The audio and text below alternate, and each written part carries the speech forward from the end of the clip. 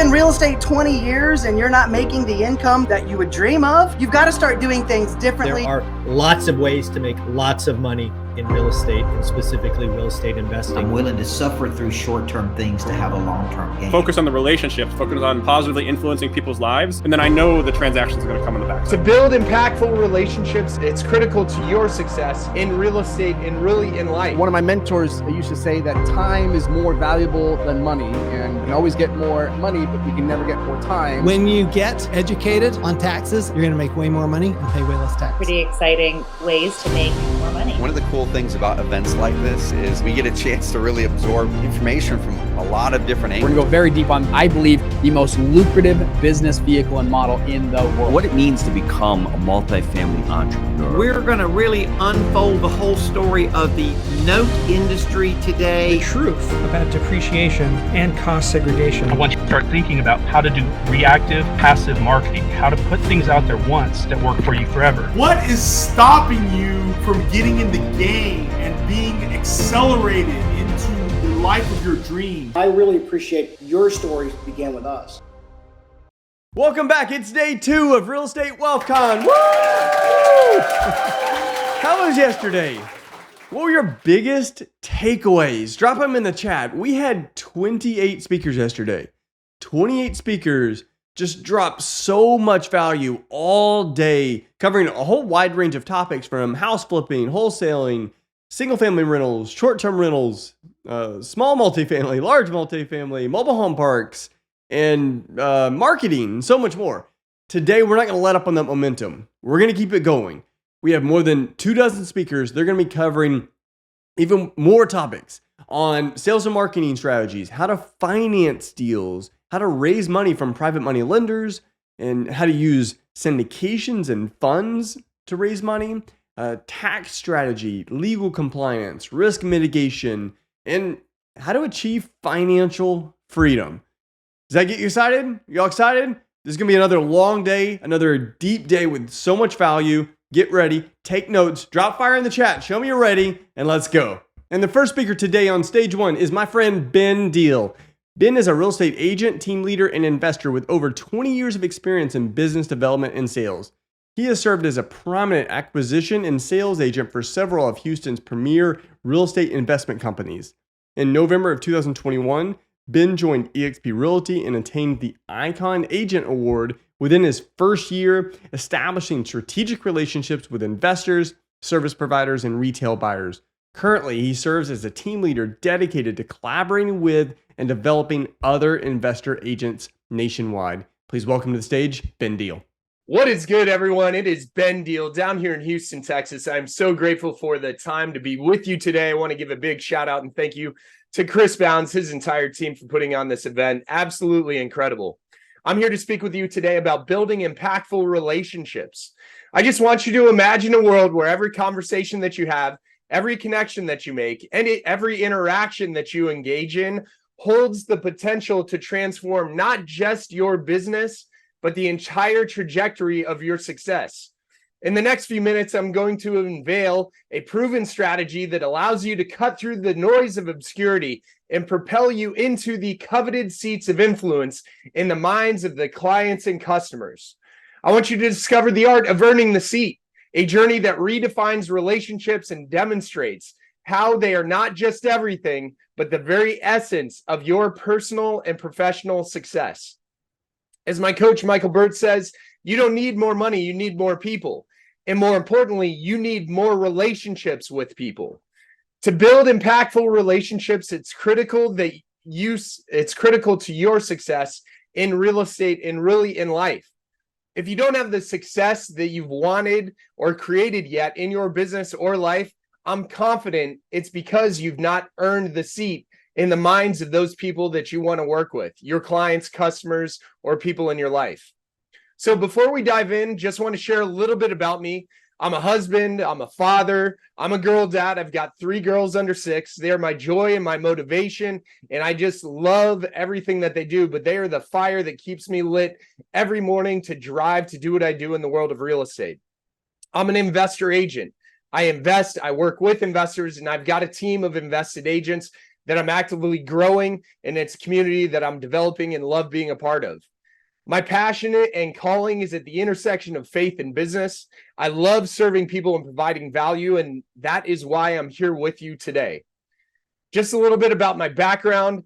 I've got over 20 years of sales and business development experience, from Fortune 500 to startups, every size of company in between, every industry, literally from supply chain, logistics, transportation, alternative energy, oil and gas, solar, marketing, sponsorships, partnerships. And now for the last 8 years, I've been in the world of real estate full time. I've always been a top performer, whether it's my Fortune 500 company, where I started, I was in the President's Club, to the brokerage that I'm with now, earning the top production award there in my first year. So I've consistently met and exceeded expectations, but it's just more importantly because I've got the drive to succeed, and I really want to reach out and serve people as best as I can. Like many of you, most likely I got into the opportunity in the world of real estate for the pursuit of freedom. I want to move closer to freedom. Freedom in terms of being able to do what I want, when I want, to be able to live out my calling and purpose without restriction. I just know the financial freedom that's available through real estate. It is the opportunity for me where I find the alignment in serving and, more importantly, being able to move towards that freedom that is available to me and to all of you. So I started in real estate 8 years ago. I moved to Houston for my last corporate job. I always knew that this corporate job was never going to be enough. I was always hitting a ceiling in terms of my production, what I could create from an income perspective, and just having the opportunity in real estate, that is where I always knew I needed to get equipped and where there was opportunity. So I started that last corporate job. I started getting educated and equipped while I had that job down here in Houston.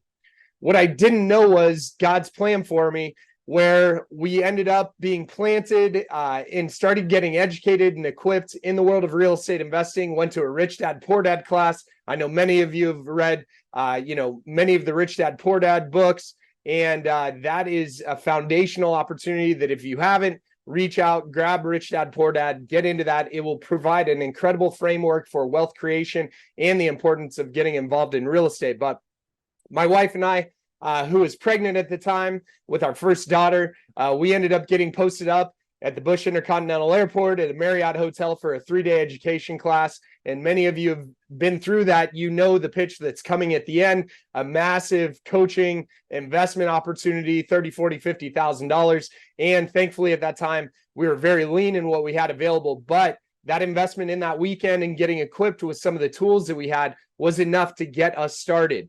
And more importantly, it started the process, kind of lit the fire for the learning opportunity and what we were going to be doing in real estate. I got out, the fire was lit. I was hungry to learn. I was taking in podcasts. I was attending events like this. I was networking. And little did I know, my wife, 6 months pregnant, I got fired from that corporate job. Thank God I was equipped. I had built relationships where we had already started our wholesaling operation, door knocking, pre-foreclosures, going through all that exercise. I realized that building the entire machine wasn't going to best serve me from where I was at that time. So leveraging my skills and expertise in business, sales and business development, I knew I loved working with people and providing a solution. So I went and partnered with a local wholesaling operation in Houston that was just getting started, was their first acquisitions guy. And then I went on to work with another more established wholesaling operation in Houston, where I've literally met with thousands of homeowners, put hundreds of properties under contract that we had sold to investor partners. From that opportunity and experience, I had some other things come my way where I was invited to become a buyer representative for an investment group. They actually were the ones that invited me to get licensed so I could help secure properties from off market and on market. And I can share a little bit more about why I did that later. But they took care of me to get that. From that group, I went to go work with one of the largest investors in Houston, a gentleman that's got a large rental portfolio, over 150 properties. He's got a hard money lending company, a home buying operation, and I became his primary agent that worked on his acquisitions and dispositions of his flips and buying properties for his portfolio. So from there, just generated a lot of experience, in that time working on the investment side. 2 years ago in November, I stepped out as an independent producing agent, where I'm still working with investors. It's the foundation of my business, and building out a team and really expanding my impact in terms of what I can do and who I can help, and really in the pursuit to move forward to freedom. I wanted to create freedom for myself, for my family, and so that's what we're currently doing. One of the things I wish I would have known when I got into real estate, and some of you that may be listening to this, you may say, hey, I've already been in the game. I already know a lot of this. So what I'm going to share with you will just be confirmation. And if you're new and just getting into the world of real estate, what is real estate investing? You're in an incredible place to learn from all these people that are participating in this event. But I just want to share with you the 3 realities of real estate that I know and have been confirmed from the beginning. So the first one is real estate is 100% entrepreneurship from day one. Like when you get into real estate, there is no net, and you also are not getting paid. You are entering into an environment where it is 100% commission. You kill what you eat what you kill. Like this is a world where there is no comfort. There is actually extreme discomfort at the beginning, because if you don't have the financial reserves, this is a place where what you lack in skill, you make up in activity. And it takes a lot of time to get this business of real estate going. So a lot of people will be excited about the opportunity in real estate and not realize the actual work that has to go into it. That's why you'll get out and you'll say, oh my gosh, I want to make millions of dollars. I want to build a rental portfolio. I want to do a lot of the things that the people that are participating in this program are doing, multifamily, raising funds, owner financing, all of that. And real estate for me is the purest form of business and sales, 100% commission. You get paid in direct result to the value you bring to the marketplace, the properties that you acquire, that you sell, the buyers that you help buy. Like you get paid as part of that transactional nature, whether you're on the investment side or on the retail side, the traditional real estate side. So just know when you get into real estate, you are getting into a world of 100% entrepreneurship. The next thing that really pairs right off of the world of entrepreneurship is real estate when you're getting started, and really all throughout, is 100% marketing. You have to get familiar with marketing, what it is, how you reach out and contact people, like how you are sharing your story, how you are letting people know what it is you are doing, and more importantly, how you can help them do that. A lot of people, just because you go and take a course or you get licensed to get into real estate, you think that because you've done that work, the deals will automatically be coming to you. That is not the case. That is just your price of admission to get into the game. Like you have to get equipped to know enough. You have to get licensed if you want to participate in the traditional side. So from there, it is 100% marketing until you get your first deal. It's from deal to deal, you are marketing from deal to deal. So getting familiar with marketing and how to leverage and understand the opportunities, how to communicate with a homeowner, how to promote yourself, leveraging social media, leveraging the tools and resources, that are available to you that can be very low cost or very high cost. Like some of these wholesaling operations I worked with, whether it was door knocking pre-foreclosures or sending out letters or postcards, all the way to, people that are doing TV advertising, they're doing pay-per-click, web, they're spending $30, $40, $50, $60,000 a month on advertising and marketing. Like you've got to understand the amount of work that has to be done in that space. And I'm going to share with you a little concept about that, about the amount of work that actually has to go into it. And lastly, the third part, so first is entrepreneurship, then marketing. The last, real estate, is 100% relationship. And what I mean by that, it is about creating relationships with people that are in the marketplace, or homeowners specifically in the world of real estate. So just as you're instantly an entrepreneur, you are instantly a full-time marketer, and you are instantly a relationship builder. If you don't like people, if you don't like engaging with people, real estate may not be the place for you. The beautiful thing about real estate is that it is open to everyone, yet it is not for everyone. I want to say that again. Real estate is open to everyone, yet it is not for everyone. And if you're not a people person, if you don't find the calling of being of service to helping people, whether it's on the investment side or on the traditional market side, it is all foundationally built upon relationships. And I love what my guy Ricky Carruth says. Relationships, or real estate is built upon relationships over transactions. This real estate is not a transactional business. It is a relationship business. We get paid in the transaction, but it is about building relationships, building value with people, building credibility, that know, like, and trust you, that they will come to you for some of the most important activities in their life, whether they're looking to invest in real estate or they're looking to buy or sell their first home. Like, you've got to be in a relationship where you've built and established the credibility.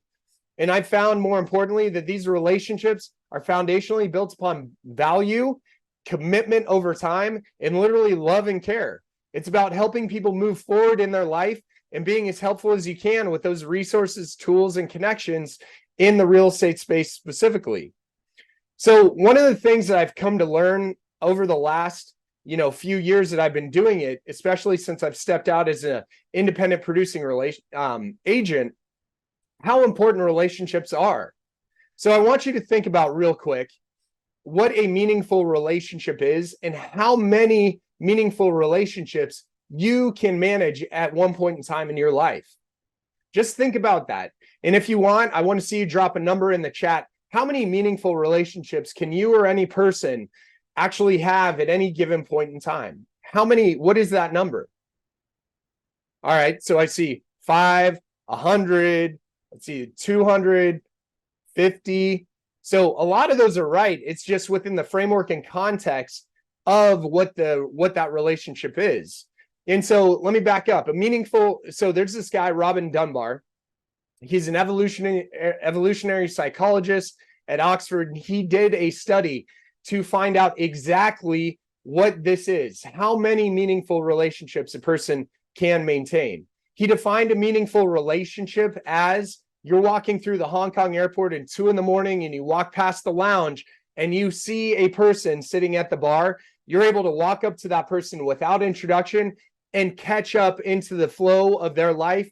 You know what they do for work. You know about their family. So you catch up on those things. Hey, how are you? What's going on? How's this going?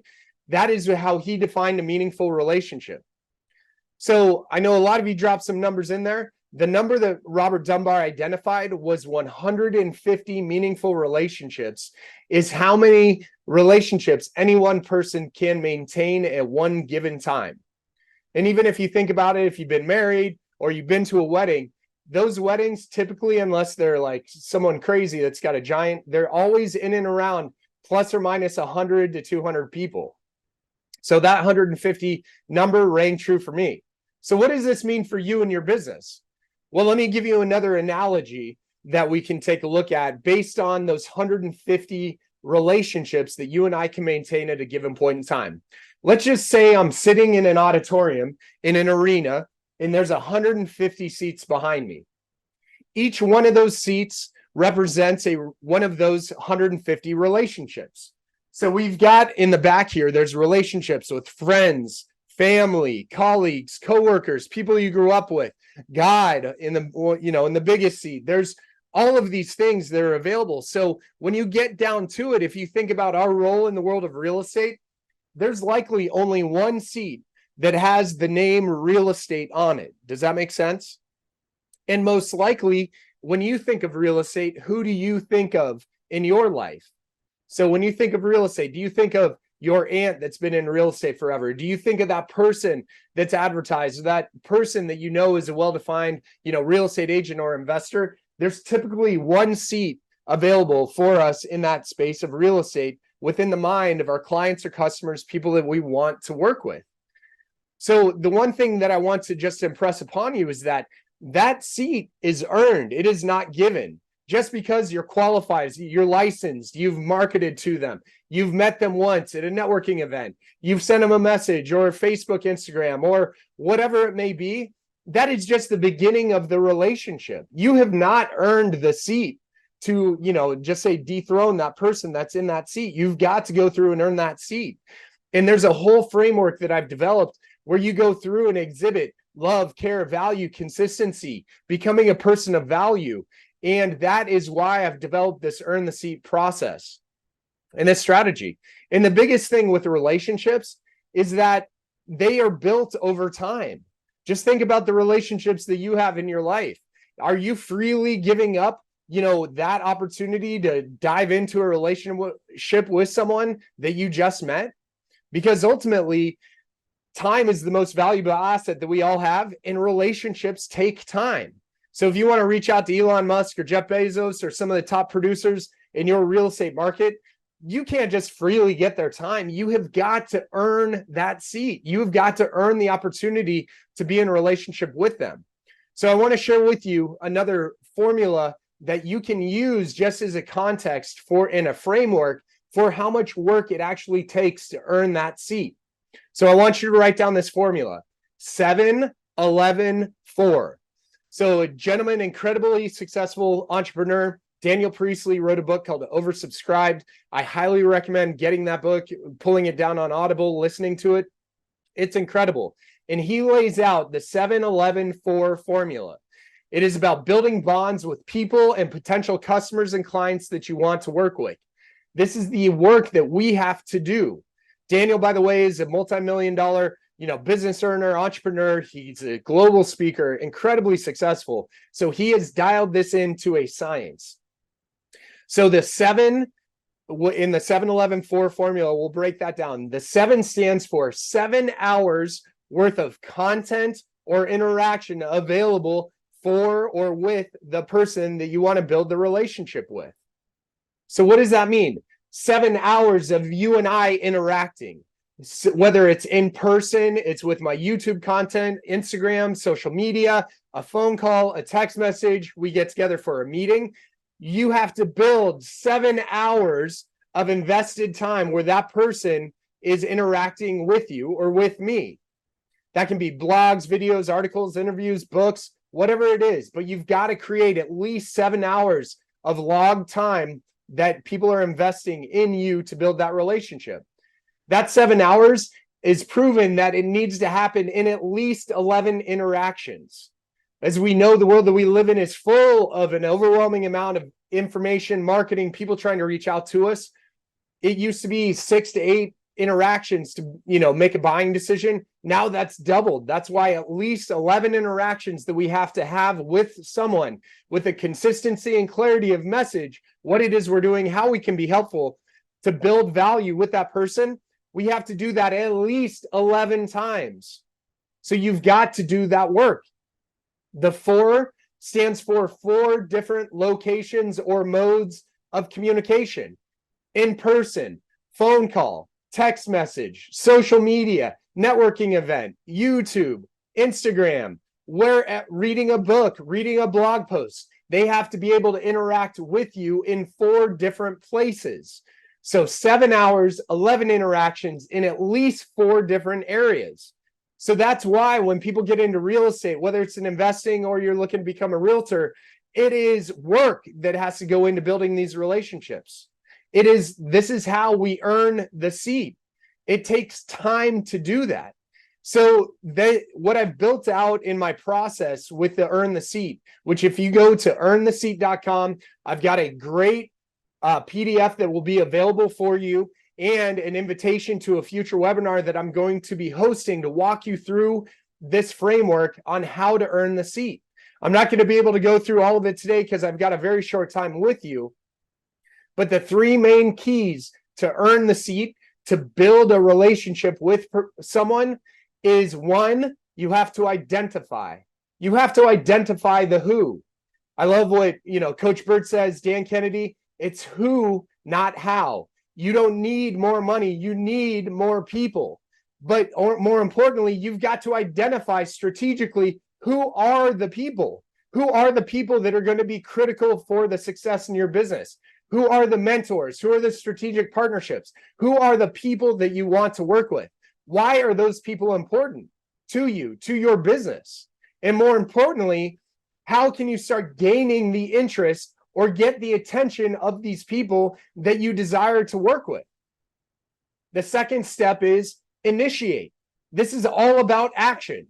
You've got to think about, now we've identified who it is. How do we get access to these people? Where are these people? Is it at an event? Are we going to listen to them speak? Are we going to, volunteer our time? We're going to get into their funnel. We're going to go to one of their courses. We're going to go to a webinar. We're going to go to a networking event to hear them speak. We're going to go to the event that they're hosting because I know they will be there.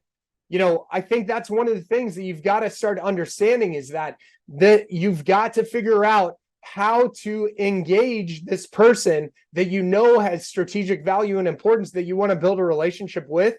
You've got to figure out who they are and where they are. You can hit them up on social media. There are no degrees of separation now. We can go directly to the person. And if you've got the right position and posture, how to reach out and engage with that person. I share a number of tactics and strategies that have worked well for me to engage people on social media that you are just cutting through the noise of the tens of thousands of followers that these people have. So inside the initiating, I won't go too far into it, but you want to make a great first impression.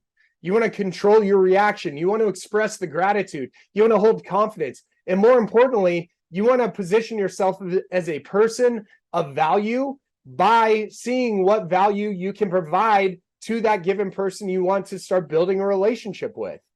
So that gets into the interaction when you're initiating. Like, what does that look like? How do you approach? How do you engage? What questions do you ask? How do you identify the most important things that they're working on? How can you have a great conversation with them that will make an impression when that person leaves that event, that room, that conversation, they will actually remember you. Then the last part is invest. You've got to be committed to investing in the relationship. That's why the 7-11-4 formula is so important. You've got to be willing to invest your time, energy, effort, your money, your finances into those relationships. So that is how we go through and earn that seat. You've got to figure out how to integrate, how to work with them. I think one of the biggest things I'll share with you is that if you're looking to go and network with someone, let's just say, a successful real estate investor that's in your community, don't ask them to go get coffee. Don't ask them to go get lunch. This is one of the biggest shortcuts, and I hope you'll find the value in this, that has been working for me to help build out my network and community of relationships. Ask them where they are going and how you can go with them. So if it's an investor, if they've got a multifamily development, if they've got a project, if they're documenting their work, hey, what's up, John? I see you've got a great flip going on in that part of town. When are you going to be out there next? Because I would love to meet you and take a look at the project while you are there. Okay. Like, I'm going to walk alongside with them. I'm not going to ask someone that I don't know, that I haven't earned the seat with, that I have not, got a relationship with, to come and sit down with me for 30, 45 minutes, to grab a coffee. Like, people are busy. Go alongside with them. What event will they be at? Where will they be? Invite them to an event that will be of value where you can move forward in progress without carving out time out of their busy day and schedule. That's how you will start building influence. You will identify how you can continue to build the relationship, ultimately where you get to the point of insulation. So I know this is a lot, but that earn the seat framework that I've developed is absolutely critical to building relationships and success for you in your business, and more importantly, in your life. This life that we live is a relationship-driven business, whether it's with your spouse, your husband, your wife, your partner, with your kids, your family, your parents, your colleagues, your coworkers, people that you want to work with. Life is all about building relationships. And I just believe foundationally, if we do a better job at building relationships with people, what is available to us is absolutely unlimited. When we come from a place of value, when we come from a posture of service, that is where you can have your influence and impact and breakthrough for success to build out, the life of your dreams, to move towards your goal of freedom, to build financial freedom that's available to all of us in this world of real estate or entrepreneurship or whatever it is that you do. So I hope that's helpful. I hope you hear me on the 3 realities of real estate. that you're a full-time entrepreneur, that you are a full-time marketer, and you are a full-time relationship developer. And really the third for me is the most important. If you don't understand the importance and the work that goes into earning the seat to build relationships with people in your life, that is foundational. So I invite you, go to earnyourseat.com. I will get you some free information there, and more importantly, extend to you an opportunity to join me to evaluate this framework that I've completely fleshed out, and it's incredible. I believe it can be a game changer for you. So as we wrap, I'm just grateful for you. Pray for you and your business, abundance and overflow, incredible opportunity coming into your life. If there's anything I can do to be helpful, feel free to reach out. Go to earntheseat.com. You can follow me. I'm most active on Instagram at Benjamin Deal. So that's at Benjamin Deal. Track me down there. Send me a message. And for those of you that are interested, if you click on my link, I will voluntarily give you my time. If you do want to sit down and connect, I will provide you with 30 minutes where we can hop on a Zoom and I can just help you strategize, or we can have a conversation about you, your business. If you've got an interest in getting into real estate, if you're looking to invest, if you're thinking about getting licensed, or more importantly, you're looking to do both, become an invested agent, reach out to me. We've got an incredible community and team that we're building, and I would love to work with you, see how I can be helpful. So with that being said, I'm so grateful for you. Enjoy the rest of this incredible event. Thank you to Chris, everyone that's involved, and pray you have an incredible day. Thanks so much. Thank you so much, Ben. Share your love. Let me know what you thought about that in the comments. Next up, I'm going to introduce another friend of mine, someone I've gotten to know really well over the last few years, and he's become a very important strategic partner, Connor Steinbrook. Connor is an entrepreneur, real estate investor, and digital marketing expert with experience spanning multiple industries. He went from facing bankruptcy to building a multi-million-dollar business within 3 years.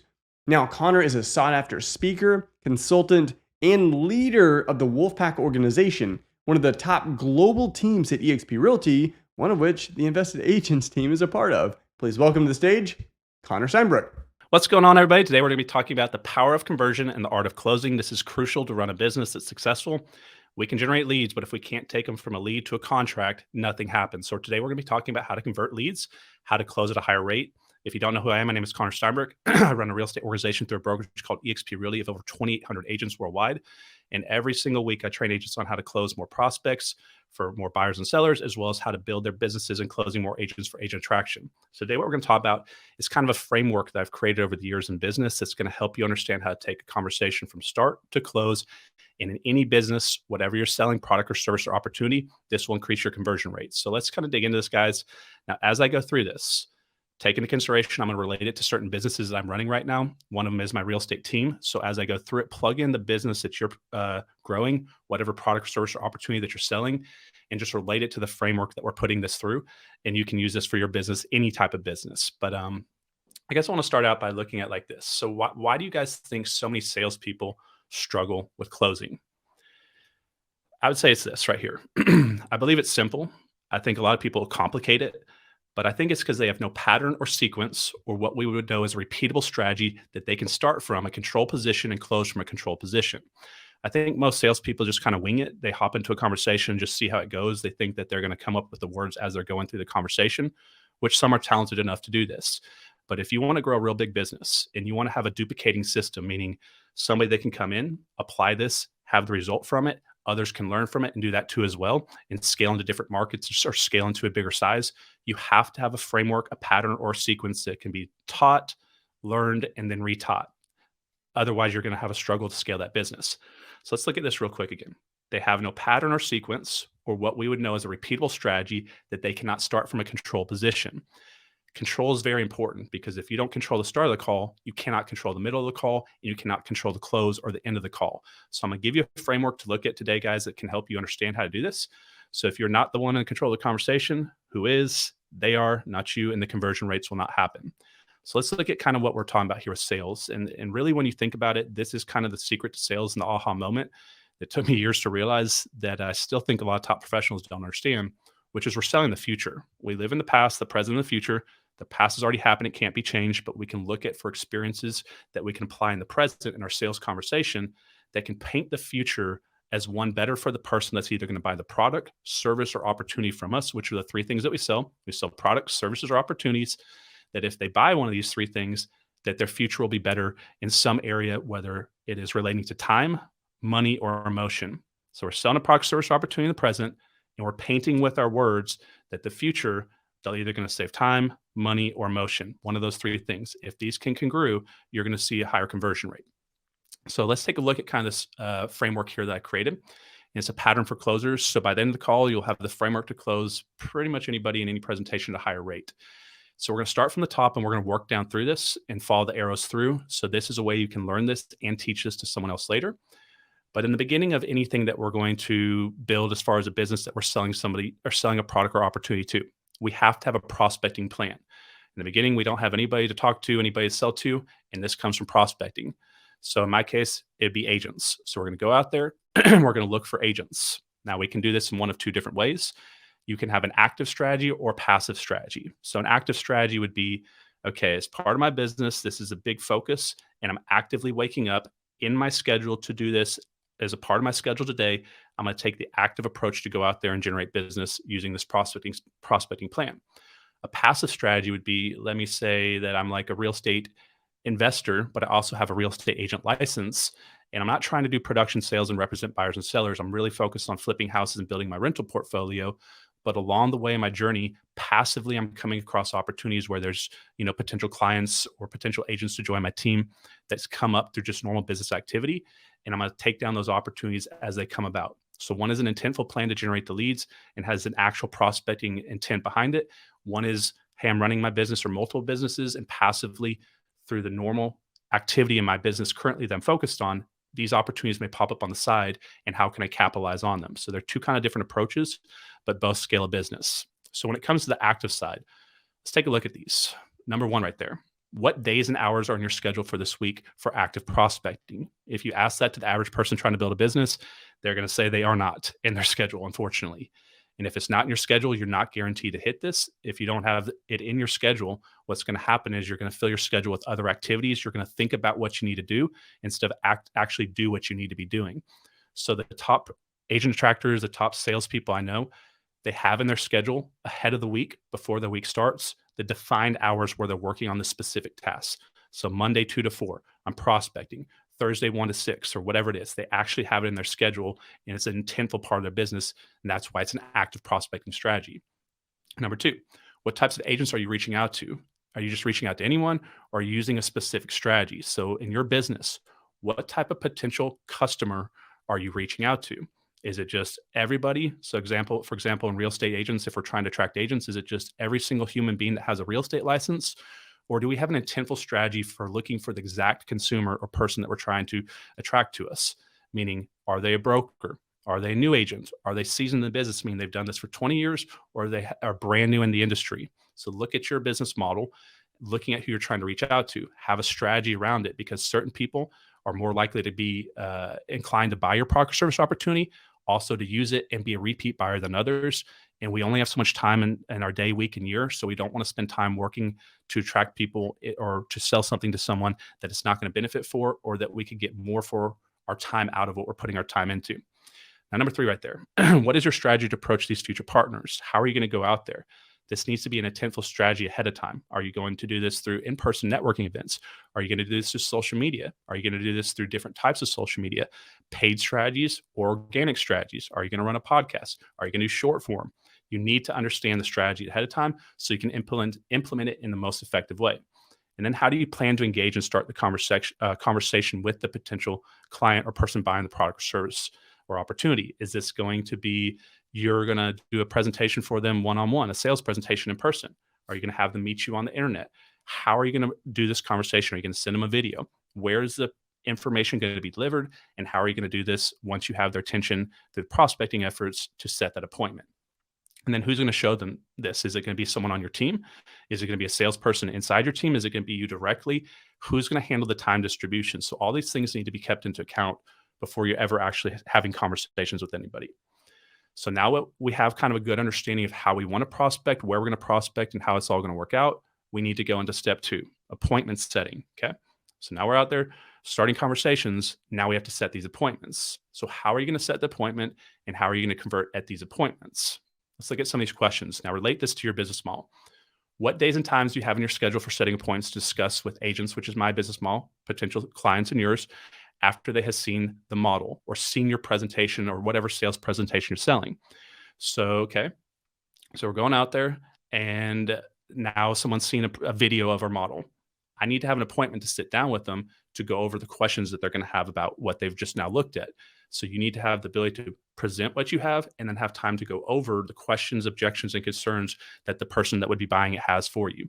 So how will they see the EXP model explained and who or when? So in my business, I run recurring presentations.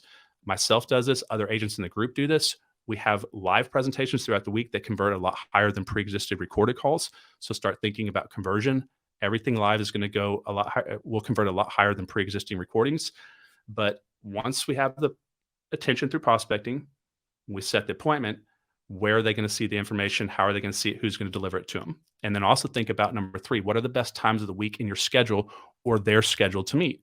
So for example, in the beginning of the week, Monday, Tuesday, Wednesday, business people are way more business focused. And then later in the week, as they move towards Thursday, Friday, Saturday, they move into the weekend warrior mentality. They start doing more leisure activities. They start watching more content that is more fulfilling as far as emotionally, like movies and comedy shows and things like that. So at the beginning of the week, that Monday morning warrior mentality for the business. Later in the week, they're moving in towards family mode, relaxation mode, a lot of them, unless they work 7 days a week. But what does that mean? That means you want to try to time your schedule, if you're in a business conversation, earlier in the week to have these conversations when they're most likely focused on their business, not on a Friday night at 9 o'clock in the middle of the night. So sometimes it's when you're meeting people and how you're meeting people, and not what you're doing as far as selling it, but just the entire environment around how you're setting the appointment and when the conversations are having that's hurting your conversion. Priority times. Think about, let's say I have a potential prospect of something that I'm trying to sell them, where they're saying, hey, just something horrible happened, or hey, something really good happened. Which one would be better to have that conversation after? Let's say like I'm trying to recruit a real estate agent. Do I want to talk to them right after a deal closed and they made a big check, or right after a deal fell apart and they lost a big check? So start thinking about the emotional patterns of who we're talking to when you're talking to them, because this could be the difference between a massive sale and a big loss, just because that person you talk to in the wrong emotional pattern. So I'm trying to time the week to find things like when people just got back from vacation, or if they tell me they have a deal closing. I want to try to do my conversations with these individuals when they're in peak emotional mindset, right after they've had a win. And then right there, number 5, let's do it in other time meetings when they've had a bad emotional pattern. Let's say they're sick, or you can clearly tell they're stressed out in life.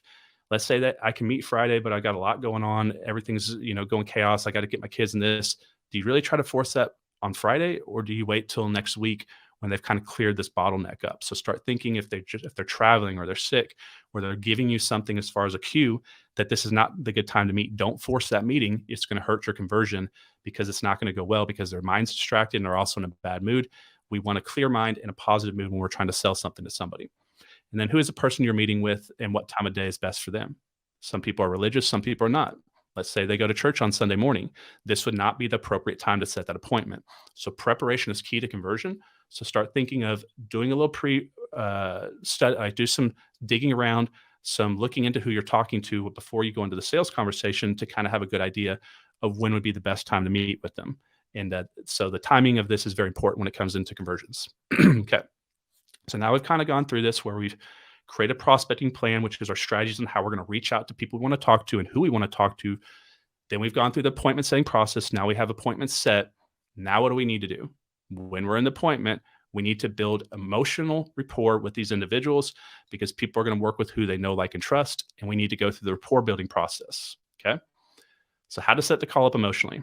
So when a business conversion begins, or when a business conversation begins, it will be awkward, and there will be conversation anxiety the majority of the time. And the best salespeople, communicators, and closers understand this. So many times you're a stranger to the person you're talking to. There's going to be some basic social dynamics here. There's going to be some personal anxiety and conversation anxiety. Also, this person knows that you're pitching them something, and they know that if they don't like it, they're going to have to let you down, which is never fun to do, because it's always a bad spot to be in, to tell somebody no. And then also they're concerned that what if they do like it and they don't have the money to pay for it, or the time to do it, or whatever it is.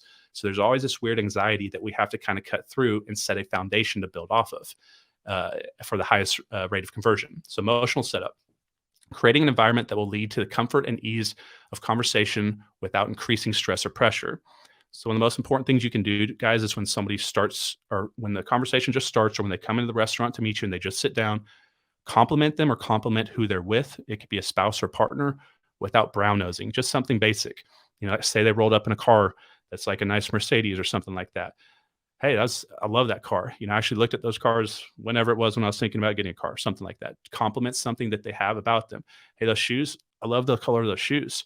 Where did you get those? Just something that shows interest in them. That's clearly not a brown nosing, because if it's over the top, it's going to counteract what you're trying to do. Something that just takes the tone down, makes them feel good about themselves, and people feel what they think about. So if you put a thought in their mind that makes them feel proud about themselves, they're going to feel proud. They're going to be feeling welcome, and it's going to set the conversation off from the right tone. I would start with a familiar location to them. A lot of people want to meet at restaurants and Starbucks and things like this, or have them come across town to meet where they're at. I try to meet them at their office. I try to meet them at their restaurants, the places they eat all the time. When they're in a familiar environment, they're way more relaxed, way more open, as compared to being in a loud, noisy environment that they've never been at with someone that they don't really know. So start picking a familiar environment, because it's going to make them feel better about their situation and more comfortable, leading to a better conversation. Use jokes and diffuser lines. It's very common to cut the tension. This is why when you see big speakers walk on stage, what do they usually do? They start out with an icebreaker, or whatever they call it. They start out with a joke, something to calm the tension, to also show the people that you're not an axe murderer, that you have a personality, that you can laugh, and that today is not going to be this boring, dry presentation, that they're actually going to be able to kind of tolerate through it with some hopefully good jokes, if not some bad jokes in between. And then you just want to set the tone. You want to set the tone for time frames and just, non-pressure, being, hey, Susan, I know you have to go today around whatever time. I know it's a hard stop. I'll make sure to respect your time all the way up in between this. During that time, I'll make sure to give you plenty of time to get back to your next meeting or whatever it is. Also, I just want to let you know there's no pressure today. I'm going to go through a conversation with you where I'm sharing information, and it's up to you to decide if you want to have another conversation. So you're taking the pressure off, you're setting the tone, and then you go into the conversation. So now that we've kind of built some basic rapport with them, what do we need to do in the beginning of the conversation? And this next 3-step process is really crucial when it comes to closing, especially if you're doing high ticket price point sales, or you're running business models where you're recruiting, where you're attracting employees, or in our case, agents or talent to the system that you're building or the company you're building. And so in the beginning, what we want to do is we want to gather as much data as we can. Most people just take one generic approach, one presentation for all people they're talking to. That's not going to work, guys. Everybody's different. Some people are young, some people are old, some people are brand new to business, some people are seasoned in business, some people have money, some people don't. Everybody's a little bit different. Some have families, some don't, some are religious, some are not. The only way we know how to go through the conversation is in this first step. We need to gather as much data as we can. So think about, you got this war chest over here on the left, it's empty. The beginning of the conversation is we're just gathering as much info to put in this little war chest, so that when we get into the serious part of the conversation later, we're going to do what's called sales looping. We're going to loop back to the beginning of the conversation, grab data that we gathered at the beginning of the conversation, and we're going to bring it back to the middle of the conversation and the end of the conversation to make it personal to them and apply to them directly. And it's going to make sense as I go through this. Okay. So we're going to start out here in the data gathering phase. And so example right there for my business, videos do not attract agents, agents attract agents, and every agent is different. So what a lot of competitors and people do in our industry is they send videos. The presentation is just in video format. We came from a different approach, meaning we're going to sit down, send a video for them to watch, ask them about who they are, develop a relationship, figure out their problems and their pain points, what they currently know about our model.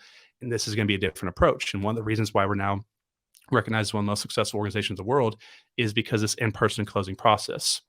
So right there at the bottom, the only way we can increase our conversion rate is to increase our knowledge of who we are having the conversation with.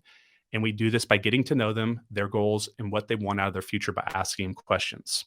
Now, you need to break down a framework of certain types of questions that you're going to use for your specific business model. Now, in most business models, and currently most of the ones I'm growing right now, these are the sets of questions I go through with them.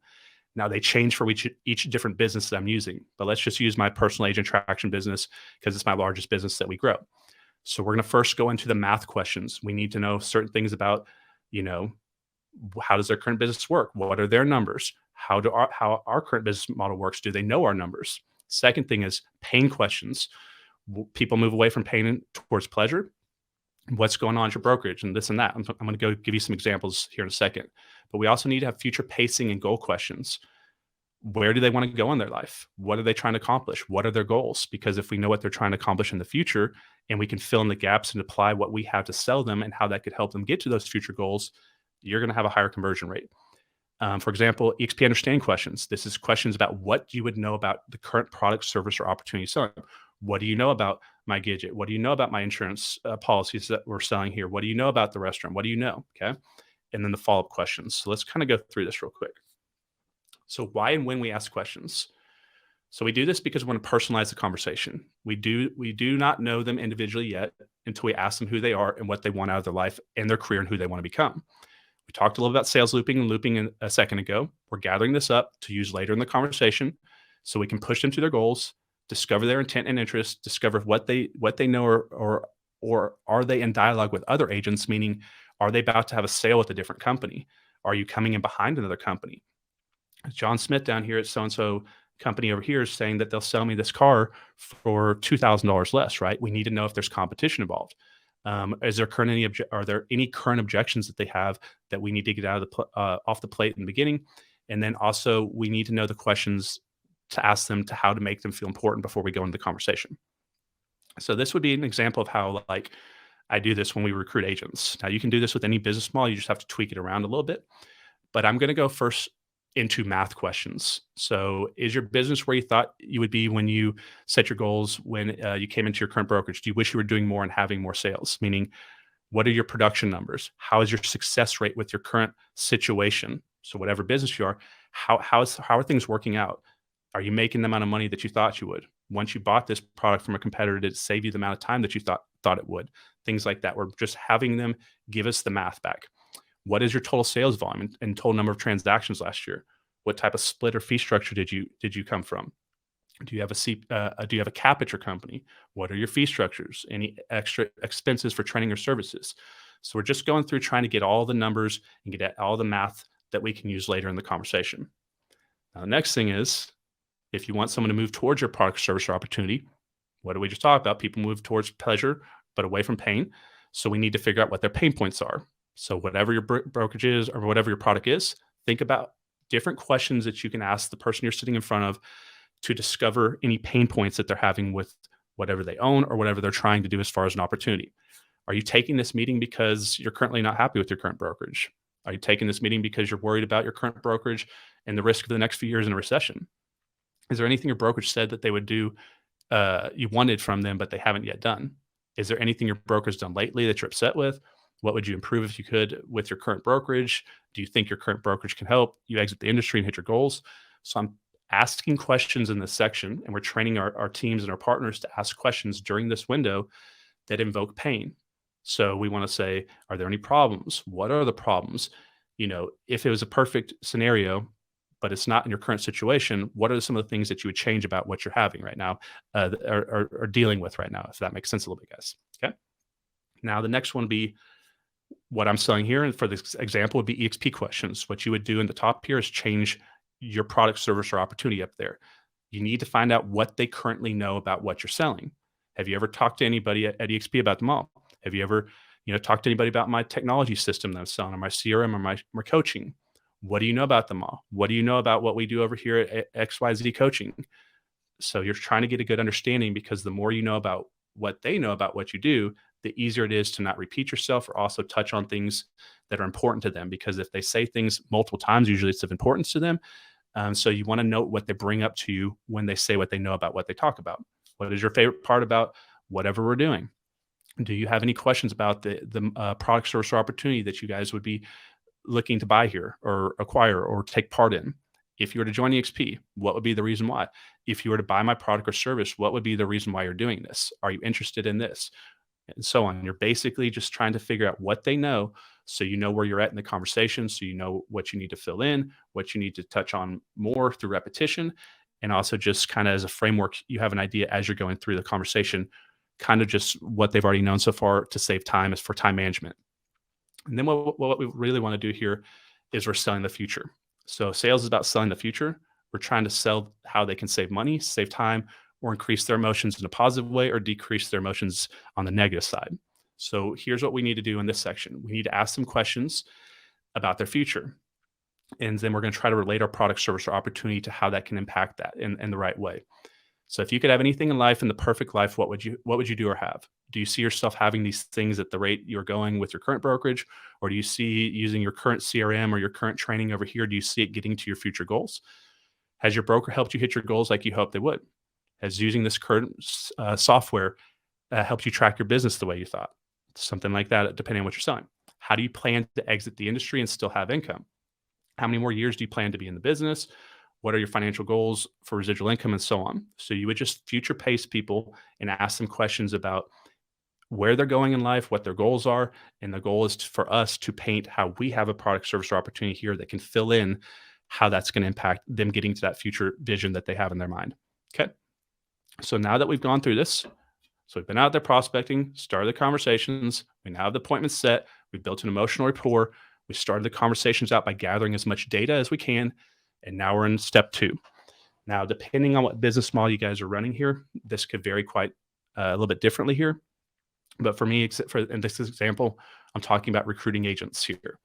So we're going to talk about running the math. This is crucial for most business models to have a math behind what you're selling, because if you're just trying to sell something out of feeling and emotion, it's just emotional bias being thrown at them. When you bring math into the situation, what are you bringing in?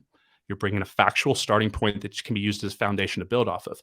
Math is real. So if I'm sitting there and I'm selling something to someone and say, hey, do you know that if you use this technology system over here, you're going to save $1,000 a month as compared to what you're currently using? I'm selling the math. Hey, if you come over here, do you know that when we ran your numbers, you left $30-some thousand on the table from your current brokerage if you had moved over here? Math is a fact. It can't be argued, and it makes people move away from emotional bias. And it's something that they can look at later and always go back to, because if it's a business and they're trying to increase their income, this is the most important thing, because they're trying to increase their income, and most objections will tie along the math side of things. Okay. So first thing is right there in the middle, perception of versus reality of. When you're selling something, you need to understand that we're selling a perception. Nobody's bought the product, service, or opportunity. They've not tried to build the business. They've not tried to come in and go through the trainings and all this type of stuff. So the front side is perception. We're selling a perception. We're using our words to create the biggest perceived value that we can sell. They can also be matched by the reality of what we have to sell, because if they come in and we're great with our words, but there's no actual value behind the scenes that they can have once they purchase whatever they're buying, there's no teeth behind the bite, and they're either going to ask for a refund, they're going to leave your company or do whatever. It's not going to be the outcome that you want.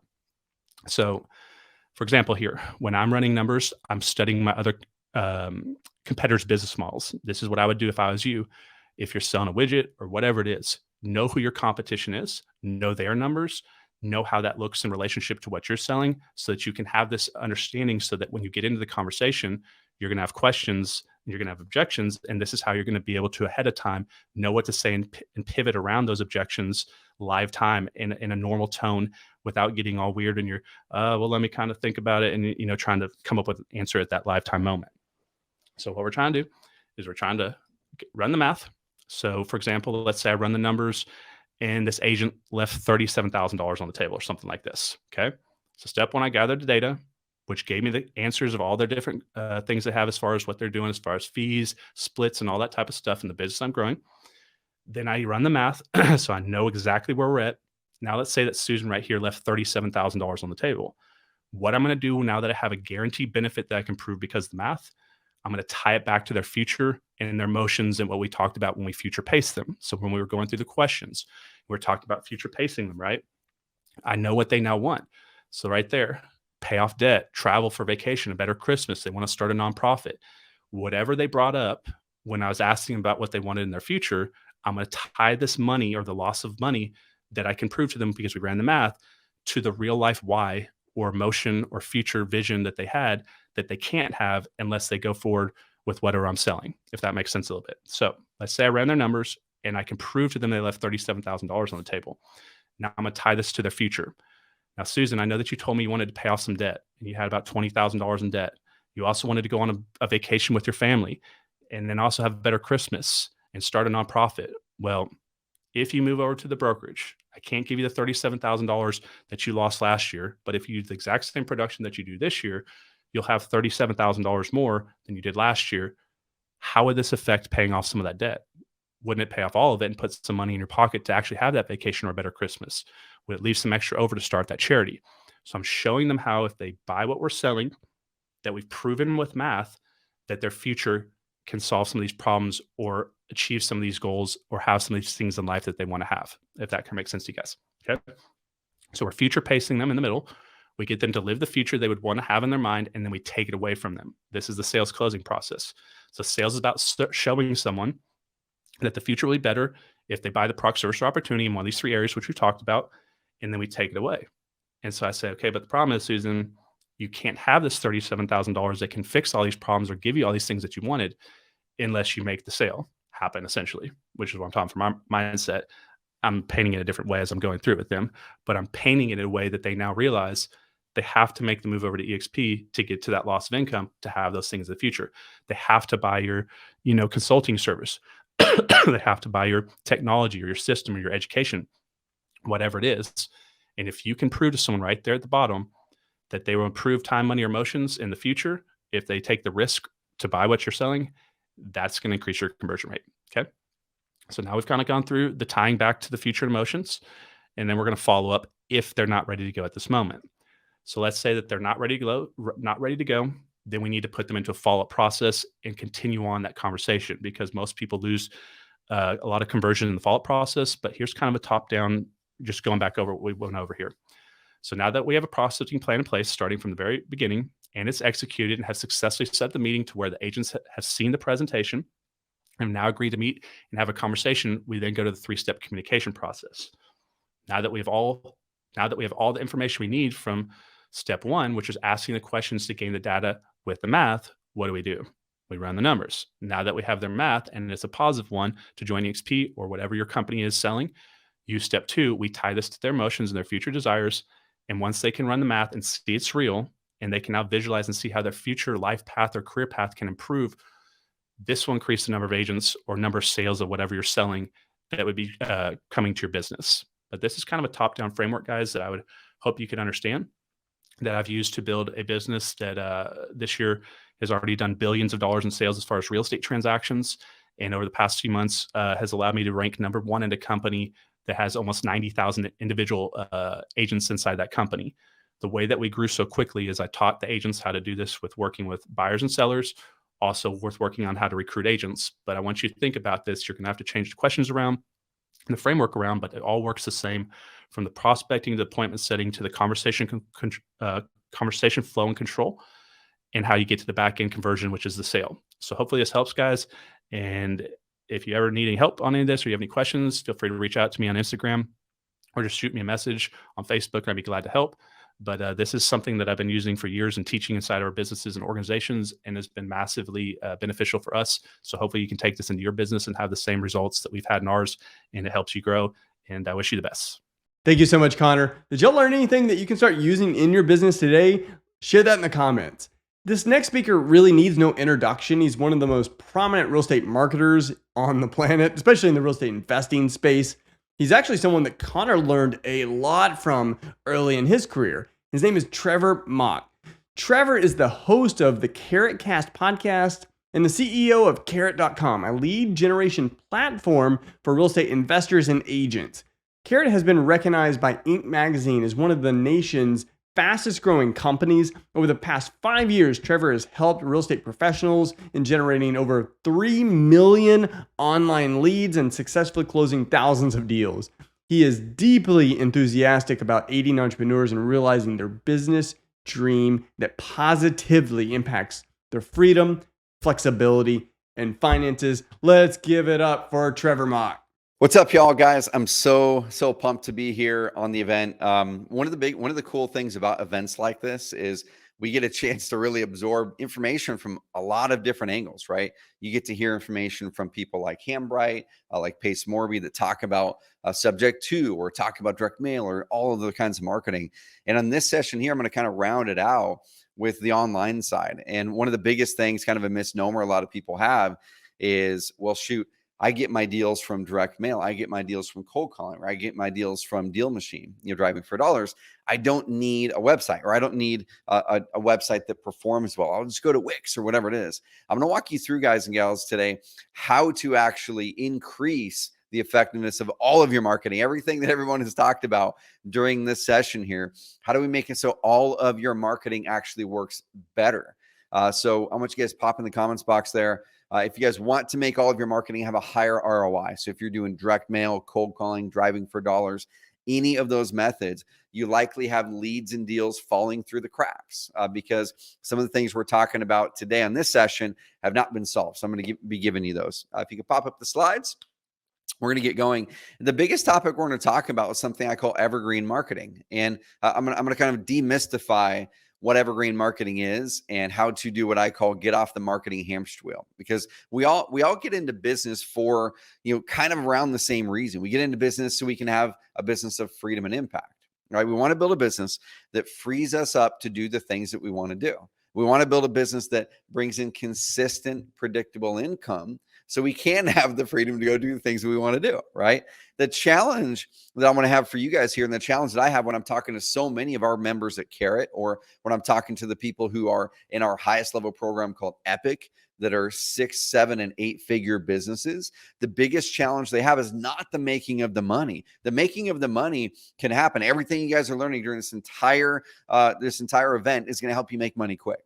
The biggest challenge they have is, now that I've made money, I built a business that's trapped me because of the way that I do marketing, because it brings me a flood of unmotivated leads, because it brings me types of leads that don't turn into good deals. And so I'm going to show you guys how to flip that marketing, unlock growth, and eliminate burnout without having to do cold calling, direct mail, text message marketing, or other draining marketing activities. Or even better is you keep doing those things if they're working for you, and this makes it all work better. So I'll pop it in the chat. I'd love to see the engagement, but you guys and gals are at the right spot. If you're a real estate agent, you're a real estate investor. I know so many of you in here are agents and investors, or what we call hybrid here at Carrot, because that's really where you're able to serve your sellers the best. That's really where your income opportunity is going to be the biggest. So if you're what we call a hybrid, pop it in the comments box.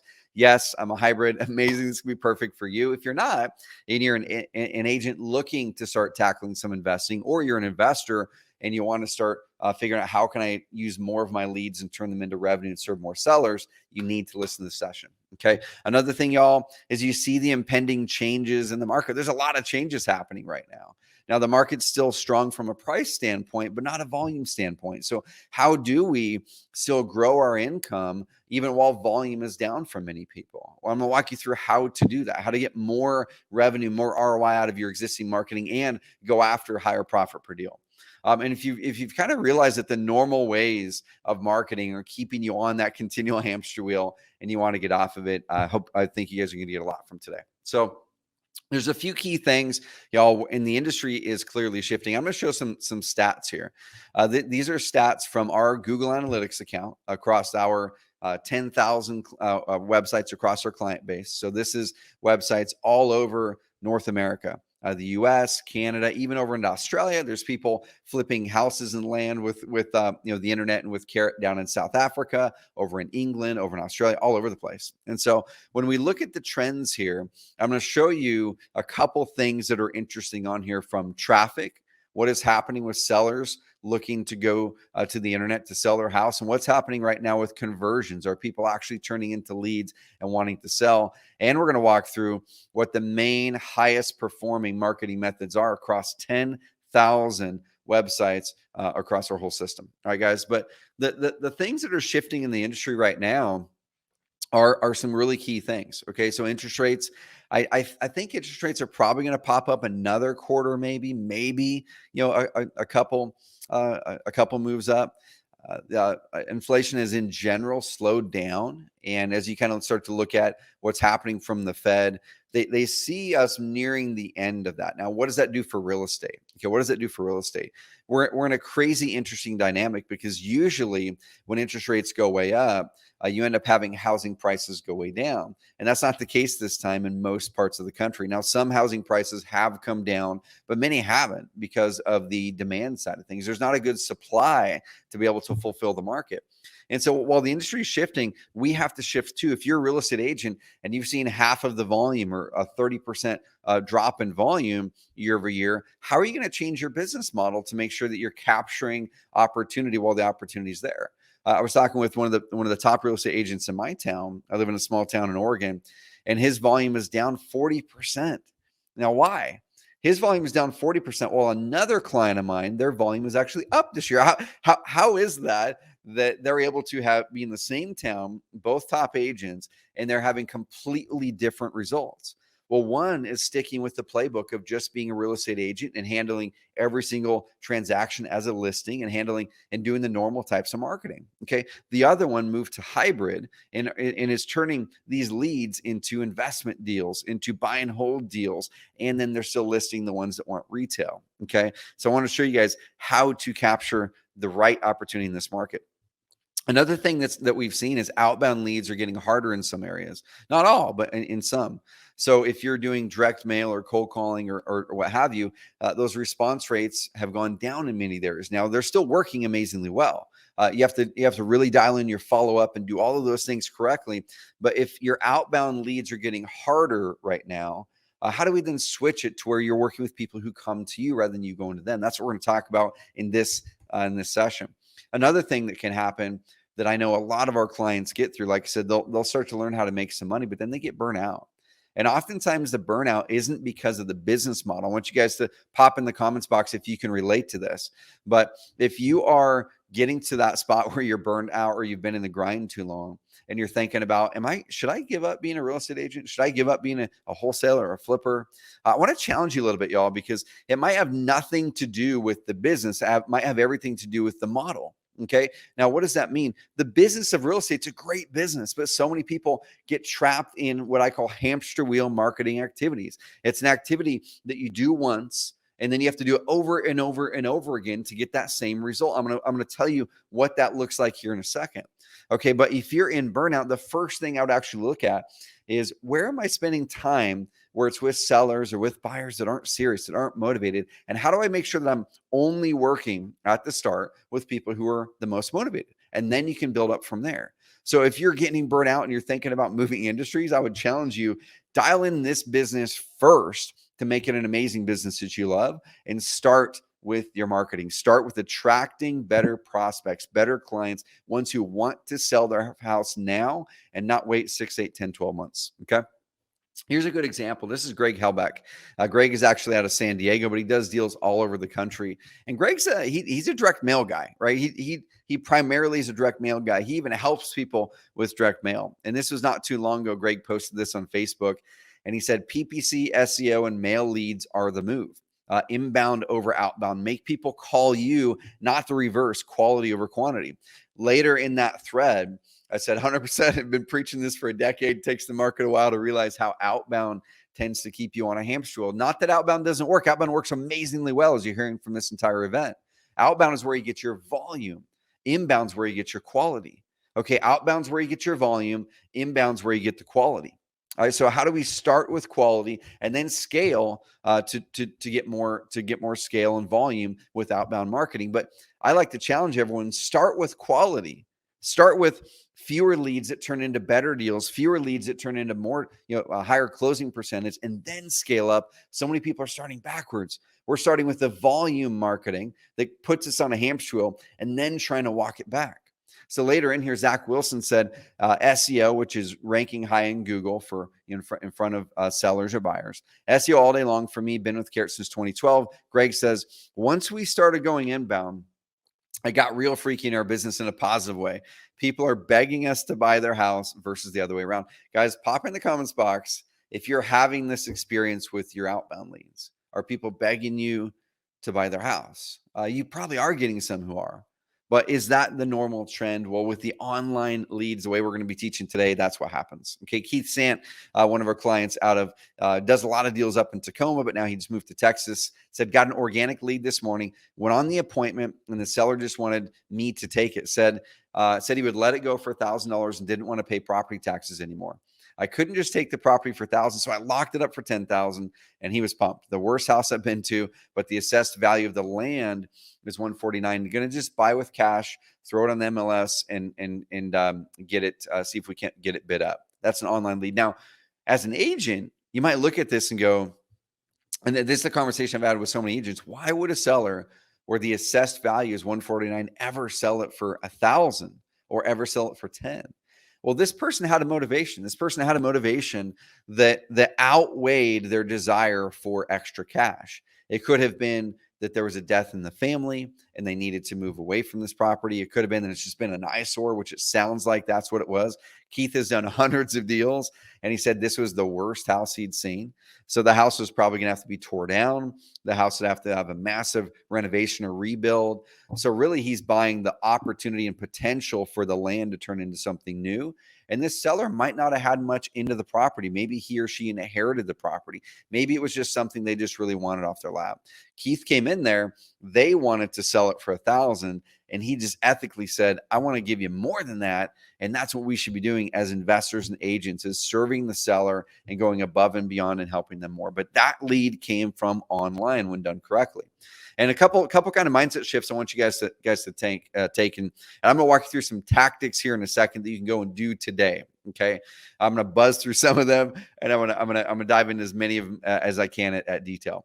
But the big focus we need to have, if you want a better business, you have to have better leads. If you want to buy back more time and have more time doing the things you love to do, you need to be spending less time working with sellers or buyers who aren't serious. If you want to have a business that gives you freedom and impact, you need to do marketing that lends itself to working with fewer clients and closing more deals from those fewer leads, or quality, starting with quality. And so we did a survey to a couple hundred of our clients and said, we asked them this question. We said, with the deals you're closing, both online and offline, what is the average profit per deal and what's the average lead to deal conversion rate? Okay. So the online methods we're going to be teaching today in this micro session, they reported back 8.2% of every lead they got turned into a closed deal. Okay. 8.2% of every lead they got turned into a closed deal. That's almost 10%, or 1 in 10 of those leads turns into a closed deal, cash in the pocket. Okay, that's a motivated seller. Those are investor deals. That doesn't even include any of the retail listings. So if you were to take the retail listings that come out of these leads, that makes the conversion even greater. This is just closed investment deals. Okay, the other forms of marketing actually only provided a 1.1% close rate. So meaning they had to get almost shoot 7.5 times more leads to close the same amount of deals, 7.5 times more phone calls, 7.5 times more conversations, 7.5 times more of everything to get the same amount of deals done. Imagine what that does to our business when we have to do 7.5 times more work to make the same amount of income that someone else is making over here just because they changed their marketing. Okay. But this is the cool thing, guys. Yes, it closes at a higher rate, but then their average profit per deal or value per deal between the two methods, the online inbound lead, the seller who's coming to you to want to sell, the average in this survey was $23,089.26. That was the average profit per deal that our clients reported with the online methods we're going to be teaching today. Okay. The offline methods were less than half that average profit per deal for this group of 200 or so clients, $9,159.11. So when we add these two up, 7 times higher close ratio and $13,900 higher profit per deal, or over double. When you add these two things up, this can transform a business, y'all. This can transform a business. And this is why I completely stepped into evergreen marketing years ago, and why we've been doing it with our Carrot clients over the last decade, and really help people get off of that darn hamster wheel. Better leads, not more leads, and then you can scale it out. Okay, a couple other concepts, and I'm going to dig into 3 points that we're going to teach in this next 20 to 30 minutes. The workload goes down with evergreen marketing, and your results go up. So it's just like when you're doing anything that lasts, working out, networking. I actually consider networking evergreen marketing as well. It's just the offline version of it.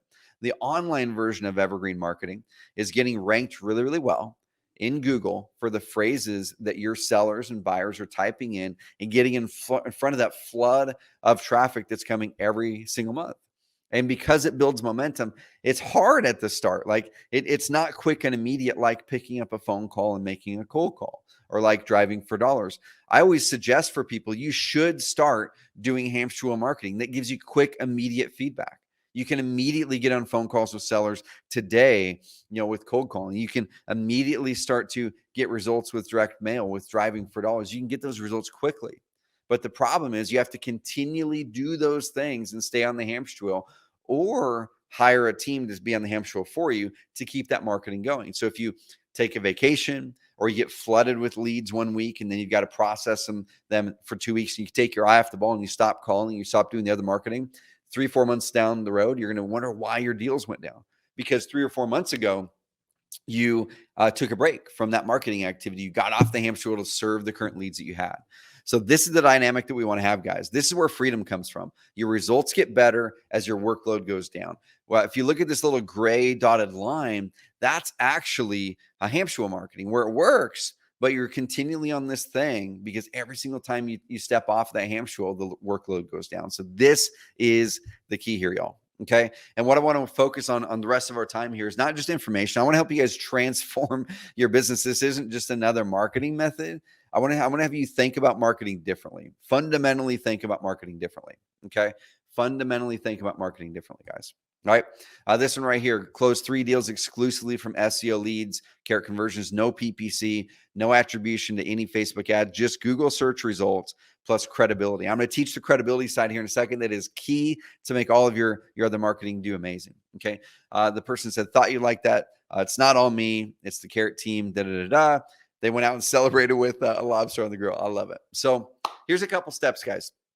I'm going to help you guys in the rest of this presentation get off of the marketing hamster wheel. I want you to finally be able to step aside and say, I'm not going to be on this hamster wheel anymore. I'm going to build a business that gives me the ability to take time off, that gives me the ability to build momentum, and gives me the ability to step off the hamster wheel and have the business run for me. Many of you guys will be tempted, though, with your marketing. Okay. When you're in that first 1, 2, 3 months of executing the quick steps I'm going to teach today, you might get tempted in month 3 or 4 going, I'm not getting a lot of leads yet from SEO, from ranking high in Google. And you may be tempted to go back to hamster wheel marketing, which keeps you on that perpetual hamster wheel. I just want you to look out in a year or 2 years and ask, what type of business do I want? Like, what do I want my average day to be like at work? What does that business look like? And then walk your way back and say, will what I'm doing right now get me there? Will the type of marketing and the way that I'm doing my business, will that get me there? Or do I have to make a change? And I want you guys to think about whatever changes you want. Another thing we're going to be doing is helping you guys close, more closing with less prospecting. I want you guys to build momentum into this next market cycle. Those who do what I'm teaching today are going to have the momentum over the next market cycle. So when volume picks up in certain types of niches, you guys and gals are going to be the ones winning the deals versus other people. Okay.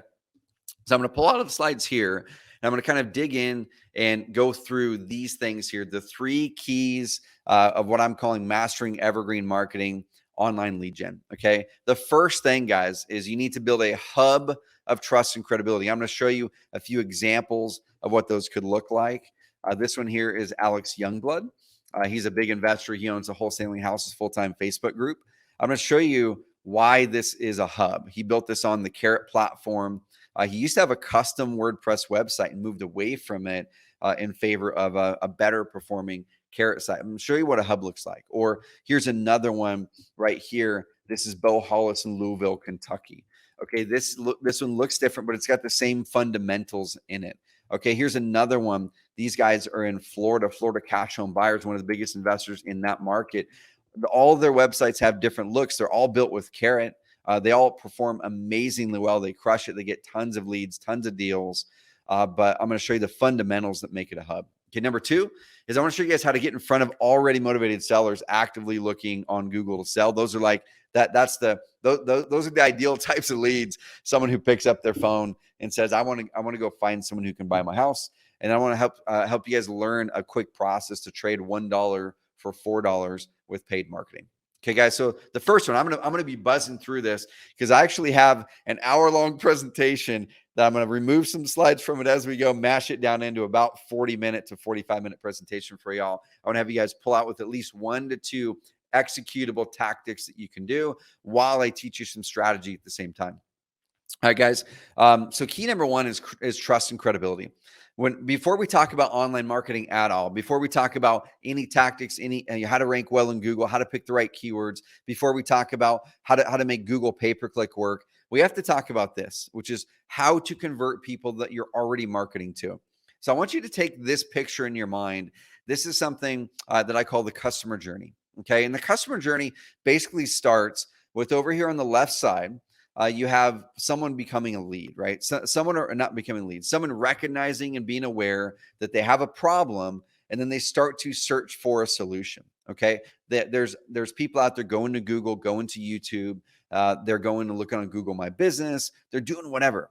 Okay, that person now enters the market, and you attract them to your website, and they become traffic, right? They show up just like this. They become a traffic metric on your website saying, hey, they got there. Okay. The next thing now is if you've built your website correctly, it loads fast, converts amazingly well. That's what we help our clients do at Carrot with the biggest investors in the country and tons and tons of newer ones as well, is then they become a lead. Okay. But the last part is where most people fall down. The last part is where most people fall down. You can have a website that gets traffic, that converts leads, but doesn't convert the leads into deals at a high rate. And that's the biggie that I'm seeing right now. This is not just a trend. We started talking about this 4 or 5 years ago. It's a necessity now to double down on credibility and what I call the nurture phase or the decision phase. At the point where your prospect, your seller, is going to make a decision. Do I work with investor A? Do I work with investor B? Do I work with an agent or do I work with an investor? They're processing all of these things in their mind to say, what are the things that are most important to me and who I choose to sell my house to, right? You guys can probably picture this. You've been to Amazon and you go look at a product, right? And who on this call, pop in the comments box, has ever bought a product with no reviews on it, right? From Amazon. Probably none of us, because we don't feel that we want to be the first ones to take a gamble on that product. So we're even going to go back to Amazon. We'll even be happy with the 4.2 out of 5 rating because we know what we're getting, right? We know what we're getting. We'll go through and we'll read the reviews and those things that are the most important for us about that product. If you're buying shoes, maybe you're concerned if they're going to be a small fit or a big fit, but inside of the reviews over and over, people said, hey, these actually fit 2 size. I have full confidence now I can order them. Okay, your sellers are doing the same thing. They're landing on your websites. They have certain objections or questions in their mind. And the question is, are we answering those objections?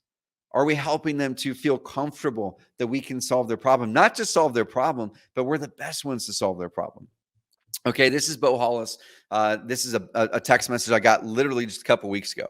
He said, if you go to my lead center and Simply Sold, so back here in the back end of his Carrot account right here, he said, if I go to the lead center in there, I'll be able to find a lead. And he said, the newest lead, and the seller said she did all her research and she binged in all my videos and loved my main page video.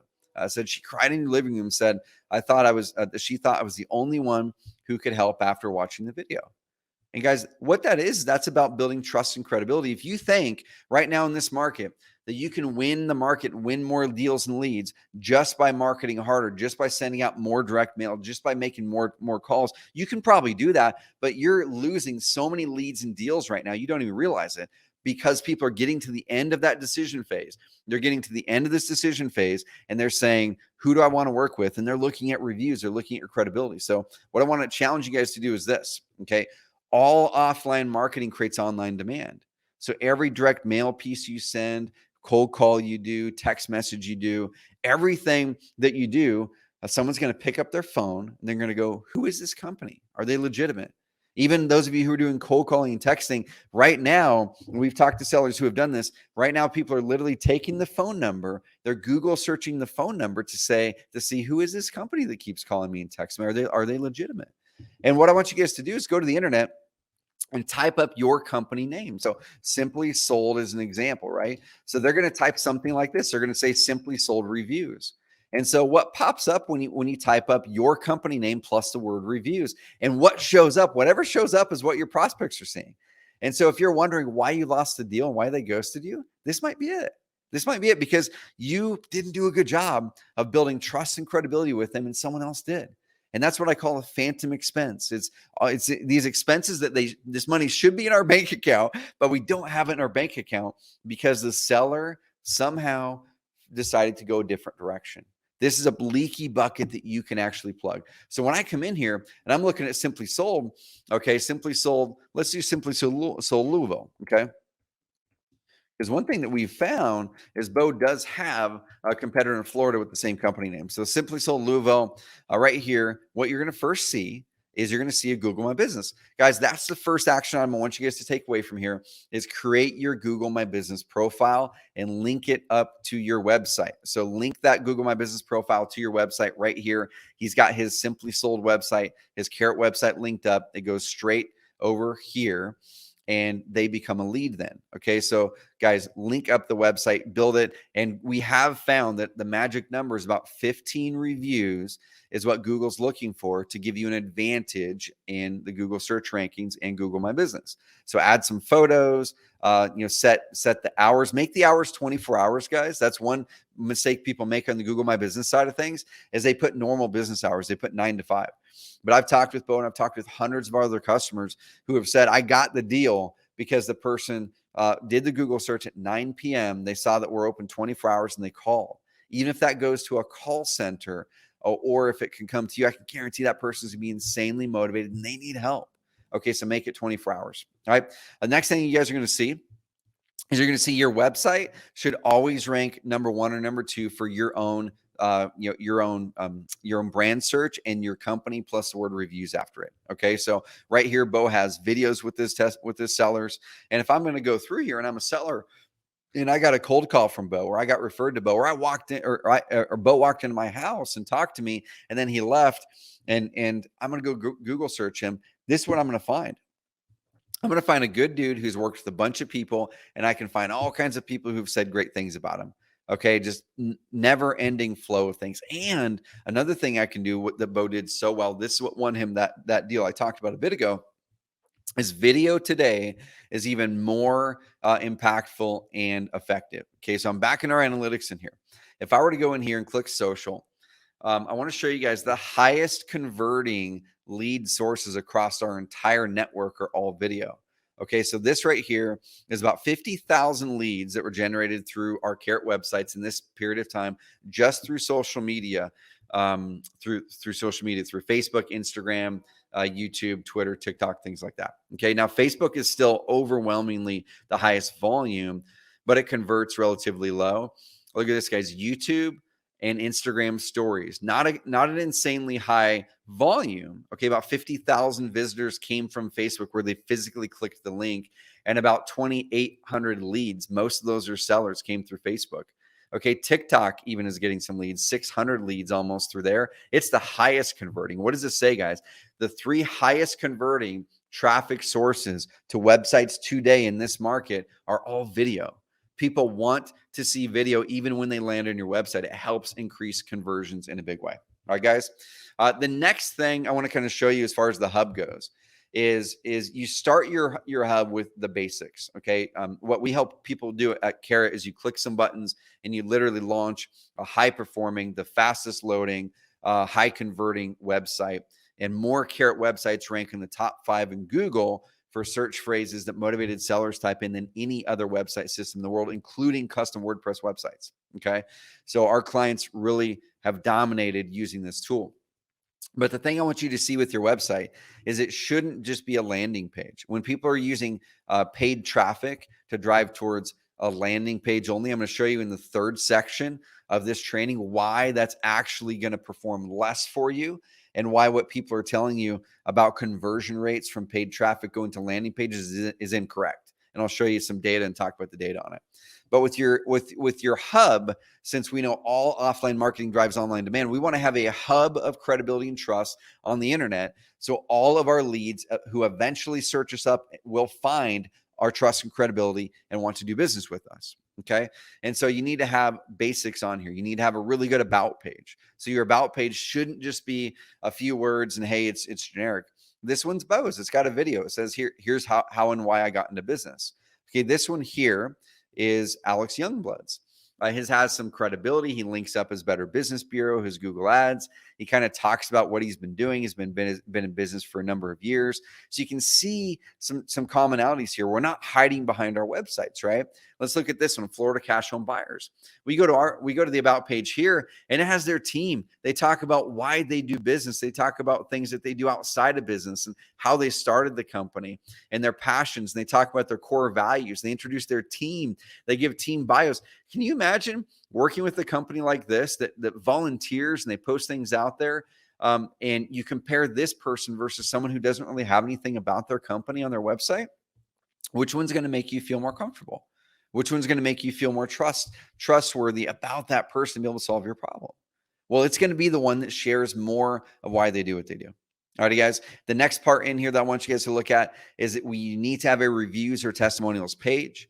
And ideally, you're going to be putting 3 to 5 minimum reviews or testimonials on there. And here's the key, guys. The biggest thing I want you to think about with reviews is the only purpose of a review is to eliminate an objection. The only purpose of a review is to eliminate an objection and build and make people so they're comfortable with you. I want you to write down what are the top 1, 2, 3 objections your clients tend to have when working with you, or that they tend to bring you when you talk with them. Okay. With someone who is a house buyer as their full-time job, it might be, man, I heard from my neighbor that investors kind of lowball. So that's what I was afraid of, that I was going to get a low offer. Or I heard from my grandma or my aunt or this news story that some investors don't actually follow through and close the deals. And I'm just concerned, are you actually going to follow through on it? Or maybe it's a real estate agent.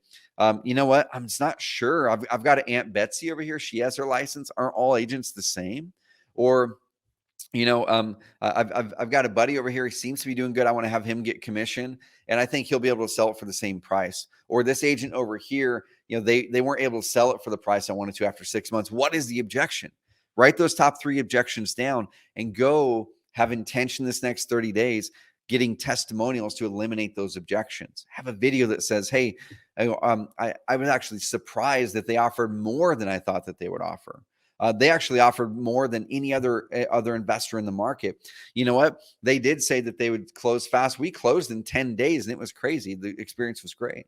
So look at those objections and make sure that those are on there. Last part, guys, is make it localized. So every bit of the website should have those local elements to it. It should bring you in. If you're in Florida, the picture should be from Florida.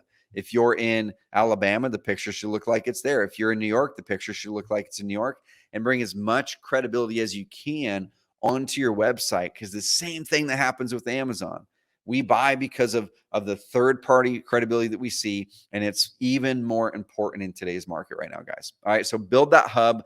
I didn't really have a chance to go into all of it, but one key part about the hub that we do have a bunch of free training on, you guys can go check us out online, is a key part of it is building what we call location pages. So after you've created those core conversion pages, your about page, a good contact page, a good reviews page, you've got your Google My Business profile up and you're starting to get at least 15 reviews in there. Now you've started to get a more credible profile where when someone lands in your website, you're going to close more deals than you're losing currently right now. The next thing you need to do is create what we call location pages. These are the pages that are actually the thing that ranks well in Google. Okay, so you want to write down the list. What are my top 5 or 10 cities and states that I do business in? And you should have a different page for every one of the states you do business in. So Sell My House Fast in Florida, Sell My House Fast in Alabama. They should have their own pages. And then each city that you buy houses in or do business in should have its own, what we call a location page or city page as well. Okay, so just like this one here, this is the Louisville. Louisville's their primary market, so their home page is Louisville. Okay, but if we go back down here, Destin, Florida, they have a page on Destin, Florida. And you can follow some of our training outside of this call. We have a bunch of free videos on YouTube, guys. Go check it out. That will show you how to create these location pages that rank well in Google and attract your ideal prospects. All right. For sake of time, guys, I'm going to buzz through because I've got about 10 more minutes. I'm gonna touch on a couple things here, then finish out with a couple things on the paid side. Okay, because the paid side is how you get quick traffic with the internet. SEO, or search engine optimization, which is ranking high in Google, is the long-term evergreen. It's where you get your best returns, where you get the best deals. It's where you get your best ROI, but it does take time to build. So if you want quick results, that's where we do paid marketing. I'm going to show you a couple tips there as well to kind of round you out in today's micro session. Okay, so the key to really doing well online after you've built your authority hub or that lead generation hub. Okay, you've built your credibility. You've nailed the decision phase of that customer's journey where they're going to make a decision. They're going to choose you now because they've found amazing things about you and your business online. And you're going to avoid losing those deals. I want you to write down, what is your average profit per deal? If your average profit per deal is $10,000, write that down. Is it $15K? Write that down. Is it $25K? Write that down. And I want you to ask yourself, how many of those deals are you currently losing right now because you didn't follow what I taught in key number one, building up that credibility?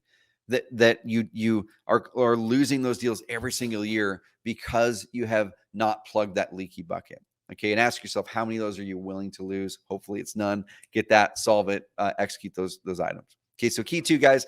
Now, how do we get in front of more people? How do we get in front of more sellers, or that flow of sellers that are already actively looking to sell on Google? And that's the key here, guys, is they're already actively looking to sell. Okay, that is the key, is we don't want to be just getting in front of people who might want to sell. Ideally, when I'm starting the business, I want to go after the most motivated prospects. I remember way back when I started my first company, a massive mistake that I made was I tried to go after everybody. I said, hey, this product is going to work for everybody. I did this mass marketing. I tried to have that marketing tap people on the shoulders to see if they were interested. And I did get customers in business, but the problem was I worked so hard to get that. And the business stopped growing and I started to get burnt out. And so I pulled back and asked myself, I said, who is this product perfect for, right? Like, who is this product perfect for? And how do I find the people who have the need for that thing right now so much that they are ready to exchange cash for this product because they want to solve the problem now versus in 6 months? And so then that's when I got started with online marketing and doing what I'm teaching here, evergreen marketing. I got started there because I said, well, shoot, more and more people every single year are using the internet to solve their problems. More and more people every single year are moving more of their purchases over to the internet. They're more comfortable doing things online. And so I said, well, let me double down on trying to rank well for phrases that my most motivated clients may be typing and the people are ready to buy now. And I doubled down on that the entire next year. And I said, what if I only worked with people this year, just with people who were only insanely motivated to solve the problem, not ones who were kind of motivated? I did that. My business doubled the following year because we focused on motivated prospects. Then later we expanded out. Okay, so how do you find the motivated prospects? Let me share you this quick story with Christina Kudlock, and I'm going to show you what she did to get to this spot in her business. So right now, she's closing about 3 deals a month from the methods we're teaching today. Now, she moved over from a custom WordPress site over to a Carrot website. And this is what she said. She said, the leads we get from SEO on our Carrot site are consistently the best, most motivated leads. The conversion rate's better than any of our other marketing channels. They take less time, less energy, and resources to close. We're closing at least 3 deals a month from our Carrot site. And the beautiful thing about these leads is the longer we've had the site, the cheaper it gets. For the first 2 years of her business, y'all, she was a cold caller. She didn't have the freedom, didn't have the flexibility. And after about 1.5 years of executing what we're going to be teaching in steps 2 and 3, she was able to finally give up cold calling forever. She does no cold calling anymore. The leads come to her. She recently had her first child. They did almost a year-long RV trip around America last year before they had their baby. And she was able to do that because they're working with fewer leads, better quality leads, closing more deals, higher profit, meaning more time to go enjoy life, less time prospecting and sifting through unmotivated leads. Okay. So this is the first thing that we want to do. Is we want to ask ourselves, what are the search phrases that sellers are typing in right now? So I'm going to give you guys the main ones we found in our data are the primary search phrases that people are typing in. I'm just going to go to Google. Let's just grab a website here. Okay, we'll use this one here, and let's just go. Cool. Let's see what search phrases this website is ranking for. And you guys can do this inside of Carrot if you're a Carrot member. If you're not a Carrot member, there's other tools that you can pay for to have some sort of a tool like this. But go in your market and type up a phrase like this: sell my house fast, and then whatever market it is. I'm just going to click Portland since that's what's popping up for me since I'm in Oregon. And sell my house fast tends to be among the best keywords in almost every city in America. Okay, another one is something like cash home buyers. Okay, so one way to find out what those keywords are in your market is type sell my house fast and put your city in there, and then scroll all the way to the bottom to where, not to the bottom right here, where it says related searches. It's going to give you suggestions based on Google's data on what they are saying sellers are typing into Google. So sell my house fast, Oregon, write that one down. Every single one of these is probably going to be a search phrase that you want to have a page for on your website to rank for, to get in front of those sellers. So write down sell my house fast, Oregon, create a page called sell my house fast, Oregon on your website, just like these pages here where he's got these location pages. Okay, these ones here, you would have sell my house fast, Oregon as a page. Okay, so number two, what I want to show you guys is bouncing back over here. They have specific company names. So people are typing that company name, that client, that gal's a client of ours. Portland cash buyers. Okay, buy my house. These are certain phrases people are typing into Google. Okay, so that's where you always want to start. Sell my house fast, insert your city.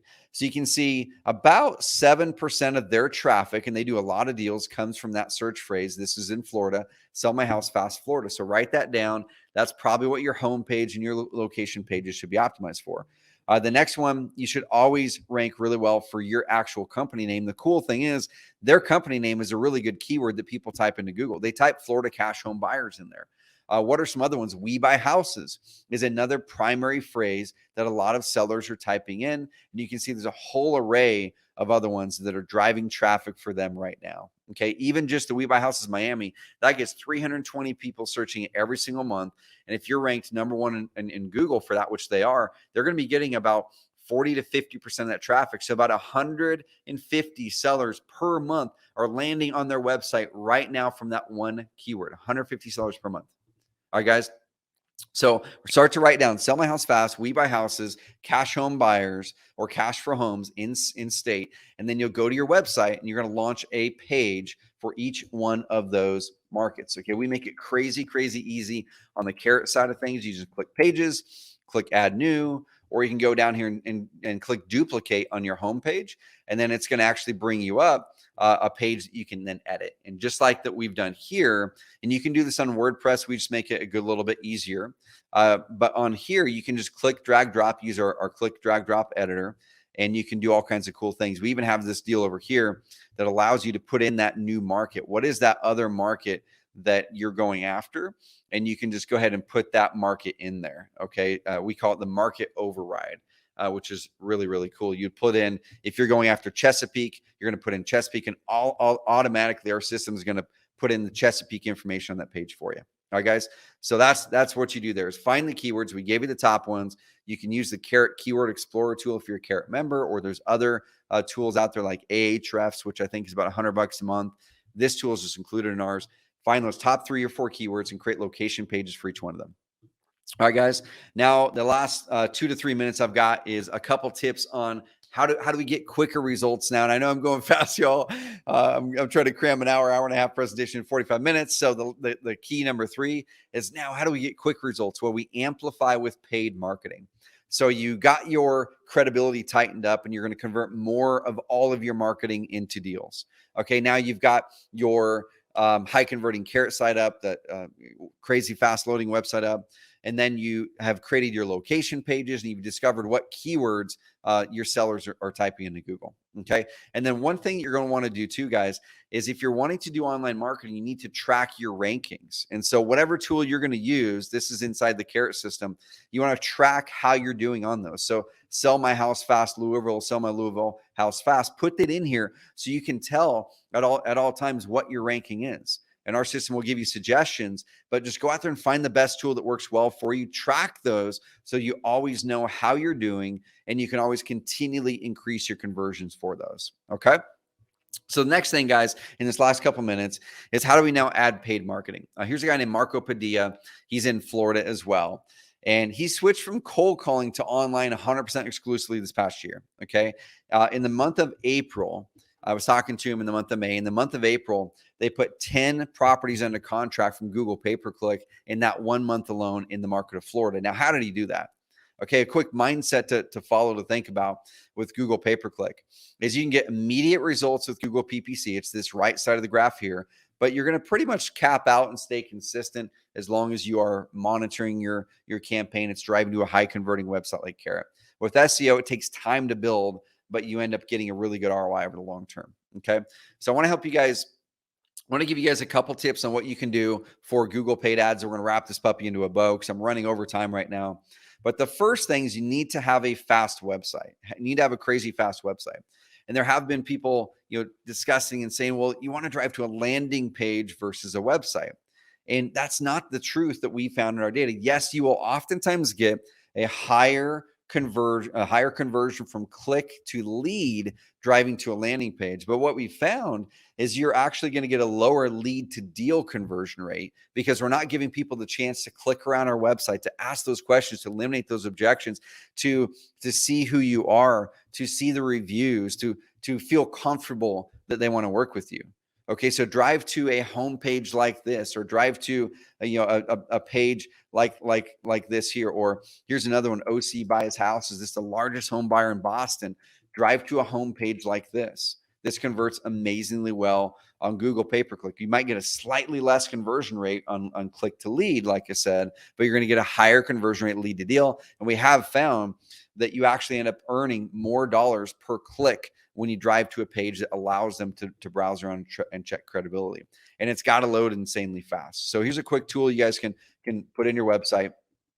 Go to Google and type page speed tool or something like that, and then put in your URL. On desktop, your website should always be over 94, 95. Everything should be green on the desktop. Okay. On mobile, a lot of people get tripped up and they see the orange or the yellow, and they see like we're a 40 or 50 or 60 score on mobile. If you're in the 60s, you're crushing it. Google.com itself, I think, is a 67 or 68 on their mobile performance score. So if you're in the 60s, you are absolutely crushing it. If you're in the 40s, you got some work. Carrot websites are all in the 60s on mobile and the high 90s on desktop. We take care of it. But put that in, because if you're going to do Google pay-per-click, you cannot be running to a website that's in the 40s on Google or on mobile, or in the 80s on desktop. Okay. Next couple things really quick, guys, is what are the ads that are working well for us right now? And this one I'm going to finish up with. Okay. What are the ads that are working well? So here's actual data in the market right now across 263 clicks in this ad, 61 clicks in this ad, 31 clicks in this ad. We're seeing a 10% conversion rate from click to, that's the click-through rate. 10% click-through rate, meaning this ad copy is crushing it. It's almost double what some of the other ones are. And then click to lead conversion, 22%, 24%, 19.3%. It's simple copy. We buy houses fast for cash, local company buys houses, cash offer in 24 hours, and then just some basic questions. Looking to sell your house? We're here to help. Get an offer, skip straight to the closing, zero closing costs, sell as is, quick closing. It's very direct. It tells them exactly what we do, how we can help you, and what we're going to help you avoid. All right, guys. So take a screenshot of that. And I'm going to show you now what are some of the keywords that are performing the best. Okay. This is across several different markets. This is 53 leads, 23 leads, 15, 13, 7 on down.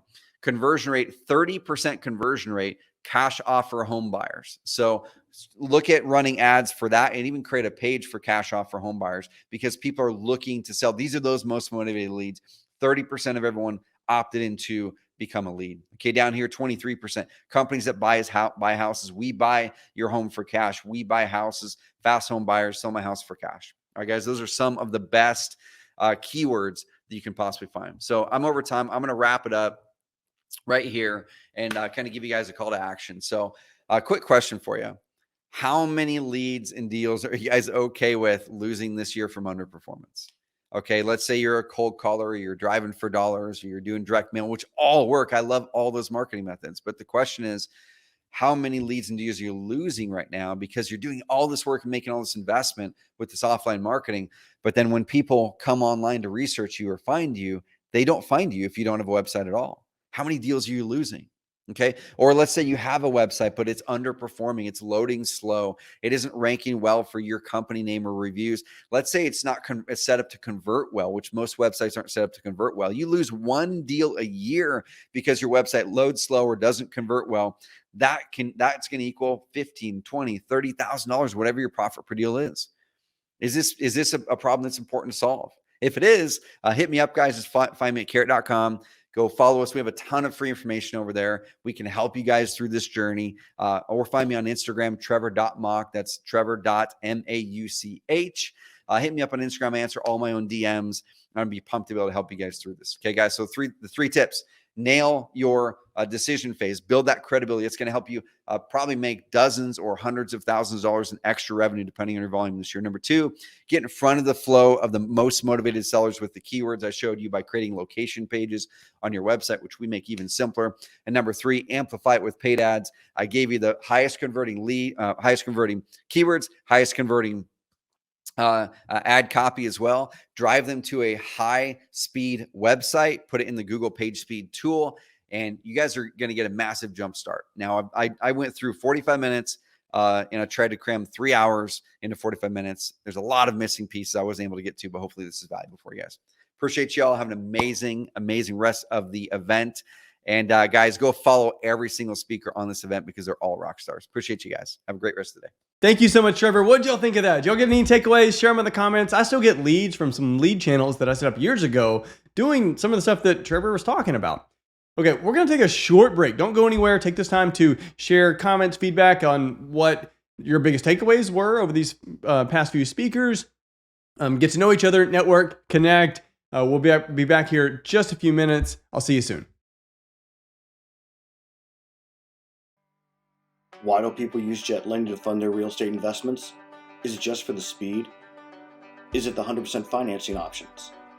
Is it the asset-based long-term programs, the commercial programs, the anything to do with investment real estate programs? Is it our free real estate analysis, our free education videos, the way we can do everything online?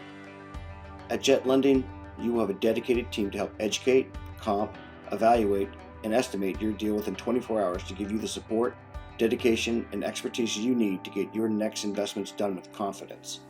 Do you still wonder why people use Jet Lending? Come aboard and find out. Jet Lending, your fast and friendly asset-based lender since 2004.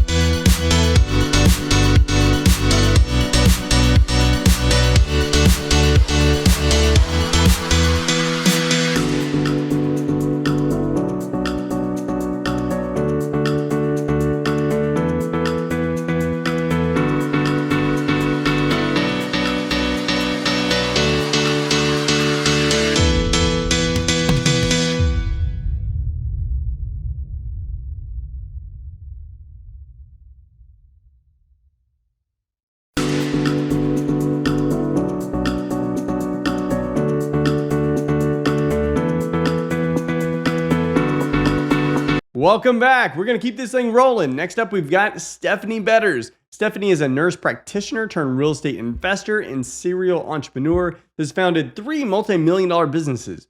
She has been a part of over 500 real estate transactions and owns more than 700 doors. Now, as founder and CEO of Left Main, Stephanie focuses on helping real estate professionals take better control of their data in order to drive more sales. You're really going to enjoy this one. Please welcome to the stage, Stephanie Betters. Woohoo! Thank you so much for having me here. I'm really excited to get to meet all of you guys virtually and go through some, I think, pretty exciting ways to make more money. That's always exciting to talk about. I'm Stephanie Betters. I'm based out of Charlotte, North Carolina. I'd love to hear where you guys are joining in from, and what kind of what market you invest in or live in. I live and invest in Charlotte, North Carolina myself. So, I wonder if anybody else is nearby. Okay, so what I'm talking about today is how we can unlock essentially a magnificent amount of money that could be potentially stuck in your own pipeline. So let's go. So first, I just want to set the stage with a couple core concepts that really all of this is based off of. You know, we're all really hard workers, and that goes without saying. But sometimes it's really challenging to figure out how to work smarter instead of just full force. Again, give it all you got, hustling, right? There's a difference between hustling and then owning and operating a business. So how do we work smarter? Really, the way we set ourselves up for success here is being really articulate in first what problem you are solving. Every single business that's out there has a problem that they solve. And in the real estate investment space, you could be solving problems for wealthy individuals that need to place their money in stable assets that give them a good return. You could be helping distressed homeowners sell their property successfully. You could be, helping an asset fund find more property locally and have successful investments that are diverse, right? All of these are a specific problem that you're solving. And I really encourage you to take a second and identify what your main problem is that you're solving. Who has this problem, and how do we go about solving this problem? And really what we do with a business is we take that problem solving and we translate it into reproducible steps, right? How can we take that problem, solve it, reproduce in a reproducible fashion, and then predict the outcomes that are going to generate revenue from solving that problem, okay? Then you gain control and you really exit that hustle mode when you can understand how to manipulate the variables in between, right? Because invariably something happens, right, between point A and point B, and different set points in the business and in your pipeline from beginning to end. How do we minimize those variables, and then how do we manipulate them to work in our favor? But generally by anticipating them. So first things first, you as the owner or operator need to set yourself up to have a command center. So this means that you are not gophering for data, right? You need to be able to pull up information about your business or about your pipeline and be able to interpret data and decide how you're doing and in what direction you're currently going in or trending in. This is critically important because, especially if you're anything like me, as soon as you get down a rabbit hole, you kind of get lost and your focus for that day can be completely blown, right? All of a sudden you've spent 3 hours trying to chase down this cost per lead or this channel, or you're, got caught up with your cold callers and the list that they're calling or whatnot, right? It distracts you from your day. So if you have a command center with a set of data that you interpret every single day or that you're reflecting on every single day, this will help you stay focused and prevent some of these rabbit trails. It also will help you prioritize your entire day, right? So you'll be able to look at your data, look at what's happening in the business, and establish those priorities. Because of course things come up, right? If there's a deal blowing up, and we need to address it. But we also need to learn how to be leaders and help people make decisions on priorities too. And there's no way we can do that if we're always gophering for information. So get yourself set up with your command center. Just a quick example of what one looks like. This is my CRM. I open it up. I can see how many leads are coming in this week, how many of them are qualified, how many appointments were set, contracts that have come in, offers that are made. This is my command center. In general, I can pull this up and look and get an idea in about 2 minutes on how we're doing as a company or what I need to do to intervene. So for example, if I'm looking at offers made this week, and let's pretend that it is Friday, and I see a rep that's only made one offer this week, clearly that's a problem, right? Or if it's Monday, I'm looking at these numbers and I'm thinking, oh great, everyone's up and at it and busy and this is looking great. So you can make these decisions on where you're going to spend your day or who you need to check on based on the data that's presented to you. Okay, so now the next thing that we need to do with setting up our business appropriately and making sure that we're not having inefficiencies is to take a look at your business process and outline it essentially on this little conveyor belt, right? Where we start to where we end, all right? And you're gonna see here that adjusting little percentages along the way makes a huge impact by the end of the year. So let's start with this initial pipeline from lead to deal. These are the general checkpoints that happen between one point with a homeowner opting in to getting a contract signed. So there's a lead, there's an opt-in, somebody asks for help, asks for information, calls in, fills out a web form, whatever it is. Approximately 50% of those people will be qualified right out of the gate, right? Where they meet your buy criteria, they're in an area where you can help them, the type of house that they're trying to sell or buy, it meets the thing that you can help them with, etc. Right? 50% of them will be qualified. In an investment standpoint, that also means that they're motivated, right? These people actually want to sell now. I guess that can be for agents also, but 50% on a really, really good day at the highest performing level, 50% of these will be qualified. And of course, this metric is accounting for a mix of inbound leads and outbound leads. All right, this is your overall company blend. Okay, so now you have a qualified lead, right? What I call an opportunity. Approximately 90% of those opportunities should have an appointment. And I don't care if it's an in-person appointment or a phone appointment, but that opportunity needs to talk to the sales team, right? So 90% of those should be set. Now, once you've had an appointment and you've had a sales process, start and end, 20% of those should equal a signed contract. Those are overall company standards across the US and Canada. These are the metrics that I find that the highest performers are able to hit and make the most revenue. So this is helpful, for you to also try to think for a second where your company stands, right? Where do you think your lead conversion percentage is? Where is your appointment conversion percentage at? Where do you stand kind of on this scale? And then secondly, we need to figure out what factors or what variables influence this type of conversion. So let's start really quick with lead to opportunity. One of the things that affects whether a lead is qualified or not is that lead quality, right? The different lead sources that you're using to generate these leads, inbound or outbound.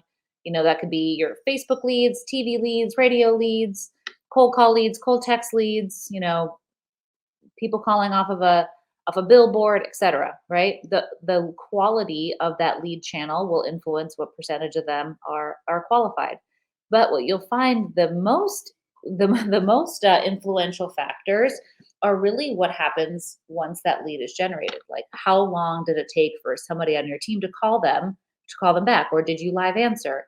How long did it take for you to have a conversation with this person? Did you try to call them 7 times and no one picked up? Text them, email them? How many activities have you done to nurture this lead and to contact them? And when was the last time that you did attempt to contact? How are you following up with them or trying to contact them? Is it just one channel, like just texting, or are you texting, emailing, finding them on Facebook? Are you calling them? Are you door knocking? Are you flyering? What are all the different ways that you try to follow up with somebody once that they've opted in? And that omnipresence is really important too. If you're sending mail, for example, to try to get people to call you, that channel in general will drive more qualified leads. If you have another lead channel too, like TV, for example, I'll do a quick little rabbit trail. I find that, especially with TV and PPC and mail, if you're doing all 3 of those different channels, overall your lead quality and your lead counts go up because there's this reliability factor. They get a piece of mail from you and they recognize your brand, for example. Omni-channel presence is actually really substantial, and it's really interesting to dive into those numbers and understand how different channels can help other channels. Okay, so those are variables that you can control, right? You have decisions to make there. Now, getting an opportunity, getting an appointment set with an opportunity now. Things that impact that are, how are you overcoming obstacles to setting that appointment? For example, there's a tenant in the property, you can't come see it until 1 week from now. I don't know when I got to call them. How are you overcoming that when somebody says that to you? What about an out of state homeowner that can't show you the property? How are you having those sales conversations and overcoming objections to getting what you need in order to be able to make offers, right? How often are you having same day appointments? The longer it takes for you to get an appointment or get a sales process started, the less likely you are to actually get a deal or to actually attend that appointment, right? People will cancel or reschedule if you have it too far out when to get that commitment. How long does it take to set that appointment? How many times do you have to call them after they're qualified to actually get it set? What kind of handoff do you have from the person on the phone to the person showing up? What kind of confirmations are you doing? Email, text, phone call before, et cetera, to make sure that the person knows that there's an appointment coming up and that you're attending and you're looking forward to it. Pictures of a rep. This is actually really interesting. It's very important to send a picture of you or of the person that's attending the appointment prior to attending the appointment. It gives a little bit of an expectation with that homeowner and you, and it makes you feel a lot more approachable. There's an expectation that, I think people are always a little bit afraid of the unknown. And if they see a picture of you or your team member and they say, oh, wow, they look nice. They're coming over. They seem friendly. They'll make these judgments immediately and decide whether or not they're going to attend. So sometimes showing a personal touch like that with a picture will help them, keep the appointment. Think about, when you go set a doctor's appointment, it's kind of scary. Who's this doctor? It's always a little bit easier to choose somebody or to attend if you see a picture of them, even if it doesn't affect anything other than your expectation. So think about that. Appointment reminders are also huge, making sure that you're following up with them and telling them, hey, I'm looking forward to seeing you today. There's a lot of ways we can automate that, and following up with people who you're unable to set appointments with. Just making sure you stay on top of them and don't let them off the hook once they're qualified. Then on the appointment itself, what is your sales process like? The percentage of appointments that convert to a signed contract is very dependent on what it is exactly that you do and how consistent are you with that. Dialing in what it is that you say, how you walk around the property, how you analyze a property, how and when you make an offer, all really influences your conversion ratio. And this may be a little bit controversial because there's a lot of sales trainers and things like that and people like that out there that say, hey, don't make an offer, don't give numbers first, make sure the homeowner says those things to you first. And there are people who kind of withhold offers or withhold next steps, basically waiting for the homeowner to consent first, essentially, or to ask for a number or to give a number. I think that the more offers that you're making and the more contracts, et cetera, that you're sending, the more likely it is that you're going to actually get a contract signed. Now, on the investment side, when you're trying to make an offer to buy a house, for example, you don't want to just blow out offers that don't make sense, that are super low and seem thoughtless, right? But you also need to be able to make offers. Otherwise, you don't have a sales process, right? Like, you're not there to just hang out and look at the house. You're there to establish rapport in order to influence somebody to take an offer on the property that's right for them. And I'm not saying we're taking advantage of people, but the whole point of going out to the appointment and having that whole tour and talking to the homeowners, et cetera, is to establish that rapport so that you can influence them. And you can't do that successfully unless you're actually completing the sales cycle, which means that you're asking for their business, right? You're asking them for the listing agreement. You're asking them to to accept the offers essentially that you're making, right? You have to be able to ask for their business. So don't do this whole process to then just not ask for their business or make an offer. Other factors that play into this is, again, that time to appointment that we talked about with setting appointments, how long it took you to make an offer or to propose a listing price, etc. That is huge. The longer it takes for you to come up with what those numbers are, the less likely you are to convert that deal into a contract. And then contract itself. Are you arriving prepared to have a contract signed? Do you have paperwork with you if you're on an in-person appointment? If you're not and you're on the phone, do you have an ability to send an e-signature contract? What is that obstacle there between getting that agreement in front of the homeowner? And then what is your process like after your offer? If you don't get an offer accepted in that moment, what do you do next? How often do you follow up with people afterward? Are you checking in on them every day? I would hope so. I would hope if somebody's considering your offer, you're talking to them every single day until they make a decision one way or the other. And then what does that process feel like for the homeowner, and what does a handoff look like for a transaction coordination? There needs to be an expectation set and an understanding with that homeowner of what happens next for them to be able to opt into what happens next, right? So that needs to be part of the whole process on the appointment is, okay, we're going to sign this now, and this is what's going to happen next. You're going to hear from Kim in who's our transaction coordinator. She's going to get everything set up for you, and we've got it from here. We're happy to help you, right? Setting that up will influence the conversion percentage. And then what happens after you have that contract signed, right? Then the next step is really getting to that closing table, right? And getting that transaction closed out and revenue in the bank. And this depends a little bit on if you're wholesaling or if this is you purchasing it or this is you listing a home. This example I have here is kind of the extra step of what it looks like when you have a wholesale assignment, but it's really very similar to getting a listing agreement signed and getting buyers out there. But 80% of the deals that you have signed will fall out because you can't, 80% of the deals you have signed will be assigned. 20% will fall out for lack of a buyer. And the reason why you can't find a buyer can vary, and these are a couple of the reasons. You need to make sure that you have a diverse buyers list. Like, we're using the MLS, and then we're using personal agreements or personal relationships, with buyers. Do you know buyers that are looking for owner occupancy? Do you know buyers that are looking for Airbnbs? Do you know buyers that are looking for great rental properties? Do you know buyers that are looking to flip? What are your personal relationships like? And are they diverse enough that you can essentially get any deal signed, right? Because the idea is everybody has different numbers.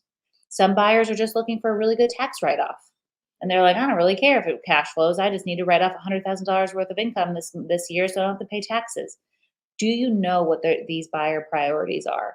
And if you do, you need to make sure that they're organized so that when you have a deal that comes across your desk, when you have a contract signed that would be a really great fit, for example, a flipper, now you know who to call. And you can have that relationship with them, like, hey, Sally, I've got a perfect deal for you. I know you just flipped something nearby. This is another one I think you can do really well on, right? And be able to get that in front of that person. Giving that flip terrible dumpster house to a person who's looking for a turnkey rental, that's not going to be helpful for them. And if you keep giving them opportunities like that don't meet their criteria, it's going to be really damaging to your relationship and your reputation with them. Oh, they don't know me, right? They're not giving me, I don't have a personal relationship with them. They're just sending me all kinds of crap, right? And they stop answering your emails and opening your emails because every deal looks terrible to them, right? It's just, beauty is in the eye of the beholder. So find the appropriate beholder when you have your deal, right?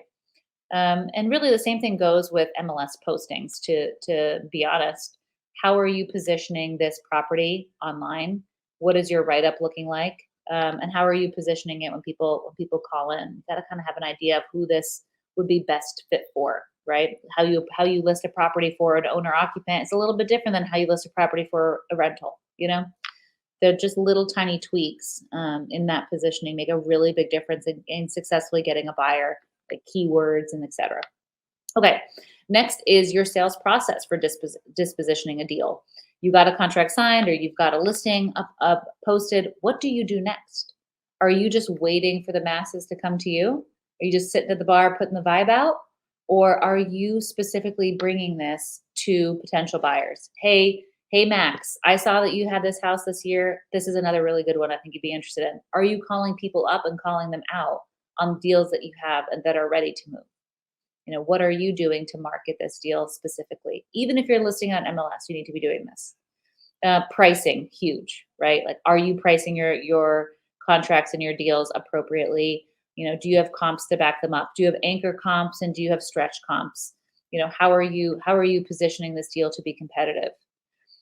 Day of the week is really interesting. I'll tell you from a wholesale perspective, we are the most successful when we send out deals on a Monday. If we send an email out on a Monday advertising a deal, we get more offers between Monday and Wednesday than we do if we send a deal out on Friday. Now, the opposite is true for, listing agreements, right? You want to make sure you have a listing live before the weekend, because then you have more foot traffic on the weekend, right? So it depends on how you're positioning this deal and who's going to be seeing it and when are they most likely to engage with any outbound marketing. It's really funny. We used to send out wholesale deals on a Thursday or a Friday, and if our investors were busy on the weekend, they didn't want to look at it, they wanted to be with their family. If that deal was still available on Monday, they were like, well, what's wrong with it? Why hasn't it sold yet? Right? They almost just completely discount it, even though no one's paid attention to it. They have that bias. So think about those things on timing. Look at when you're the most successful in sending deals or posting deals or setting open houses, etc. I think you'll find that this is counterintuitive to just getting it on as soon as humanly possible, right? Getting it out there as soon as possible. Be thoughtful on when the timing is. And if you're doing outbound marketing for your properties like email or text messages, consider your email open rate. How can you affect that? What kind of platform are you using when you're sending out emails? What does that open rate look like? For example, big things like MailChimp or ActiveCampaign, sometimes they're labeled as promotional, and your open rate will be lower than if you send out an individual email or if you use Salesforce or something else that's white labeled. Same thing with text message deliverability. Make sure you're monitoring for your number being spam. Buyer callouts, I kind of hinted at that earlier. How many people do you specifically call for a deal? You should be calling at least 10 people. And what does your seller communication look like during this piece, right? Are you telling them and giving them feedback on, interested buyers? Are you telling them that everything's progressing along the way? Are you keeping them informed after contract? Super, super, super important, because people get real squirrely if they don't hear from you. Even if they don't hear from you for 3-4 days, they're like, oh, they're not working hard. I don't know if this is actually going to go through. And they start talking to their friends or their mom and they start getting doubt. You don't want to introduce doubt into the seller. You want to over communicate during this process. And next is, after you have a signed agreement from a buyer, another 20% can potentially fall out between that and closing. So that there is a percentage here that's normal that falls out and can't close for whatever reason. The higher percentage of fallout is generally for those distressed homeowners that are trying to sell their house, and either that's you're trying to list them or you're trying to wholesale them, because distressed homeowners generally have messy title, right? They have heirs or they have liens, or there's significant surprise repairs, etc. During due diligence. So what can we do to mitigate that as much as humanly possible? And number one is being prepared and understanding what blemishes or where all the bodies are buried for this property, so that you can get ahead of them instead of finding out the day before closing. Getting a really good closing attorney or title company to help you do some of these title work gymnastics and air affidavits, etc., will help a ton. And having options there, if one attorney's office or title company is super busy and they can't move quickly, you want to make sure that you have a plan B or plan C. Another really important thing to help is getting seller information sheets done super early and getting some preliminary title pulled. You don't want to wait and let them not fill out their seller information sheet until the week of closing.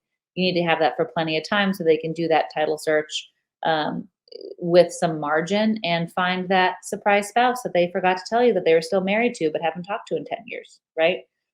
I can't tell you how many times that comes up, especially in states where it requires married couples to both sign off on a sale, right? So you want as much time as possible to be able to cure any title issues. And like I said before, surprise repairs. Make sure that when your buyer for this property commits to the deal, that they have all the information that they need and that you've been really transparent. Don't just post the most beautiful pictures and only just show them that. Make sure you show them the blemishes too, because otherwise you're going to get a surprise blow up at closing and then everybody's upset, right? The homeowner's upset, you're upset, the buyer's upset. Be as transparent as you humanly can. And if there is a defect with the property or the title, disclose that early so that you don't have any surprises right before closing, right? Okay. And really kind of what I'm getting at here are defense versus offensive strategies, right? So taking a step back for a quick second, KPIs, key performance indicators, and system fundamentals, right? Kind of what I showed you was a system, a process of how a lead comes in all the way through to getting that lead closed as a deal and revenue in the bank, right? So that system and that process will generate key performance indicators along the way, right? What percentage of things, happen along that pipeline? What are my indicators that we're doing well? What numbers do we need to hit to get to the end strategy or the revenue goals or the growth goals that I have for this company? That's how we set ourselves up for operational excellence. And you cannot have operational excellence without it. This is the difference between, hustling to get deals done to making a predictable system that you live inside and that your employees live inside. This is their day-to-day. This is their fundamentals. You need to have that articulated, okay? And what you'll find is that there is these two categories of KPIs and of system strategy, and that's defense and offense. And I get really excited about stuff like this, and I'm a huge nerd, so you're gonna have to bear with me, but this is how we make more money, right? We understand when the ball is in our hands and what we can do to better play the game. Right? There's some things that we cannot influence, right? Like there's just things that happen that have variability, and then there's only so much we can do about that. But what you'll find is there's actually a lot more that you can influence and control, and that's with that offensive strategies. All right. And overall, if we concentrate on things like this, we can make things simpler and make them more repeatable. So, kind of an example of what defensive strategies are number of leads that were generated, number of opportunities, number of appointments. What marketing channel created leads? What was your cost per lead? These are defensive metrics, okay? Here's an example of what that looks like.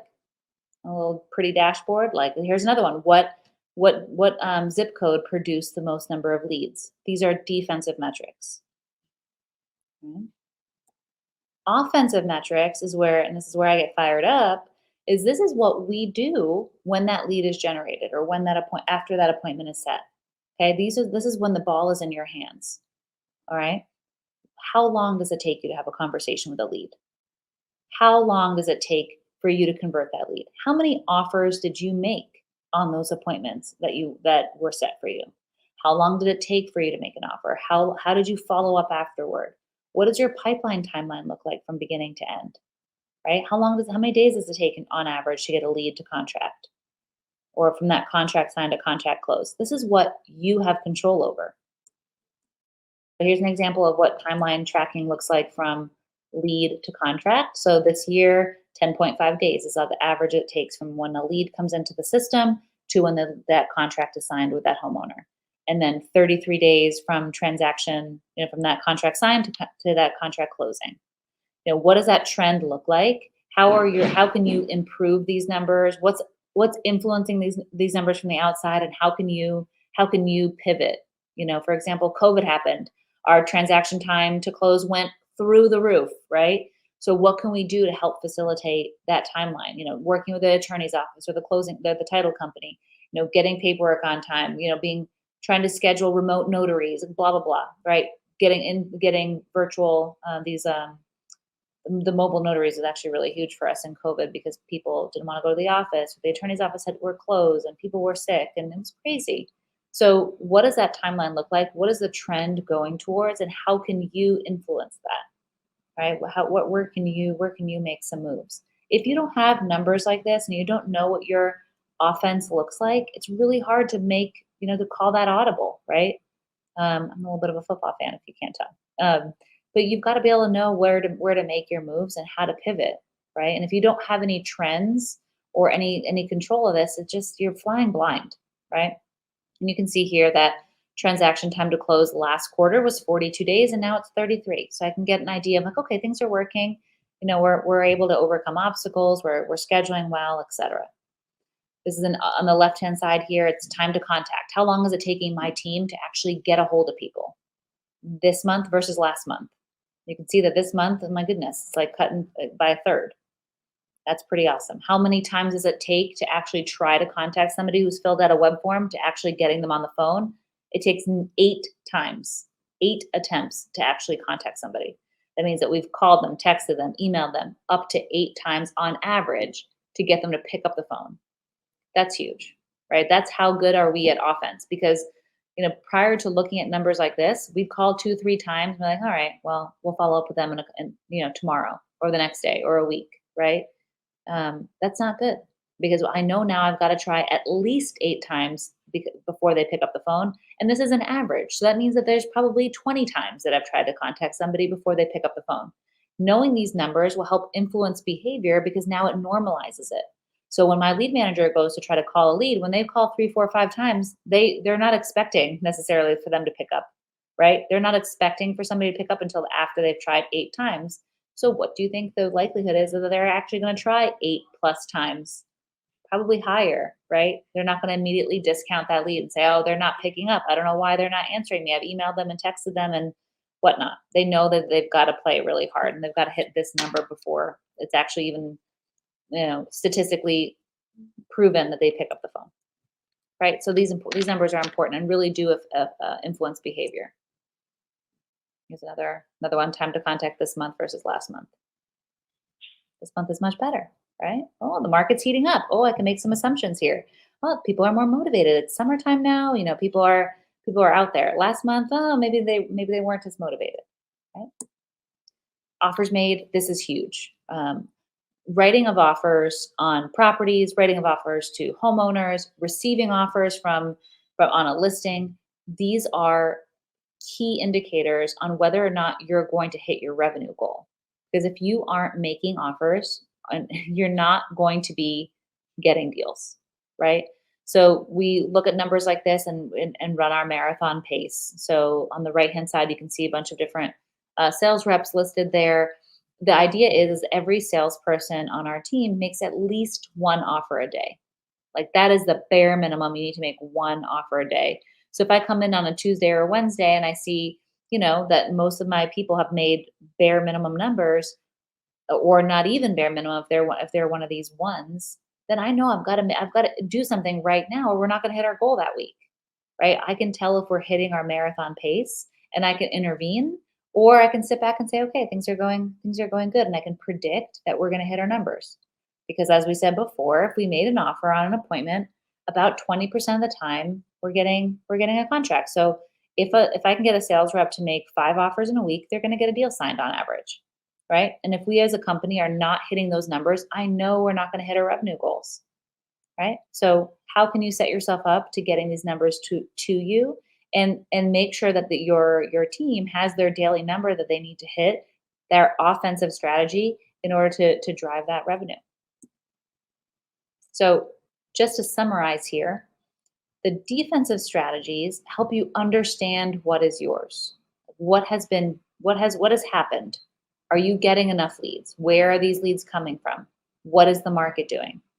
Right? That's setting the table for you, right? Then offense helps you actually control the game. What actions do I need to take right now? And how do I know that? Where are my opportunities? Where are my weaknesses? How can I get better? What can I shift? How can I pivot? Right? The more information that you have here and the more able you are with especially if you have a feedback system here to give you results, right? How more able you are to control the game really affects how profitable you are, of course, but also how you feel, because this is owning and operating a business is an incredibly emotional journey. Like this thing is up and down, right? But if you feel like you can predict an outcome and if you feel that you can make accurate predictions, you're going to enjoy yourself a lot more and you're going to be more successful. It helps you keep a cool head and a steady hand because you have information that you can interpret to help you make a decision instead of just like emotionally, what? Oh my God, this, we need another lead channel. And then you're just going in all these different directions all the time, right? It doesn't feel like you're in control then. And of course, no one is ever 100% in control. I'm not saying that that's the idea here. But what I'm trying to say is there is so much that you can influence, at least, if not control, if you set yourself up like this. Okay, now with that being said, offense, defense, and systems and KPIs, what I want to transition to here is really what happens to these bottlenecks. Like, where are the inefficiencies that I see all the time in these kinds of companies that we can just eliminate and just free up revenue that's just sitting there that's stuck because of inefficiencies. So I've got a few for you here. Super excited to dive into this because this is something that you can do right now and make more money. So number one, big inefficiency that I'm seeing, my own business that thankfully we've made some progress with, but other companies too, is duplicate data. This is huge, huge, huge, huge, huge. Now, I want you to step back for a second and think how many years you've been in business and how frequently you're purchasing data. So you're buying lists of homeowners or whatever, you're buying lists of buyers, whatever it is, you're procuring lists. How often are you procuring that list? And how many people are on that list? I was just talking to somebody on Facebook this week, and he said that he buys every single month 200,000 names for his cold callers to call every month. This guy's been in business for 10 years, right? How many homeowners are actually in your market? And how often are you buying the same stuff over and over again? Do you even know, right? What I find is that these lists in general are stored in a ton of different places. They're on Google Drive, they're on your computer, they're on your VA's computer, they're on your marketing person's computer, and they're separate from your core system. And if that's the case, you're losing revenue because it's really difficult to identify where all the duplicates are and who you already have. And if you've even hit your saturation point, which I'm sure you have, especially after years. And the cool thing is this is a huge competitive advantage for people who've been in business and been operating for years, is eventually you have a ton of data just from being in business for a few years, right? You've bought data like this, you have it in your own system, and you don't necessarily have to keep buying it because you have it already. Whereas the person who's just trying to launch, they're going to have to spend all this money to just try to even get the data that they need to make basic outbound phone calls or to interpret what's happening in their market. But you have a huge competitive advantage from being in the game for a little while. So don't consistently undermine that advantage. Consolidate those lists so you can see all your homeowner data in one place, and really think about if you have it already before you buy it more. Don't buy lists and buy data to just feed the beast, right?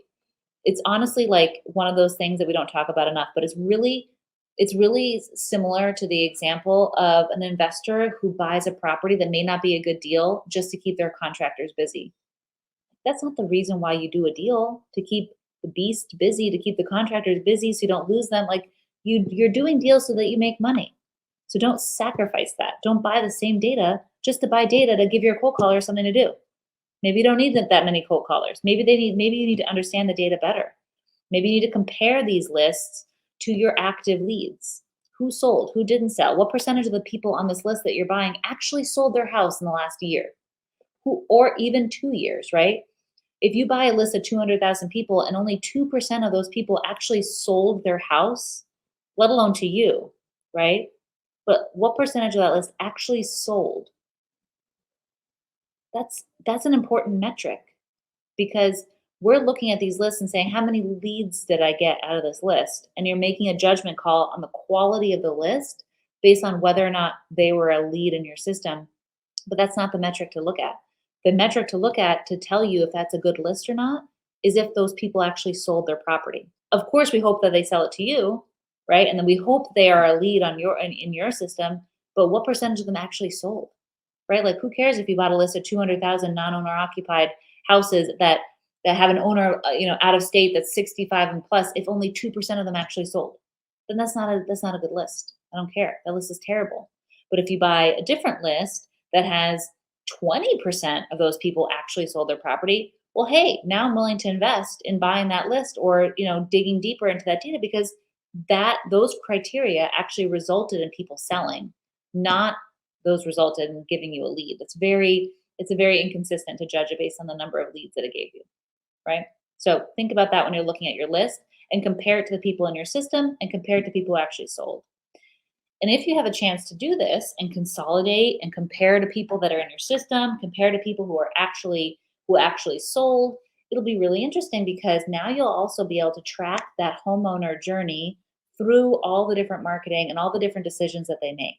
If you consolidate your list with, for example, your CRM, and you put a list in there that you mailed, but then they went and opted in on Facebook or they went and opted on your website, now you have some omni-channel awareness, right? Like, okay, you did send them a mail piece, but they opted in on your website. Should your mail piece get some credit too? It's kind of like what I was referring to earlier with like TV, PPC, and mail, right? If you did all three of them, that omni-channel actually affected overall lead numbers and overall contract numbers. So how are people overlaying, right? This is really important because it makes you a better marketer when you understand the behavior that your homeowners take.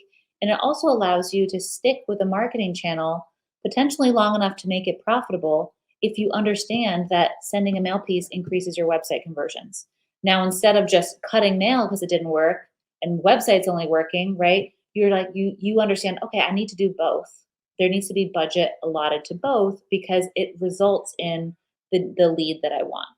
Okay, some people will opt in via mail, some people will go on my website and try to Google me, etc. And the same may be true for, cold calling. Cold calling may be more effective if they've seen a mail piece from you before, if they've seen you on TV or whatever, right? There's some awareness there, some branding, or maybe you have to mail someone 17 times before they opt in, right? So it's all these omni-channel factors are really important, and we're spending a lot of money on marketing, so it's in our best interest to understand that. But just understanding, just honestly, just getting your lists into one place and having a data management plan, this is going to make you a ton of money. And then you're going to save a lot of money too. Okay. And I'm going to make a bold prediction here real quick. Real estate companies, investment companies, et cetera, for forever we've said, oh, we're a sales and marketing company. Really, it's really what we are. But honestly, the way that the trend is going now, especially with investment ownership and REITs, et cetera, coming into the fold more and more every year, real estate companies are going to turn into data companies. So if you don't have a handle on this, you're going to get outpaced very, very quickly. And that's what REITs are doing. They have really good control of data and they go after it. All right. Okay. Number 2, no one in office. This is really, really critical too. Again, if you're marketing and people are calling and you are not live answering the phone, you are losing money. You have to pick up that phone live. And if somebody fills out a form on your website, for example, there needs to be somebody that reaches out to them within 3 minutes, max 5 minutes. And if it's you, or if it's a salesperson, or if it's an agent that's out on the field showing houses or trying to, going on appointments, they are going to miss that mark, and you're going to do less leads because of it. So somebody in your organization needs to be plugged in, online, managing leads, live answering the phone. They have to be. The speed to first human contact attempt, that's like that phone call if they fill out a form, or that speed to first conversation or response to you, like that, they pick up the phone or they respond to your text, they respond to your email. These 2 metrics, if you look at them, they will change your business. This is that offense. What are you doing after they've opted in? Because you could make some pretty wild assumptions about a lead source or about a marketing channel that you're investing in that is completely false because you aren't doing your part in answering that phone or talking to these people. These metrics are extraordinarily important. So this is a crazy number. 20 contact attempts is what you need to do before you move a lead into a follow-up sequence. And that's where you just check in every month with calls and text messages, etc. 20 contact attempts is what you need to hit before you quote, give up and follow up with them later. Okay. How quickly can you get to that 20 contact attempt? And that can be call, text message, email, right? You can flyer their house, whatever. That counts. All right. So does direct mail, to be honest. But use your automation here to help you. Email automation, text automation every 5 to 7 days for 2 years. Right? Email, especially 5 to 7 days for people to get an email, is very non-invasive. Right? It's not in your face. It's not hyper stimulating to get an email. Right? People, of course, will tell you, stop emailing me, whatever. But it's easy to do on automation for every 5 to 7 days for 2 years. And the reason why I say 2 years is because homeowners now are cycling their houses and trading up or moving a lot more frequently than they were even 10 years ago, even 5 years ago. Before, people used to stay in their house for 20 years. Now, more and more people are staying in their house for 5 years or less. We saw a huge migration, as you guys did, and during COVID and immediately after, when interest rates were good, people moved 2 years, right? And they traded up. So you got to stay in that 2 year loop at a minimum, because if they've opted in, they're thinking about selling in the next 2 years. So you need to stay in front of them. And direct mail, sending them a mail piece every 8 weeks for 2 years is huge. Your CRM, you should be sending physical mail pieces to people that are in follow-up sequences in your CRM. Direct mail is not just for cold lists. Direct mail is more effective for people who have already opted in but are in a follow-up sequence. So imagine from the beginning of my presentation where we talked about 50% of those leads aren't qualified yet. 50% of them are just going to need to be nurtured. If you aren't mailing those people, you are losing money. Those people have already raised their hand and said, I'm interested. You don't need to buy a list of 20,000 people. These people somehow opted in, right? From whatever method, call, email, whatever, form on your website, whatever, text, response. They've opted in and raised their hand. If you don't direct mail them, you're losing out. You're going to definitely set a ton of appointments and get a better response rate from people who've opted in before versus somebody that you hope is even interested in selling. All right. Number 3, make the dang offer. Write up offers, write up agreements. 90% of the opportunities that you have a sales process for should result in some sort of offer or request for business. All right. They get an offer or an offer. See that there? They get some sort of next step from you. And then you need to call them every day or every other day until they tell you yes or no. Like, we don't wait. We don't sit on maybes. We push them in one way or the other. All right. And then lean into that automation with phone calls, with text messages, with emails, etc. But don't rely on your salesperson to do this, on your lead agent, on your acquisition person. Rely on a lead manager to do this, because salespeople in general, and I'm one too, right? I get it. Birds of a feather flock together. It takes one to know one, whatever you want to say. You as a salesperson are always going to be looking for new revenue opportunities and be dealing with people who are closest to the finish line in achieving that revenue. Classically, you're going to drop the ball on people who are in follow-up, and the fortune is in the follow-up. So if that's the case, stop forcing people to do stuff they're not good at. Just sign this as somebody else, right?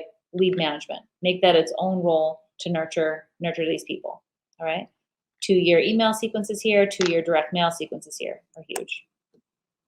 And kind of diving in a little bit more to that follow-up role, lead managers following up with all opportunities after 2 weeks from the appointment or whenever they're placed in the follow-up stage. Stop giving these roles to sales. I know you think that salespeople or the agent or what have you can speak more intelligently with a homeowner and can maybe overcome some really specific questions and can speak to it better. I'm just going to cut to the chase and the bottom line, that's just false, right? It's just not. If you work as a team and you set this up so that the homeowner understands that there's a couple people that are involved with their sale, okay, just so you know, so Stephanie and Kim, we're the dream team, right? So Kim is amazing. I'm gonna have her follow up with you in a couple weeks just to check in on you, etc. Right? They set that expectation that there are 2 people involved. And then if Kim gets somebody on the phone, okay, great. Well, let me get Stephanie right on the phone for you, right? She's actually, I see her at her desk. Let me just transfer the call. Or, I was just talking about you this morning. Let me get Stephanie. She can definitely get this buttoned up for you, or whatever, what have you. But work as a team and lean into each other's really core competencies and core geniuses. So lead managers should be nurturing and live answering and being super, super responsive and plugged in. And salespeople should be talking to people and working deals, making offers, writing up contracts, negotiating, etc. And if you can get them to both of those people or both of those teams to stay in that core genius, you're going to be doing more deals. So work as a team. And if you want to work well as a team, you've got to document well so that people can actually, pick up where you leave off. So make sure that you enforce documentation and notes so that people can actually be successful when handing off and handing over to each other. So brief synopsis, 4 things you can do to unstick your revenue. Consolidate your lists, get somebody plugged in at the desk, make the offers, close the sales process out with an offer, and follow up like a winner. Follow up as a team, follow up automated, 2 years, lots of contact points, work with everybody's core genius. That's all I've got for you guys. I have this cool little pipeline hack that I think you'll like. It takes that, it's a little freebie I'll give you. It has that arrow that I went over with leads, opportunities, etc. It shows you how little tweaks there and controlling those offensive strategies can make a huge impact on the bottom line of how many deals you can actually complete in a year. So it gives you a visual and some math there. Quick and dirty. I'd rather convert 10% more leads to opportunities than increase my closing on an appointment by 5%, because the math is exponential, right? Down pipeline. So really, really interesting. Take a look at that and see. And I'd love to hear some feedback and see what you guys think. That's the link to go to it. Let's see if I can drop this file here too for you. And if you want to reach out to me, that's my email address. Please reach out. Love to nerd out with you guys and talk about this stuff. And that's my website, Left Main REI, that goes over that CRM system that I showed you. That's kind of my control center. And it's a CRM based on Salesforce for real estate for that command center. But yeah, I'll be hanging out and seeing what some kind of questions you guys have. So please feel free to reach out to me. And I look forward to talking more. Thanks for having me, guys. Thank you so much, Stephanie. Show her some love in the comments. Let her know what your biggest takeaways were. I know she'd appreciate it. Next up, we have Wendy Sweet. Wendy is a real estate broker, lender, and fund manager with over 30 years of experience in the industry. She's also a short-term rental landlord and self-storage enthusiast. She possesses a passion for sharing her knowledge and connections with others, as well as assisting people and building wealth. Please welcome to the stage, Wendy Sweet. Hi, I'm Wendy Sweet with Carolina Capital Reserve Fund, Carolina Hard Money, Carolina Capital Management, everything that is about lending. And I'm so excited to be here today because I want to share with you all the options that are out there, multiple options for being able to get your deals funded. There's so many to choose from that are available for us. And I think we all tend to get stuck on 1 or 2 ways that are convenient for us. But as this real estate market is changing, we need to be able to pivot and do the type of financing that would work for that particular deal, because as you know, they all have their own little personalities. So we're going to talk a little bit about financing and all of your different options that are out there. So the thing you need to think about is how many sources are in your tool belt.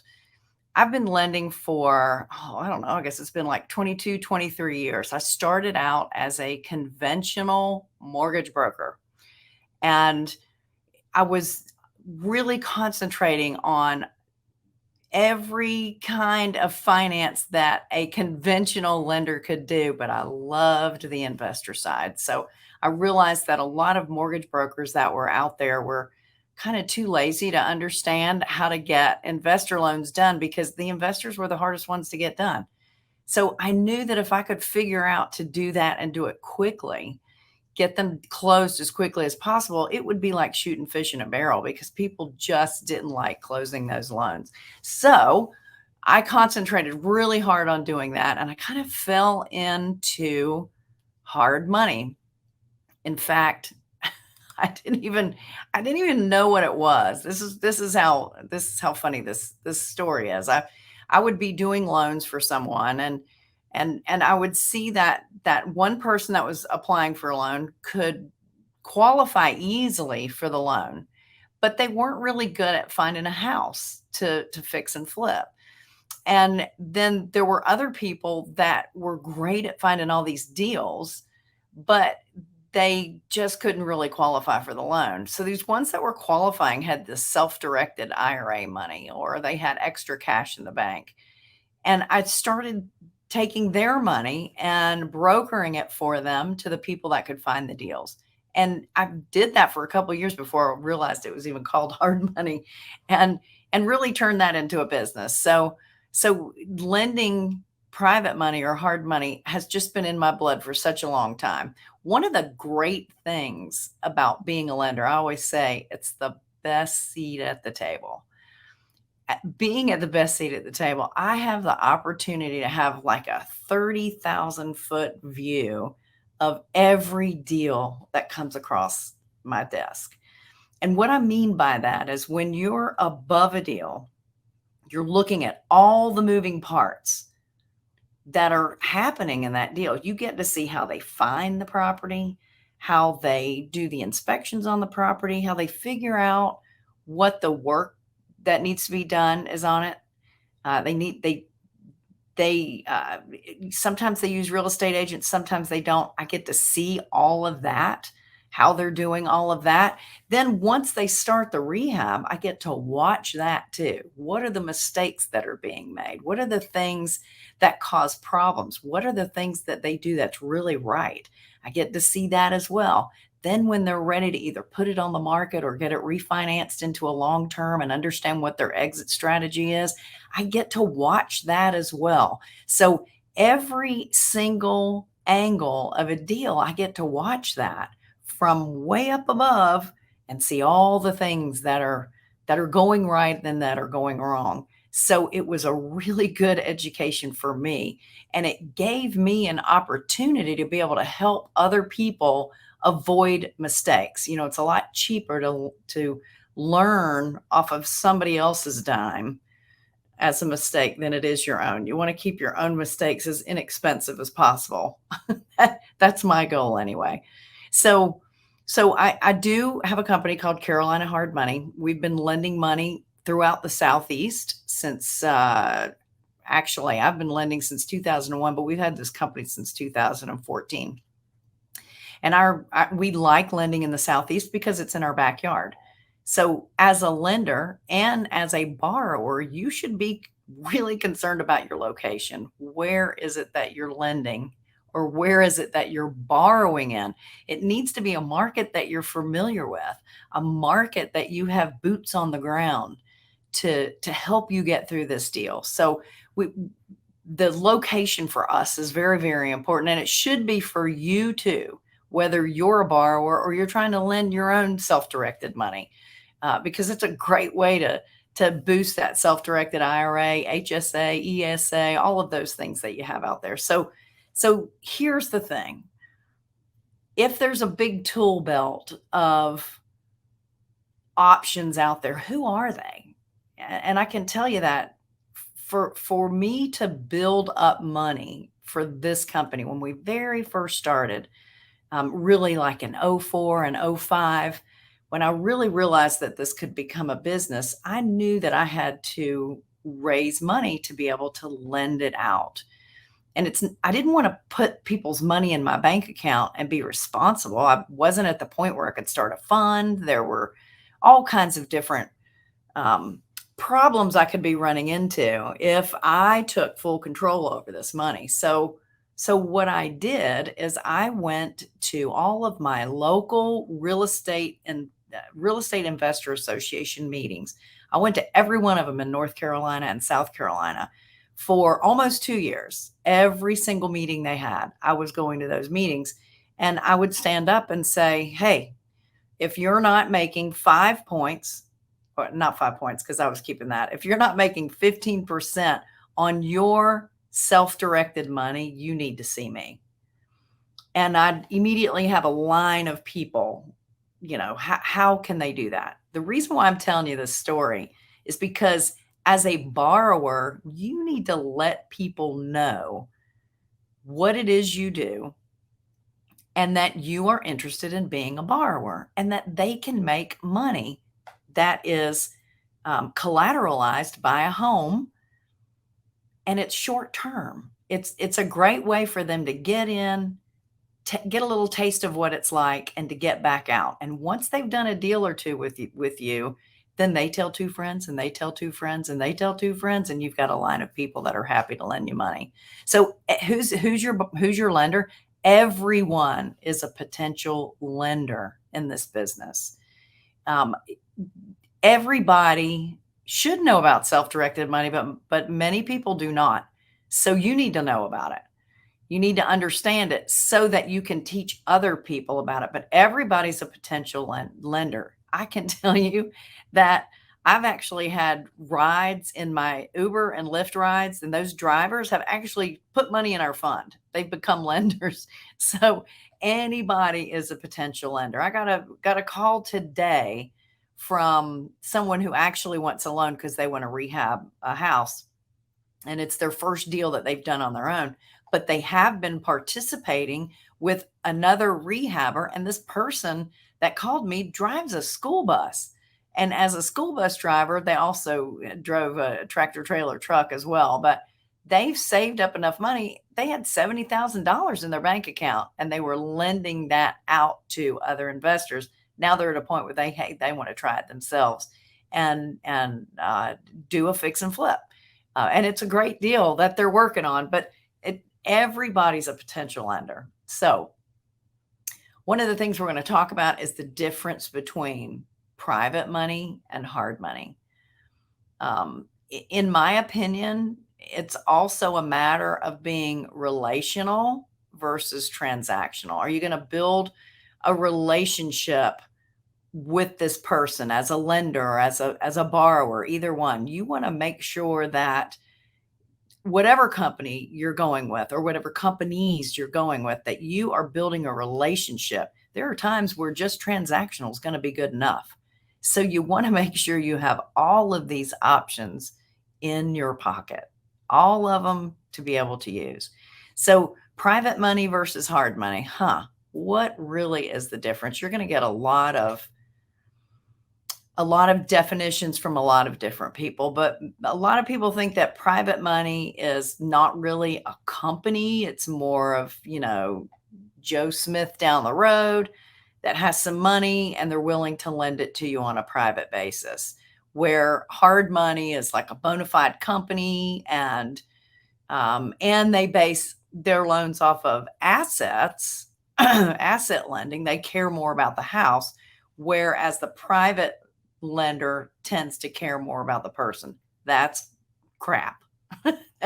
Because it's a lot of people are a combination of the two. Like for us and our company, we consider ourselves a private hard money company because we're relational. We're not transactional. When you call us, we're not just going to give you, rates and here's what we're going to lend you. Our goal is to build a relationship with you and make sure that you're in the right deal and hold your hand, introduce you to other people that can help you through this deal. And there are a lot of companies out there that are just like that are interested in holding your hand and making sure you're going to be successful. There's also a lot of companies out there that are very transactional. Here's the rates. Here's what the facts are. Let's get her done. That's what they're interested in. Most transactional lenders are really more interested in what the asset is. They really care. We all look at loans as if we have to take it back tomorrow. We all look at it that way. Any lender should be looking at it as if we have to take it back tomorrow. So what's the worst case scenario if we have to take it back tomorrow? Is it one that we would want in our portfolio? Well, we don't. We're not in the business of buying and selling houses. We're in the business of lending money. But there are some lenders out there that's how they gather their portfolio is from the houses that they get to take back. Hard money a lot of hard money companies are asset based. Private lenders tend to be more borrower based. They care about the ability for the loan to be paid back. We all want the loan to be paid back. Trust me. but private lenders tend to care a little bit more about that. Again, there's not good or bad about either. Both can play a role in who you're going to use based on the deal that's sitting in front of you. You need to kind of match, kind of like apples to apples. If everybody's played that game, you want to match what works for that particular property. And there may only be one option that's going to work the best, or there might be 3 or 4 different options that you can choose, but you should all have them available to you. And then the most important thing, whether you're a borrower or whether you're a lender, you always should borrow from somebody that you know, like, and trust. You should always be lending to someone that you know, like, and trust. Character is everything in this. So do your best to make sure you build a relationship with whoever you're working with, even if it's just a transactional loan. So here's a big mistake that I always like to warn people about is you never lend to family and you never borrow from family. I always get to tell this story about great advice that my sister-in-law gave me. I've got a family member that I would lend money to all the time, not to do deals, but to, live. So, or to buy something special or whatever it is. And, consistently, I never got paid back. And it was starting to, eat away at me. And my sister-in-law said to me, anytime you lend money to a family member, you need to look at it as a gift. And if you can't afford for it to be a gift, then don't lend it. I thought that was great advice. And it's something you might want to think about too, because, it can get very uncomfortable at Thanksgiving and Christmas when you've got these little things kind of eating away at the back of your mind. So be very careful about that. The other thing that I see people making mistakes with is even if they're lending and borrowing from family members, because it does work well with a lot of people, make sure that everything you do is in writing. Just you don't handshake your family. That makes it worse, because what you're saying and what they're saying may be might be the same words, but they mean something differently. You're going to put everything on paper with someone you aren't related to. So make sure you do the same thing for someone that you are related to. Somebody could get hit by a truck tomorrow. What are you going to do if it's on a handshake? Make sure everything's in writing. It just makes it much more clean for the deal. Okay, so here's the things we're going to cover. We're going to check out these options today. We're going to talk about private money. We're going to talk about hard money. We're going to talk about bank money, which is changing rapidly every day.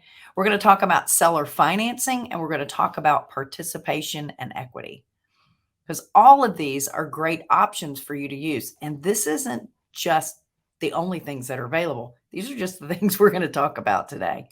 So let's talk about how to find private money. Now, as I mentioned earlier, I said that everyone is a potential lender. I used to have these buttons on my shirts I gave them to all my employees. I'm trying to remember exactly what it said. I think it said something like, "It's a great day to be in business." I've had t-shirts that, the Got Milk t-shirts that would say "Got Money" with a question mark. Those I wore to every RIA meeting, every real estate investor meeting. I always had a t-shirt like that on because I wanted people to ask me, "What are you talking about?" I loved my button that said "Business is really good today." Oh yeah, what kind of business are you in? In the checkout line at Walmart, I would have people asking me about that, and they would either become borrowers or lenders. All you have to do is strike a conversation. And the thing is you're not going around begging for money, whether you're borrowing money or whether you're lending it. You're not going around begging. You're putting it out there. If someone asks you about it, you tell them a little bit about what you do, and they're either going to say, "Hey, tell me more," or they're going to say, "Yeah, that's great," and see you later. So it's not like being a salesy kind of thing. It's just, you know, keeping the channels open so people understand who you are and what you do. Always talk about an elevator speech. My favorite elevator speech for my business is, if somebody says, "What do you do for a living?" I always say, "I help people build wealth in real estate." And then I keep my mouth shut, and they either go, "Oh, well, isn't that nice?" Or they say, "Huh, how do you do that?" They've just opened up the door for me to tell them more. Now, when I say I help people build wealth through real estate, what does that really mean? If it's somebody that has money that they want to lend out, and I say, I help people build money through real estate. Oh, how do you do that? Well, I'm a rehabber and I rehab houses, or I'm a builder and I build houses, and people lend me money to do this rather than me going to a bank. Wow. You know, I've just opened up a new opportunity for somebody to lend me money. Or if I can say, well, I lend money and I help people that have self-directed IRAs or cash in a safe or whatever, mattress money, and I help them lend it out collateralized by real estate. It opens the door, constantly opening the door for people to ask me more questions or not ask me anything else. So they're kind of self-eliminating their interest by the little tiny things that I say.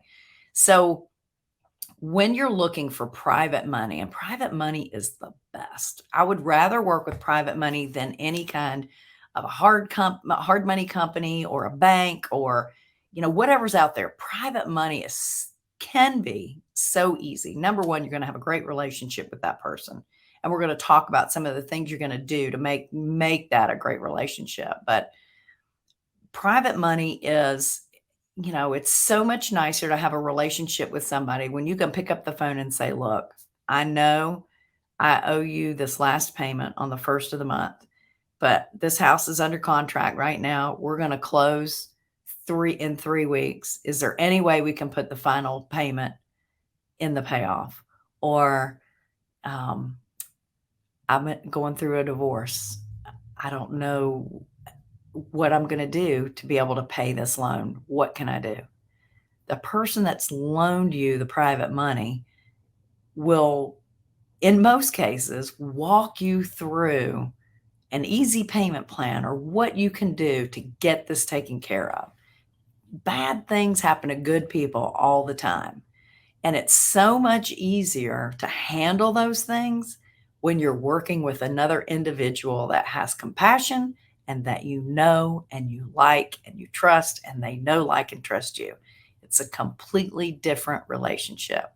So here's one of the things you need to be thinking about when you're talking to somebody about private money and their interest in using their private money to lend to you.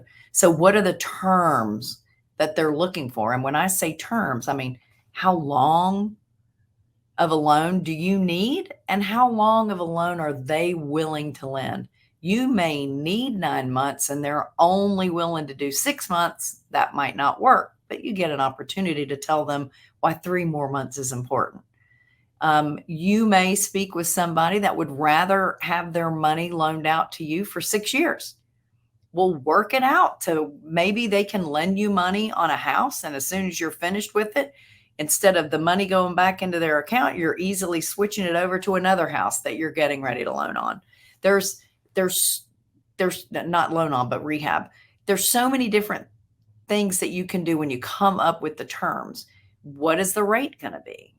What is the interest rate going to be? What's the interest rate going to be if it goes over the 6-month term? Are you going to make payments monthly? Are they going to be interest-only payments? Are they going to be quarterly? Can I save the payments until the loan is ready to be paid off? Terms are whatever you want them to be. You know, a term could be, we're going to do a 6% interest rate, but at the sale, when you're done and you turn around and sell it, I want 5% of that. You know, it's whatever you want it to be. Your mind is open, and you should have or take the opportunity to share all those options with whoever it is you're working with and see what they're open with. You know what? I always loved learning about different ways that wholesalers and buyers would negotiate the purchase of a house. And the whole thing is finding out what the needs are of that particular person, and you make it work for them. The key is to make it work for you too. So if both parties involved are happy, then it's a great deal. The other thing you want to do is you want to always make sure that you provide documents that are drawn up by an attorney. Don't play with this. Don't get online and find something that seems like it works. Everything is state specific, and you need to make sure that a local attorney is drawing these documents up for you. It's not a fill in the blank. You need to protect that person's money, because if you don't do that, you're not going to have it to go back to when you need it again. Make sure you take care of them like you take care of your mom's money. That's the way you need to look at that. Plus, it's all about your reputation and what you're doing to help make sure that this other person is protected and taken care of. I mentioned this earlier, but it's really, really important for you to learn about self-directed IRAs. You've got the IRAs, you can do Roth, you can do traditional. Same thing with 401k, solo 401k, ESA, your education savings account, HSA, your health savings account. There's all kinds of things that you can have self-directed money that you can lend on, or lend with, I should say. So the more you know as a borrower about these things, the more you can teach people about taking their money out of their bank account and investing them or parking them with a self-directed company like Quest or Camaplan or American IRA or Equity Trust. There's lots of good companies out there that you can they're custodians for that money, and they park it with them, and that's what they use to lend money out of. One of the things that a lot of people don't realize too is they can take multiple accounts from these self-directed funds and put them together in one loan. Now, there's some things that go along with that about how the checks are written and stuff like that, but it's a great way to take small dollar funds like in an IRA or HSA, or you might have your 18-year-old kid or your 15-year-old kid only has $2,500. You want to try and put all those together into one loan. They're all in first position, but they're on one loan so that they all make money as a whole. It's a great way to gather what you need. The other thing that's really important, especially with a private money lender, is you want to communicate as often as possible. I was at a deal maker session with that Jim Ingersoll runs out of Richmond, Virginia every year. It is a fantastic event. And he had somebody get up that was a borrower. She's a borrower.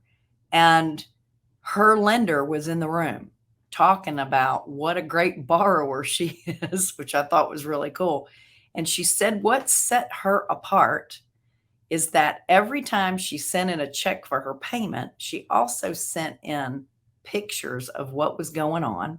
She sent in a copy of her budget showing where she was at that point in the rehab with the house, and a little summary. Hey, I'm so excited. Here's what happened good. Here's what we ran into, and here's how we took care of it.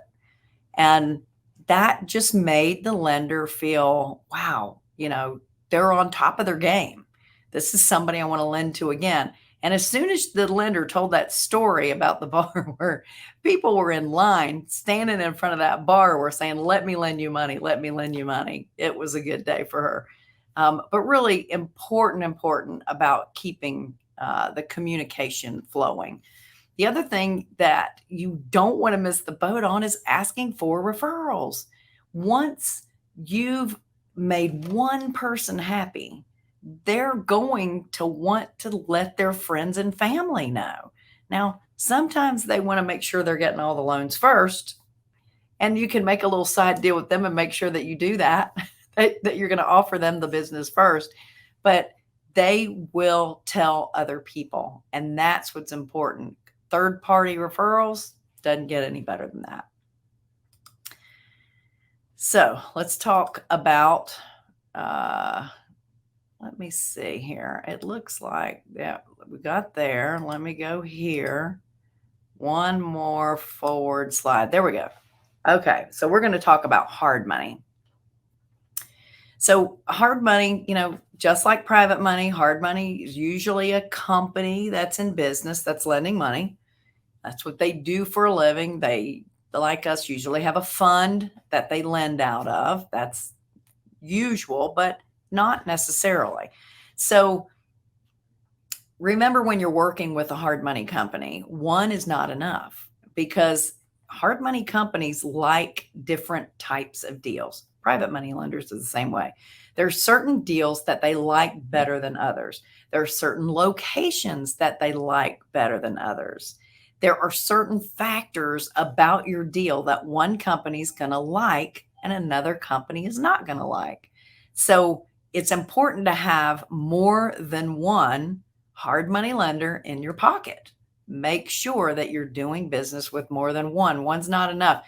Remember, again, even in the hard money industry, relationships are important. They care about who they're lending to. They don't just want your house. They want to get paid back. They're in the money lending business. They want to have their money back so they can go ahead and lend it out again. The other thing that can make things really simple for you, if you keep your, what I call docs on hand, organized, you want to keep all of your documents organized as possible. And what I'm talking about is your photo ID, your tax returns. What are some of the things they ask for? Your REO schedule, houses that you've done in the past, your bank statements. You want to keep those with easy access to send. Anything that a lender is going to ask you for, just try to keep it all in a Dropbox that you can access pretty quickly and get over to your lender as quickly as possible. You shouldn't have to reach over here and reach over there and go back and get this and go to your email and look for that. Make it all one complete package so that when you give it to that lender, that they're able to go through it really quickly, be able to get you qualified really quickly and closed really quickly. That's important. You also want to really know what their terms are. Every company is a little bit different. Some people lend up to 70%, some 75%, some go to 65%. Some will lend 100% of your entire deal. Some will do 90% of the purchase price and 100% of your rehab. Some will do half your rehab and half your purchase price. Some have a rule that they'll do 100% of your deal as long as your loan to cost is, but they'll only do up to like 50% of your loan to cost. It's just, there's all kinds of rules that hard money lenders do that are different from each other. Know what they are, because what works for one deal that you have may not work for another. Also, you want to look at the cash you're taking out of your pocket. You might be in a situation where taking money out of your pocket to close might be better for you than to come to the table with zero. When you come to the table with zero, you're probably going to pay a lot more in interest. When you come to the table with money out of your pocket, your interest might be lower. It may be, it may not, but it's worth asking those questions. You really need to understand their terms. Also the length, 6 months, 12 months, 9 months. You want to make sure you understand, is there a prepayment penalty? Understand if there's a prepayment penalty. What's their renewal fee? Should you go over that term? And will they renew? What is their ability to recall a loan at any time? You need to ask those questions. You want to fit that deal to the lender. And that's the thing, is understand what those terms are, and also realize that especially in today's market, those terms change on a regular basis. So Make sure you're updating what you know about every lender. Make sure you update that because that's really important. Okay, so let's talk a little bit about bank money. Bank money is, yeah, bank money is a little odd. We don't know what's going on with banks. There's so much change and things like that going on with bank money. Conventional money, institutional money is a good way to look at it. There's, this is where the volatility has been occurring. And, what day is it is when you're going to find out what's going on. Rates are just, off the charts, high, low, sideways. They're just going crazy. Really, folks, we're just getting back to what's normal. But a lot of people can't get used to that. So we're going to get used to it because really we are just kind of getting back to normal. So let's talk about conventional brokers first. There's a lot of really good ones out there. A lot of people who really know what they're doing. And when I say conventional brokers, I mean brokers that understand both the private or hard money side of fix and flip or buy and hold, or buy, fix and hold. And they also know the conventional side. There are lots of different programs out there that conventional brokers can put you in as an investor, that if you've got a broker that understands all the different programs out there, you're going to get some deals that you didn't realize were out there. Now, there can be a downside if it's completely conventional, because that means you're probably not going to be able to keep the loan in an entity name rather than your personal name. But those are all questions that you need to ask that conventional broker. And a lot of people think, oh, conventional loans, there's a lot of things I can't do. Always give it a shot. Talk to the broker, because you'd be surprised at what you may qualify for, even if as a self-employed person. There might be a lot of things that you qualify for that maybe you didn't think you could. But it's worth talking with them, finding out what's there, and their, deals are constantly changing. So stay up with what's going on. There's another loan that a lot of conventional lenders or conventional brokers can send you to as well. So can hard money companies. We offer these as well. It's called the DSCR loans.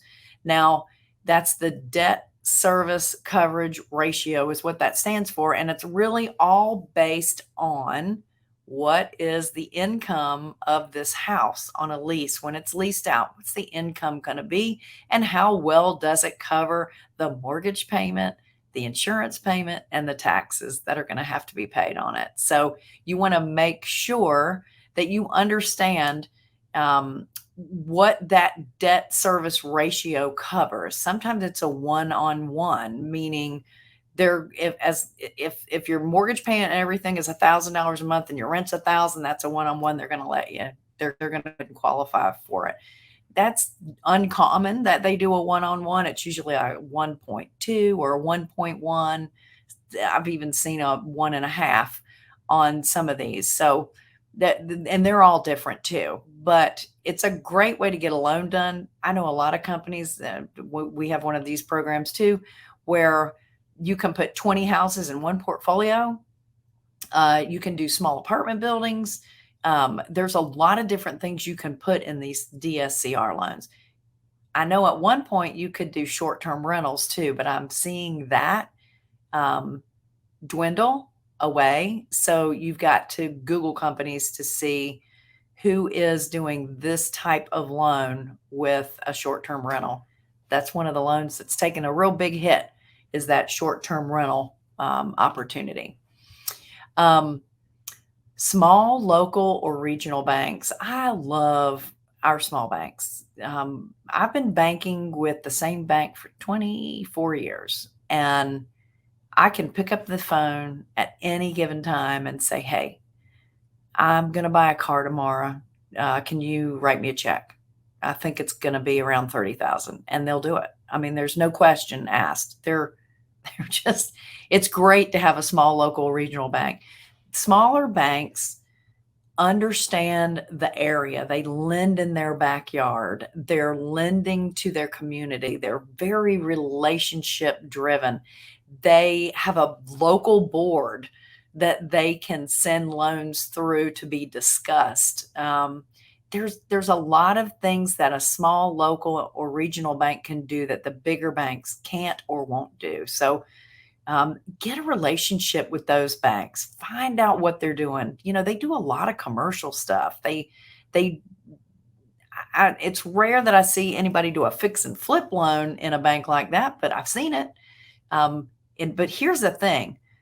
If you don't ask, the answer's always no. So give it a shot. Put it on your list of things to do at least every month, is to sit down and spend half a day calling local banks and just finding out what their programs are, get appointments and see if you can talk to them, see if they'd be interested in partnering with you on some deals. So scores matter and the size matters. And what I mean by size matters is how big or small the deal is that they're working on. There are a lot of banks who don't want to do really small loans. There are some banks that are limited on the expensive loans. Size makes a difference with a lot of lenders. Truth be told, banks usually make the same amount of money on a smaller loan that they will a larger loan, and you're doing the same work. So you're wanting to make sure you're doing the least amount of work for the biggest amount of return, right? We all are. So banks are doing the same thing, and scores really matter.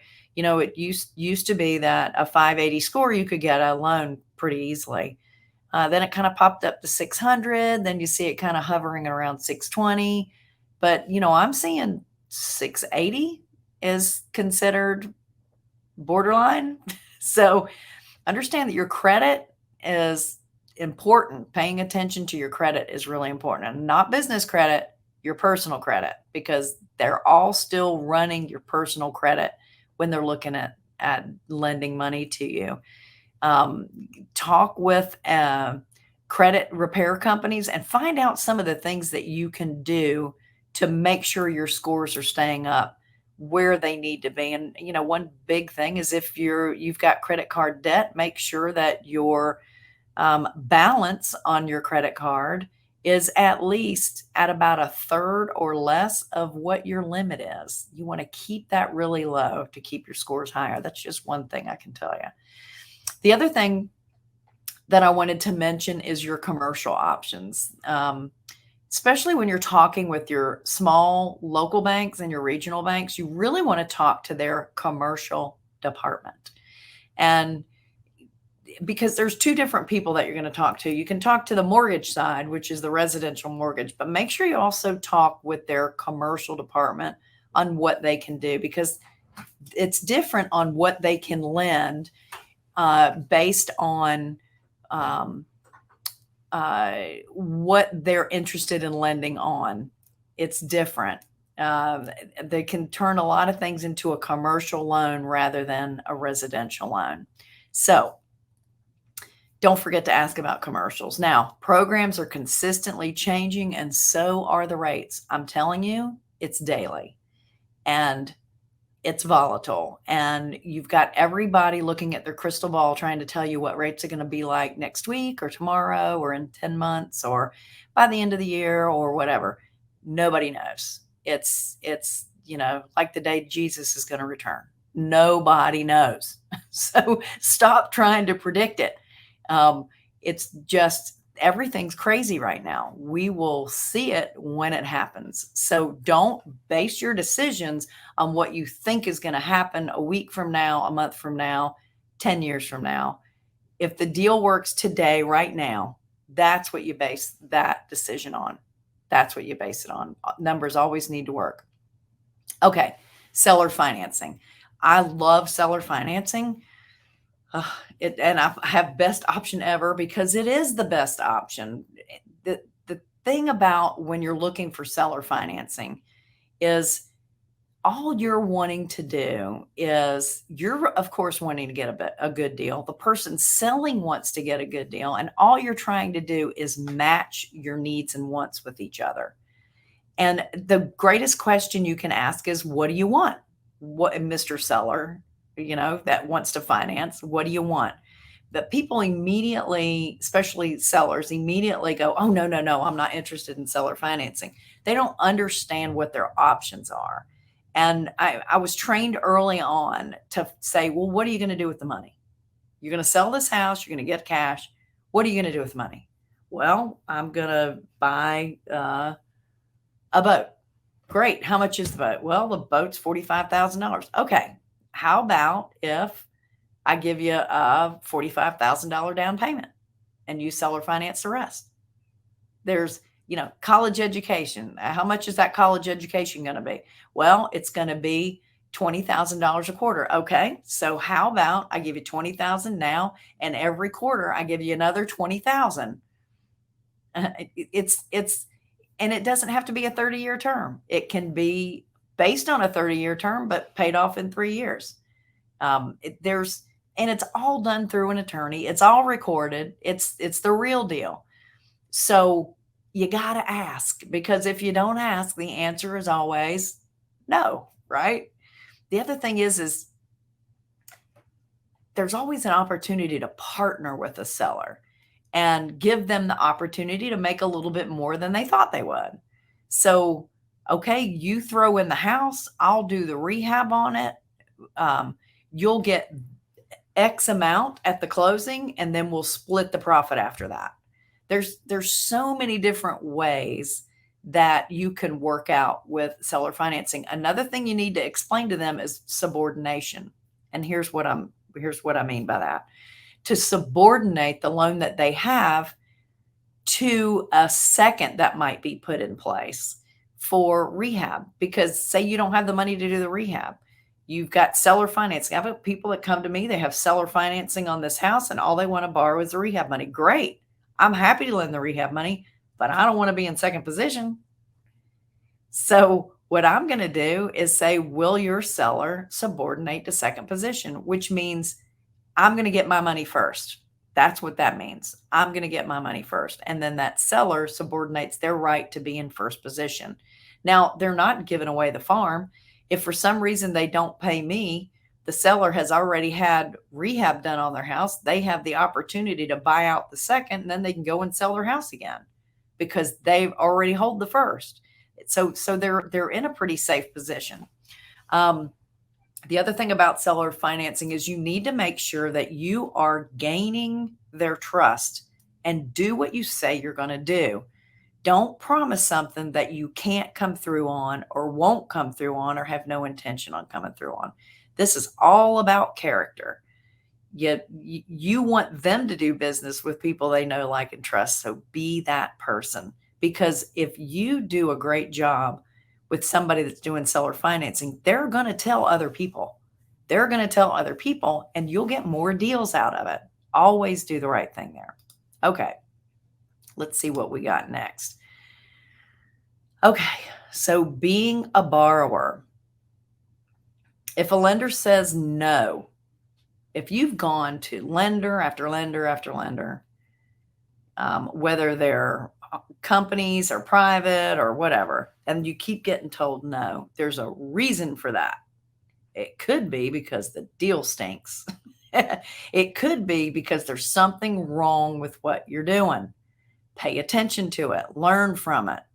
Don't try and put the round hole in the square peg, or the square peg in the round hole. That's what it is. Don't try to do that. Understand that if you're being told no, especially over and over again, there's something wrong with it. So figure out what that problem is and ask those questions. Why are you turning this down?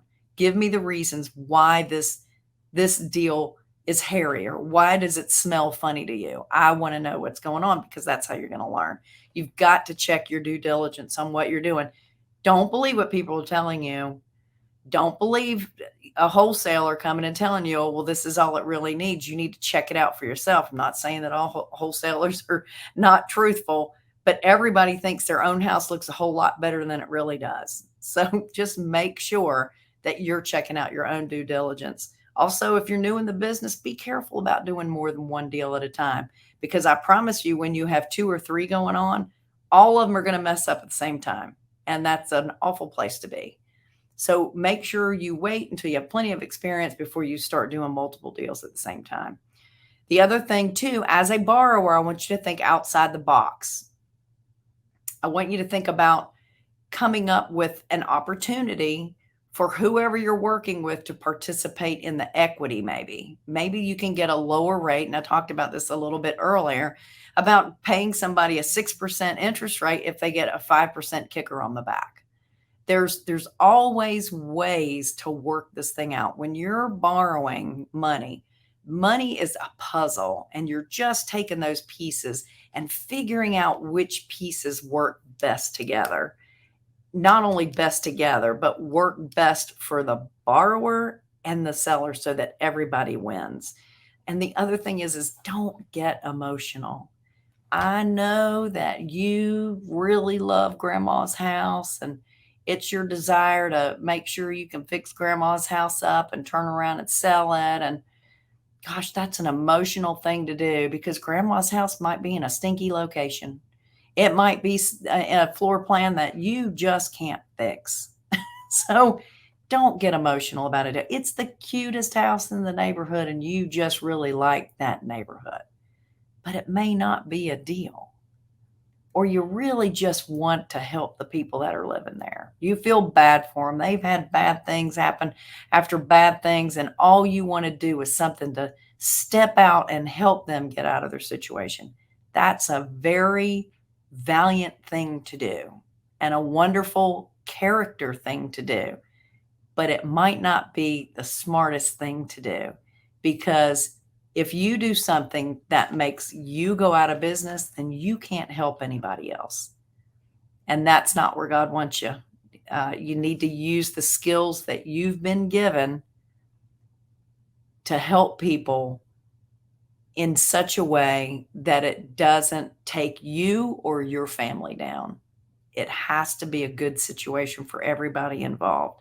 So don't get emotional. Don't get pulled into it.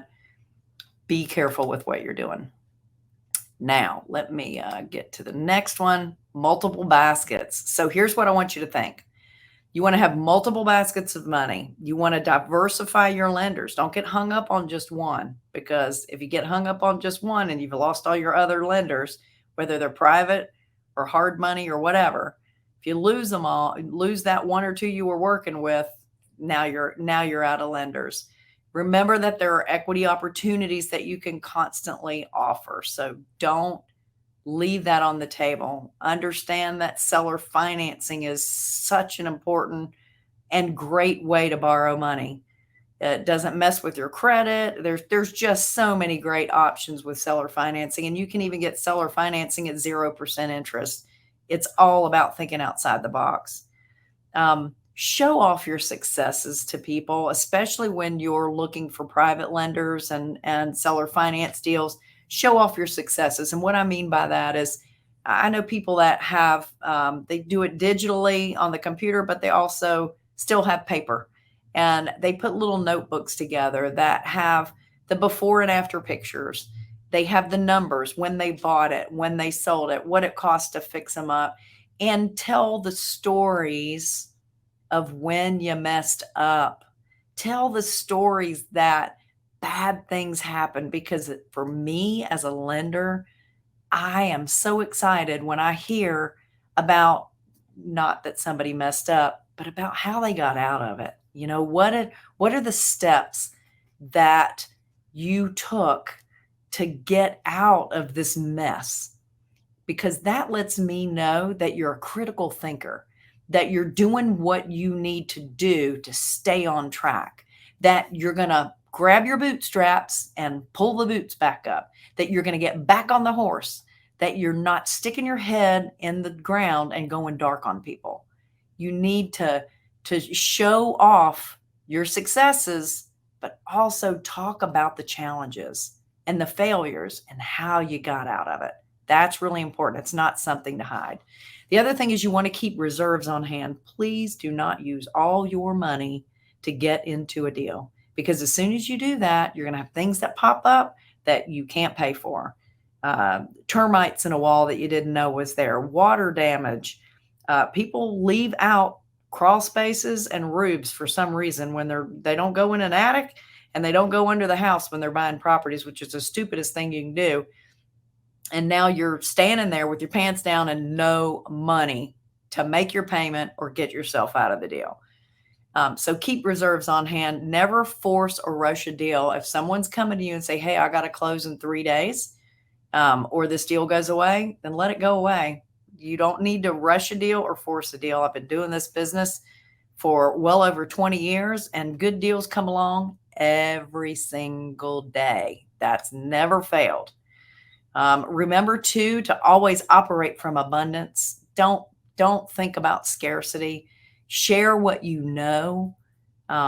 Help people be successful. It will come back to you, I promise, because you really can't outgive God. So here's my final slide. There are a couple things that I do that I wanted to tell you about. I facilitate this group called Sunrisers. It is a faith-based group. We meet every Friday morning on Zoom at 7:30 a.m. We have anywhere from 70 to 80 people on there. Started off with a 10-minute devotional. We talk about the market after that, and then we talk about real estate. And so if you'll, well, let's see, I think I have, oh, there it is. There's the number that you're going to text. I forgot I had animation in there. I was like, oh no, my number's gone.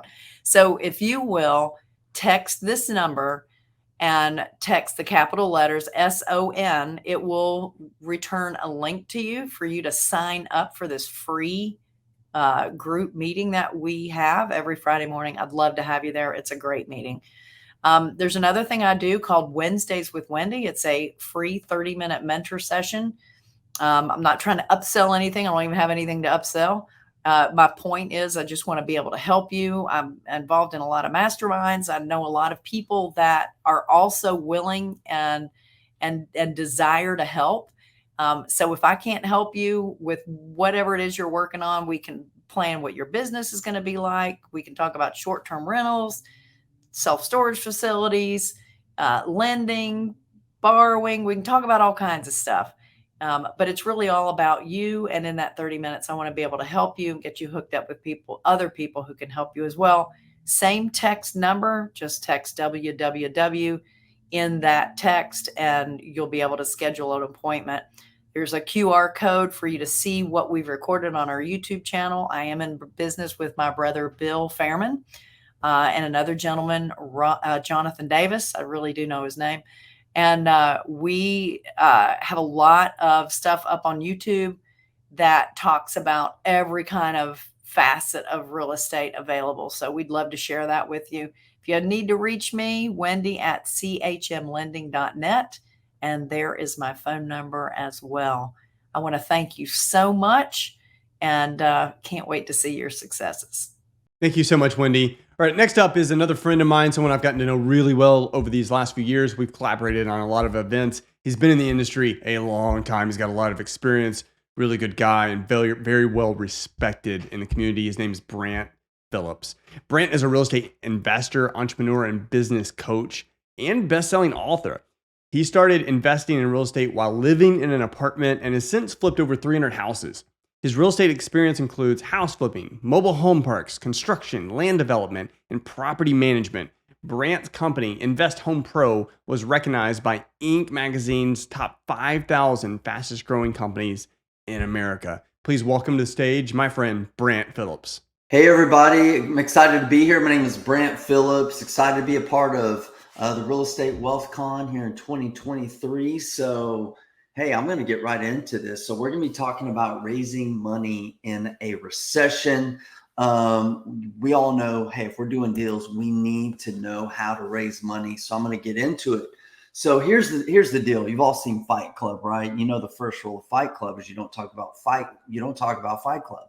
So what's the first rule of raising private money is if you are beginning to raise money for deals, you don't even think about raising for money deals unless you're 100% committed to honoring your word and protecting your lenders. So, you know, there's a lot of investors that are out there. They're probably raising money prematurely, like they're not ready for it yet. And so I want you to make that commitment to yourself. If you're moving into this arena of raising money for capital, it needs to be done with the utmost respect and just the priority of taking care of your lenders and having that commitment that you're going to do no matter what it takes to honor your word and honor your commitment with your lenders.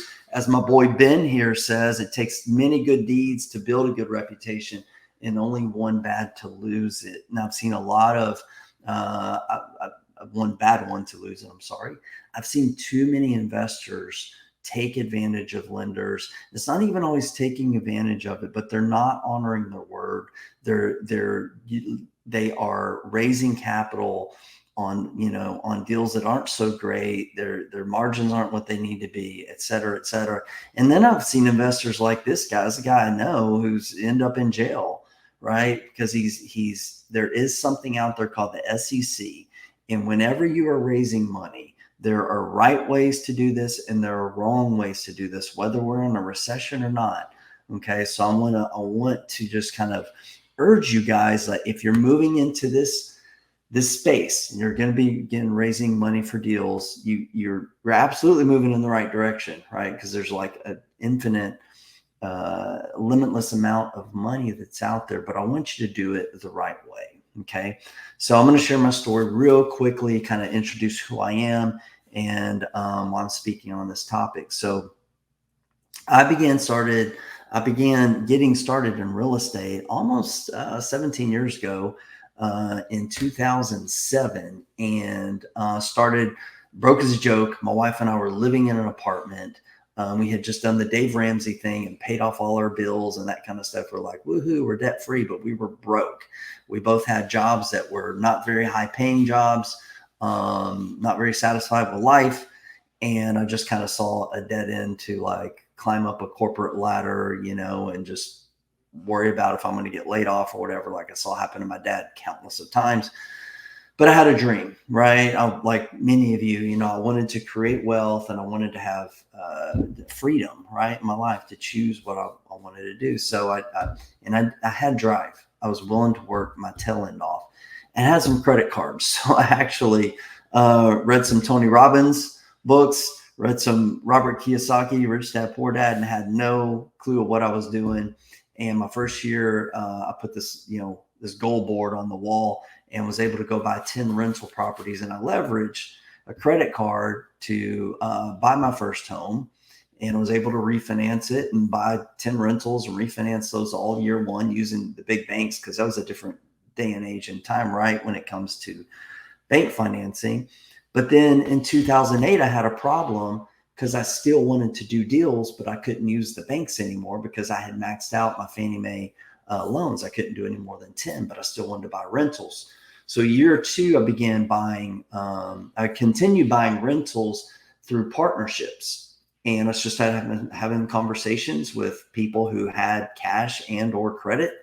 And we partnered on rentals. And I did that for another year and I bought 10 more and that was great. Well, 2009, this is entering my third year of real estate. I'm like, I want to go full time. And the idea of continuing to split all, equity in my deals wasn't a great, thing for me. So what I did was, I kind of stumbled upon private money, by necessity. So I'm going to be sharing some of the things that I learned during that time, but I started raising money essentially in 2009 and have been doing it ever since. Hundreds and hundreds of deals that we've raised with private money. And I will tell you this, sometimes it's not polite to toot your own horn, but if you got a horn, why not toot it? And so what I want to tell you is what I'm teaching you, I learned initially during a recession, right? During one of the worst real estate crashes in history is where I learned what I'm sharing with you today. And when I mentioned earlier also about taking this with the utmost care and caution when you're working with private lenders, is I'm very proud to say, after doing 500 plus deals now, this ranges from single family, mostly single family rentals, fix and flips, owner finance, land deals, mobile home parks, commercial deals, subdivision development, you name it. I've kept 100% track record with my lenders. Okay. That does not mean that I haven't lost money on deals. I've lost a lot of money on deals on occasion, but I've always honored my commitment to my lenders. Everything I've signed off on for, every note, I've paid every dime and every penny to my lenders. Okay. So what I'm trying to teach you here is not to brag or to boast, but to share with you the importance of having a sustainable model. And the more that you're consistent and performing with your lenders, that's how you can grow, continue to grow your private lender network, so you can raise money in any market, especially a recession. So that's kind of my story. You know, whenever I started, I mentioned, you know, my wife and I went through this Dave Ramsey thing at our church. I had zero financial education, like zero. You know, we had a bunch of bad debt that we acquired in our 20s, student loans and car loans and just some stupid credit card stuff. We didn't know any better. That's what our parents did, right? So we paid all that off. And, you know, and it was kind of funny because I had Dave Ramsey over here, you know, on the right side. And he's like talking about good debt, which was basically no debt, right? And then I heard, you know, the idea of borrowing against real estate initially to me was like, that's bad. I can't borrow anything. Dave Ramsey's over here is like saying not borrow. But then I realized, no, there's a good thing. There's good debt and there's things such as bad debt. So I kind of got away from the Dave Ramsey kind of stuff, right? Not that what he's teaching, it's really good for a lot of people. A lot of people aren't going to enter into our world and do what we do with investing. But I quickly learned how to leverage good debt, okay? And quickly learned how to raise money. Now, and I learned how to raise a lot of money. Now, it seems great. Oh, you're raising money, but there's a lot of pressure on at the same time, right? To whom much is given, much is required. I remember coming home from work one day or real estate work, and told my wife, like I've got a couple of other lenders who committed. They want to, they're going to lend to us. And she's like, that's great. That's wonderful. I'm like, yeah, but it's also a little bit nerve wracking. And this was when I was first getting started, with, me out on my own, full-time real estate entrepreneur, and people are wanting to lend to me. There's a lot of pressure, right? It's like, man, what if things go wrong? This was still during 2009.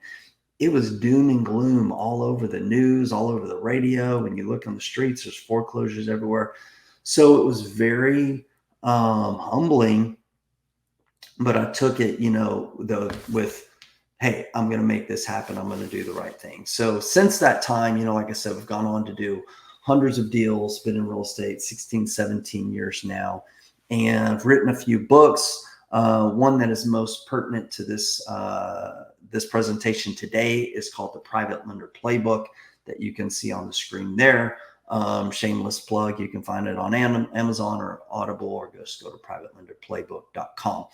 And like I said, to toot my own horn a little bit, but really just to share with you some credibility about what I'm going to teach and share with you today, is that, all this time doing business, is that we do have 100% track record in our loan performance. And it really just kind of, what I think it really goes down to is like making sure that you have some basic proven fundamentals in your business, okay, that are sustainable over the long term in any market. Now, been through several different markets, and it hasn't always been easy.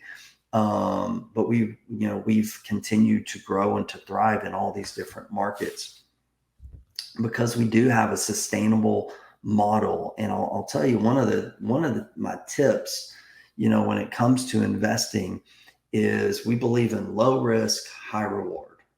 Okay. We avoid high risk deals. I don't care if there's a potential high reward on a deal, because if there's a high risk, we're just going to say no.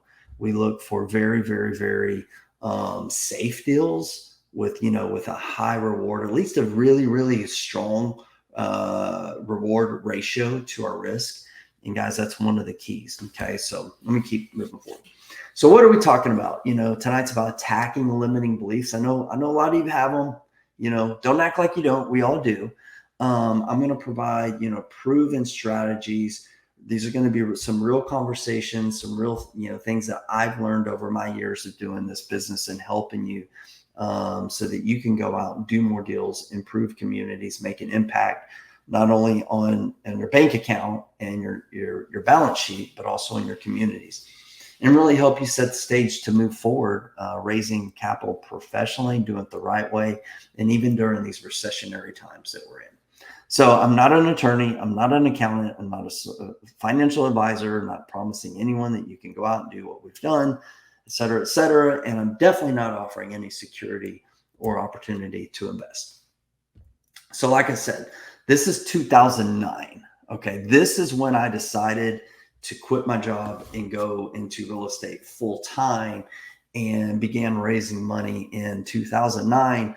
So how do I know, how to raise money in a recession? Because I did it. And when I was relatively new to the space. Okay. And so here we are once again at the time of this recording, 2023. And I've learned a lot. So I'm going to share that with you about raising money in a recession. So as you may or may not have heard before, the ability to raise capital is the number one skill set of an entrepreneur. Okay. There's a lot of skill sets that are very important as an entrepreneur, right? You have to know how to find good deals. You have to know how to analyze good deals. You have to know how to manage rehabs. There's a lot of moving parts to have an investing business, but the ability to raise capital is by far the number one skill set of an entrepreneur. Because if you can find the greatest deals in the world, but you don't know how to bring that money to the table, it doesn't matter. You may be relegated to a life of wholesaling. I'll tell you, I've wholesaled handful of deals over 16, 17 years because we haven't had the need to. We do wholesale maybe one or two, sometimes 3 a year, but that's it. We'll buy 40 or 50 properties typically each and every year, and that's because we have the capital to do so. And there's nothing wrong with wholesaling. There's absolutely nothing wrong with it if that's your business model. But I know what we make on a lot of our deals versus what a wholesaler makes. So and I know a lot of wholesalers who don't take down properties. They don't buy rentals. They don't, flip properties. They don't do developments. They don't do all this kind of stuff because they don't have the skill set. And don't let that be you, right? Like if you want to wholesale, great. But if you want to cherry pick some of the better deals, then just add this tool to your tool belt, right? So a lot of people I found don't raise money simply because they have the mindset. They have the belief that, I can't do it because I don't have any money. And I always love to hear when people say they don't have any money to invest. And I'm like, that's literally one of the main reasons I got into real estate investing, right? Like your excuse or your limiting belief is what drew me to real estate, because I was broke, living in this apartment, had no money, like literally had no cash, like $100, whatever, 200 on occasion in our bank account. So we had finished paying off our bills. We were like week by week, right? Check by check, kind of making ends meet. And, I go to the Barnes and Noble's bookstore and I'm seeing No Money Down, Robert Allen. I'm seeing how to, do real estate with no money, cash out of pocket, no money down, all that kind of stuff, creative financing. I'm like, I can do real estate deals with no money down, sign me up. Right. And so what you may find for those of you who are out there who were like me, who have no money, who are starting with this place of zero, that can be your greatest blessing, right? Because what it does a few things for you. Number one, it forces you to find and negotiate better deals, okay? Because certain lenders say hard money lenders are only going to loan to you at a certain LTV. This automatically forces you to be a better negotiator. Okay. So it may force you to negotiate creative financing deals. Okay. There's a lot of things that not having money can do. Most importantly, I have a lot of students who come to me and say, hey, I want to invest in real estate. We'll start talking what your plan. Well, I've got $100,000 and they want to buy 4 or 5 rentals. So they're going to put $25,000 down on each rental. And one of the first things I do is this. I tell them, I want you to imagine that you don't have any money, that you're broke. And they're like, what are you talking about? I'm like, I want you to imagine, just pretend that you cannot touch that cash. How, and then I'll say, how can you still accomplish your goal or your objective without touching that cash? And what that does, it causes them to use, think a little harder. Well, they got to negotiate the deal better. They've got to create, maybe creative financing, or they have to learn how to raise money, because here's what it does. I've seen people get into real estate and they've got some cash and they'll do 2 or 3 deals and they're putting out $10,000, $20,000, $30,000 each deal. But when they run out of money, now they've conditioned their brain to say, okay, I need $20,000 or $30,000 to do a real estate deal. That's their belief. My belief is I don't need any money to do real estate deals. I've done hundreds of deals without using any of my own money. So I know the power of leverage and of good debt and how to raise capital. So I don't need any money. Whenever I see a deal, I can say, hey, is this a good deal based on the deal, the fundamentals of the deal? If so, money's not an issue. Okay.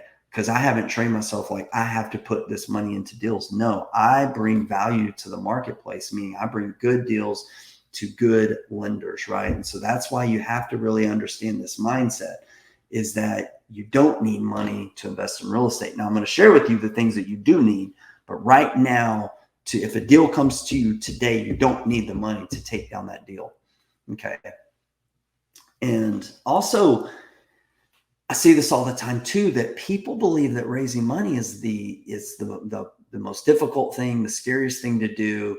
And it's really not. I would say that finding good deals is a little bit harder in today's market than raising money. Raising money is the easiest thing to do by far. It's easier than managing rehab. It's easier than finding good deals. It's one of the easiest things to do. Now, I didn't always have this belief, so I'm going to share with you a conversation that changed my business forever. This was at the tail end of 2009, early 2010, somewhere around there. And I was raising money. I was using hard money too as well when I went full time. I was using a lot of hard money. Prior to that, I had done about 20 or so hard money loans, still using hard money at this time, but I was also using some private lenders, right? I began raising some private money in 2009, not a lot, a little bit. But whenever I was talking to my lenders, I was so nervous. I felt like a beggar. I felt like a pauper. I'm like begging them. This kind of mindset I had, like, oh, please, please, please loan to me. And one of my partners, if you recall, I told you I started putting together partnerships in 2008 and buying rentals. One of my partners pulled out a substantial amount of money out of the stock market at the beginning of 2008 to invest that money with me in buying some rentals. And so around this time, like I said, this is late 2009, early 2010, I don't recall. And we were on a phone call and it was just talking about this or that, nothing, I don't really remember, just kind of business stuff or whatever. And, we were just talking and she mentioned, she said, it was kind of like, oh, by the way, kind of thing. She said, oh, by the way, I was looking at, my financials and if I hadn't pulled that money out of the stock market, invested with you, she was like, it would have devastated me. Right? Like I probably wouldn't be able to retire at the point of time I'm retiring. And she's like, I just want to thank you so much, because if I hadn't done it, it would have been incredibly financially painful. And that was kind of my light bulb moment, right? Because I don't like the stock market. I don't trust the stock market. I like real estate. I like stuff that's tangible. I can touch it, feel it, right? Like bricks and sticks. And there were so many people getting wiped out by the stock market, right? At that time and still today. And so that's when I realized, like, no, I don't have to come from this position of being a beggar, right? I could come from a position of power because I have something amazing to offer to the marketplace, right? Like we have incredible deals, assuming you're getting good deals, you got to bring good deals to the table. We have deals with substantial amount of equity secured by real estate with multiple exit strategies. They produce cash flow. We're renovating and restoring communities, building up neighborhoods, providing, clean and functional housing for hardworking families, and also we're doing well by doing well, right? So at that point in time, like, everything changed. I'm like, you know what? I don't have to have that mindset of being a beggar. Like, I've got a lot to offer to investors. I got safety, I've got security, I've got stability, and they're getting, their interest payments every single month. They don't have to worry about all this up and down in the stock market. That's where everything changed for me. And I was like, you know what? We're gonna speed this thing up, and we're gonna like take it up another level. So let's talk about some definitions here as I take a quick water break. Let's talk about raising. Raising, raising anything long periods of time, that can be exhausting. So what we're really talking about, and I love this term, capital collaboration. Okay. You create capital collaboration, meaning your lenders want to collaborate with you in your deals. And you're going to do that by leading with value. Okay. So successful and sustainable real estate entrepreneurs learn how to build a business that creates a capital pipeline. Okay. And how are we going to do this? With value-based marketing, right? And funnels that create evergreen funding for 100% of their deals with acceptable rates and terms. Guys, we're talking about raising money too, I will say, at rates and terms that work for you and your deals, not hard money rates. We don't want the guys who are charging 12 or 15%, 2 or 3 points, right? On average, like, we're paying around 8 or 9% to our lenders. So those are the kind of people we're looking for. In today's market, it's about wisely leveraging real estate investments, right, with lenders and providing them a secure, passive, predictable return. That's really important, guys. This is what we're doing, providing them a secure, passive, and predictable return. Because of all the craziness in the world, if they're getting that check every single month, secured by real estate, they know you're a good person they can trust. That's what we're doing, guys. That's one of the formulas that's going to get you to where you need to be.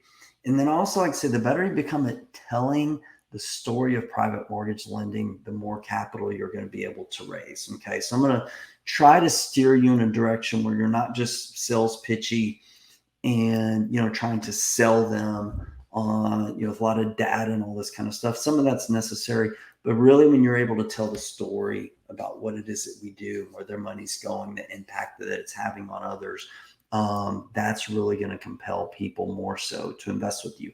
And I'll explain about that in a little bit. Let's talk about money real quick. We have people who invest cash with us, but over 50%, probably close to 60% of our capital that we raise actually comes from self-directed IRAs. So that's going to be really important for you. I want you to understand that lenders have options with their money, where their money is going to go. So in order to position yourself as a place that that money is going to want to go, is that money is going to seek safety. Okay. So security is going to trump insecurity. So when we're doing deals, everything we do is secured with a, we close everything in a title company. We have liens, right? First, one lender, one lien is kind of our rule. We don't bring a bunch of lenders into each and every deal. And they're going to want to know how are you going to secure their investments? That's something you're going to have to answer. So let's talk about recession real quick. What is a recession? Well, a significant decline in economic activity. I think we're definitely beginning to see that somewhat. And in general, a decline in economic activity. We talked about when there's a widespread drop in spending. The only thing is, the slides got messed up, is, what happens in a recession? I'm going to hop back to those other slides. Don't know how that happened. Economic output, employment, and consumer spending drop in a recession. Well, that hasn't really happened. I think people are using those credit cards and whatnot. And then interest rates are also likely to decline as a central bank or the Fed cuts rates to support the economy. That's not happened yet. So a lot of people are saying we're in a recession, et cetera, et cetera. Not everything's there. So we're still trying to figure some out. So as we move into a recessionary time, you know, you absolutely, if you're trying to create wealth and you're trying to get, you know, rich, you know, in real estate, you do have to learn how to use leverage, but you have to leverage wisely, my friends. What does that mean? You got to have equity. Safeguard your LTVs, right? So we're increasing, or I should say decreasing, our LTVs now, meaning, you know, we were okay for a long period of time buying stuff at 75%, being all in at 75%, maybe even a little bit higher a couple of years ago when things were just like crazy. At certain price points, we're going higher. Now we're going lower. Like we're making offers at around 65%, meaning the purchase price plus repairs. Look for deals that cash flow, right? Because if you're not sure you can flip something, you want to be able to cash flow, which leads me to the next part. Having multiple exit strategies in your deal, which leads to sustainability. Okay. So we like to be able to, any property that we buy, right, we want to make sure that, hey, we can do what we need to do, renovate this property, position it so we can flip it and sell it retail, even if we have to cut price substantially and still be okay. We could rent it, we can owner finance it, perhaps we could Airbnb it. We want to have options. Okay. And really looking at all of the above, when you're looking at a deal, you want to just make sure you're safeguarding yourself, because if you're doing bad deals, it's not going to work out, my friends. Like, it's not going to work out. I'm seeing people overly leveraging properties because it's an Airbnb, and they're like, oh, well, it's an Airbnb, so we're going to pay full for retail, so we're going to cash flow. Yeah, do some research on how that's working right now, because Airbnb is starting to take a hit, and that is not a good game that you want to play, my friends. Bad investments are still bad investments, right? And you've heard Buffett say this, after all, you only find out who is swimming naked when the tide goes out, and it appears as if the tide is going out. I like this. Are we in a recession now? To put it very unscientifically, the economy right now is weird. Major tech companies keep announcing layoffs, but unemployment claims fall week after week. The cost of just about everything is way up, especially in real estate and construction, but Americans haven't really stopped spending and tightening their belts. Meanwhile, the Fed has signaled it plans to raise its benchmark interest rates, which it's done, again, to deal with the stubbornly high inflation. And while I'm recording this right now, or we're going over this right now, for people who maybe watch it in the future, there's just another interest rate hike. So fun times, right? Fun times. So let's see here. We're not going to talk about that now, but right now, basically what we're looking at is the proverbial poop is, you know, beginning to hit the fan. We're already seeing it in the real estate market, which is good for us, right? It means that there's opportunities for us. There's been a lot of great companies that were created in recessionary times. I know if I had a time machine, I would be going back to 2008 and 2009, right? Because if I knew then what I know now, oh my God, I would have done even so much better. And I did really, really well. I would have done 10 times better, right? And so these times right now are really, really good for us, because we know historically real estate prices are going to go up, right? So if you're looking to buy and hold right now, now's the time to do it, my friends. Now's the time to do it, because as that, you know, with so much money that has been printed, even though interest rates have gone up, the cost of everything is going up. Building has stopped, right? We've got a supply and demand issue, meaning there's barely any supply being added to the marketplace, even though in most markets, I live in Houston, you know, state of Texas in general, demand's going way, way up. So, you know, just look at this, and we know that historically it's going to go up. We know that interest rates are going up. I'm not going to, you know, forecast and prognosticate on what's going to happen, but I know that typically when things go up, they go down. But I also know that historically, like, interest rates are like around at what they're at now, you know, in the 6s and 7s. So it may just be a time where, you know, real estate does level off for a while as this becomes the new normal. And maybe they'll go down in the future. I don't really know, but I do know the cost of everything is going up. And I'm assuming that's going to continue to happen in the world of real estate. But even if it may be 1 year, 2 years, 3 years, 4 years, 5 years, I don't know. Make sure that you're having a sustainable plan and thinking about these things when you're raising money for short-term and the long-term stuff. So here's the thing. So when we're in a time like this, right, like a recessionary time, times of instability, sometimes times of war, stuff like that, there's already doom and gloom all over the media. Okay. Even if we're not going through these times, definitely in times like now. So this affects a lot of people. It definitely affects our sellers, right? Like we're already beginning to capitalize on that because people are just afraid. They're getting scared. They're seeing what's going on in the market. So, people just make foolish decisions whenever they're scared.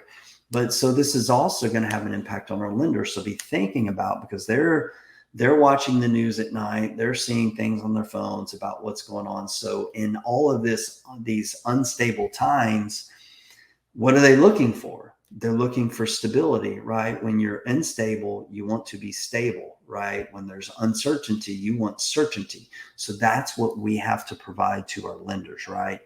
And so the question is, how can I raise money in a recession? Well, best time to plant a tree is 20 years ago. Second best time is now, right? So what we're going to do is provide this certainty and this stability in these times of instability. And you're going to raise money the same way you do in a recession when you're not in a recession, okay? And it all begins with just having that mindset, think I can do this, and because I'm going to do it the right way, and we're going to kind of show you a map on how to do it the right way, okay? And so when we talk about the game of running of raising money, like I view business as a game. When we talk about the game of raising money and the game of real estate investing, it's good to first understand the game.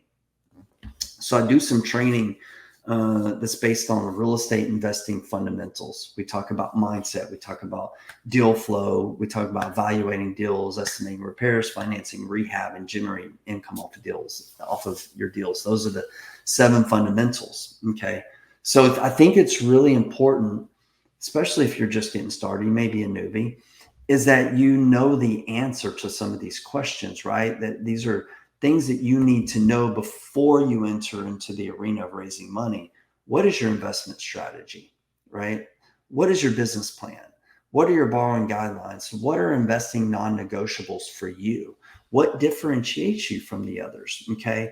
Because I've seen a lot of people come in and they're like, hey, what do you do?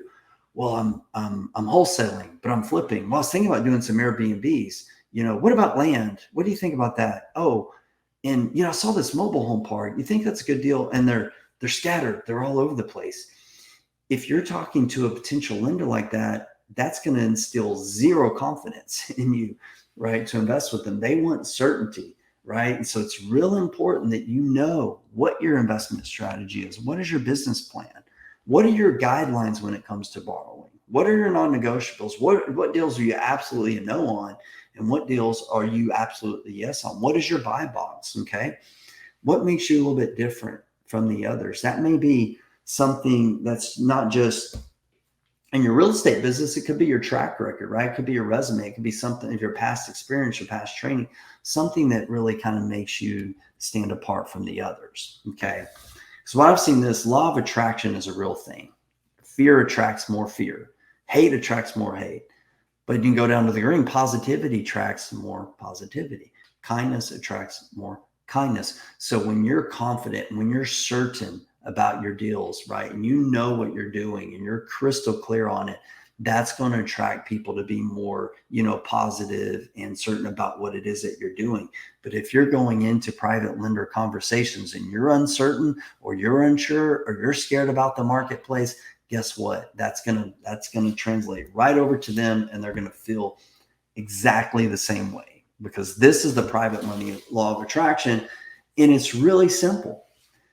Private money, private capital is attracted to good deals and good people. Good deals and good people. If you are bringing good deals to the table and you're operating with integrity, with transparency, with the intent to provide 100% performance on all of your loans, all of your financial commitments to your lenders, that money's going to be attracted to you. Okay. That money is going to be attracted to you. This is the law of the universe. I can't make it any simpler. If you're bringing bad deals or marginal deals or deals that you're not certain about because it's maybe a mobile home park, you have no clue what you're doing there, that's not going to attract capital. I can tell you with 100%, I've never not done a deal because of lack of capital. Okay, because I know that if it's a good deal and I'm operating with integrity, right, that money is going to be attracted to not just to me, but to the deal in itself. And whenever you're not bringing good deals to the table, or you're not operating in integrity, transparency, authenticity, it's not going to be attracted to you. And it is as simple as that. So this is a quote from one of my lenders. And she said, we both know real estate is the security when we're lending. Okay. But honestly, we look at you as the borrower, we look at you, the borrower, as much as the property. And she later went to say, she's like, the borrower is more important than the deal. And I agree. The deal is extremely important, but the borrower is more important. Why is that? I've told you already that I've lost money on deals, right? But my lenders never have, because I honored my loan commitment with them. And sometimes lenders have asked and said, hey, how did that deal go? And I'm like, not so good. We took a loss. This happened, that happened. Oh my God, why didn't you tell me? Why? Well, I didn't think you'd care to know. I want you to get your check, get your money each and every month. And when the loan pays off, it pays off. And for you not to have to worry about this kind of stuff, right? That's some stuff I have to worry about. So, whenever those times happen, it just instills confidence in them. I'll share another story with you. We do a lot of lending myself. And so years ago, began acquiring, getting into a position where I could lend as well. So we do quite a bit of lending. And a local investor came to me for a loan. And this is a person who has that's well known in our community. They're a teacher, they're a guru, and came to me for a loan. I was like, oh, okay, yeah, I'd be happy to loan to you as long as it meets our guidelines, of course. And so, looking at the deal, et cetera, everything looked pretty good. And I happened to be talking to another friend who was a friend of this person. And they said, oh, did you hear what's going on with them? And I'm like, no, I didn't. What's the scoop? And so basically they had multiple foreclosures that they were getting foreclosed on. And I was like, did not know that. So I called them and I said, hey, I heard, not multiple possible, but one for sure. And I said, hey, I heard you've got a foreclosure that actually had already occurred. I'm sorry. That just happened. And she was like, yeah, I did. There's a property that, went into foreclosure. I was like, well, you care to tell me about that? And her rationale to justify what happened, and this was a private lender loan, she said, you know what, my numbers were off. My rehab was going over budget. I don't think I was going to make any money. And it was really stressing me out. I was like, you've got to be kidding. So, and she seemed surprised that we weren't going to loan to her anymore. So that's my case in point, guys, is that if you have a lender's looking at the deal, I always like to say the deal and the dude, or the dudette. Those are the two D's, right? So the lender's looking at a great deal, but a great deal today, they could loan on it. Tomorrow, a hurricane could come, it could get vandalized, all this stuff. Like maybe there's, insurance isn't going to back you for whatever reason. There's some clause there. something could happen. The market can change, but that borrower, right, depending on how they operate, what their commitment level is, their integrity level is really going to determine the course of that real estate investment. So this is a very important slide. So when you begin to raise capital, begin with the end in mind, okay? Clearly define your ideal lender. Like I said, we're not looking for the hard money lender who's just a person with, like a regular individual. No, the private lenders who are loaning at hard money rates, those are hard money lenders. We're looking for people who are, experience level. These are things that you have to define. We'll work with little to no experienced lenders. We prefer to have them to have a little bit of experience, but we will definitely train them up. That's one of the reasons I wrote my book, to get them started and acclimated so they can safeguard themselves and have a working knowledge. We work with non-accredited and accredited lenders. It just depends on the deal. Familiarity with real estate, we like them to be familiar with it, because if not, they tend to ask a whole lot of questions, but that's okay. So a little familiarity is great. We like to work with people, obviously, with cash or self-directed IRAs. And then risk tolerance, we really like to, people have a super low risk tolerance. We found that this isn't really that great for them. A lot of times they've, calling nervous, this and that, even though everything's going great. So you just have to clearly define what your lender is. So these are the people we like to work with, people that we enjoy working with, right? So we like to work with people that we like.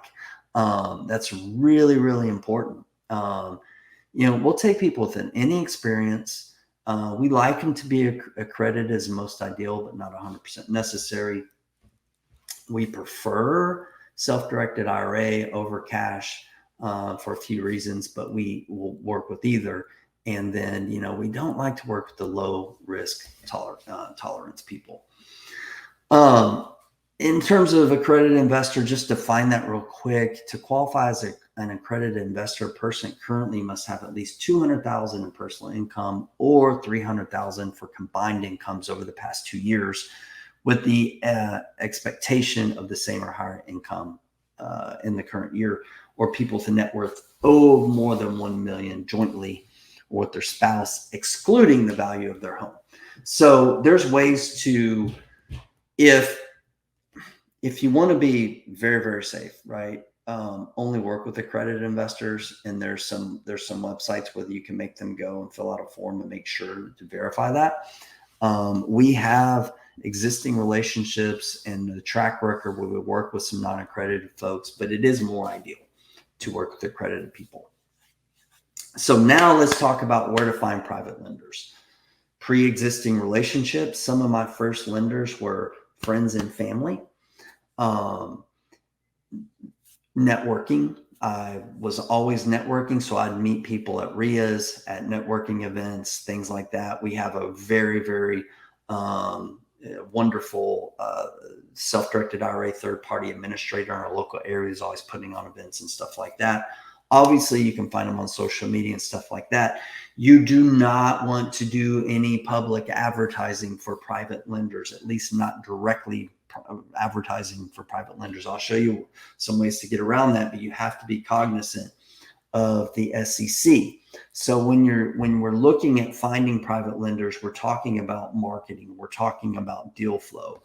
And the question is going to come, you say, hey, when I'm raising money for lenders, then I want to do some marketing. What type of lead valves work best to attract lenders? And my simple response is that, when it comes to marketing for real estate, whatever marketing strategy focus on over and over and over again, and tweak and adjust and split test, et cetera, that's typically going to work the best. So what we found, our sweet spot is over here. If you see, I've added this here. Educating, speaking. This doesn't mean speaking in front of stages necessarily, but educating people. Okay. This is leading with value. This is what we like to do. We like to add value. We don't like to raise money. We like to help people. We like to answer questions for people. We like to show proof. We like to show people a better way. And that's what we found works so much better. And so I'm going to show you some specific ways to do this. So, where are private lenders? It doesn't really matter if, to know where private lenders are if they don't know where you are and what you do. Because I'll tell you that private lenders, they're hiding in plain sight. They're all over. They're on your street. They're at your church. They're at the civic center. They're at the grocery store. They're at your kid's ball game, sitting next to you on the bleachers. They're everywhere. They're all over the place. They're at the networking events. They're everywhere. Okay. I've got financial advisors that invest with me. I have title company people. I've got attorney, like they're everywhere. Okay. And so, but it doesn't matter if you know where they are, if they don't know where you're at. So what I've found is better to let them know where you're at so they can find you, right? So you've heard of McDonald's, you've heard of Coca-Cola, you've heard of Geico. What do these companies do? They're constantly advertising. And so that's what you need to do. But rather than let's say advertising or even marketing, it's like what we're really doing is just adding value and information into the marketplace. Okay. This is value-based marketing where you're providing information, you're providing details, providing solutions to people they have. And when you're doing this, you're telling the story. I talked about that in the beginning about the better you become at telling the story of what it is that you do, that's going to make you so much better with, in closing, so to speak, and raising money, right? So here's some bullet points of what it is that we do. We invest, and this is for me, if a lender's asking me about what we do, and they really, I'll tell you that most lenders, they don't ask me. My lenders don't ask me. We make them fill out an application. They go to our website. If they want to invest with us, they have to fill out an application, apply, and get in line basically to lend in one of our deals. And the only reason for that, like once again, I'm not bragging or boasting or trying to impress, but impressing upon you the importance of applying some of the things that you're going to learn here. Or learn very quickly as I wrap up, I'm going to share some things, some strategies I really want you to consider implementing in your business. But we've done a really good job or a good enough job of telling our story over and over and over online, on social media, previous events, that people know our story, right? So they've found our story. They like the story. They want to be a part of the story. But here's our story. So we invest in affordable housing, typically medium price housing or below, meaning we avoid luxury market stuff. We're blue collar, right? By purchasing distressed, undervalued properties, and we renovate these properties using local contractors and materials to provide safe, clean, and affordable housing for honest, hardworking families by utilizing private lender capital with loans that are secured by real estate with substantial equity while providing our lenders a steady, predictable, above market rates of return. Boom. That's the story.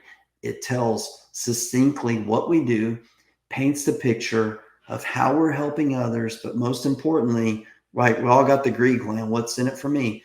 By protecting them with that security, right, with the stable, predictable rate of return, but also the feel-good part of helping out these people in these communities. So you got to be able to tell that story. Where do you tell that story out? So I like to tell my story online, right? But not raising money. I'm not raising money. I'm not pitching, deals. I'm not I'm not giving anyone an opportunity to invest with me directly, right? What I do is I teach, I educate. So one of the things I learned in 2009, when I first began raising money, I went to my attorney, who's a real estate, had some SEC background. I said, hey, I need to raise money and I want to do this without going to jail. How can I do that? He said, well, you could create a fund, right? And you're talking tens of thousands of dollars and, red tape and accounting nightmares and all this kind of stuff. He said, or you can raise money the good old fashioned ways, like, talking to people. He's like, the thing is, he's like, what you need to know is where are the loopholes, right? What can you do versus what you can't do, right? You can't, make, bold claims like you're going to guarantee this and it's 100% safe, and do all this stupid stuff that I see people on social media do almost every day, right? They're just asking to go to jail. He said, but what you can do is you can educate people. He's like, if you educate people, not say, hey, invest in this deal, but say, hey, here's what one of our deals looks like. Here's what a private lending, loan looks like. He's like, if you educate people, you can do that all day long. Then if they are reaching out to you asking, hey, can I invest with you? Or what does that look like? Et cetera, et cetera. Now there's a relationship, there's an existing relationship, and you can grow from that. So what I learned years ago was just to educate people, help them, do case studies, show them how to protect themselves, right? And that's why I wrote the Private Lender Playbook. I showed them how to analyze deals, how to analyze borrowers, what to expect from, the title company, and, what to require in terms of surveys, insurance, appraisals perhaps, and all these different things, and just began providing resources and information, right? And so if you can begin leading with value, shooting videos, right, from your property, showing where, the impact that private lender capital has on properties and communities, right? So I'll do before and after case studies, showing people, not saying, hey, invest with me, saying, hey, here's a deal that we just did that, happened to be funded by one of our private lenders. So you can do things like utilize social media. We're not going to show that video. Hey guys, my name is Brant Phillips. I've been a full-time real estate. Hush him up. But doing videos like this that really just show people what it is that you do. Who are you? So this is so much better, right? With people to connect with you on video, kind of get to know you, live vicariously through you. Here's the thing I found too, is like everybody wants to invest in real estate one way or another. They may not want to do what we do, right? Dealing with contractors, finding deals, doing all this kind of stuff. Some of us, guys like me, we love it. Some people hate it. But my lenders, when they see these videos and they get to see before and after videos and case studies and all that kind of stuff, they absolutely love it. Okay. So learn how to lead with value, educate, seek to help others, be an advocate for them. What does that mean? It means like defend them, help them, analyze deals. That's why I have, things on my website saying, hey, are you a first-time lender, you're doing a deal, I'll be happy to help walk you through that deal. There's nothing asked in return. I just want to make sure they know that they're safeguarding themselves, because I've gotten a lot of calls, emails, messages, conversations where someone did a loan the wrong way and they got burned by an investor who took advantage of them or didn't know what they're doing. So I've become a lender, how they can do it the right way. And if you help enough people, you're going to find they're going to come back to you. These are just a couple of case studies. They're not real. I'm sorry. These aren't case studies. These are email blasts. So I'm going to get wrapping up here. But what I said earlier, I was talking about, McDonald's, Coca-Cola, Geico, they're always advertising. So something that I kind of stumbled upon as I was building my list, and it's going to be really important for you as we wrap up here. Whenever you're, just remember, like when it comes to marketing, the rule of one. Remember, I said just pick one form of marketing, but you can also just, in the beginning, you don't need to have this mindset. People like, well, I have to find, 10 private lenders. You may not. You may just need one, right? I've got one lender right now who has currently millions of dollars invested in our companies. And so you may stumble upon that lender right out of the gate, and you may never need it anymore. I don't know. But what I found was whenever I began meeting private lenders, right? So we began creating a database, right? Name, phone number, email, that kind of stuff. And then whenever I would have a deal, and this is going way back to 2009, 2010, every time we would get a deal under contract, I was texting, I was phone calling. It was mostly phone calling back in those days. We weren't texting as much on those old phones. But anyways, I was making phone calls and I was saying, hey, we have a deal. Would you like to invest? Yes, no, maybe so, da, da, da. And I was playing this game of doing a lot of phone calls, and it worked and it was fine. But it got to a point where we started doing more deals, and I got too many private. I had, our database was growing, and so I said, you know what, I need to be more efficient here. So we started putting together email blasts to our lenders. This is not us blasting this. I want to be very clear, all over social media, all over into the public domain. We were not doing that. These were lenders that we had existing relationships with, right? People that we knew that wanted to receive this communication, et cetera, et cetera. So we would email it to them. This is a very small list in the beginning. Now it's several thousand. And so we would send these email blasts out, and they would respond back. And we didn't say, say any interest rates or anything like that. We would simply say, hey, here's a deal that we have under contract. Here's the purchase price.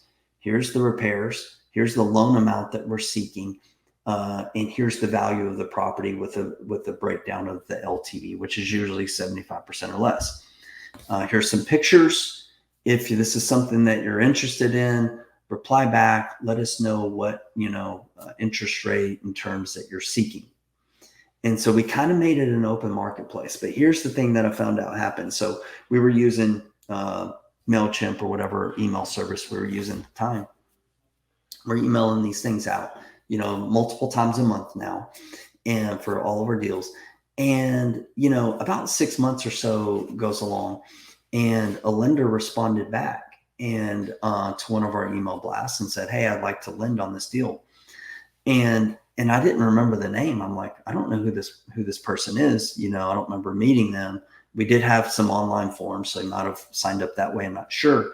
And I went through the email history for this person, and you could see like, what did they open on and stuff like that. And I opened it up, and this gentleman had been opening up every single blast that we had done for multiple months, but not opening them up one time. He was opening up like 6, 7, 8 times every single email. And, that was just very interesting to me, because what he was doing, what we were indirectly doing, is what we were really marketing. We were doing not only marketing for a lender, but it was just general marketing, because every deal that we did was some more credibility. It was more intriguing. It's like, man, I went in. I don't know his situation. If he didn't have money at the time, maybe he didn't trust us. But one of the rules of marketing is the more touches, the more likely someone's going to buy something, right? It's usually you need to be exposed to some type of message or some type of offer 7, 8, 9, 10 times before you say yes. And what we were doing with these lending opportunities was basically marketing to people. And because even if they didn't want to lend today, or they didn't have the capital today, they may see 3 or 4 or 5 more email blasts over the course of a month or two. And then month 3, they're ready to go, because this was McDonald's. This was the advertising for the McRib sandwich, hurry, you got to have it soon kind of thing. And so this was something else that we incorporated into our marketing. So in the beginning, my friends, apply the rule of one, just one form of marketing to find one lender. I would not focus on going out and finding 100 lenders or 10 lenders. Focus on one, take really, really good care of them, and they will continue to grow and multiply. Our lenders refer us other lenders. Happens all that time. Happened again last week. One of our lenders referred us a lender, and that lender is loaning on 2 deals coming up. So lastly, getting here is like, create an irresistible offer when you are talking to lenders. Okay. What does an irresistible offer look like? It's a good deal. There's going to be equity, low risk. Remember, low risk, high reward. You're going to be able to cash flow this deal if you need to, and have multiple exit strategies. You're going to be good people, right? They want to work with good people. They want good deals. They want good people to work with. You're going to, we provide personal guarantees on everything. They're win-win variables. Maybe, there's equity participation loans, there's joint venture type of stuff. That's something that you can talk about. Make sure you're 100% committed. If you're 100% committed, they can know it, they can feel it, they can sense it. If you're not, they will know it, they will feel it, they can sense it. Make them feel good about this. Tell the story. They should feel good about it. They're investing in their own backyard versus sending this money off to Wall Street. Who knows what's going on with that money? Check the boxes, provide economic value, social value, functional value, psychological value. That's what we do when we are raising private money the right way. And then it won't take long if you're doing things the right way. Your lenders, people who invest with you, are going to become your biggest. They will be, if you're an advocate for them, they will become an advocate for you. Okay. I'm not going to share this story, but one of my lenders wrote an intro to my book, The Private Lender Playbook, called We Found a Better Way. It's a short read. It's very inspiring, very, very touching to me, but they really did just a wonderful job of really telling what private lending has done for them, not only financially, but just peace of mind and all the social benefits and how good they feel about what they've done. These people have loaned over to us now over 100 times since we met over 10 years ago. That's it, my friends. So this is my contact information. Feel free to reach out to me if I can help in any way. Otherwise, looking forward to hearing some good stories. Hit me up on social media. And if you put any of this to practice or found value in it, love to hear some feedback. You guys take care. Appreciate you for joining the WealthCon, and hope to see you soon. Thank you so much, Brant. All right, do you feel a little bit more confident on how to approach raising money from private money lenders? I hope you got some value out of that. Share it in the comments. We're going to take a short break. Don't go anywhere. Just like earlier, it's going to be very short. Take this time to share feedback and takeaways from the previous speakers, get to know each other, network, connect, and we'll be back here in a few minutes.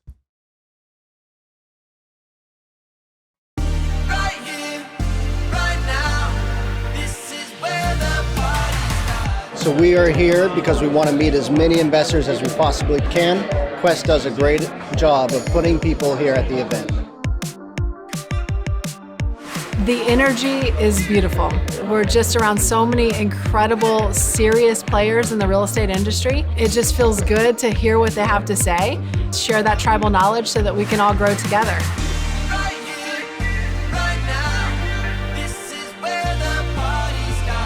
Anybody that even has the thought of investing, anybody that is in real estate, I would say it's great for anyone wanting to learn, or even if you're in the industry, there's always something to learn.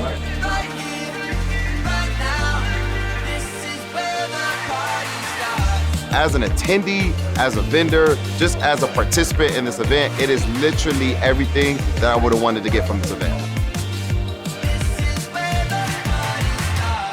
If you have any experience in real estate or any desire to get into it, you're going to learn it here, and you're going to meet the people that are doing that. So you can partner with them, take money from them, make money for them, make money for yourself. It's all here. So this is actually my third year attending the Quest Expo. I am so excited that it's finally back this year, and it's really back in full scale.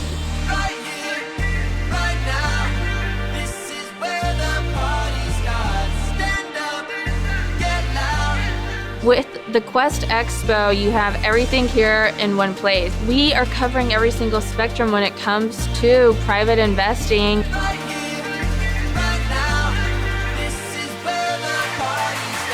I've learned so much. I've already found several investments for myself. I can't be more impressed. Each time it gets better.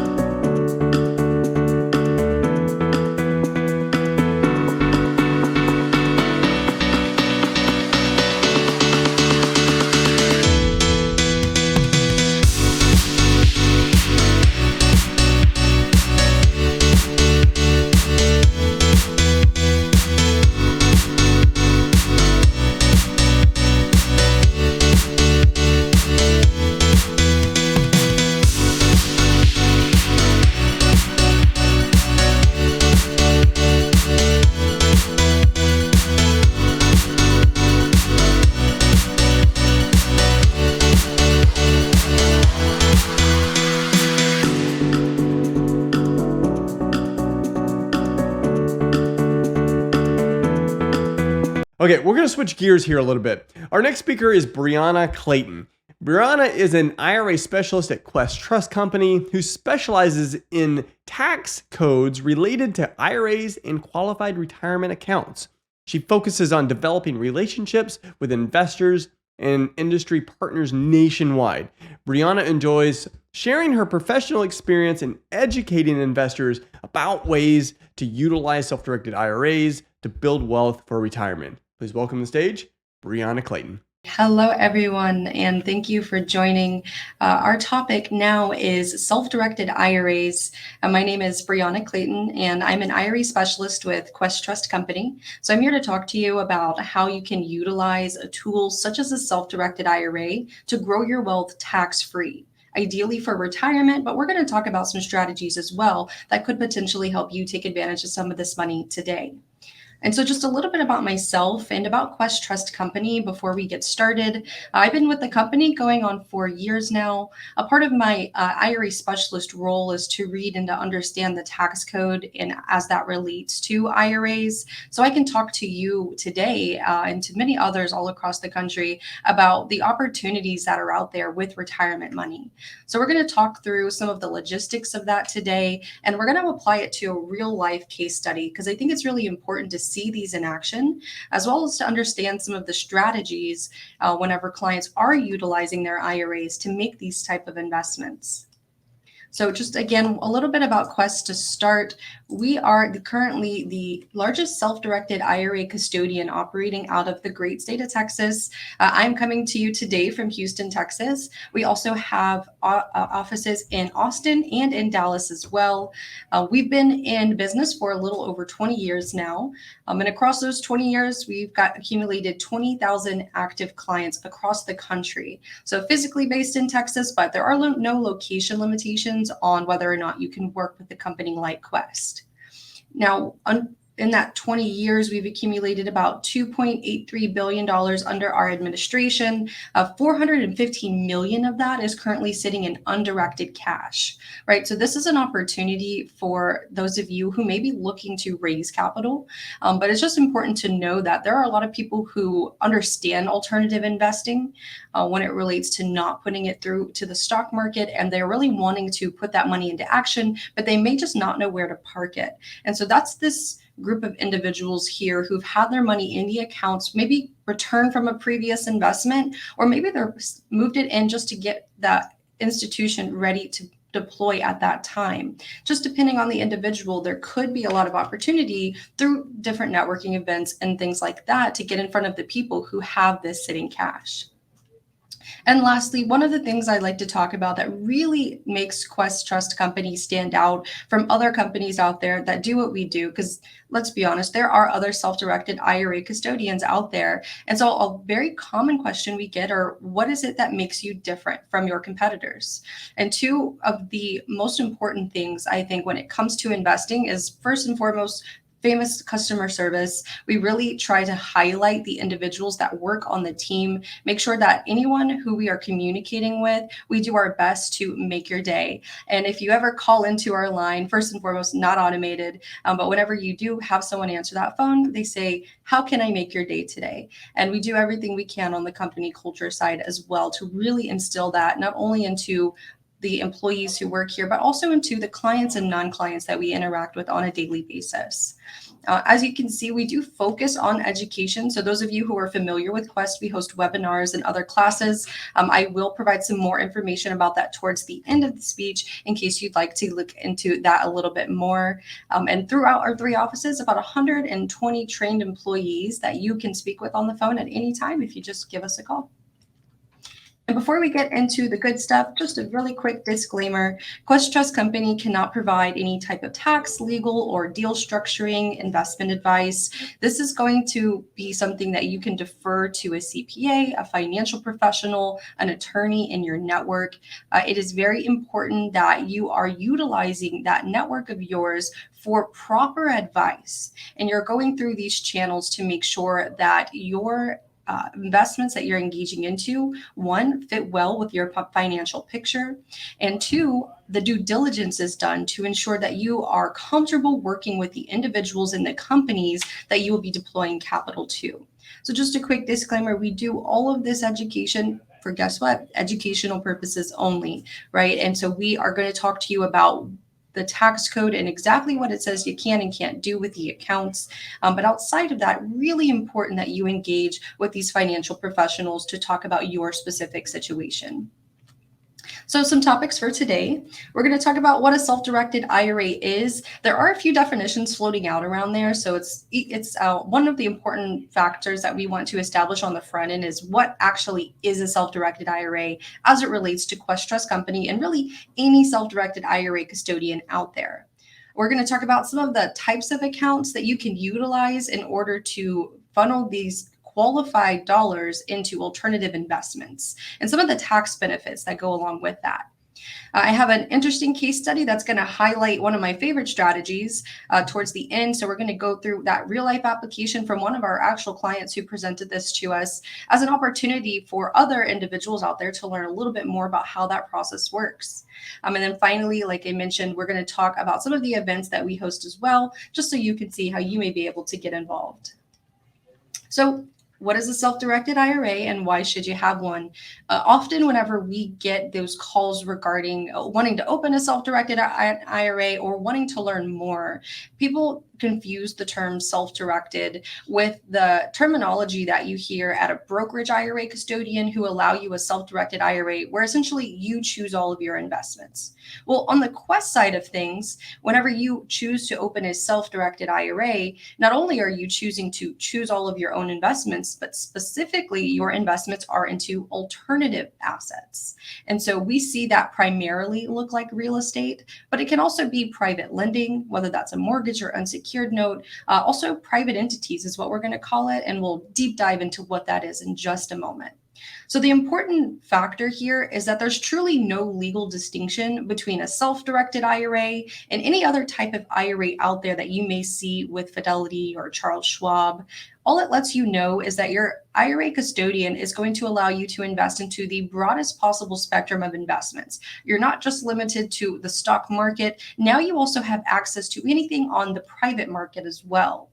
And so this is one of the main benefits that we see whenever our clients are wanting to move that money that's been sitting in the stock market for years and years now over to a vehicle where they can put it into real estate, is that they're fully taking advantage of the diversification tactic. It's important that while investing into a number of different stocks, bonds, and mutual funds is diversification, being able to put that money both in the private market and in the public market is a true form of diversification that ultimately may offer you a little bit more comfortability than if you were just investing in one over the other. And so this is one of the largest reasons we see our clients moving over to a self-directed IRA vehicle. Now, with all types of IRA accounts, all types of qualified money, 401ks, one of the large benefits of investing through that type of vehicle is the tax savings that you get. These retirement accounts were established with the idea to provide you a benefit today to save for your retirement in the future. So whenever we talk about the account types, well, they work a little bit differently depending on what that title of the account is. And we're going to go into some deep details about which accounts provide what type of tax savings today and what type of tax savings later. That way you can take a look at your full picture and decide which of these may be beneficial for you to start investing through. One of my favorite benefits to talk about, and something that's fairly exclusive, I would say, to investing through a self-directed IRA, is what we call social investing. Social investing refers to the ability for you to choose properties, maybe in a community that you hold close to your heart, maybe hire local contractors, pump money into that local economy, and potentially make a difference in a community that is close to you.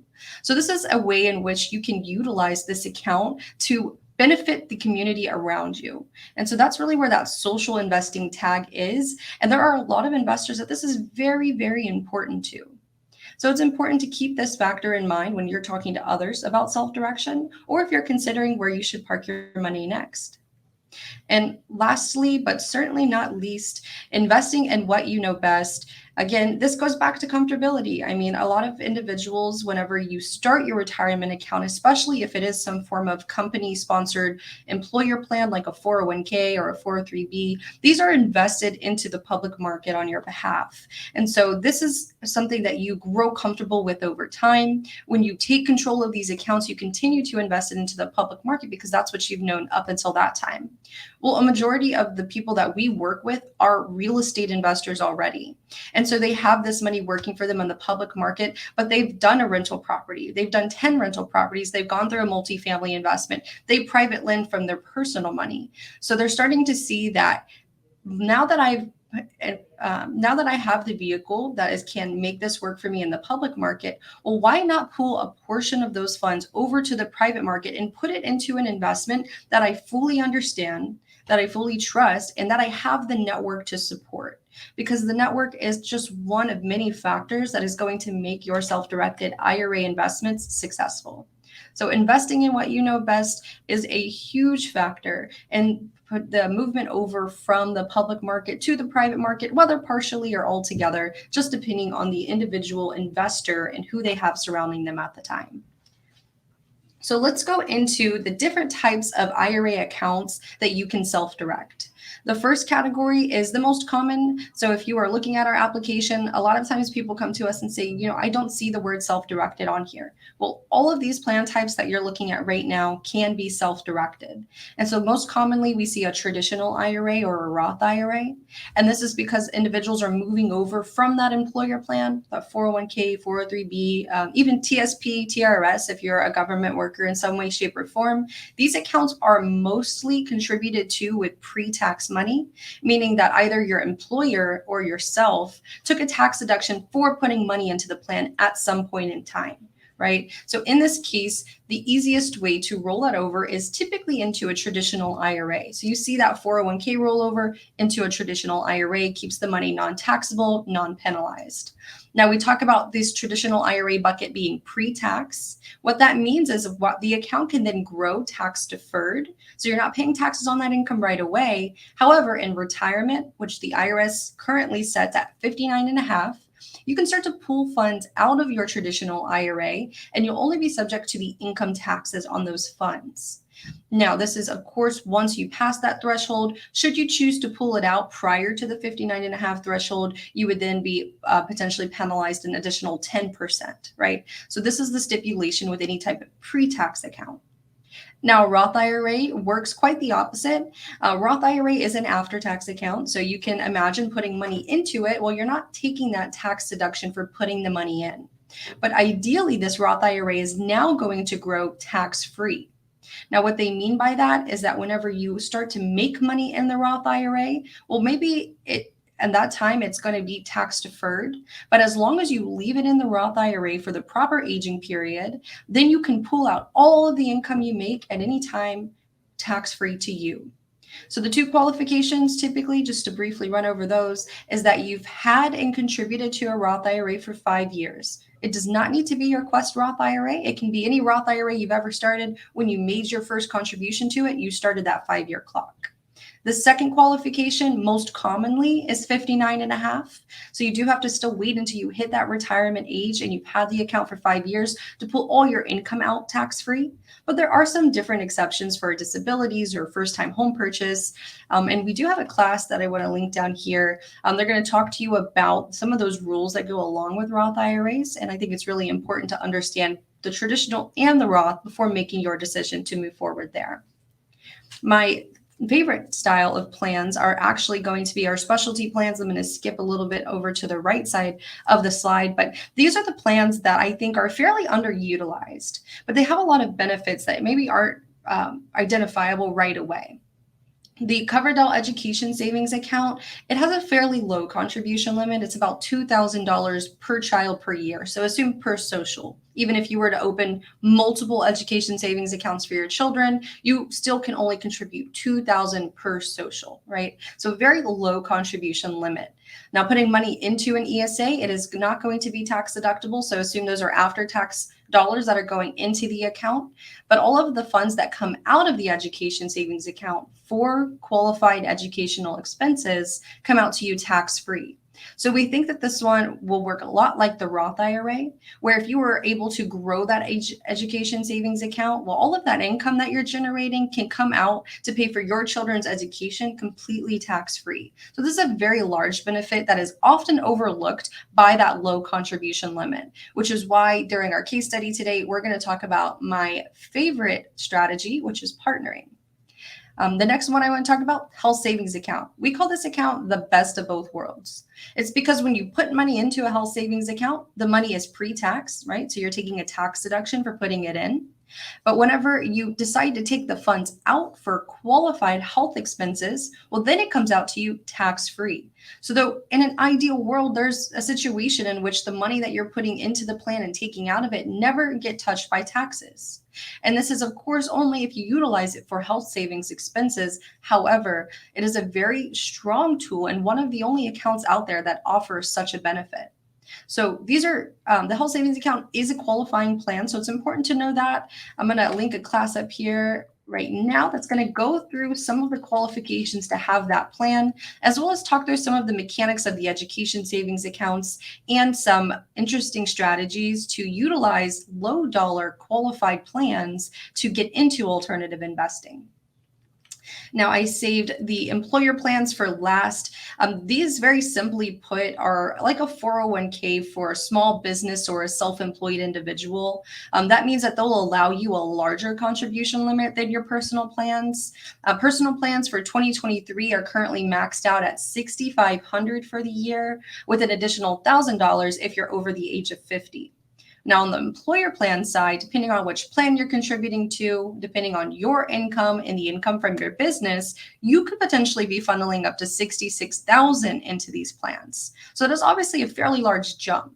So this allows those individuals who potentially have a small business, potentially have a small business or are self-employed, just yourself or your spouse or another owner, to set up a plan and allow more money to go into it so you can continue saving for retirement just as you would working a regular W-2 job.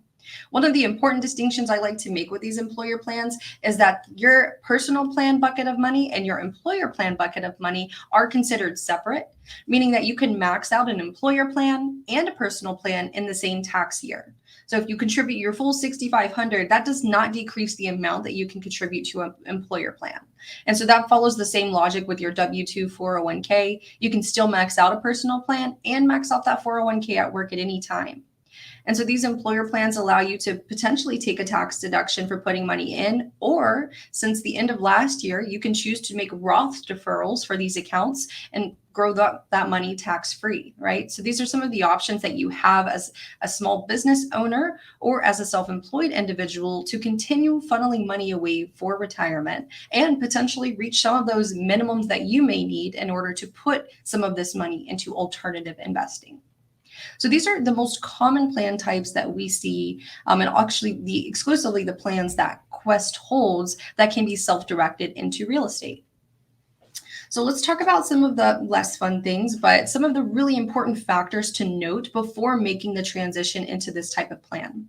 There are a few sets of restrictions that we're going to go through today. They essentially will restrict some of the individuals your IRA can work with, some of the transactions the IRA can make, and some investments that you cannot make, which funnily enough is the smallest category of the three. So people restrictions. If you are familiar with self-directed IRAs, you may have heard the term disqualified persons. Essentially, that refers to any person or entity who cannot benefit or enter into transactions with your IRA or other plan referring to ESA or an HSA, right? So there are some individuals that the IRS directly says cannot work with the IRA. Now, work with is fairly vague, I say, but what they're really referring to is buying, selling, trading, loaning, or the most vague of them all, extending a service with the IRA. So it's important to note that if you were to own a property personally, just to use a very simple example, your IRA could not buy that property from you. You are the very first disqualified person to your plan. The next person is your spouse, then your children, then your parents. So pretty much up and down that family tree, anyone's spouses or companies that they may own are going to be disqualified and cannot buy from the IRA, they cannot sell to, they cannot trade with, which is a common question. If I have a property, can I put it into the IRA? Unfortunately not. The only contributions that can be made to an IRA are done in cash. You also cannot loan to these individuals. Or let's talk about extend a service. Extend a service could mean something as simple as hiring your son's contracting company to work on a property that your IRA owns. It could also mean that you, as the IRA account holder, are paying expenses for an IRA-owned property personally. Should the IRA own that property outright? Well, then the IRA should pay all of those expenses as well. And so extending a service is going to be a pretty large net that is cast. And it's important to know what these rules could look like for your specific situation to make sure that you're always coloring in the lines. And again, I'm going to link our prohibited transactions class. It's going to talk about the actual tax code 4975 that actually goes into the details of what it is you can't do, some of the language the IRS uses when they talk about the different transactions that could potentially cause a prohibited transaction penalty. So it's a really, really great class. I encourage you to check it out before deciding to move forward if you just don't feel as comfortable with the rules. So investment restrictions, again, the smallest category of them all. Can't invest into life insurance contracts, but you also cannot invest into collectibles. So antique cars, artwork, alcoholic beverages. Unfortunately, these are things that the IRS says you cannot utilize the account for. Again, the smallest restriction category, because it really is just these two items. Not very often that we get asked about artwork and things of that nature, but it certainly does happen. So just know that these are some of the things you cannot utilize your self-directed IRA for in the future. So we talked about what you can't do. Let's talk about what you can do. And I briefly went over some of these categories earlier, but we really want to deep dive into what we see on an everyday basis. And so we've separated it out into three main categories. We have three specialized transactions departments who work on each and every one of these investments on a daily basis.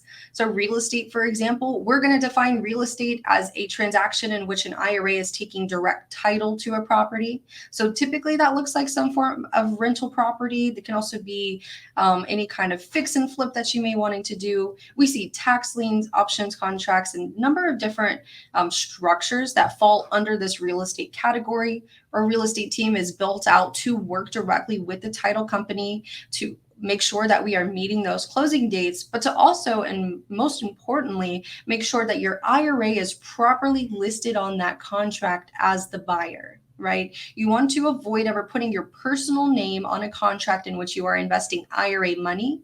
And so you're going to want to make sure that the buyer is listed as the formal title of your account. And we'll talk about what that is in a moment. On the next category, and this is one of the more popular categories, growing in popularity over the past few years, but private entities refers to really any sort of third party or middleman entity potentially that would be working to combine funds, maybe from multiple sources or just from your account, such as an LLC or a joint venture, a trust, limited partnership. This is most commonly some form of syndication. It also can be private stock. We have cryptocurrency that falls within this category as well. So private entities encompasses quite an array of different investments, but typically what it refers to is your IRA investing into some type of entity, some type of not publicly traded entity, hence the name private entities, right? So most commonly this is syndications, but there really is a number of different things that could fall in this middle category. The last one is pretty straightforward. It's a promissory note. This is any type of transaction in which your IRA is going to be listed as the lender, right? So mortgages, I think, are probably the most common way that we see this utilized, but you can also secure loans with private stock and other types of securities. So this is just what we see on an everyday basis, but this is by no means, and I want to stress this, an exhaustive list of what your IRA can do. These are just the most common structures that we see, but you really have access to anything not prohibited that is going to be considered a private investment or alternative investment. So typically, as long as it's not publicly traded and as long as it's not prohibited, you can likely invest into that with your IRA. So an array of choices out there for you to look into to see what fits you best, or for you to look at this list and say, I do that all of the time outside of my IRA. Now, what would this look like inside of it? So these are the general steps to do it. We're going to breeze through this because the case study is really what I want to focus on. It's going to put all of these steps into action so you can see exactly what that's going to look like for the big picture. First and foremost, first step, you got to open the account first. You'll fund it by either transferring from another IRA, rolling over from that 401k or that employer plan, or finally just making a contribution to the plan. All options that you have to fund the account. 3 is locate your investment. I'll say often people are doing this before they even call to open the account. So we're getting clients who say, hey, I have a investment coming up in the next 3 weeks. I want to get this open and in place. That way we are ready to fund by the date that my property closes. Right? So this is something that can happen in the front end. It can happen in the middle. It can happen at any point in time you want. But the important thing to stress here is that Quest cannot invest those funds on your behalf. You will want to locate the investment, bring us the documentation. You'll complete our internal investment forms. We call this our direction of investment. Again, these are self-directed accounts. So we want you to provide your direction to Quest to release the funds for this specific investment. Now, once we have those investment forms on our side, once we have the contract for the investment, whether that's a promissory note, a subscription agreement, the purchase contract for the property, whatever that may look like, once we have all of this through our auditing system, we are going to fund that investment. We're going to send the funds directly to who you're investing with. This is how we ensure that this is not coded as a distribution to you, but instead as just an investment made within the IRA. The IRA then remains open to receive any income back from the investment, whether that's monthly, quarterly, just a payoff at the final end of the investment. Whatever that may look like, the account will need to remain open to receive it, and then you can deploy that capital out again as you wish. So let's talk about the case study. This one is going to be a rental property in particular. The strategy highlight is partnering.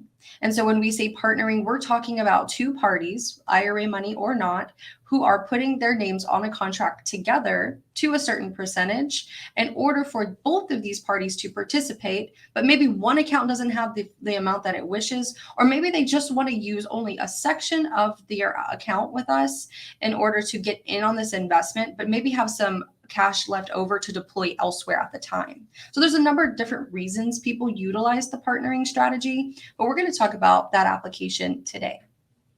So for anonymity purposes, we have changed the names here, but we are going to name our 2 clients, John Wood and Jay Wright. These 2 individuals wanted to purchase an office condo for $250,000 in their SEP IRA. They do plan to split the IRA ownership of this property 50-50. And so what that means is that because they want to do a 50-50 split, this means that they need to put up 50-50 each, right? You cannot award that 50% ownership without properly putting the funds needed on the front end.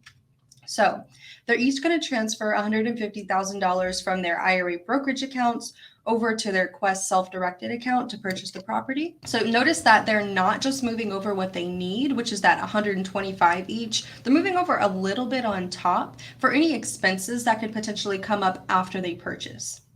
So they've transferred over this $150,000. They've opened their account. They submitted a transfer form to Quest. We make that request to your current custodian as long as it is in an IRA. And they're going to send the funds over to Quest via wire, check, ACH, whatever their process may look like. That whole situation typically takes about a week, potentially 2, but it is very heavily dependent upon the custodian who is going to be processing, right? So it could take up to 3 weeks. It could take more than that, but very, very likely within the 1 or 2 week time frame. So once they have the money in their accounts ready to deploy, they make an offer to purchase the condo in the name of their SEP IRAs. So they're going to put in that offer to make sure that they are solidifying their cash contribution to the deal. Once they are ready to move forward, they submit all of this information through our client portal, essentially letting us know, I want to send out $125,000. This is the title company that I'm working with. I want it to go out via wire, and here is my approval for you to send those funds out. So they're each going to submit this through the portal. We have a hub built out for this purpose to make that transaction very, very easy. Once we have all of the information that we need through the portal, we are going to sign off on that contract and we're going to send it to the title company along with the earnest money deposit of $10,000. Note that means there's $5,000 coming out of each account, again, because this is a 50-50 split. So we want to make sure that we are sending out the rightful portion of each account. So $5K each. Now, at the closing, something important to highlight here is that John and Jay are going to review those documents whenever the closing date comes about. They are going to approve it, and once they do approve, then the title company will send them to Quest. So the important thing here is, one, John and Jay are looking over these documents themselves and approving them. Once we have the green light from John and Jay, then we receive the documents to sign them. And you do need Quest to sign off for an IRA purchase, because they are going to have an authorized signer for the IRA that you've established. So we sign those closing documents. We're going to wire the funds to the title company, again, 50-50. Now the title company is going to record the deed, and the two IRAs are now going to take title to the property just like this. And so those contracts are going to show Quest Trust Company for the benefit of, that's what that FBO stands for, John Wood, SEP IRA account number, so this is how we tie it directly to him, as to an undivided 50% interest. And Jay's is going to follow that exact same formatting. So important to note here is that we need to see, should an investment be split, what that ownership percentage is going to be directly written on the contract. It's a very, very important piece of the puzzle. And because they've designated this 50%, because they've split it to where each account is putting up their rightful portion, we'll know that all expenses and all income needs to be split right along that 50-50 line as well. So in this situation, they were renting it out. In a couple of years, the tenant offers to purchase that property for $395,000. The monthly cash flow came out to be about $850,000. We're rounding down a little bit here just to keep numbers nice and pretty. But $425,000 approximately goes into each SEP IRA. Again, because the SEP IRA in this instance was a pre-tax SEP, well, all of the money is going back into the account tax deferred. They have that offer now on the property for $395,000. They decide at this time that they would like to deploy capital elsewhere. They are looking to make a pretty penny on this property, and they have some more opportunities coming up. So specifically, whenever this tenant offered to purchase the property, it was very, very timely for these individuals.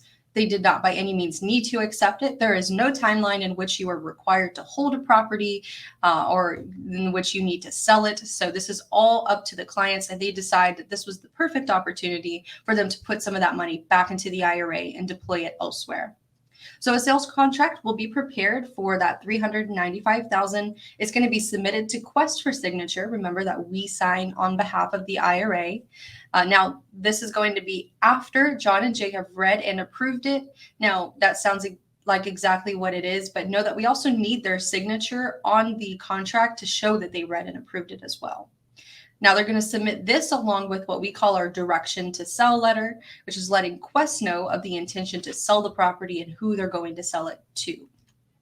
So on the day of the closing, again, sounds very familiar. They review, they approve all of the closing documents. Quest receives those documents, signs them, and then returns them to the title company. And then all of the proceeds from this investment after all of the closing costs are going to be wired directly back into the IRA. So note that there's never any constructive receipt of funds by these clients. It's all going between us and the title company to make sure that, again, this is not a distribution. You should not be taxed because you never received the money. It was all done through a custodian such as Quest, who has created this as an investment within the IRA. So this is what the deal looked like. The initial cash investment, you could see what the cash flow over the 26 months that they did hold the investment in the account looked like, the gains from the sale as well. And then the proceeds after all of the closing costs was about $198,000 to each SEP IRA. So this is a tax deferred gain for each account of 59% over 26 months. So this is obviously a very nice and ideal situation. And in this case, these individuals were funneling it into a pre-tax account. So they are just deferring the taxes on this money, allowing them to funnel this additional capital that they've now raised and into a new opportunity, right, without ever having to pay taxes on it. So for those of you familiar with 1031 exchange, it works similarly to that. You can't 1031 exchange in an IRA because it is a tax deferred entity. So it follows that exact same logic. Now, some points to remember and some key points that I want to highlight here. They pay no taxes on the gains from the investment right away. Again, that's what tax deferred means. They're going to reinvest that full amount into the next deal free of taxes.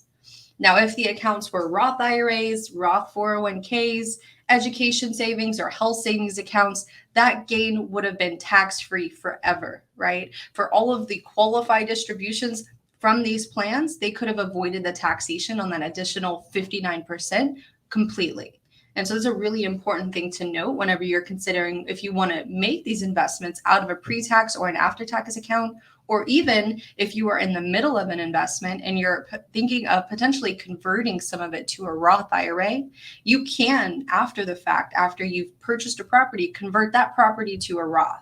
That can be done. Typically, it will be at the value that the property is at the time of the conversion. So it could be costly to pay those taxes right away. But the idea with it is that you have now all of the growth that you're going to receive from this investment coming back to you in the long term completely tax-free. So definitely something to consider. Another key highlight, and I mentioned it throughout, they are in total control of the process from the beginning to end.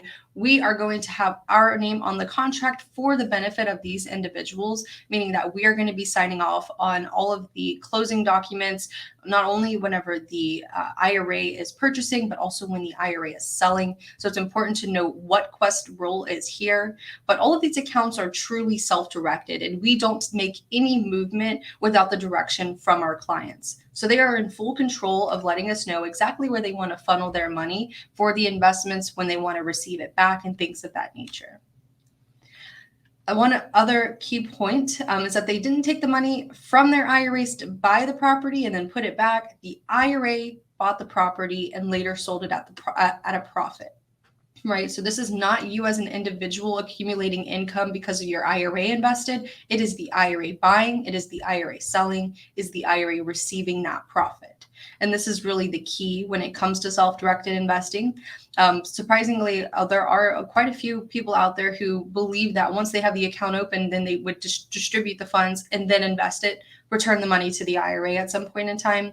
Luckily, your IRAs are their own entity, meaning they can take direct title to a property. They can be the lender on a promissory note. They can subscribe to some form of subscription agreement. They can pretty much do anything that you can do as an individual with regard to what types of investments they can make. So really important to note that the IRAs are the investors in these situations.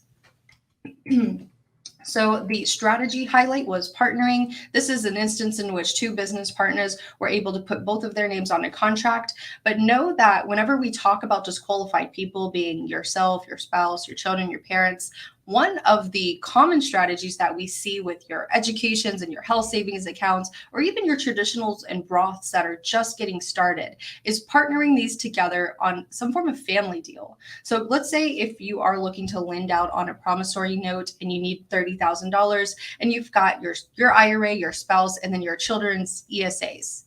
Well, these can all be partnered on one contract in order for you to make that $30,000 threshold that you may not have sitting in any one account. Or maybe you do have it in one account, but you want to utilize those smaller dollar IRAs on this type of note in order to grow them as well. And so again, whenever this happens, the IRA ownership needs to be equal to the amount that each account can put up on the front end. So if you're only putting up 5%, then you're only going to own 5% and you can only receive for 5% of that income. So this is why partnering, I think, is such an important strategy to highlight, because there's a number of different ways that you can use it. And so this is something that we see in a number of different ways. But again, especially with the lower dollar IRAs, what's important to note is that all of the expenses still need to come out of that account accordingly. Obviously, for a promissory note, there's not a whole lot of expenses that typically come up. But if it is some form of rental property, then you will want to make sure that there is some sitting cash for any of those expenses that could come up along the way. As well as proceeds go right down that same line. Proceeds need to be split according to the ownership percentage established on the front end, follows that same logic through and through the life of the investment. Now, one factor that I want to mention, and this is more commonly how we see it, they did hire a property management company in this particular instance, essentially to accumulate the rental income and then distribute that to Quest. That also helps out with expenses in some way, shape, or form, because they can use that property management company to pay the expenses out of for the account instead of needing to submit every invoice to Quest in order for us to pay those expenses out. But they do also have the option to get this deposited directly into the IRA instead of using some type of third party. We do have a payment portal built out online to where you could link your renters to that. They can simply deposit those funds into your account via ACH every month, no problem. So that is also an option that you have. You really have quite a bit of control over the situation. So whatever you feel more comfortable with, and more importantly, who you have in your network to do it. These are all very key points to remember, not only for the specific investment, but when you're looking to apply it to your own. Okay, so we talked about what you can do with the account, what you can't do with the account. We were able to apply that to real life. And so I want to talk a little bit now about Quest and what it is that we can do for you. First and foremost, we are a very education-centric firm. So we try to put the information out there for you to learn and to grow and hopefully utilize these strategies and this creative financing for you to grow your wealth tax-free, right? Because this is the biggest benefit of utilizing self-directed IRAs, is being able to dip into the alternative market and use that growth that you may not see somewhere like the stock market and put that towards your future. Hopefully tax-free, but tax-deferred can work for you in a number of different ways. We're going to provide ongoing education to keep you on course. I'll talk in just a moment about some of the classes that you can get out to, both online and in person. Networking opportunities, this is hand in hand with education. So important for you to get out in front of those individuals, not only that have the opportunity, but also have the education and the network themselves that you could potentially get involved with and take advantage of, because there are so many people in this industry who have so much to offer, and you almost never know who you're standing next to at any type of networking event you go. So it's always a great idea to get out there, brush shoulders with some people, and see who you may have the access to just by showing up. We have fast and friendly service, again, that world famous customer service that we instill into our employees at all times. We have a 24 to 48 hour processing time to open your account, to process transactions out of the account, to make investments. There are no expedited fees for that. That is just our base 24 to 48 hour timeline. So some of the classes that I want to mention, one of my favorite events that we host, Virtual Networking Happy Hour. This is a Zoom call, so I encourage you to check it out. You can talk with people all over the country who are in the alternative investing space. It is fairly loose in structure, so you have a lot of wiggle room there to get involved with the others that are on the call as well, pass out contact information and what have you. So a really great event, fourth Wednesday of every month. We are working off Central Time, so 6:30 p.m. fourth Wednesday. Every Saturday, we do self-directed IRA Saturdays. This is an alternative investment focused class. Starts at 12 p.m. Central. We take questions. This is a live speaker. We have someone come out and talk to you about their industry, what their experience is, what the current market looks like, case studies, and things of that nature. So you're not just hearing about IRAs in particular, you're hearing about all types of alternative investment, like multifamily, land purchasing, private stock, a number of different things. And if you ever can't catch these Saturday classes or some of the Tuesday classes we hold as well, you could catch us on YouTube and on Facebook. Everything is archived through those websites, so you will be able to dip into that category and see kind of what it is you're looking for. You'll be able to search up multifamily and see an array of multifamily videos and things of that nature as well. And that is about all that I have for you today. I've linked this QR code up here. You are able to schedule directly through my calendar by scanning. We can also sign you up for a free consultation to talk about your specific situation and what may work for you. I've linked as well my email, our website. I highly encourage you to check out that website. There's a lot of really great information there. And you can check out our events tab on that website to see how you can get involved in some of the events coming up here very, very soon. Our our phone number, 855-FUN-IRAs. You can give us a call. Again, no automated lines. You can talk to us right away. Ask to speak with an IRA specialist, and we would be very, very happy to assist you. But that is about all I have for you today. Thank you so much, Brianna. And Quest Trust Company is a sponsor for this event. I'm a client of theirs. I've worked with them for years, and I've borrowed money from their clients to invest in my deals, and I've loaned money to some of their clients to invest in their deals. They're very involved in the real estate investment community, educating investors on how to use self-directed IRA accounts and other type of self-directed accounts to invest in alternative assets like real estate. So I highly recommend checking out Quest Trust Company if you haven't already. All right. Our next speaker is going to talk a little bit about taxes, but more specifically, how you can probably pay less taxes. His name is Brandon Hall. Brandon is the founder and CEO of Hall CPA, an accounting firm that exclusively serves high net worth individuals and businesses in the real estate industry. As a real estate investor who previously worked for two of the big four accounting firms, Brandon possesses knowledge and expertise in various aspects of accounting, finance, and tax strategy. Let's give it up for Brandon Hall. Hey everyone, my name is Brandon Hall. I run an accounting firm that services real estate investors across the United States. We have about 800 clients. Every single one of them is in real estate in some capacity. And my team is made up of 42 people in the United States, and then we've got another 20 offshore between the Philippines and India that helps us with a lot of back office stuff. But we provide tax planning, accounting, and tax compliance services to real estate investors. I actually got my start back in 2016. I was working at, I did a little bit of time at PwC, a big four accounting firm, and then a little bit more time at Ernst & Young, another big four accounting firm. Launched this back in 2016, and it's been a rocket ship ever since. We've niched in real estate, and I think that has really helped us with our growth. You can see there that we made the Inc. 5000 last year, so very proud of that. But our team is pretty prolific in the real estate tax planning space. So we have a podcast. I don't know if you've listened to that, but we also have a lot of other good content out there, and that is essentially how we grow our firm, is just by producing good content that people can read and then decide if they want to work with us. Today, I'm going to talk to you about how taxes work with real estate in general. We're going to touch on the passive activity loss rules. Then we're going to hit real estate professional status.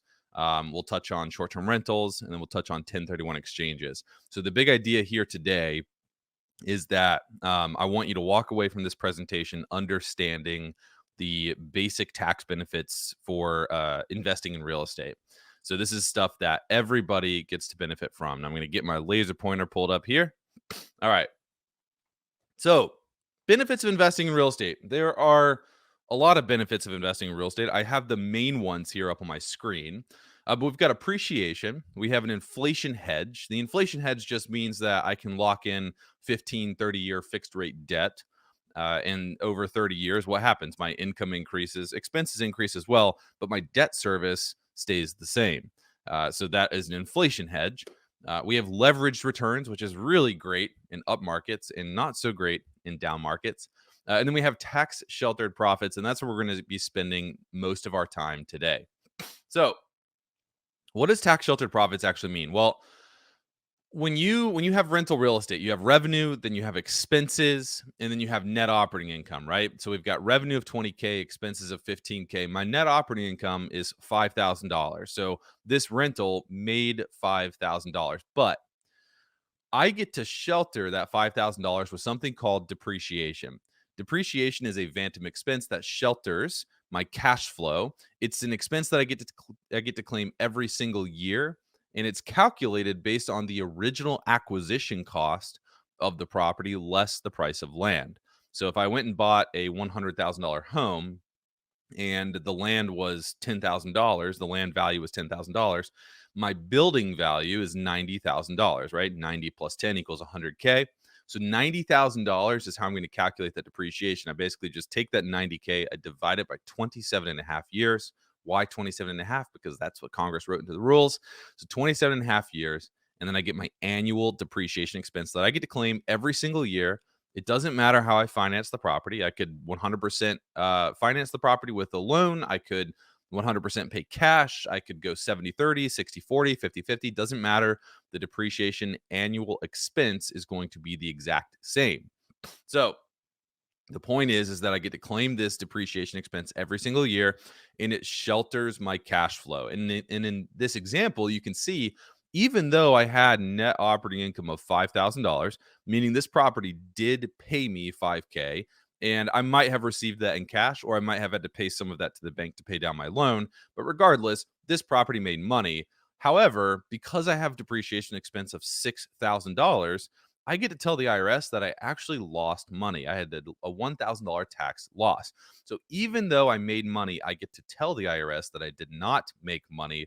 And that is why real estate is such a great tax sheltered vehicle. Every single year, I get to claim this depreciation expense, and I get to tell the IRS that I lost money even though I made money. So it's important to understand the difference between a tax loss and an operating loss. We want tax losses, but we don't want operating losses. So think back to that prior example, $20,000 of revenue. If I had $22,000 of operating expenses, then I actually have a $2,000 operating loss. That means the property actually lost money. And then I would tack on my $6K of depreciation to make $8,000 of tax loss. So $2K operating loss, $8K tax loss. Sure, the $8K of tax loss helps me, but I actually lost money on the investment, and that's not good. So we have to draw a distinction between the tax loss and the operating loss principles. I want operating income. I want to make money, and I want to show the IRS that I lost money. So I want operating income, but I want a tax loss at the same time. And that prior example demonstrates exactly how to do that. And it's basically that's where we get to the tax sheltered profit that I was talking about a few minutes ago. So tax losses can create tax benefits. So again, think back to that prior example, 20K of revenue minus 15K of expenses equals net operating income of $5,000. I then had depreciation expense of $6K. So I told the IRS that I lost $1,000. Now, I already sheltered the $5,000 of net operating income, right? So I'm not paying tax on that $5K. That's going to save me $1,500 or so in taxes at the highest tax brackets. So that's great. But the next question becomes, what about that $1,000 tax loss?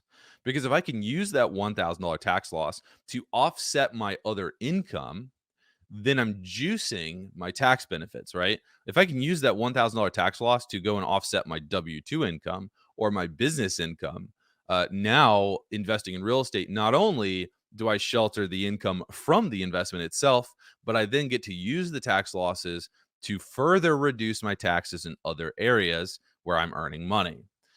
To do that, though, we have to understand the passive activity loss rules. So in 1986, IRC Section 469 was added to the Internal Revenue Code.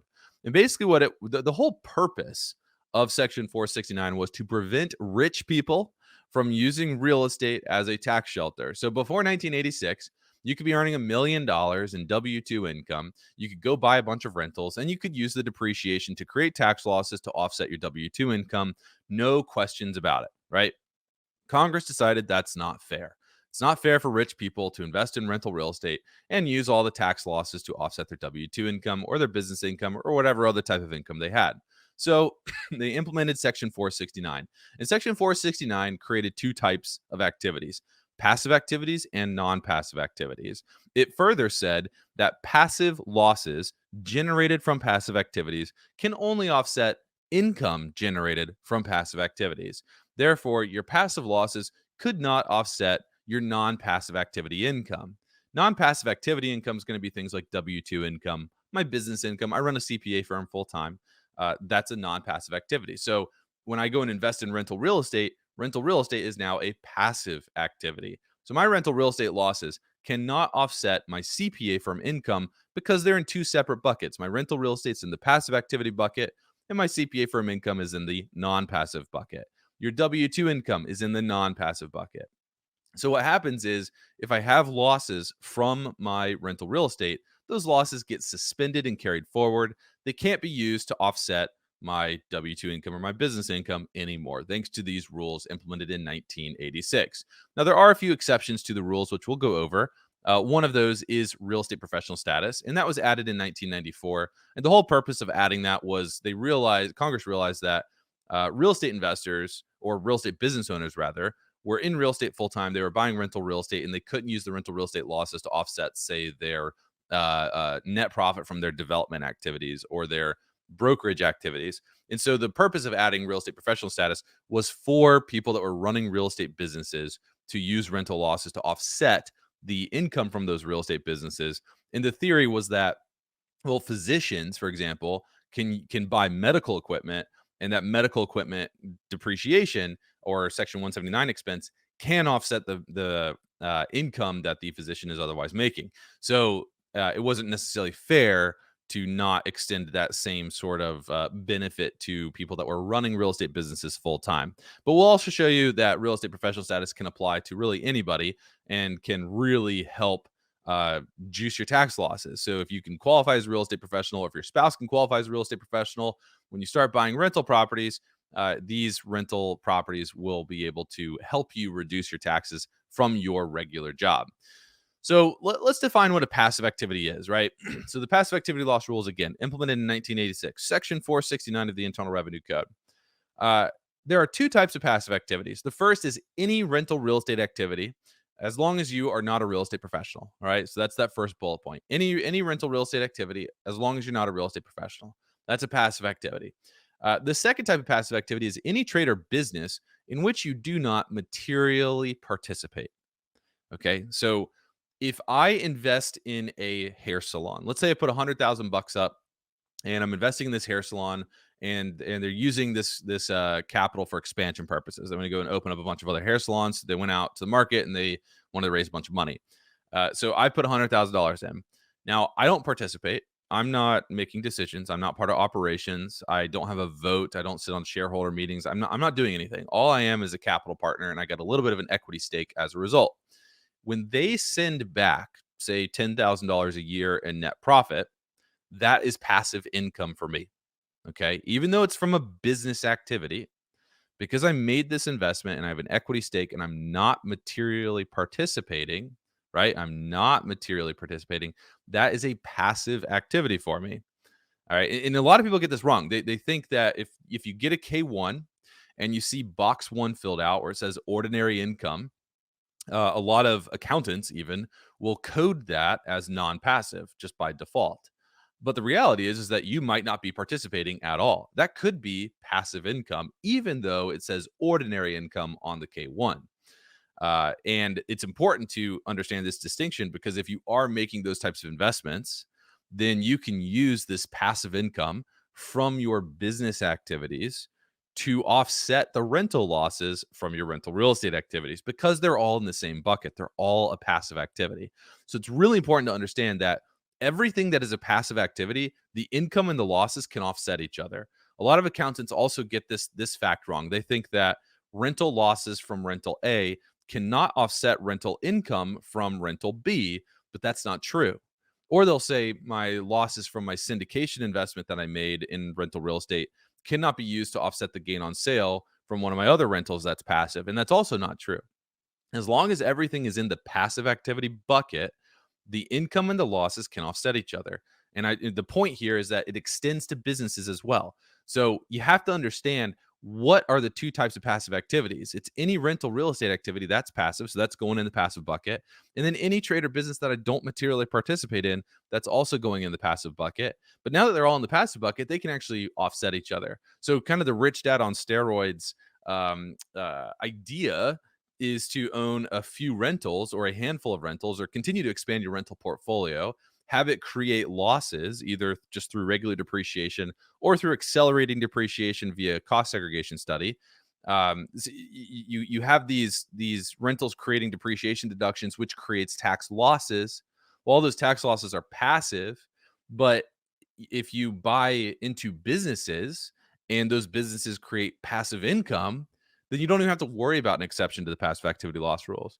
You don't have to worry about real estate professional status or the short-term rental loophole or anything else, because your rental losses will be used to offset the business income that is passive. All right. So the point here, the point of this slide is that if it's in the passive bucket, it can all offset each other. It doesn't matter if it's a business, doesn't matter if it's a rental property.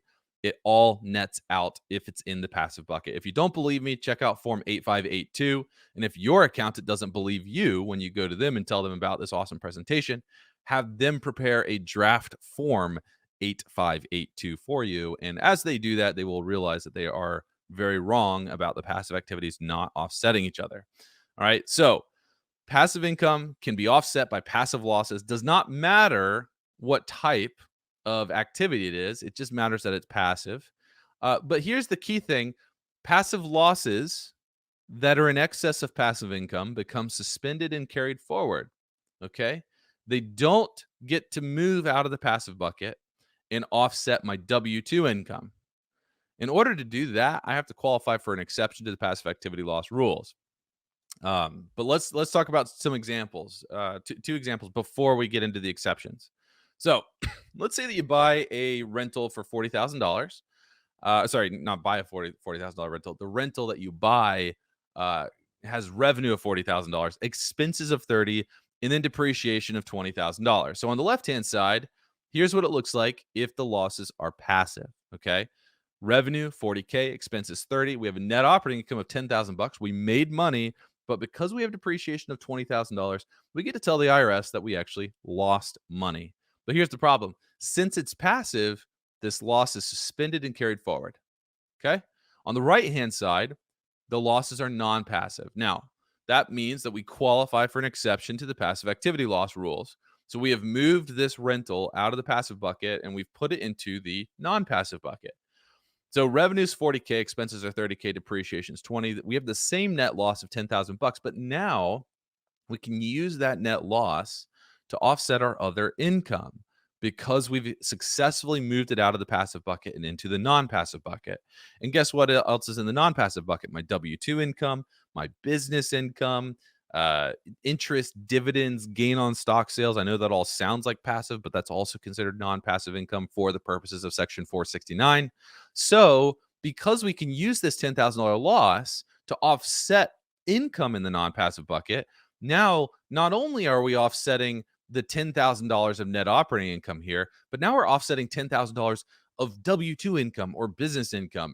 And if we are in the 37% tax bracket, this gives us an additional $3,700 tax benefit. All right. Because instead of saying I earned $700,000 in W-2 income, now I get to say I earned $690,000 in W-2 income minus my net loss here. So that $10,000 saves me an additional $3,700 in taxes. Very important to understand this concept, because now you'll start to see how these tax benefits can actually turn into real dollars for you. So now let's talk about how I mentioned juicing the tax benefits. Let's talk about how you juice the tax benefits. Through the end of 2023, you can use 80% bonus depreciation on any property with a useful life of less than 20 years. So what you do when you buy a rental property, assuming that it makes sense, and make sure that you do work with your tax advisors on this. Don't just do this without professional guidance, but assuming that it makes sense, you would use a cost segregation study. And a cost segregation study is the practice of essentially saying, hey, when we bought this property for $500,000 and we identified that the land was, I don't know, $450,000 or $50,000, so the building is $450,000. We're depreciating that building of $450K by 27 and a half years. But the reality is that there's a lot of components that go into this building that are not going to last 27 and a half years. So the purpose of a cost segregation study is to identify all of those components that are not going to last 27 and a half years and regroup them into 5-year, 7-year, and 15-year buckets instead. When you do that, you are accelerating the depreciation. And what do I mean by that? So $10,000, let's say that you had carpet of $10,000. And $10,000 divided by 27 and a half years is $300 or something a year, roughly. So is that right? I don't know if that's right, but let's just go with it. So $300 a year for carpet for 27 and a half years. All right. Now, carpet actually has a useful life of 5 years, but without a cost segregation study, you can't do that regrouping. So what you do is you go get that cost seg study and you are able to regroup that $10,000 and assign it to a 5-year life instead of a 27.5-year life. And now you're claiming a $2,000 deduction over 5 years versus $300 over 27.5 years. All right. How did we get that? Well, if carpet's got a 5-year useful life and it's a $10,000 value that we pushed into that 5-year bucket, then it's $10,000 divided by 5. That's $2,000 a year. It doesn't technically work like that. If I've got any accountants on, you'll know that there's double declining balance. So it's not technically $2,000. It's actually much higher, but then it declines off. I'm not going to explain that today because it's a little too complicated for this. But the purpose, what I want you to understand, the concept is you get a $2,000 deduction for 5 years, and then you get a $0 deduction for the remainder of the building life because you fully depreciated the carpet. But the key here is that in 5 years, we took a $10,000 deduction versus a $1,500 deduction. Okay. And what we're doing is we're pulling forward those tax benefits. We're extracting the tax benefits out of our property because we're creating higher deductions for ourselves. So we're accelerating depreciation, which creates a higher deduction, which creates a higher tax loss, which allows us to, offset other income to get a tax benefit, a tax refund, if you will. Now, we want to do that based on the time value of money rules, 9 times out of 10. Sometimes you don't want to do that, but most of the time, thanks to the time value of money rules, $1 today is worth more than $1 tomorrow. We want to try to pull the tax savings out of our property as often as we can and as quickly as we can. We don't want to depreciate $10,000 over 27.5 years because guess what's going to happen in 27.5 years? Inflation will totally erode this $300 deduction that we're gaining, right? So we want to try to get all that out of our property as fast as possible. Now, when I do that reallocation, when I push the carpet to 5-year property, it also qualifies for bonus depreciation because I can bonus depreciate any component with a useful life of less than 20 years. 5-year property is less than 20 years, so I get to immediately expense the $10,000. Actually, I get to immediately expense 80% of the $10,000. So I take an $8,000 deduction in the year of acquisition when I do that cost segregation study, and then the remaining $2,000 I depreciate over 5 years. All right, so now I'm taking an immediate $8K deduction. That's going to create a very large tax loss, and it's going to allow me to extract the tax benefit from my rental property as fast as possible. So if we continue our example from the prior slide, revenue of $40,000, expenses of $30,000, our net operating income is the same, $10,000. But now our depreciation from a cost segregation study is $60,000. So remember the prior slide, our depreciation was $20K. But now we do this cost seg study, we get bonus depreciation. Now it's $60,000, and that creates a tax loss of $50,000, right? 10K minus 60K right here. So if we have a tax loss of $50K, and if that tax loss is non-passive, meaning we can use it to offset W-2 income, business income, interest, capital gains, dividends, then the tax benefit's $18,500. All right. So instead of this slide where the tax benefit was $3,700, now we have a tax benefit of $18,500, which is pretty incredible. And it allows you to reinvest into the next property, right? Yeah, sure, $18,500 isn't going to be a down payment on the next property, but it's $18,500 less that you have to come out of pocket for the next property. This allows you to compound your wealth much faster. You think about that snowball effect. That snowball is rolling downhill. And if you're using cost seg studies and bonus depreciation, it's going to get bigger faster. And that's the goal, right? We want to help you build wealth as fast as possible. Now, I've already kind of said this, but this is the citation. Passive losses from one activity can offset passive income from another activity. I have a whole slide on this because I want to stop and just reemphasize the point that you can use passive activities to offset each other. A lot of accountants get this wrong. They get caught up thinking that, no, your LP loss is a different type of activity than your rental income, but it's not. It's all a passive activity. So if you invest in a syndication, the losses from that syndication can offset the rental income from rental A. They can offset the rental gain from rental A. My losses from my syndication can offset the income that I earned from that hair salon. As long as it's all passive, it can all net out against each other. Income from one passive activity is offset by losses from another passive activity. All right. So we've talked a lot about the passive activity loss rules. Let's talk about getting around the passive activity loss rules. What are those exceptions that I was kind of talking about? So the first two, I'm just going to kind of breeze over. So the first one, if you sell a passive activity at a gain, you can use passive losses from other activities to offset that gain. All right. So that's one way to get around the passive activity loss rules. And actually kind of the way that it works out, when you unlock the losses, you can unlock suspended losses whenever you're selling a passive activity at a gain. You can use current losses from current passive activities to offset that gain. But really, kind of the way that it works out is the losses actually flow through to your 1040, and they're ordinary losses. They're not capital losses. So these losses actually could offset your W-2 income. So instead of like getting a tax benefit at the 20% rate, which is the capital gain rate, you would get a tax benefit at a much higher rate if you are in a higher tax bracket. So that's just something important to understand, but touch base with your advisor to get that in more detail. The second way to get around the passive activity loss rules, if you earn less than $100,000, technically if you earn less than 150K, you qualify for something called the passive activity loss allowance. It's a $25,000 loss allowance if you earn less than 100K, but then that $25,000 loss allowance gets phased out for every dollar above 100K that you earn, and it's totally phased out once you reach $150,000. So if you earn less than 100K, if you actively participate in the activity, and if you own at least 10% of the activity, you will qualify for a loss allowance. And all that means is if I buy a couple rentals and I earn less than $100,000, then I don't have to qualify as a real estate professional. I don't have to materially participate. I don't have to do all this crazy stuff. I just have to own 10% of the activity, and I have to actively participate. And the losses created from my rentals can be used to offset my income up to a $25,000 loss allowance. So that's the loss allowance limit there. But as my income goes above $100,000, that 25K does phase out, and it's totally phased out once you reach 150. And typically when we explain this to clients, they'll say, okay, well, I'm at like 160K, so I'll just contribute a bunch to my 401k and I'll drop it down to 145.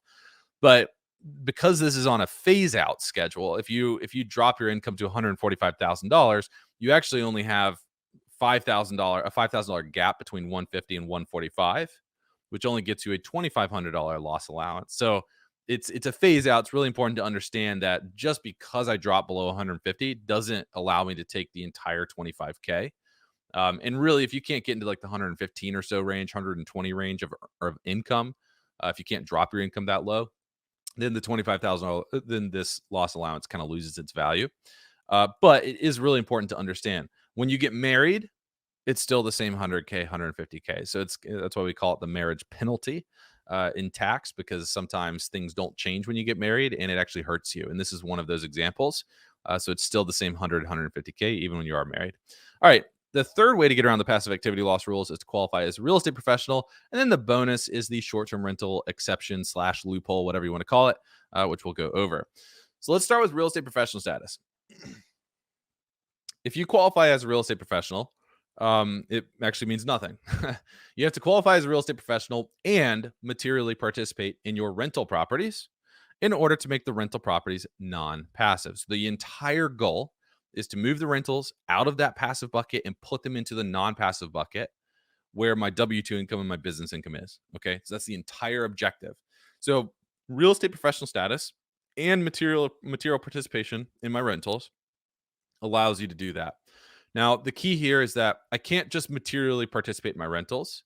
I have to qualify as a real estate professional, and then I have to materially participate in my rentals. Okay. To qualify as a real estate professional, I have to spend 750 service hours in a real property trader business in which I materially participate. I also have to spend more time in those real property trades or businesses than anywhere else. So I have to meet these two tests: 750 service hours in real property trades or businesses in which I materially participate, and more time in real estate than anywhere else. So let's actually, okay. So I do talk about it. I just wanted to skip ahead and make sure that I still had my 11 real property trades and businesses. I'm going to teach you about real property trades and businesses here in a second. There are 11 of them, so you don't necessarily have to hit the 750 hours specifically by being a landlord, but you do have to hit 750 hours in real estate and more time in real estate than anywhere else. You also have to materially participate in your rentals. So let's talk about the hours that count, that don't count for real estate professional status. Then we'll talk about hours that do. Hours that don't count are investor hours, unless you are involved in the day-to-day management of the activity. Now, what does that mean? That means that if you are not involved in the day-to-day management of the activity, time spent in investor capacity, underwriting, due diligence, meeting with my brokers, my lenders, my attorneys, doing the bookkeeping, preparing my tax returns, paying my bills, those are all things an investor would do, regardless as if they were managing the property themselves or not. Okay. So that's an investor capacity. So if I'm doing those things and I have a property manager, those hours will not count towards my 750 hour test or towards my more time in real estate than anywhere else test. But if I am involved in the day-to-day management, meaning I self-manage my rentals, then all of that time will count. So be strategic, especially in years that you're acquiring rentals. Maybe you self-manage the rentals the first year or two as you're getting it up to speed, because you can spend a lot of time going through the due diligence, going through the communications with my brokers and my lenders and my attorneys and paying the bills and getting everything set up. All of that, again, is investor time, but it can count if you're involved in day-to-day management, which means you just don't have a property manager. Education and research time does not count. And I've got tax court cases here. Anything that you see italicized is a tax court citation. The reason that I include tax court citations here is, one, to give you a little bit of ammunition if you get these slides and you're having a conversation with your own accountant and you're asking them questions that's not quite making sense. You can say, well, here's a potential citation. Can you take a look at it? But two, because I want you to believe me. I want you to know that I'm not just pulling this stuff out of my what. I've done a lot of these presentations, and typically everybody wants to qualify as a real estate professional, because when they qualify as a real estate professional, they can use their rental losses to offset their W-2 income, just like the good old days before 1986, before these rules existed. All right. So we want to qualify as a real estate professional because then we don't have to pay any tax, because we can use cost segregation studies to create big tax losses, offset our W-2 income. However, everybody wants to qualify as a real estate professional with investor hours, education and research hours, and travel time. Why? Because that's the easiest time to add to my time log. I don't really have to do any work to make all that time happen. So when I give this presentation, I like to include citations so that you know that I'm not BSing you, because there are a lot of accountants that will BS you, some because they just don't understand the rules, and others because they want your money. You have to make sure that you protect yourself by educating yourself on how this stuff works, and it allows you to ask more sophisticated questions and have better conversations with your accountant. So education research time does not count towards real estate professional status. And it's just because it's super easy to log. It's also because that it doesn't actually impact your rentals, collecting rents, or paying the bills. All right, think about it. Your time spent watching this webinar, if you have a rental property, is the time spent watching this webinar really going to impact whether or not you collect rent next month? No, it's not, right? You're still going to collect rent. So that's the point. Education research hours are not actually operational hours. They don't make your property go. They don't count towards real estate professional status. Travel time does not count, with one caveat. So IRS Audit Technique Guide says no. This is the guide that they give to all their auditors on here's how you audit this stuff. So that clearly says no. Now, there is a tax court case, Lay versus Commissioner, where the tax court ruled that travel time does count. However, the facts were a little unique here. So in Lay versus Commissioner, Lay was self-managing their rentals, and they were all within driving distance, and they visited them multiple times a week, and they allowed the travel time to count at that point. So basically, they decided that the travel time was integral to the day-to-day operations of the rentals, in order for Lay to self-manage the rentals. There's many tax court cases where travel time does not count. A more recent one was Lucero versus Commissioner. I believe that came out September 2020. And tax court ruled that Lucero's travel time to his short-term rentals, which were all about an hour and a half away from his home, he visited them 6 to 9 times a year, I believe. That travel time did not count because it was so infrequent that it was not integral to the day-to-day operations of the rentals. All right. So be careful on the travel time. But investor hours, education, research hours, and travel time will not count. And here's a really important slide, too, because this is a highly litigated piece of the code. If the principal purpose for the performance of services and logging hours is to avoid the limitations under Section 469, then the hours don't count. And here's your citation for the statement. The point here is that you can't say it took me 24 hours to replace blinds, or 48 hours to replace a toilet, or 8 hours to set my property up on VRBO. Okay. Like, these are all very clearly inflated log entries, and these are all real log entries from tax court cases. Okay. So these are all inflated. And the purpose for performing those services is just to get around Section 469. My rentals didn't really need me to drag my heels on the blinds replacement for 24 hours, right? It's just not reasonable. So make sure that you're being reasonable whenever you're recording your time. And you do need a time log on a continuous basis. That's how you prove that you are indeed a real estate professional. All right. What does count? Hours spent acquiring the property, showing the property to tenants, placing rental ads, taking tenant apps, screening tenants, negotiating leases, cleaning units, maintaining the grounds, doing repairs, doing improvements. All this kind of sounds like being a property manager, right? So if you're a property manager, that time will indeed count towards real estate professional status. But this is all actual work. This is all the day-to-day operations that I'm talking about. It's the stuff that's integral to making that property perform well. Now, there's a couple of caveats. Traveling to your rentals, we just kind of touched on that. So be careful traveling. And then the other one is supervising a property manager. Now, if I have one rental that's a couple states away from my home, and I have a property manager that's managing it, simply providing overwatch is not what I mean by supervising a property manager. Okay. So meeting with them once a week, even daily, if I'm really going to be that type of a person, that's not going to count towards real estate professional status. Why? Because your property manager is the real estate professional. They're the one that is on the ground. They're the ones that are managing the property on a day-to-day basis. So they're the ones that's going to be the real estate professional, not you simply having phone calls with them, reviewing financials. What would that be? That's investor hours, right? Any investor would do that. And if you have a property manager and you're just in that investor capacity, it's not real estate professional status. But here's where it changes. Let's say that my portfolio is so extensive that I have entire teams that I've built out of property managers. I've vertically integrated property management into my operation. And by the way, when I say that, what I really mean is I've got hundreds of units and I'm doing this full time, most likely. That's when supervising a property manager is going to count towards real estate professional status. So for all of my small landlords, it's not going to count. Don't think and don't believe anything that you see, because if you believe, one of the big things that I like to teach on real estate professional status, again, it's highly litigated. Okay.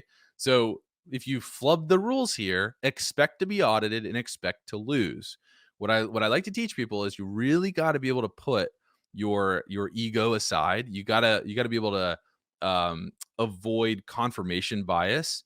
All right. And you've got to avoid FOMO, because what happens in real estate is we get into these groups and we see one person say, well, my CPA let me do this. And we go, well, I need to go do it too. And you go to that CPA and the CPA is like, sure, yeah, we can do that for you. But what they're doing is they want your money. That's what's happening. Okay. And you have to be smart enough to recognize it. You have to be smart enough to work with people who are going to tell you what you need to hear to win audits, to support yourself in an audit, not what you want to hear today to save tax dollars. And that leads us to a lot of conversations with our clients about, you're not going to qualify today, but here's how we could structure it in the future so that you could qualify for it in the future. All right. Because people that want to qualify for it today but don't, will have a lot of education and research time, a lot of travel time, a lot of investor level hour time. They'll have supervising property managers and all. It's just fake time that you're putting on your time logs, and you will get audited. You will get audited, and you will lose that audit. I know that you'll lose that audit because we've been called in on many audits at this point to help with an accountant and their tax pay and their client, and we get called in and they've got a bunch of research time on the books, and it's like, you're not going to win this. There's no way.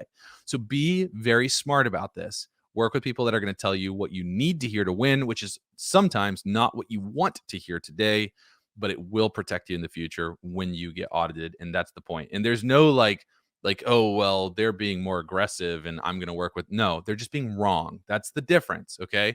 There is a difference between being aggressive and being actually wrong. And a lot of accountants that will allow you to book this time and just take your word for it, they are being wrong, not aggressive. And that's the point. Okay. Don't try to game the system. Just kind of talked about that. Let's hit the 11 real property trades or businesses that I was kind of talking about before. Because remember, to qualify as a real estate professional, you need to have 750 hours in real property trades or businesses and more time in real estate in these real property trades or businesses than anywhere else. So there's 11 real property trades or businesses. They're right here. I'm not going to go into all of them, but I will say that you can work in multiple real property trades or businesses and look at it in the aggregate to hit your 750 hour test. What that means is I can be a property manager, I can be a real estate agent, and I can be a flipper or developer. And if I spend 300 hours in each one of those businesses, if they stand alone, I don't hit the 750 hour test. But when I aggregate 3 businesses that I spent 300 hours, I've got 900 hours total. Now I've hit the 750 hour test. And if that's all I do, like I don't have a W-2 job or do anything else, then I'm a real estate professional. Okay. So you can aggregate the real property trades and businesses together. You don't just have to be a landlord. You can do a lot of different things. But if you do a lot of different things, like here's an issue we see every once in a while. We'll have a client that is like a real estate agent, and they're a real estate agent full time. So they've got 2,000 hours a year being a real estate agent. They are a real estate professional because they hit the 750 hour test, and 2,000 hours a year. That's all they do. They don't have another job. So they hit the second test too, more time in real estate than anywhere else. Well, they hit those two tests. They're a real estate professional, but they forget they have to materially participate in the rentals. And so the rentals are still passive. Okay. So really important to understand that I don't have to hit real estate professional status by being a landlord, but if I hit real estate professional status with any other type of business, I always have to remember to materially participate in my rental activities. So let's talk about what material participation means. Without material participation, real estate professional status is nothing, right? I could be that real estate agent working 2,000 hours. I'm a real estate professional, but my rentals are still passive unless I materially participate. So my rentals are still stuck in that passive bucket, and they don't offset my real estate agent income. I know, it seems weird, but that's how it works. So in order to move my rentals, when I'm a real estate professional, in order to move my rentals out of the passive bucket and put them into the non-passive bucket, I have to meet one of these 7 tests. I have to participate more than 500 hours. I have to, my participation is substantially all the participation, meaning that nobody else participated. I was the only person working on the activity. Or I participate 100 hours and more than anyone else. So that means that I participate 100 hours, and then I outwork everybody. So if I have cleaners that did 105 hours during the year, I have to work 106 hours, more hours than the cleaners, and at least 100 hours. So these are the 3 tests that we see hit most often. And these are the 3 that we typically focus on with our clients. But it's really important to understand that I have to hit one of these tests in order for real estate professional status to mean anything. Because if I don't hit one of these tests, then my rentals are still passive. Now, the other thing about these tests is that it's looked at on an activity by activity basis. So that means that each rental activity is a separate activity. So I have to spend 500 hours per year per rental. Okay. This if I want to hit this test, or 100 hours a year per rental, and I have to outwork everybody in each one of those separate rentals. And by the way, if I'm hitting test number 3, I have to record the time that everybody else spends in the activity. Lucero versus Commissioner tried to claim, the taxpayer in that tax court case tried to claim 100 hours more than anyone else. And the tax court basically said, even if we believe your time log, which we don't, that was another issue. You didn't present any evidence as to what the property manager, how much time the property manager spent managing your property. So you have to be able to show how much anyone else spent working on your rentals, and that you worked at least 100 hours and more than them. But the point is that you have to do that per rental activity. So if you think about it, if I've got 10 rentals, I have to spend 5,000 hours between the 10 rentals. But we are graced with a nice grouping election under Treasury Regs 469-9G that allow us to group all rental activities together into one for the purposes of material participation, which means now if I make that election, then I only have to spend 500 hours between all 10 rentals. Okay. And I could spend 500 hours on one rental, and the other 9 could have a property manager on them, and they could be totally passive. But when I make this a grouping election, I'm grouping them all together as one activity. And so it's going to be looked at as if I spent 500 hours on one large rental activity. So now, even though I spent 500 hours on 1 out of 10 rentals, and I didn't touch the other 9, when I group them all together, it doesn't matter. It looks like all 10 rentals are non-passive because I spent 500 hours on the grouped activity. All right, so we typically want to group our rentals because of that. There are some downsides to grouping rentals in terms of being able to claim losses, but typically not an issue. But just touch base with your accountant on that. Okay, for the purposes of material participation, you and your spouse can combine your time.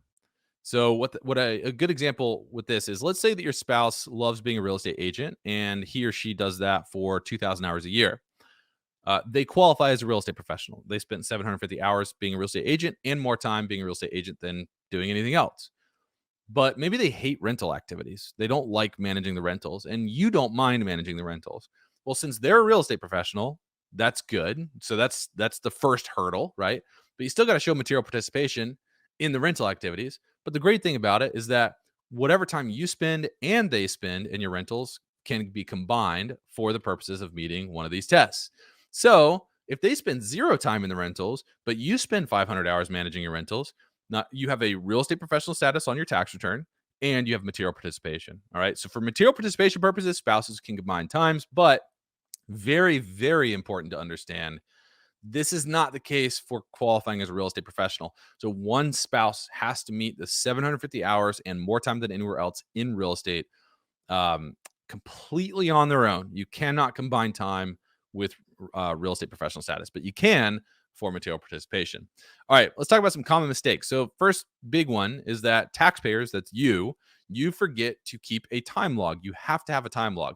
If you were to work with our team on this, we will not take the position that you are a real estate professional unless you furnish a time log to us. And we're going to review that time log for reasonableness. So we're going to mark up anything that says, I spent 8 hours setting up a VRBO listing, because it's just unreasonable. The IRS is never going to buy it. And we have experience with that. So we're going to mark all that up and we're going to make sure that you can actually defend your position. But a lot of times we see people forget to keep this log. But on the advisor side, they fail to actually verify the time log. So either the advisor will just take them at their word, which is a huge red flag. So if you're working with an advisor and they're claiming real estate professional status for you and they've never asked you for a time log, you should probably find a new advisor. That's a huge red flag. It just shows a lack of experience with Section 469 or a lack of attention to detail, which is definitely not what you want out of your accountant. So that's a red flag. Or they'll take your time log, but then they'll ask no questions. So, and maybe you can test them on it. Throw in an 8-hour VRBO listing, see if they ask you about it. And if they don't, another red flag that you should consider potentially switching accountants, because you want your accountant to be a partner with you in this and help prevent a loss in an IRS audit. I'm not going to say prevent an IRS audit because, again, real estate professional status is highly litigated. But when that time comes, you want your situation to be buttoned up. And if they're not verifying or asking you any questions about it, your situation is probably not buttoned up. Other common mistakes, I'm not going to go through all these, but I do want to hit this bottom one here. Fail to understand that grouping election that I was talking about, the Section 469-9G election. So make sure that you kind of look that up. We've got some content on it as well.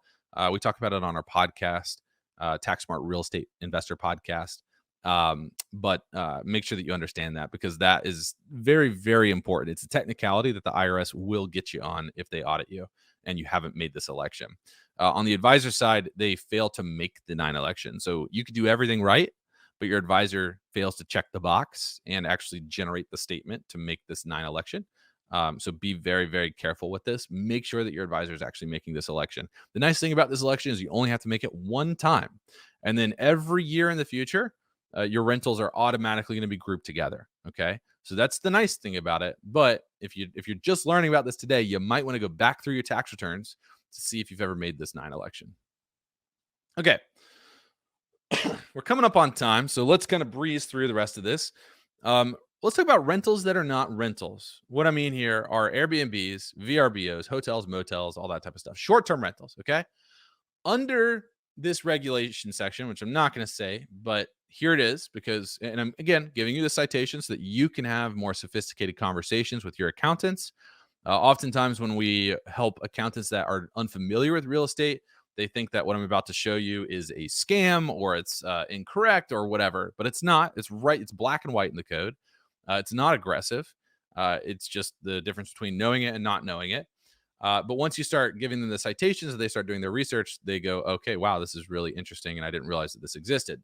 So under this regulation section, certain activities under Section 469 are not rental activities. Okay. And I'll explain the significance of this here in 1 minute. We're only going to hit the first one, but important to know that there are multiple definitions of what is not a rental activity. But the first one here says the average period of customer use this should be less than or equal to 7 days. I've been saying this should be less than or equal to 7 days for literally years, and I've never gone and updated the slide and put an equal sign here. So I'm going to go do that today after this presentation. But this should say less than or equal to 7 days. So if my average period of customer use is less than or equal to 7 days, then I do not have a rental activity under Section 469. So average period of custom use less than or equal to 7 days. That sounds like short-term rentals, right? Somebody that's coming for 3 days for the weekend, somebody that's coming for a beach week or a mountain week, they're staying for 7 days. Again, equal to 7 days or less than 7 days. I don't have a rental activity. I could have one person stay for 30 days and then 30 people stay for 1 day. And that's 60 total days divided by 60 total people, right? So that's 1 day on, is that right? I don't know what that, no, that's 60 total days divided by 31 total people. So the average there is roughly 2 days, right? So you don't necessarily have to have everybody stay less than 7 days. You can have people stay longer. But when you look at it from January 1st to December 31st, what was your average period of customer use? If that number is 7 days or less, then you do not have a rental activity under Section 469. Now, what is the significance of that? Remember back to the 2 definitions of passive activities under Section 469. What did we say? We said any trade or business that you don't materially participate in, that's 1, right? Remember the hair salon example? I put money up, but I didn't participate, right? So that's passive. And any rental activity, as long as you don't qualify as a real estate professional, okay? But wait a second. I don't know if you caught that, but I used the term rental activity. Any rental activity, as long as you don't qualify as a real estate professional. But here we have this definition that says I don't have a rental activity as long as my average period of customer use is 7 days or less. So if I don't have a rental activity, then I don't have to worry about the definition that says any rental activity unless you qualify as a real estate professional. And what that means is I don't have to worry about qualifying as a real estate professional, because real estate professional status, that's in that definition of any rental activity unless you qualify as a real estate professional. But I don't have a real estate professional. I don't have a rental activity. So I don't have to worry about qualifying as a real estate professional. All I have to do is worry about material participation. Okay. And I showed you those 7 tests, 500 hours, substantially all, 100 hours more than anyone else. Those are the only things that I have to worry about when I have an average period of customer use of 7 days or less. The significance of this is that real estate professional status is the rule that requires me to spend more time in real estate than anywhere else. I cannot qualify as a real estate professional if I work a full-time job, because I will never be able to convince the IRS or tax court that I spent 2,000 more hours working than my day job, or 2,001 hours in real estate and 2,000 hours in my day job for a total of 4,001 hours. I'm not going to convince the IRS and tax court that. I'm an optimist. I believe you could do it, but you're not going to convince the IRS and tax court that you're a full-time employee and you're also a real estate professional. It's not going to happen. But here's your out.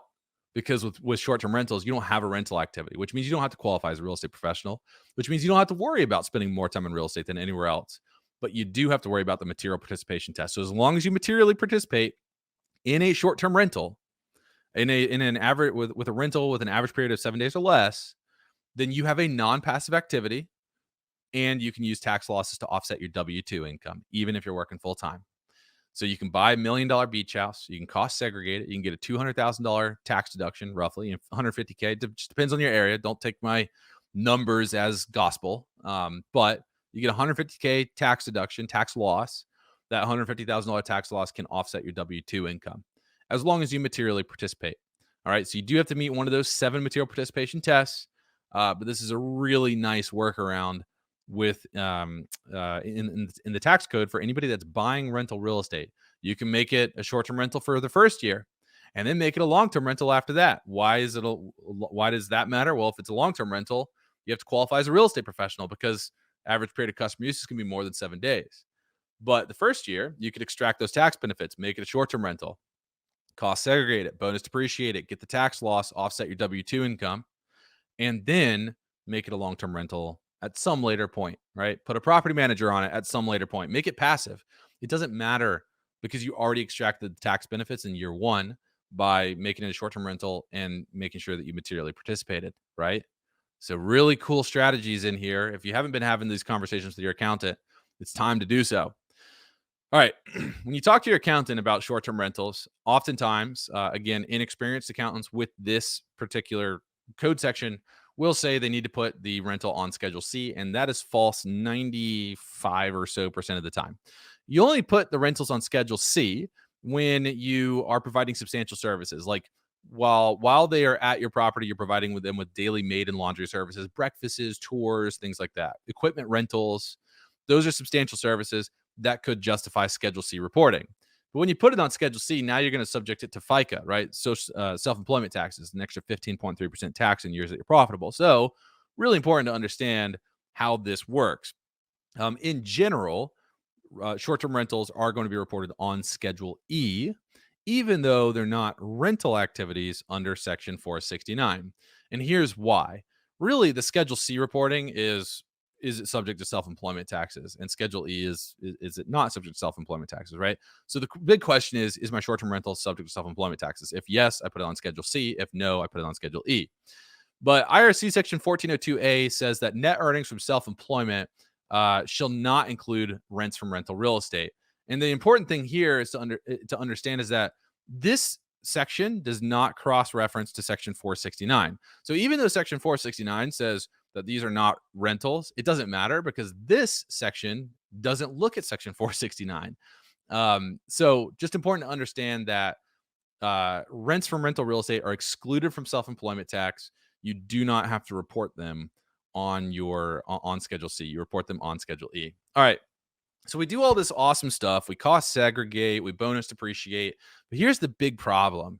If I go and sell at some later point, since I've done all the bonus depreciation, I've taken all these tax losses, my basis in the property is much lower, which means I have a big gain. And some of that gain is called depreciation recapture, and it can be very painful, especially if it's bonus depreciation. So really important to model this out with your accountant to understand what the impacts are on the back end of selling. So when I go full cycle, depreciation recapture is talked about in the market as this like scare tactic. Some accountants use it to put down other accountants that promote bonus depreciation and cost segregation studies. My view on it is that you should pretty much always cost seg study and bonus depreciate. Again, take that with a grain of salt. Go touch base with your accountant. Make sure that the numbers make sense. But I believe that because of time value of money. If I get to extract the tax benefit today and reinvest the tax benefit into another rental or another investment asset and continue to grow my wealth, I'm going to do that because that snowball effect is going to get bigger and bigger and bigger. However, I also know if I sell one of these rentals in a taxable exchange on the back end, I am going to pay a lot in taxes because I've got that depreciation recapture that's going to come due. So what do you do to get around it? You do a 1031 exchange. Here are the rules on a 1031 exchange. I'm not going to go through all of them in the interest of time. You can also do a lazy man's 1031 exchange where you just sell a rental. You don't engage in the 1031, but then you just buy another rental within the same tax year, the same calendar year, and you cost segregate the new rental that you bought. It creates a tax loss to offset the gain on the rental you sold. That's called a lazy man's 1031. But regardless, you do a 1031 exchange. So the idea is you just always kick the can down the road.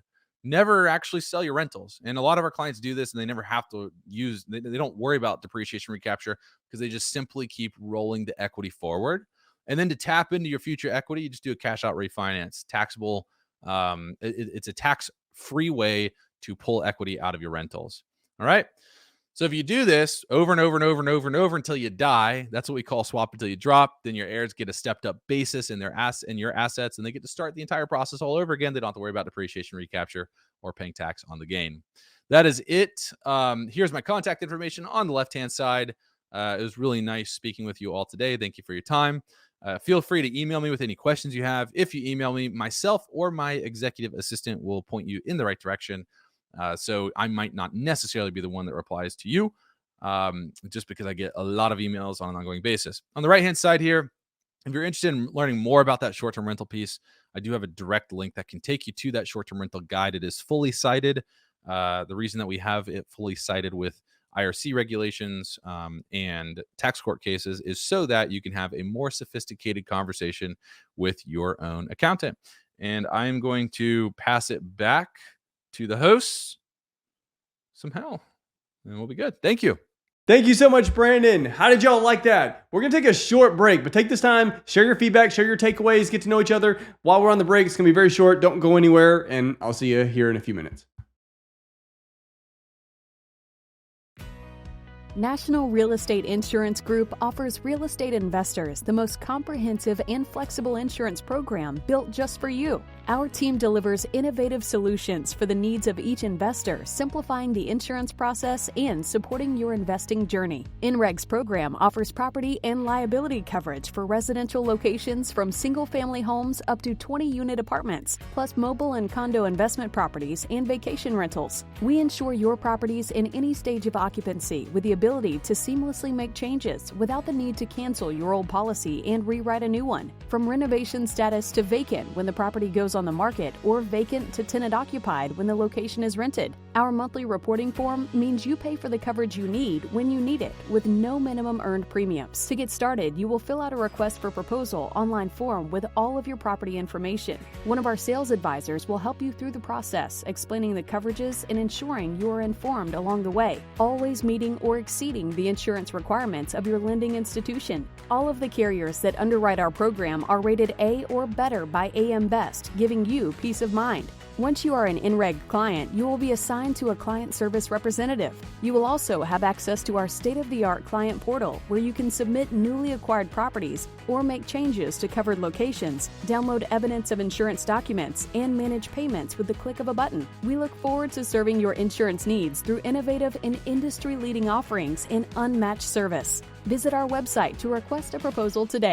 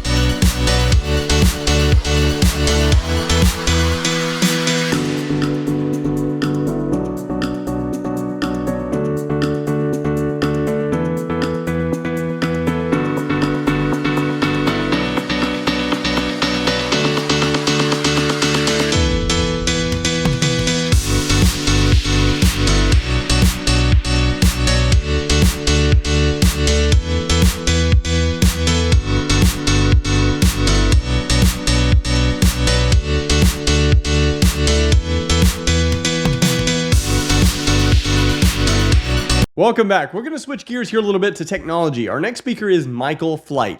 Michael is a real estate entrepreneur, pioneer in tokenization, and an expert in retail real estate investment, redevelopment, and real estate on the blockchain. He's a founding principal of Concordia Realty Corporation and Concordia Equity Partners. Additionally, Michael has been named the godfather of blockchain real estate after co-founding Liberty Real Estate Fund, the world's first net lease security token fund, and creating the Blockchain Real Estate Summit. Please welcome to the stage, Michael Flight. Hey everybody, this is Michael Flight, and we're here at Real Estate WealthCon 2023. And before I get started, I really just want to thank Chris Bounds from Invested Agents. And you need to go see what they're doing over at investedagents.com. So Chris, thank you very much for inviting me to the Real Estate WealthCon. This is just a super lineup, and it's just going to have a ton of great educational information. So with that, I'd like to talk about what I am most passionate about, which is not only my family, but also real estate on the blockchain. To give you a little bit of a background, I've been in real estate since 1986. And when I went out, I was involved with a group from an international, it's basically a startup country. It's called Liberland. And so some of the guys at Liberland introduced me to these guys out of Romania that were creating a real estate ICO, which is a real estate coin offering.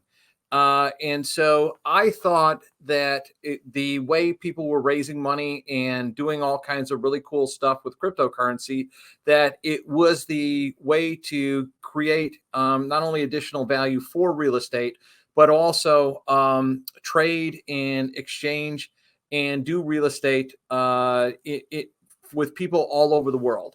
What I soon realized was that we still have securities laws and all kinds of other things here in the United States. So what I'd like to talk to you a little bit about is some of the adventure that we went on, because I think this is going to be really important, because at some point, most of the financial system is going to be on blockchain.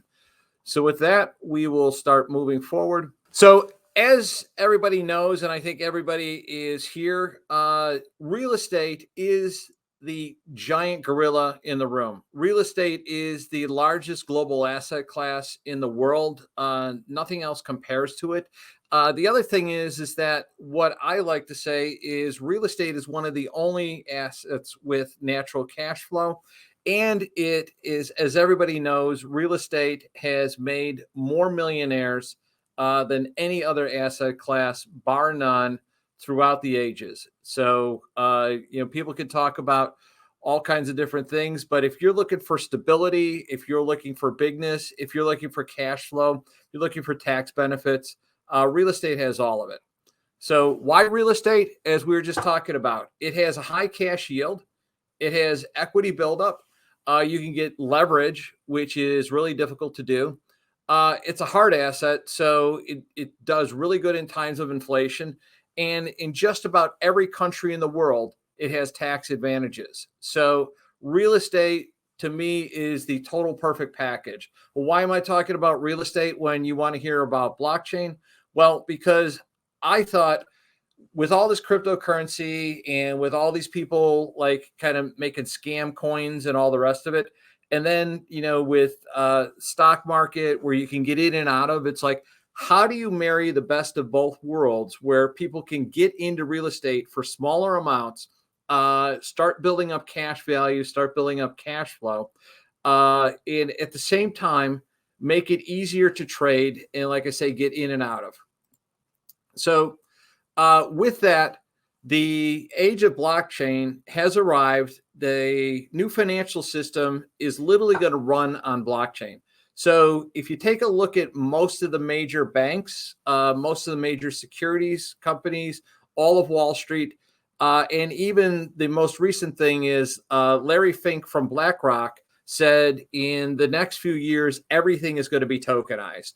And so what does tokenized mean? Tokenized means that it's going to be issued to a blockchain. One of the things that I took, I'm always looking for what's happening far out in our industry. And if you're not aware of the fact that everything is going to be financialized, you're going to, whether you realize it or not, it's just like the internet, sometimes you don't realize it. And I'll move to the next slide and do that. So just as the internet allows for instantaneous worldwide communication, so you can send an email, we can do video all over the place and everything like that. Blockchain allows for the instantaneous transfer of money, assets, or value worldwide. So what does that mean? Well, it means that it's a way of record keeping so that I know if I send money to you and you just happen to be living in Costa Rica, or you just happen to be living even in Romania and stuff, I can send a Bitcoin or a digital dollar to you, and it will get to you without the friction that we currently have. And I'll give you a story. You say, well, I can just send a wire transfer. Well, if you're sending a wire transfer internationally, it sometimes takes up to 7 days to clear. And in one situation I had, they actually lost the wire transfer between where I was sending it here in the Chicago area over to Dubai. So we had to do a new wire transfer because they could never find where that actual wire transfer went. Versus when you have blockchain, the blockchain records where the transaction goes, and you can see where the transactions go. So what is blockchain? Blockchain is basically like a giant spreadsheet. It's a ledger, but the pieces fit together in a cryptographic, the cryptographic hash, so that if you get, let's say, block 1 here, block 1 starts it off, and then new data is put into block 2.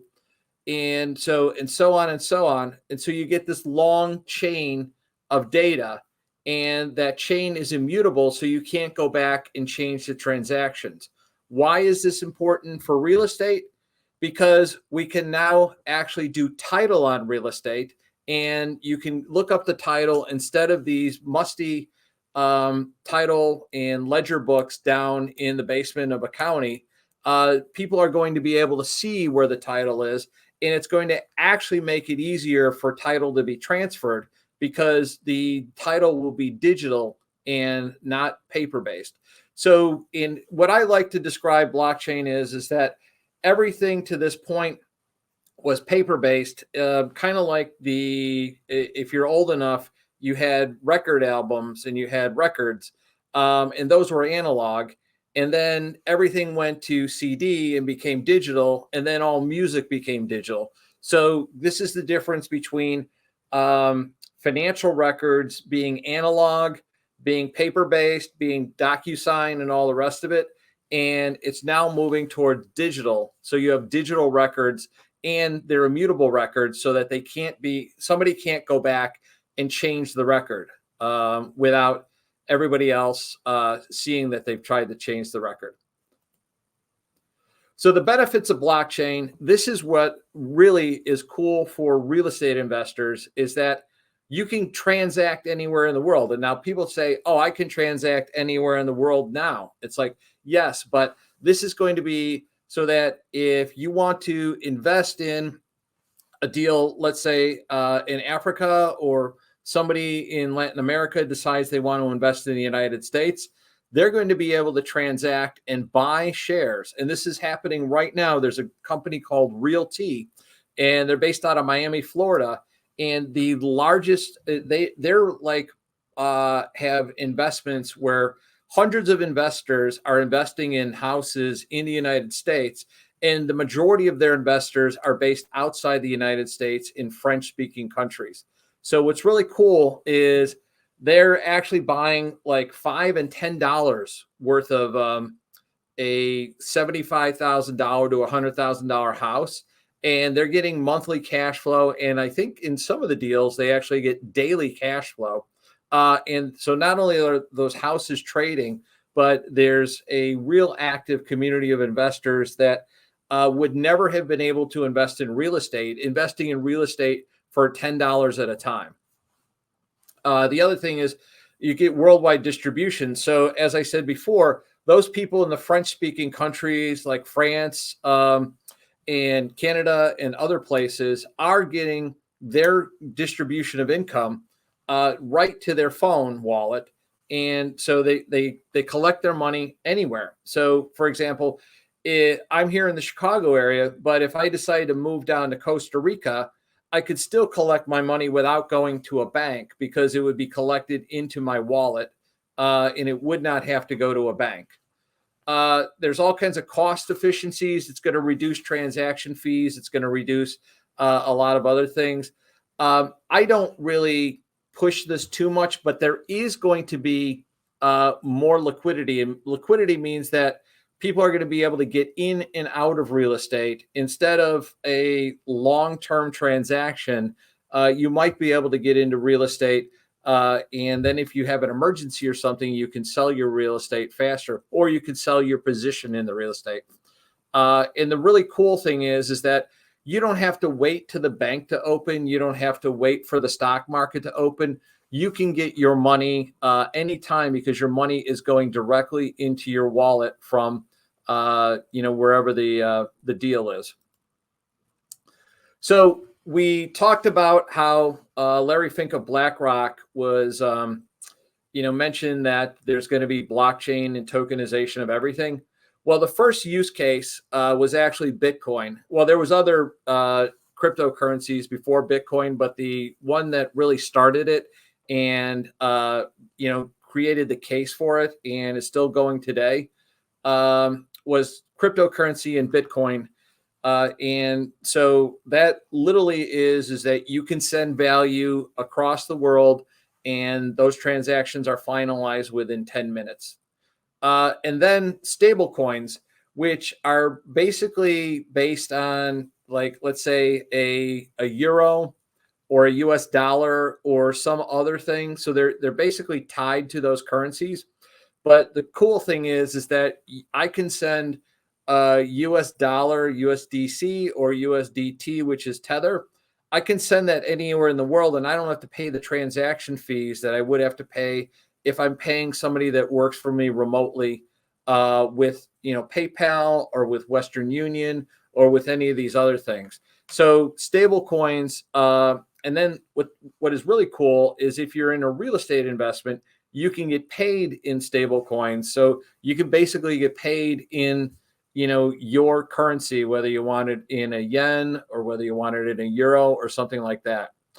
And then the biggest rage that happened in 2020 and continuing was NFTs. So NFTs right now, most of the time you see an NFT as, digital artwork or things like that. But NFTs are going to be super huge for people are going to sell tickets as NFTs. And so you're going to have value so that if you decide to resell your ticket, you might be able to retain value to it. But also the people that, have the concert or have the event, they can also make some money on the resale. And then security tokens, which is what I am most interested in because I'm involved with real estate syndication, and those are securities. But security tokens are what Larry Fink was talking about, what Jamie Dimon is talking about, and a lot of other things. Stocks, private equity, real estate, and venture capital are all going to be issued at some point on a blockchain as security tokens, which are legal securities. So make sure that you're getting a valuable token backed by real estate or some other hard asset and not a dog coin. That's just cryptocurrency, and there is no actual value backing that. So that's why I'm really excited because, like I said, I've been in the real estate industry. I love real estate. I know what all it is. And it's a quality hard asset. It's, as I said before, in this period of inflation, it's a fantastic inflation hedge. So these are all the things that can be security token offerings. And what's really going to be great about this is not only, our stocks going to be securities and tradable, but you're also going to be able to trade alternative assets in what have traditionally been illiquid assets. So for example, we had some guys, and we know there's like actually 5 or 6 whiskey funds out there. So you can actually invest in a fund that's backed by whiskey that's made in Kentucky, or Scotch made in Scotland, or Irish whiskey made in Ireland. And though that whiskey is valuable, and so to help free up cash for the distillers, they can get somebody else to invest in the whiskey. And so while it sits there and ages well, it's a great investment. And with tokens, those tokens are then tradable, whereas it used to be just a paper certificate. Same thing with oil and gas partnerships. Right now, no matter what people say about, and it's controversial, but I know Chris is from Houston, the energy, capital of the world. We are going to need more oil and gas. We're going to need more drilling, because our world runs on this for right now. And so we're going to need that, all the plastic and everything else you get. And even the food we eat is made with fertilizer from natural gas. So we're going to need to figure out how to finance that. And security token offerings are perfect for that. And like I said before, I love real estate. And so this is going to really open up real estate to a lot more people. So a lot of people ask me, they're like, well, isn't this just like a real estate investment trust? And I like to say no, because it's the private offering. So they don't have to, it's not issued as a public security. So you can issue them as a private security. They're not going to be traded as much as a regular real estate investment trust. But at the same time, real estate investment trust, and this is not accounting advice or legal advice, but real estate investment trusts are traded as stocks, and that's regular income, versus you get all the benefits of having a private, real estate deal with all the tax benefits and everything else. Plus you get mobility that you don't get in a traditional real estate syndication.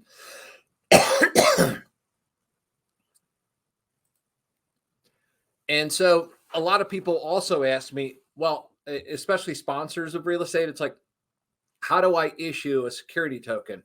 Well, basically, it's the same as your normal deal. So a normal paper deal, number one, you have to find the deal. You have to make sure that it's a quality deal. You have to underwrite it and all the rest of it. Then you have to go to your attorneys and get it all put into all the legal documents with offering memorandums and, deal structures and all the rest of that. Excuse me. Once the legal documents are formed, then you can digitize it into smart contracts so they're ready to be issued onto a blockchain.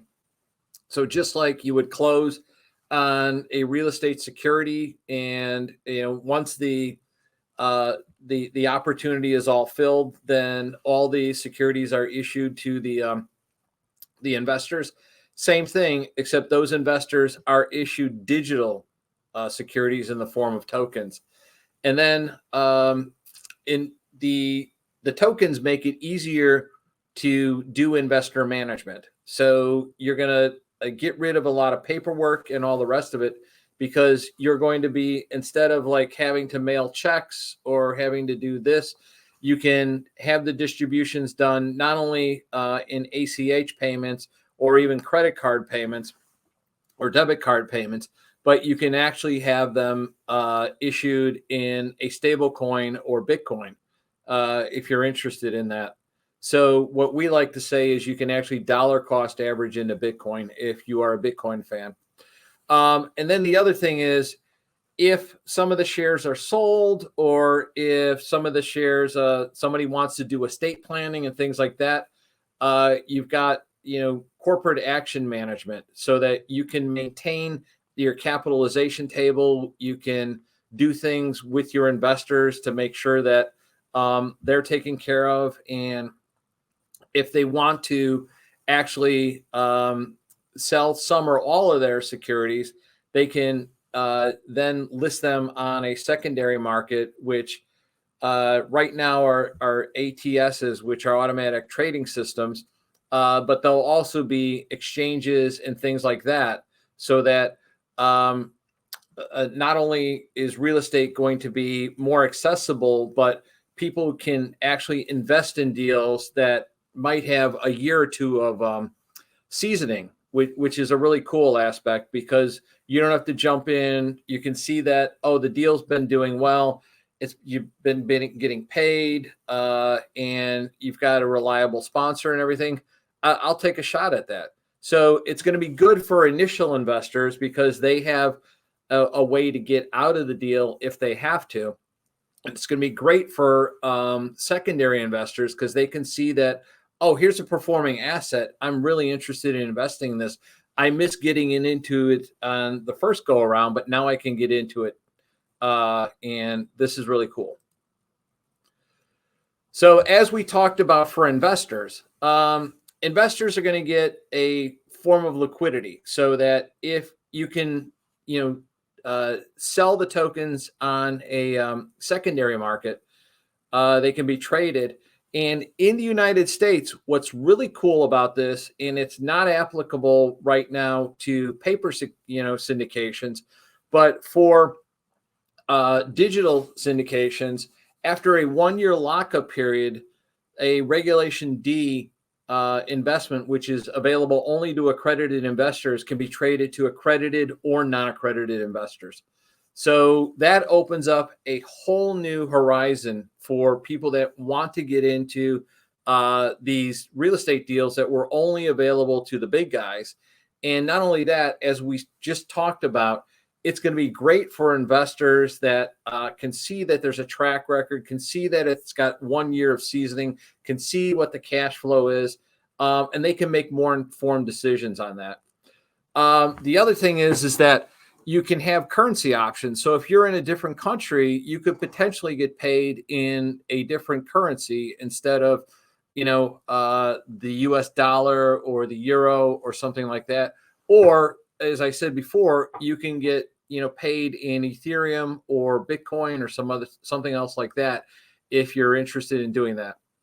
The other thing is that there are protocols out there in the blockchain world that you can actually deposit your stuff into it and earn extra money because you're actually depositing a hard asset into a protocol, and so they'll pay you on that. Some of it's called staking, and some of it's just called they'll pay you for the use of your hard asset. So not only are you earning the cash flow from the real estate, but you're also earning extra cash flow by basically lending your tokens to somebody else. That market hasn't been quite. It's something that's going to be happening in the future, and there's a lot of other things that we're not even thinking about right now that's going to free up a lot of ability for investors to make extra money. And then the other really good thing about this for investors is the fact that you can do estate planning, or like, let's say I invested $100,000 into our Liberty Real Estate Fund, which is a triple net property fund. I invested $100,000 into that, and I decided to divide that up between my two sons and myself and my wife. We wanted to keep 40% of it, and I can divide 30 and 30. It makes estate planning much easier. But the other thing is that let's say that my son is getting married this year, which he is, and I have to pay for a very expensive, rehearsal dinner. So I need to sell some of my, real estate to pay for that rehearsal dinner. So I don't have to sell my whole thing, and I don't have an illiquid asset like on a syndication where I'm locked up for a period of 5 years. I can sell a portion of that, like maybe $10,000, and that frees up money that normally you'd be locked in. So that's what we were talking about, real estate tokens. So you can invest in dollars, euros, other things, and you can get paid back in that. That's what really this is the concept of it. You've got this cash flowing asset. We like to talk about real estate in the United States because that's what we know best. So you've got your apartment building there, kicking off all kinds of cash flow, and it's sending that money. And the potential is to send that cash flow all over the world so people can benefit all over the world, or even right next door that you didn't know about before, but you can, invest in it right next to you in smaller sizes. So we are entering the financial system of the future. Blockchain is the new financial system. If you take a look at all the patents for blockchain, I shouldn't say all of them, but a large majority of them are banks, insurance companies, and Wall Street players. Not only Wall Street players, but financial players all over the world, because they know that blockchain is a better way to keep track of assets, keep track of money transfers, and all the rest of it. So you can buy real estate and other assets anywhere in the world. You can get access to your money at any time, any place. You don't have to wait for the bank to open. We have a report that if you'd like, you can go to the Invest on Main and click on the report. And it has a lot more information on this topic. And it's specific to, because I'm primarily interested in real estate securities, but it also has things on there about how title companies are going to change and all the rest of it. And then if you're really interested in learning more about this, the Blockchain Real Estate Summit is going to be a worldwide summit. We're doing it online, September 26th through 28th, 2023. But I just really want to thank Chris. Chris has just been fantastic. He's been forward thinking. He knows that this is coming. And you need to check out, if you're looking to not only invest in things, but also sales. And I can't, begin to talk about Chris Bounds and the type of programs that he puts on all the time. I mean, the guy makes me tired when he does all this stuff. So check out investedagents.com. Thank you. Thank you so much, Michael. What did y'all think of that? Hopefully it opened your mind a little bit more to how blockchain is going to impact real estate in the years to come. And our next speaker is going to expand on that, Gabriel Sadoun. Gabriel is a former investment banking associate and current business development associate at DigiShares. He left the banking world to take part in the disruption that blockchain is bringing to real estate. Please welcome to the stage, Gabriel Sadoun. Hello, everyone, and thank you for joining this session. My name is Gabriel Sadoun. I'm the head of U.S. business development for DigiShares. DigiShares is a investor management platform that uses blockchain technology. So it enables real estate developers, funds, syndicators to onboard investors, manage those investors, and enable them to trade all on the blockchain and in a white label manner. And today, I will be talking about tokenized real estate and liquidity. So I'll start off by giving a couple of definitions. I won't spend too much time on defining what a blockchain is, smart contract, tokenization, because I believe there's another speaker that is covering that aspect. But we'll just provide a high-level reminder on both terms. So the first one, tokenized real estate, what does it mean? It means you're representing the ownership of a real estate asset on the blockchain in the form of what's called a security token.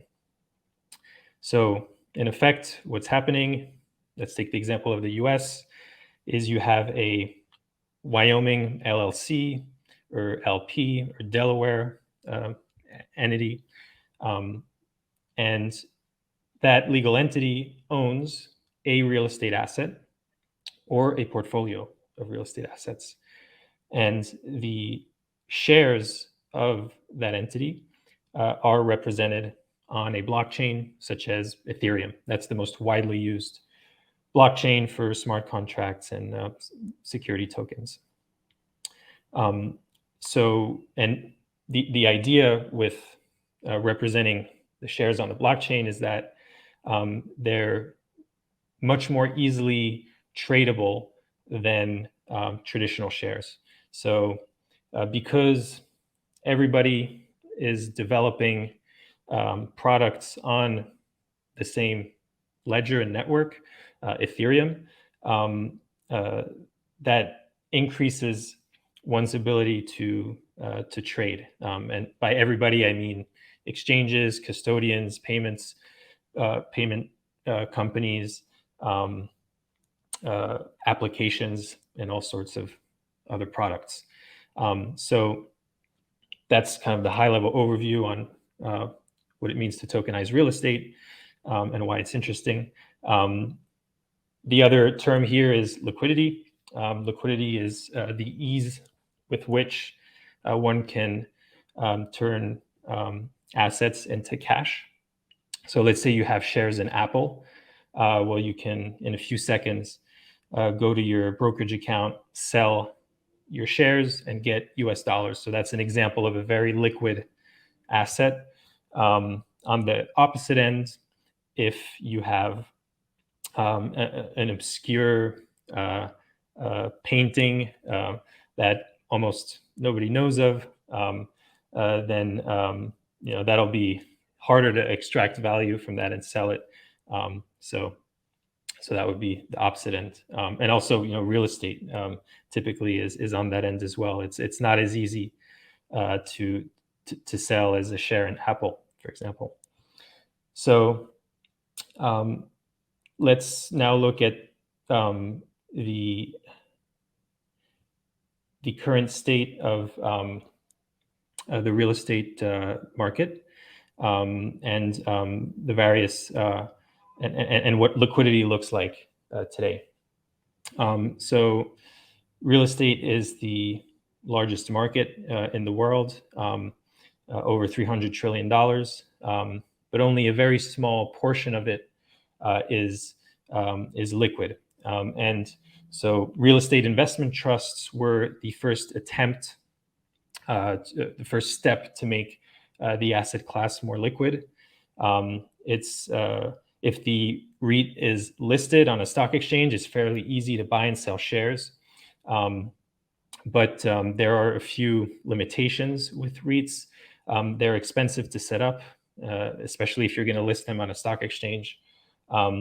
There are limitations with regards to the profits that are being distributed. You have to distribute 90% of profits to investors, so that limits the asset manager. And there's low granularity, so meaning you have generally these giant opaque portfolios, and you can't pinpoint, and own a specific asset generally. And that's because of the cost. And actually, an interesting fact is that the only asset, the single asset that is a publicly traded REIT is the Empire State Building. So that's the scale that you need to make the economics work. So yeah, just 1% approximately of global real estate is accessible and liquid. That also means that democratization is not quite there yet. So if you look at the lower part of the slide, you'll see that only 5% of alternative assets, which real estate is a huge part of, are held by retail investors, and that's even considering that retail investors are individuals with investable assets of less than 30 million. So which is a pretty broad definition. So if you think of people that have, less than 1 to 5 million to invest, then that's even a fraction of that, less than 1%. So it limits access to retail investors, but it also, and even though institutional investors have a large share, it limits their ability to invest in the asset class as well, because if you are a pension fund or an insurance company, you have to meet certain cash obligations. You have to pay the pension plan holders, or you have to pay the insurance plan holders, and so you're going to want to have assets a majority of assets that you can easily sell. So a majority of liquid assets. And if you have a liquid assets, you're going to limit your exposure to them. And so you're not going to be able to invest as much in them. So that's the state of things today. And if you look at the process for to sell your shares in real estate on the secondary market today, it's really archaic. So some of you may have gone through this process. Let's say you're a limited partner in a real estate deal. You're generally locked in to the deal for years. Generally, you have 5, 7, 10-year lockup periods because it's hard to buy and sell. So, but if you are able to get the authorization to sell your shares, if you need to exit, then that's a complicated process. You have to send emails, get on phone calls, and you may use intermediaries that are going to use siloed databases to find one large buyer. So yeah, that's why one can say there's really no true infrastructure for secondary trading of shares in real estate. So what's the cost of all this? A way to look at it is just as Willamette Management Associates did in 2016. You want to compare identical registered and unregistered securities. So what does that mean? It means for the same company, you can have a chunk of shares that is listed on a stock exchange and another chunk that is not. Why would they do that? They would do it for mainly cost savings reasons. They would sometimes have a chunk that isn't listed if they have a few large institutional investors that are coming in, and so that'll save them the cost of having to register the shares. So you do have quite a few companies that have both registered and unregistered shares.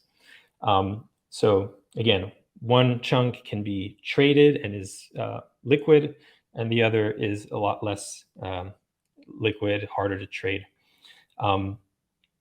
So what is the conclusion of that study? And it's that they've observed on average an illiquidity discount of 20% of net asset value. So that's the cost. That's the difference in valuation between the registered and unregistered shares. And there's a cutoff point there that I put for at 1990, because that year there was an amendment to Rule 144 in the U.S. that allowed qualified institutional investors to trade unregistered securities amongst themselves. And so if you look at the average illiquidity discount and analyses done before 1990, it was closer to 35%. So just that amendment and imperfect infrastructure enabled the illiquidity discount to be reduced from around 35 to around 20%. And so this is corroborated with feedback from experienced real estate general partners that we've spoken to. They often speak of haircut of around 20-30% if an LP wants to exit, and we've heard some some say that sometimes it was even closer to 40%.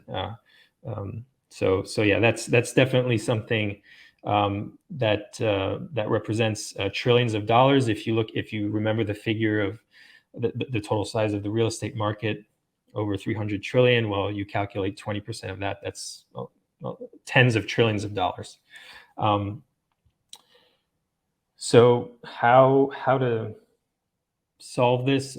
What should the secondary trading infrastructure look like?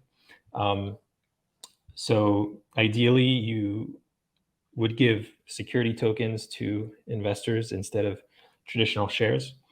And then those tokens, the investors could then bring those tokens to trading venues. These could be centralized exchanges, such as a version of Coinbase or something of the like. It could be a bulletin board for peer-to-peer trading, or it could be a decentralized exchange in the future. That's not possible yet.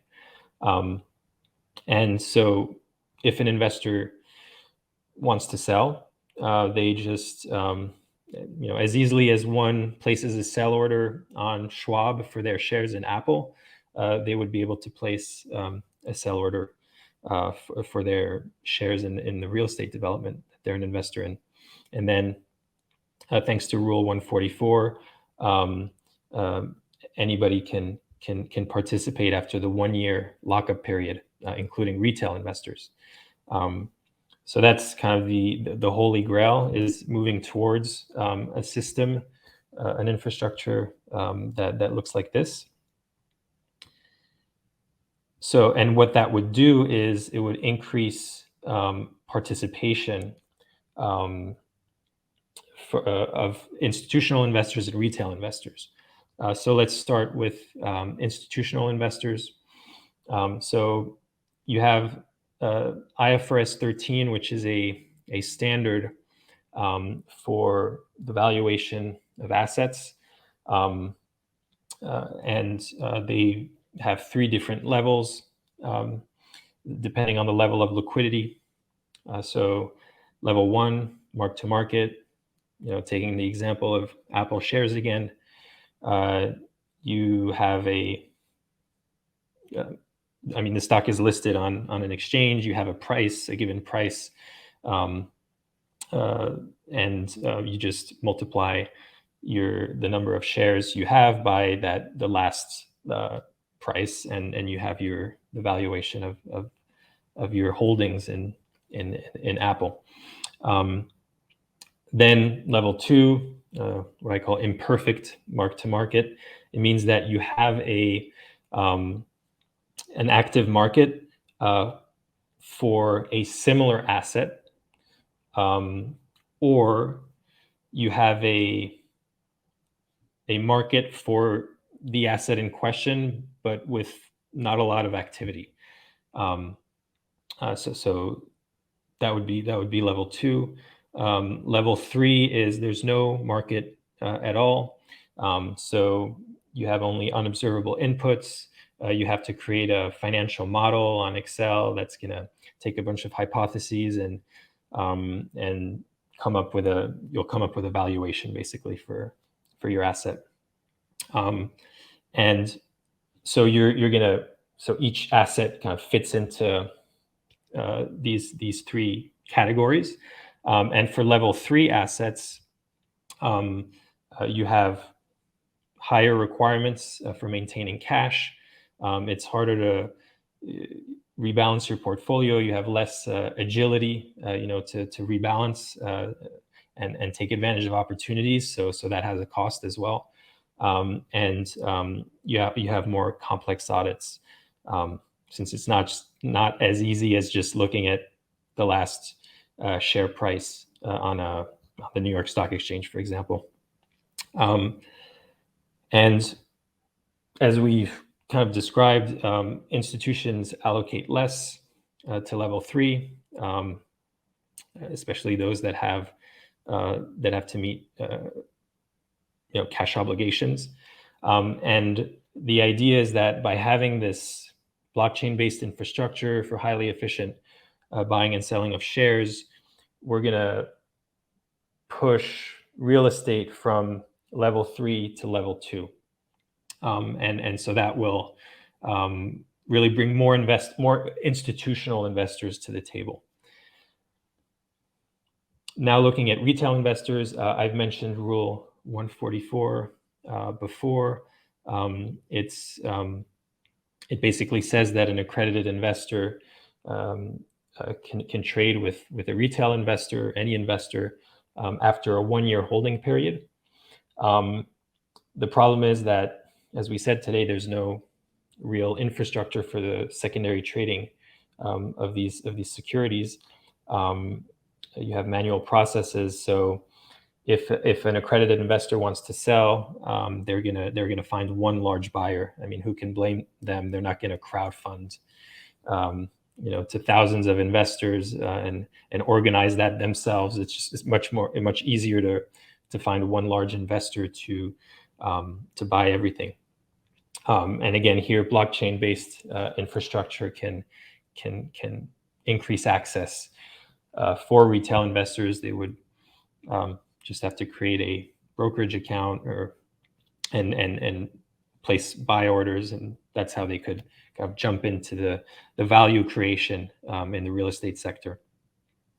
And as we move further and the blockchain space matures, you'll have further innovations that will continuously decrease the barrier to entry. And one that I would mention is decentralized ID. This means that instead of having to go through the long KYC process every single time you create an account with an exchange or an issuer, you would just do it once every X amount of months or years.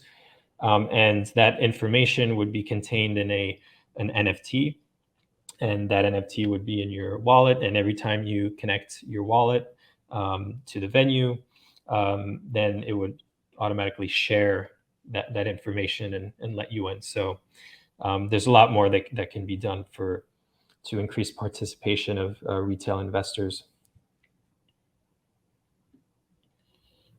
So to summarize a bit, what we've said,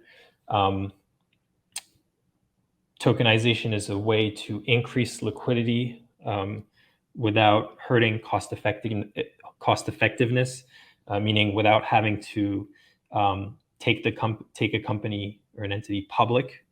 So you remain a private company, but you benefit from more liquidity.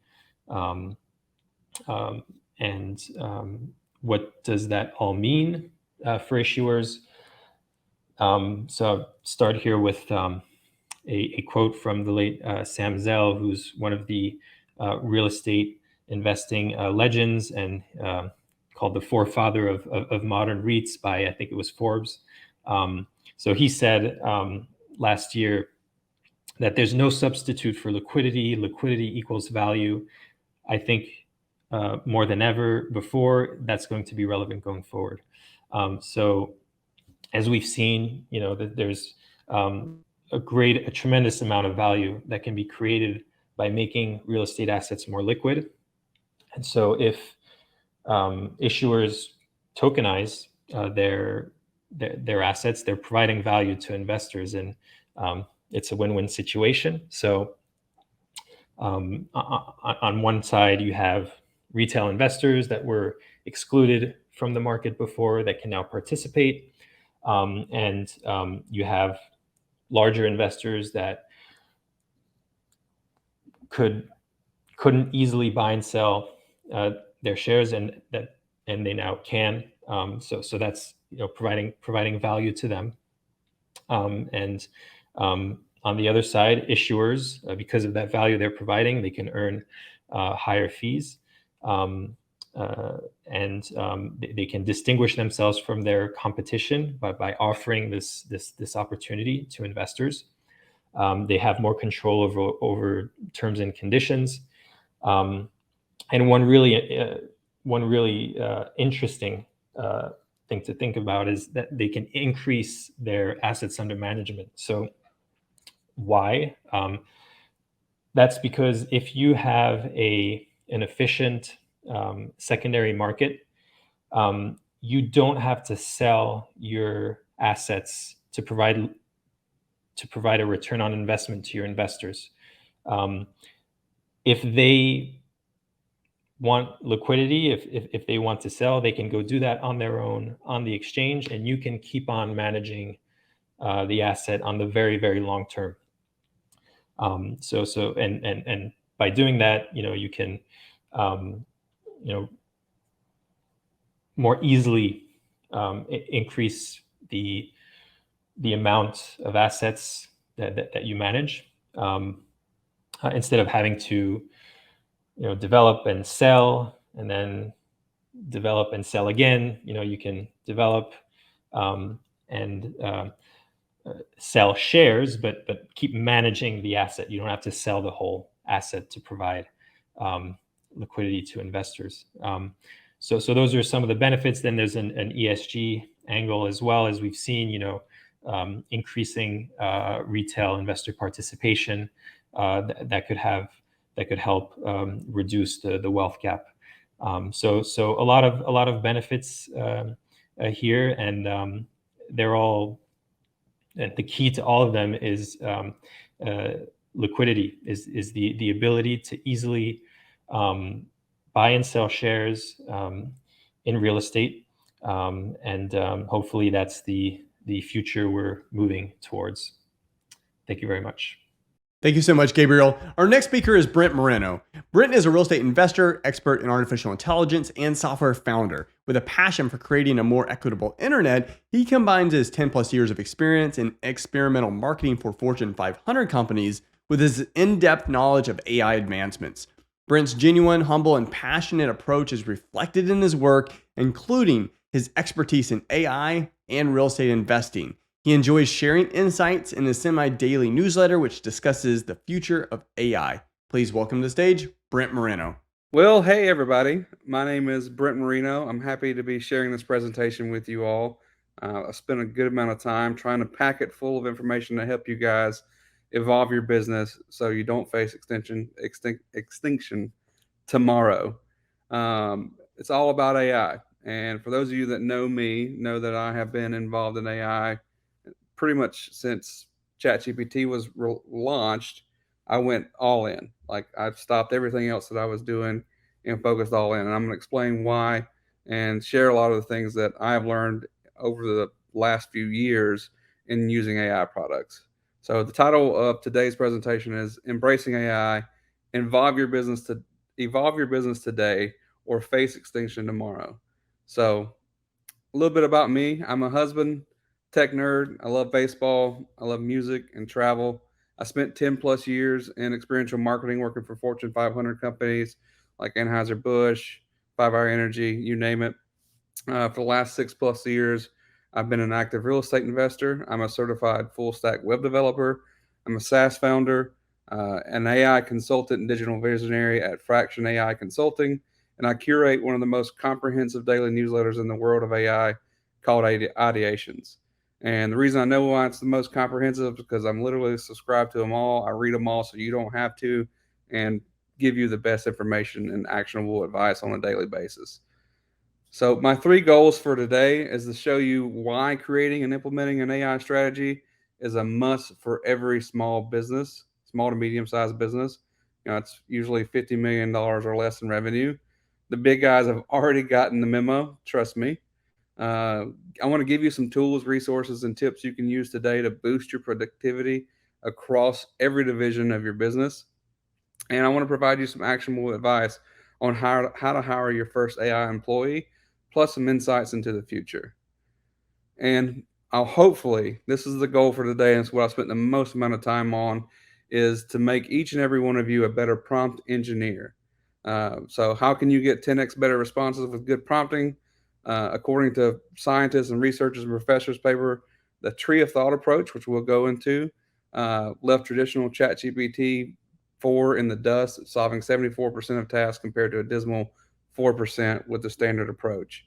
So we're going to go into all that. And if it's went over your head, don't worry, I'm going to break it down into simple terms. So you're probably wondering, like, well, how am I an AI expert, right? It's only been out for a few years, or for a few months, actually. ChatGPT only came out in November. So I wanted to kind of give you a brief introduction of kind of my background in AI and kind of when I started paying attention. 9 years ago, yes, actually 9 years ago, I watched a video that that would forever change my life. I didn't know it at the time, but it's titled Humans Need Not Apply, and it's by CGB Gray. I highly, highly recommend you guys go watch that video. It's about 15 minutes long. I watched it, like I said, 9 years ago, and it started making me think about, well, what's the future really look like? Because it's kind of scary, into like what it can automate. So hopefully I can alleviate some of those fears today, and I may scare you a little bit some as well. It's okay. I've kind of ride the fence of I'm a little bit terrified, and I'm also extremely excited about the possibilities. So in 2017, Google releases what is today the backbone of the entire generative AI industry. It was a research paper about transformers titled Attention is All You Need. And I actually wrote about this today, that Google sat on this tech and didn't really do anything with it for years. And now that's why they're kind of behind in the race. What that means and what happened is that now everything is a language to a transformer. Years ago, in machine learning, you had all these different areas and fields and specialties. So you had computer vision, you had speech synthesis, you had speech recognition, you had robotics, music generation, image generation. All these things were different research fields, and there still are today. However, an improvement in one of those fields, say a 2 or 3% increase in productivity or improvements, did not correlate with every other field because they're all little fields. What the transformer did is turned everything into a language, and it turned everything that is a pattern can be turned into a language. So small gains in research in these fields didn't produce much results for everything else. That was until the transformer came along. So what does that mean? So like fMRI data, DNA, biometrics, robotics, text of the internet, code, images, music, stock markets, video, sound, all of that is now language. And just to show you like how crazy fast things are moving, the numbers behind AI is absolutely insane as far as the amount of research papers. This chart here shows you the amount of research papers just in the particular fields of machine learning and AI per month. And it just shows you how this is exponentially increasing. And 9 out of 10 organizations back AI to give them a competitive edge over rivals. That came from MIT Sloan Management. One survey found that 87% of global organizations believe that AI technologies will give them a competitive edge. Between 2015 and 2019, the number of businesses utilizing AI services grew by over 270%. So it's very important that we start realizing what these major corporations and major companies have been doing over the last few years. We've all been using AI some way, say some form or fashion, right? Your social media, your Netflix, your YouTube, they're all using algorithms to predict the things that you like. So we want to fast forward to 2018. You guys might recognize some of these names. It's my good friend Ben Lovro and my good friend Max Maxwell. In 2018, I was sending them text messages. Google announced Duplex. And for those of you who don't know, Google Duplex was a project where there was like a virtual phone assistant that would call and schedule appointments and handle the conversation for you. It could book, hotel reservations. It could book, your next haircut. It could reserve you a table at a restaurant. And my mind was kind of blown. And as you can see, what I wrote here is my brain is officially racing at this point. I get the idea for replacing phone teams with AI voice assistants. Matter of fact, they even sent Max the message says, Google making assistants obsolete. Imagine having the answer. I'm having to read these kind of small, so I apologize. Answer all of your calls 24 hours a day and never get sleepy or needs a break or get sick or anything, right? And that's the future that is now actually currently we're living in. And I said this back in 2018. In 2021, I started getting into research when OpenAI releases GPT-3. I subscribe as an early adopter to Conversion.ai, now known as Jasper. Jasper went on to achieve a $1 billion evaluation, which they're now kind of facing extinction thanks to ChatGPT. So you can certainly be too early. I don't think that's the case now. I think now is the right time. It's still a little early, but I think now is the time that we all should be jumping in. But here's some conversations that I had with Keith Sant, who's an SEO expert and a fellow investor. I said, GPT-3 is scary. The things I could do with it if I had the resources, I'd put the Philippines out of business. It could be having this conversation with you right now, and you'd likely never know it. And those things are factual and readily available across multiple platforms, all because of the capabilities of ChatGPT and GPT-3. In 2022, obviously, OpenAI releases ChatGPT, and it was a shot heard around the world, and it had the fastest adoption rate in the history of the internet. Here's a post that I made saying, I will not miss the AI and AR train. I will not miss the AI and the AR train, because I think both of those are kind of interrelated. So they were the fastest time to reach 1 million users. I think they did it in 5 days. The time to reach 100 million users, they did it in 2 months, which is absolutely insane. What this did was created a race. And we're now, as you can see, Google has entered, which they should have done years ago because they were the actual founders of the technology. Microsoft threw their ring in the hat. Everyone and their mom is jumping into the AI ring when this stuff has been going on and this research has been going on for years. Some fascinating capabilities of AI. AI can read your mind. So there's been some research papers that are put out where they show people images, videos, while they're hooked up to a fMRI machine or MRI machine, and that data is then fed into a computer that basically can transcribe in text and or images and even video. It can replay exactly what you saw. AI can map out proteins. What would have taken us billions of years to do, it did it in like 2 years. Mapped all of our proteins in our body. It's creating personalized and custom healthcare and medicine, which I'm a huge fan of. I think this is going to revolutionize the medical industry entirely. But AI is creating personalized and custom healthcare and medicine, right? So what that means is like you're going to have medicine that's compounded and created based on your health and your body. AI can detect early signs of Alzheimer's and pancreatic cancer. AI will use Wi-Fi or can use Wi-Fi signals, right? Because remember, it's patterns to recreate images of people in their positions in buildings. So it can essentially see through walls. We'll soon be able to understand our pets and replay our dreams. So what's going to happen in the future is like you'll be able to wear a little device to bed at night, and when you wake up in the morning, you'll have a video, a replay of your dreams, if that interests you at all. I think it's pretty cool.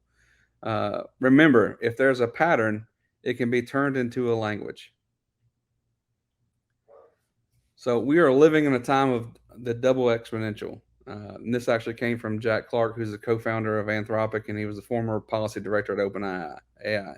So he's a researcher. He understands what's going on. And for somebody like myself, who spends every single day in the trenches of reading research papers and finding out what's coming, what's next, and what's happening, it's very difficult to stay on top of things. So he says tracking progress is getting increasingly hard because progress is accelerating. This progress is unlocking things critical to economic and national security, which is why you have all these governments discussing AI. And if we don't skim papers each day, you will miss important trends that your rivals will notice and exploit. So again, I'm doing all this research. I'm diving in and try to figure out what these trends are, so I can relay those back to you guys in my daily newsletter. So hopefully by now you can understand that it's safe to say that AI will revolutionize all of society, not just your business. So here's some of my predictions. Every small and medium-sized business will have an AI employee or get left behind. That's chief of AI, prompt engineers, you name it. The future is if you can describe it, you can create it. So think software applications, movies, video games, right? So if I need a software application for my business, if I can describe it well enough, then the AI can actually go and build that application, code everything, design it all on its own with very little input from me. So learning how to prompt these systems is going to be is a major skill and will continue to be a major skill. Movies, same thing, right? If you can think of a movie script or an idea, you can create it. That goes from the script all the way to the actual video.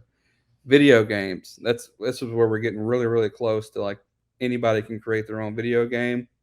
And then I'm not talking about simple, 2D type games. Unity just announced a whole slew of tools that people can use to create 3D visuals and graphics inside of games. And it's becoming easier and easier and more accessible. And that's kind of what AI is doing for everyone. It's democratizing every industry. So where you have an interest, you can get involved, and with very little to no skill, as long as you know how to describe things properly.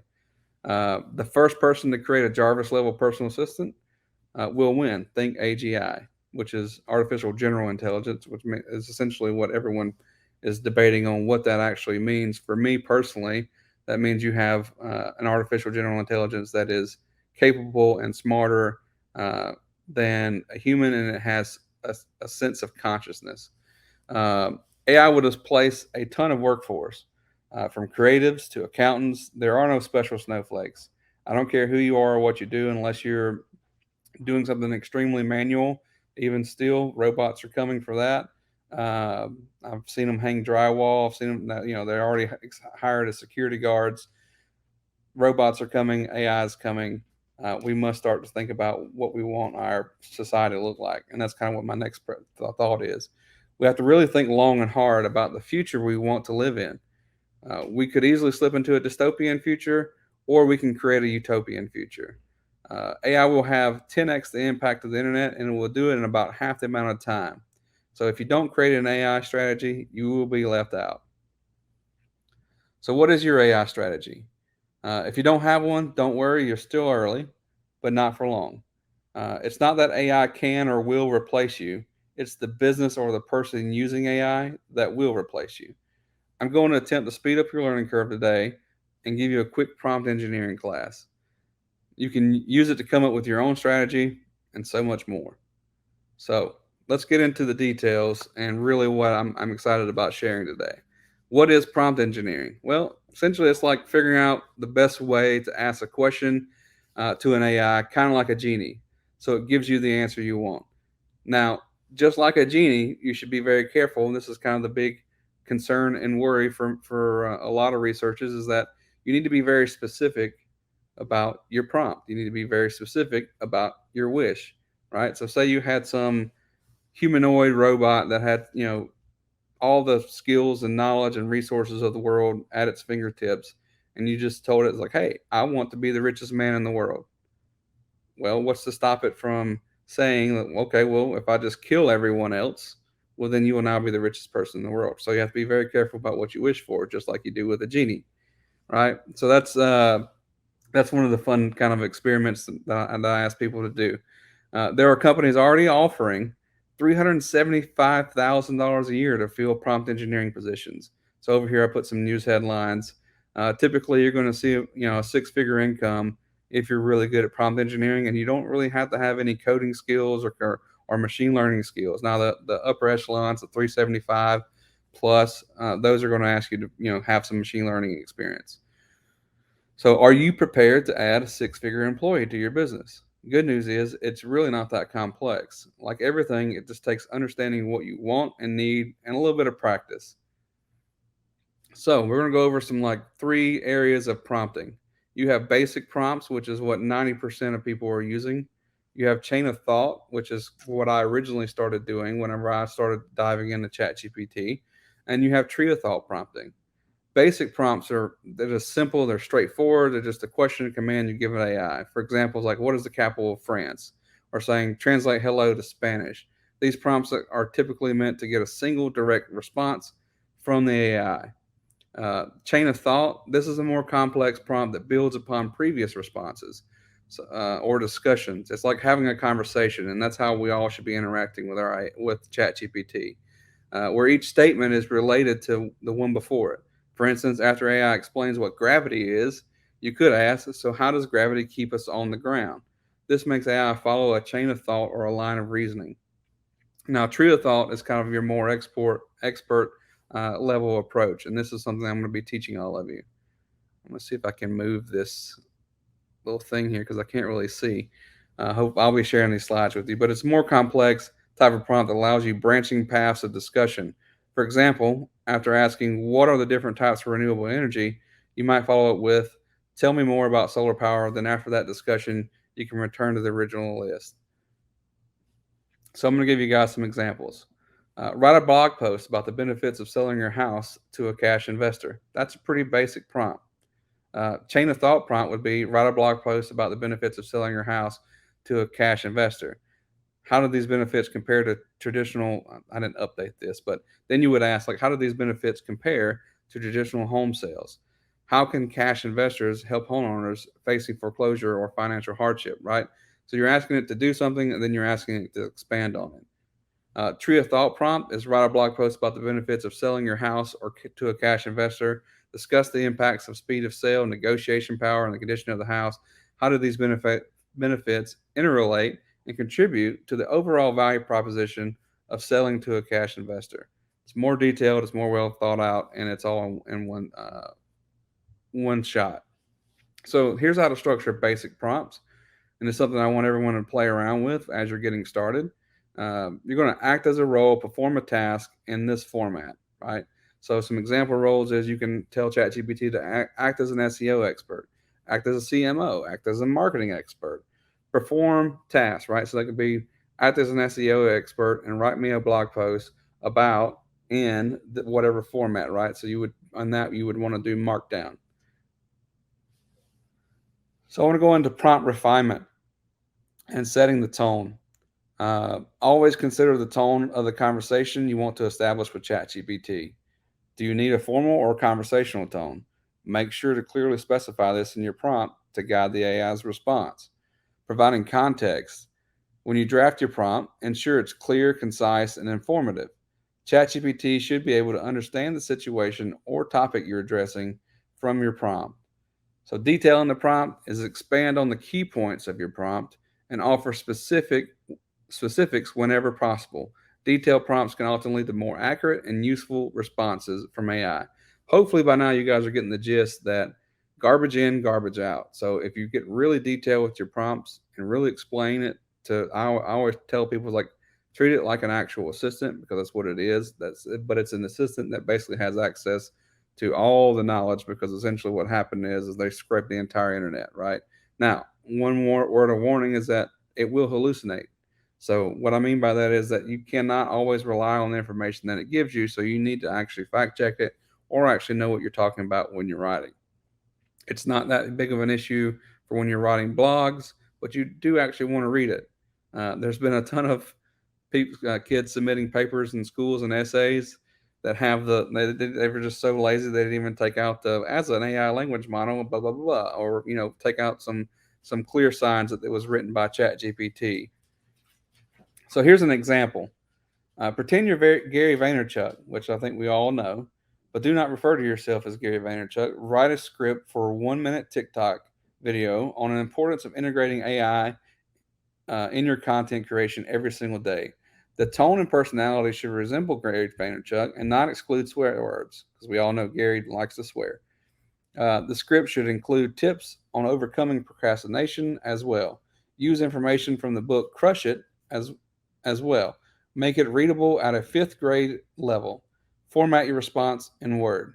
And you can see here, like, it did a really good job of, like, I get it. It could be freaking hard to start, but procrastination is blah, blah, blah, right? And I think there's a swear word in here somewhere, but I can't find it. But contextual prompts. I'm going to go over this real quick. Contextual prompts give ChatGPT a detailed scenario, enabling it to generate more suitable responses. A basic prompt would be something like, how do I bake a cake? And it'll tell you how to bake a cake. But a refined prompt is going to say, I'm a beginner in baking, trying to bake a chocolate cake for my daughter's birthday. Can you provide a simple step-by-step recipe? And give it explicit instructions. Like, precise instructions in your prompt can significantly enhance the relevance and quality of your response. Again, garbage in, garbage out. You give it good stuff, it'll give you good stuff back. Basic prompt is, tell me about the solar system. A more refined prompt is, assuming you're an astronomer, giving it a role, explain the solar system to a 10-year-old, include key facts about the planets and other celestial bodies. So using examples, sometimes you need to give ChatGPT an example of the output that you want. This is great if you're creating a chat bot that's like a customer service bot. Provide examples can effectively steer ChatGPT towards producing more specific and accurate responses, clarifying both the context and your expectations. So example 1 is, I'm searching for ideas for a unique podcast. Think along the lines of a series discussing historical mysteries and analysis of current technological trends or personal growth stories from famous athletes. Example 2 is pretend you are a personal fitness trainer. Demonstrate empathy towards a client who is struggling to keep up with their workout routine. Identify potential issues and provide step-by-step modifications to make the routine more manageable. Here's an illustrative dialogue to further your understanding, right? So I'm telling it, here's an example. Client, hello, I'm having a hard time sticking to my current workout routine. Chatbot, here you go. I'm now telling it what the output should look like so it can then use it in its model and its training. So open-ended prompts. These prompts allow ChatGPT to craft more imaginative and comprehensive responses, making them ideal for brainstorming and ideation. Can you suggest some inventive strategies for increasing customer engagement on our e-commerce website?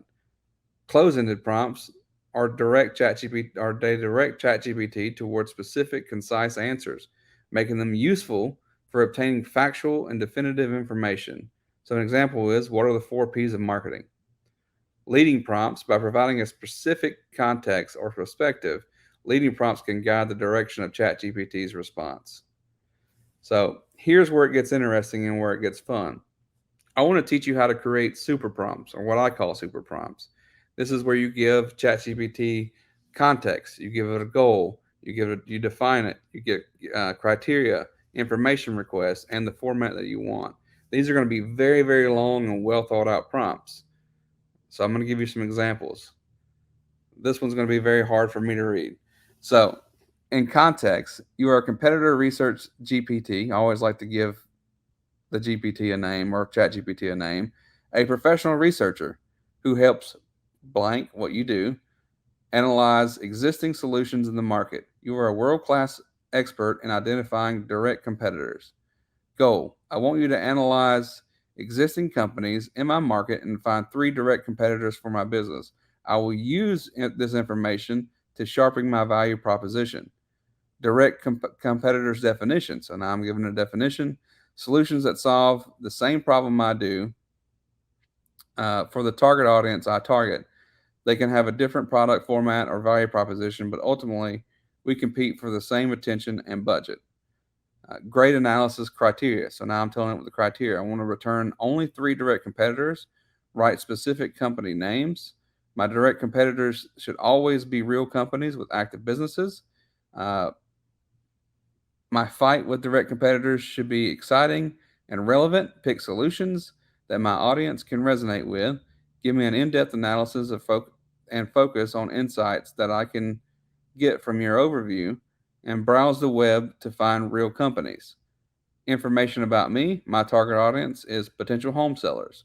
My business: I'm a real estate investor and cash buyer in Gulf Shores, Alabama. Response formatting: use Markdown to format your response. Now, one of the things I want to talk about is that this prompt requires GPT-4 access with browsing. So you'll need access to the plugins or web browsing. So that's the plus, ChatGPT Plus. It is $20 a month.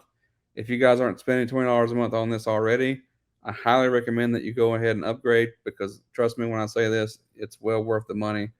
It's the best money I've spent. I honestly thought they were going to charge like $250 a month whenever they were saying they were going to release a premium version.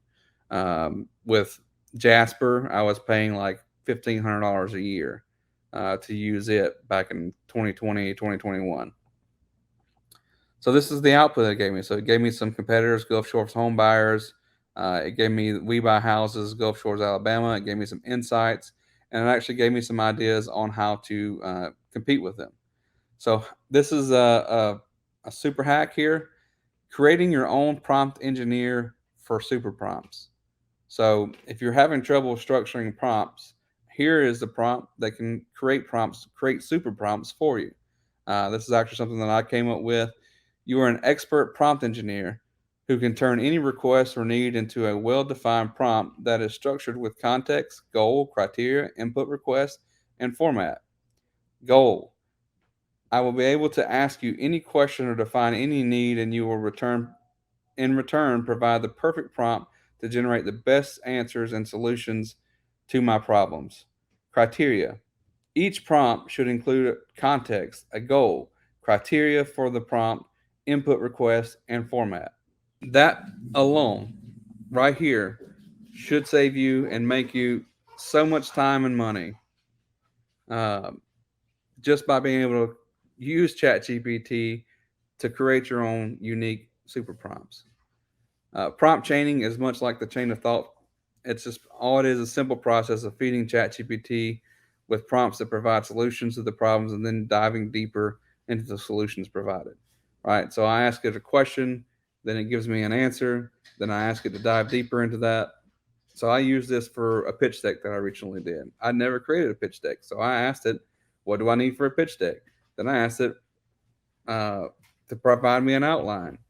From the outline, I then said, hey, look, I need help coming up with this. What questions do you need from me that you need answered to provide the best information for a pitch deck? So then I had it one by one ask me questions. I would fill out those answers, and then it ultimately just created the entire pitch deck for me based on the answers. And at the end of it, I had pages of information readily available, and it just crafted it beautifully to the point now where I'm talking with VCs. So this is one of my favorite ones. Act as Alex Hermosi and rate my offer. So this is an example of prompt chaining. So for context, my offer is blank. I gave it that. And I said, you rate my offer based on Alex Hermosi's 4-part value equation framework. So if you guys are familiar with frameworks, there's all kinds of frameworks. There's AIDA, there's the RACE framework, there's, you name it. There's tons of them. All those frameworks, you can plug in and start learning how to and basically get those frameworks done for you through ChatGPT. So I gave it Alex Hermosi's 4-part value equation framework, which basically gives you like 1 million points for the perfect offer. So this is the one entire prompt here, all in one. So what I did was I now chained that prompt with this next prompt. So I gave it my offer, and I think it gave me a success score of, or a perfect offer score of like, I don't know, it was 190,000. Not that great. So then I said, tweak this offer as much as you want so that it reaches a perfect score of 1 million. Dream score 100, success score 100, time score 0.1, effort score 0.1. And it spit that out for me perfectly. And now I'm going to get into some expert level stuff for you guys who are interested in learning a little bit more about plugins and what I call plugin chaining. So let's replace your SEO agency with some plugins and get some serious insights and actionable advice on your website. So for this example, I'm using Website Performance, Web Pilot, and Brainwork. So here I just kind of describe what those 3 plugins do. But what's better is once you put the plugins in, just ask what they do. So what I start this prompt off is what are the best ways I can use the 3 core plugin combos for the productivity, growth, and optimization of my business. Please display this in columns to explain the core functions of all 3 plugins. So it created this table for me where it explained the core functions, the productivity, the growth, optimization. So, well, great. Please do that for the above website, or for this website. Please do the above for the website. And I put in mobuyshomes.com. I use that because I actually know Mo, and I know he spent a lot of time and money on his website and SEO. So I asked it to do those things, and it started getting to work. Now, what's really cool about this is it will provide you a detailed report on your website and what's working and what needs improvements completely for free, right? So you can see here, it gave me a list of things, gave me a list of 7 things that I should be doing and focusing on. Then it says, you can view the full report here. This is where things get really interesting.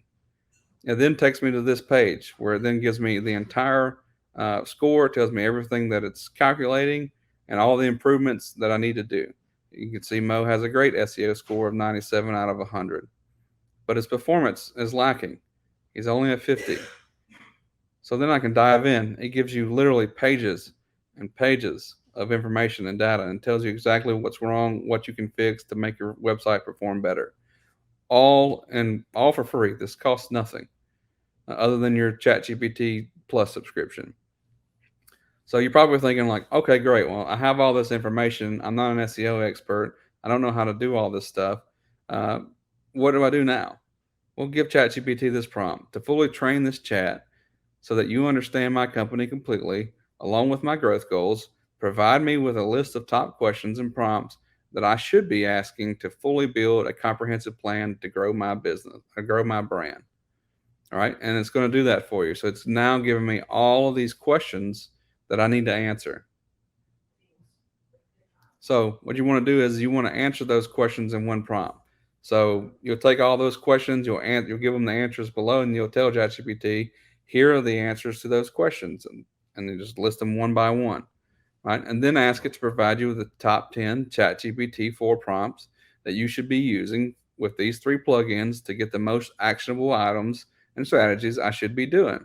And you're going to get things like analyze the SEO performance of business website and suggest improvements, identify the top performing keywords, and so on and so forth, right? You guys can read.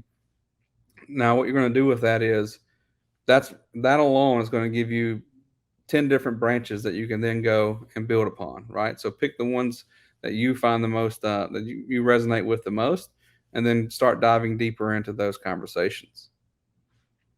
So some cost savings from just those 3 plugins. Implementing I actually asked ChatGPT this question, and this is what it gave me. So what are the cost savings of using these plugins? And AI capabilities can potentially replace several existing paid software tools and even certain team roles. Here's a breakdown. So SEO tools, if you guys are familiar, there's Moz Pro, SEM Rush, and Ahrefs. These are comprehensive SEO tools that provide keyword research, site audits, backlink analysis, and rank tracking. The Brainwork plugin can perform many of these functions, potentially eliminating the need for those tools. The cost savings anywhere from $99 to $399 a month. That's pretty considerate, especially when you're only paying $20 a month for ChatGPT. So the content creation tools like BuzzSumo and Contently, those can save you anywhere between $99 to $1,000 a month. The Brainwork plugin can generate comprehensive content briefs, helping guide the creation of SEO optimized content. I know I'm blazing through all this.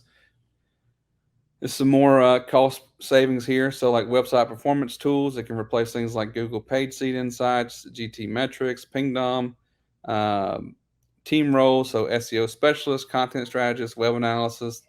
If you're hiring an SEO agency and you are a little bit savvy and you can use these tools and you know what you're doing, like you can easily, save yourself $50,000 to $100,000 a year, reducing the needs of those roles.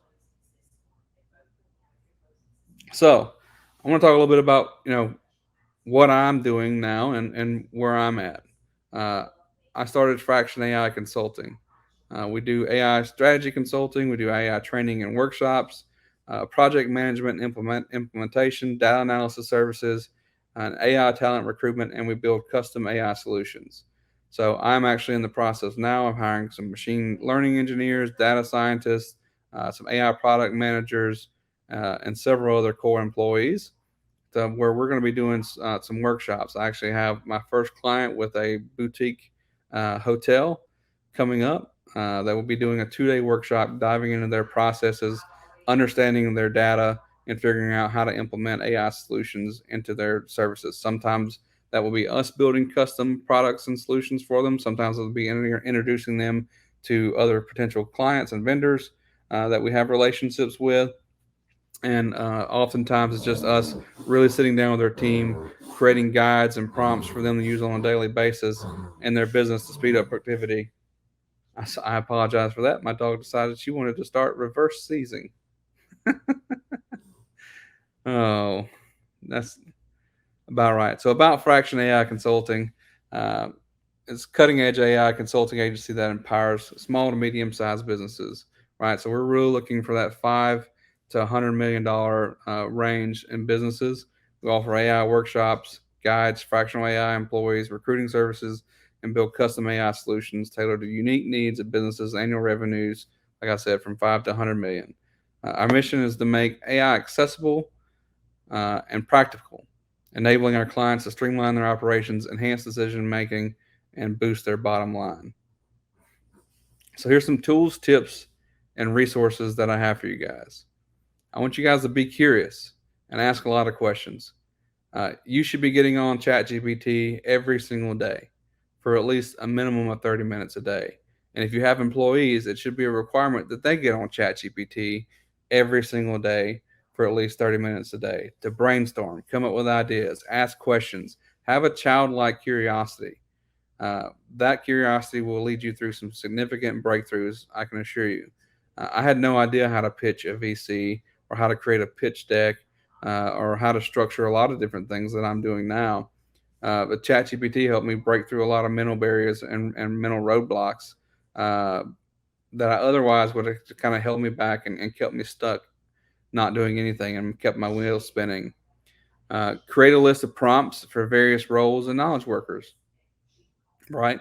So one of the things that I do is I have a CMO. I have a CMO, I have a CTO, I have SEO expert. I have all these things, and I have them saved on the side of my ChatGPT, and I have them there. So anytime I need to go and discuss with them a problem that I have, they're already prompted and ready to go. So the whole conversation is them acting in that role. Since I had that, I can basically kind of treat it like it's my own employees. I can go and ask questions, brainstorm, and then come up with some solutions and some actionable advice for myself that I can go and then use. ChatGPT is designed to be conversations. So like I said, have conversations with it, even if it's therapy. Like I've even asked some things about like, well, why am I feeling this way? I'm feeling a little depressed about this. Like, what are some reasons that could be happening? How can I overcome this? Like, use it in as many ways as you can possibly imagine. You'll be surprised at the results that it gives you. And always be mindful of hallucinations. Hallucinations are, like I said, it can make things up, but it will sound extremely confident that it knows what it's talking about when it absolutely does not know what it's talking about. It will make things up. So be mindful of that and know what you're talking about when you're creating this stuff. So stay up to date on all things AI by going to ideations.com. That is my personal website where I write about AI every single day. Where I share probably 10 to 15 news stories. I share my opinions on 3 to 4 breaking news stories. I share about the latest tools. So every day I share 5 to 6 new AI tools that are out that I find interesting over the 100 that come out every single day. I share a research paper that I found interesting, and I break it down into simple terms on like the pros, the cons, and use cases. I share a prompt every single day that I think you all could use. I share the tweet of the day. I share the video of the day. You name it. It's the single most comprehensive newsletter in the world of AI. Like I said, I know that because I read them all. Midjourney. So I use Midjourney a lot, and you could use it too. It's a very creative tool. I've used it since it came out last July, I want to say it was. Use it for image generation. And I actually, inside of my newsletter, a lot of the images that are generated or that are in the newsletter are generated through Midjourney, and I actually share the prompts that I use so you can go and then kind of tweak them and play with them and make your own. So you kind of understand like how to become a prompt engineer for Midjourney. Descript, I use that a lot for video and audio editing. So anybody that's creating a lot of video and audio content. So for instance, I have multiple podcasts and always doing interviews, and I use it. It will literally cut out all the ums and ahs that I had today, make me sound like I'm a much better presenter than I actually am. And it does it very simply with just finding them, edit them out, and it trims the video for you. It also has an amazing audio feature to where it will boost the sound of the audio. So it will make it sound like it's actually recorded in a studio, no matter how bad the quality is, and cut out a lot of the background noise. Hopefully, like my dog reverse sneezing over here. She's a French bulldog. Last but certainly not least, here's a plugin. It's absolutely free. It's a Chrome plugin. There is a paid option for their plus membership or whatever you want to call it, premium membership. It's AIPRM it's a ChatGPT plugin, it will literally, my screen looks a lot different than yours. When it comes to ChatGPT, you'll look at it and you're like, well, that doesn't even look like ChatGPT. It's because I have a ton of plugins that are working in the background. And what this does is give you the option to sort through and sift all these different types of prompts based on what you're looking for. So if you need SEO strategy, or if you need you need help writing a Midjourney prompt, or you name it, literally there's a prompt for it that's probably stored in there, and you can search it and find it and actually use them based on their rankings. So you can, figure out which ones are the most popular, use those. I mean, I think the first time I used it, it was I think one of the very most popular one was write a book with one click. So I literally just had to give it a title and tell it what I wanted the book to be about, and that's it. And I just hit go, and it literally created, I think, like a 14 or 15 chapter book. Now, obviously, it cuts off at a certain period of time, so you just have to keep hitting continue. So it is actually a little more than one click, but I think you get my drift. I want to say ended up being around like 80 or 90 pages worth of material, and actually well structured. Didn't dive very deep into topics, but it covered it enough to give you a broad overview. Those are the type of prompts that live inside of ARPREM. So normally this would be the time where I ask questions, or I ask you guys to ask questions. And hopefully throughout this entire time, if you haven't, I want you guys to ask questions. I wish I would have said that earlier in the beginning, because I wish you guys would ask me a ton of questions, because what that does for me is not only know what you guys need help the most with, but it also helps me understand where everyone is at in this journey. Hopefully today, after going through all of that information, and I know it was a lot, and it's probably like drinking from a fire hose, hopefully today you can understand that, like, prompt engineering, number one, is going to be one of the most useful skills that you can learn and use today. Number two is that you should be using ChatGPT every single day for at least 30 minutes a day. You should make sure that if you have employees, that they should be using it and figuring out ways that they can improve their productivity in their business. Because the future really is, I believe, and not just myself, but Goldman Sachs, McKinsey, all these researchers have basically come out and said that half of work today can be automated within the next year. I believe that AI in your real estate businesses, when it comes to chatbots, voice assistants, and everything else that you do when it comes to data management and follow-ups, all that stuff can be automated. Probably about 60 to 70% of that can and will be automated here in the near future. Real estate's a bit of a niche, especially for us investors. Like, there's a lot of us, but there's not a ton of products that are currently available that are really kind of putting that all together. I'm working on some things that I think will excite you guys, like voice assistants. But for right now, there's not really anything that's readily available right out of the box that's like just going to do it all for you. So for now, we've got to use the tools that we have, and the most useful tool that we have is ChatGPT to help us figure out ways that we can increase our productivity, create more engaging content. Don't just ask it to do everything for you, but let it help you make you a better investor, better content creator, better at everything, because it's helped me do that, and it can do the same for you. So that's all I really have for you guys today. Hopefully, again, you guys got that, and you understand some concepts that will help you make you a better prompt engineer. If you want to reach out to me, you can reach out to me at brent@ideations.com. I'd be happy to talk to you. Right now, we're really just focusing on doing our workshops for some, like I said, small to medium-sized businesses, 5 to 100 million in revenue. And we're really putting together some really awesome stuff. I can't wait to share some of those case studies with you guys. So that's it. That's all I have for you. Thank you so much, Brent. All right, we're going to take our last break of the day, but don't go anywhere, especially if you're looking to build passive income and build a rental portfolio, because our next two speakers are going to cover that, so you don't want to miss it. Take this time, share your thoughts and feedback from the previous speakers and just the event overall, and get to know each other, network, connect. I'll see you here in a few minutes.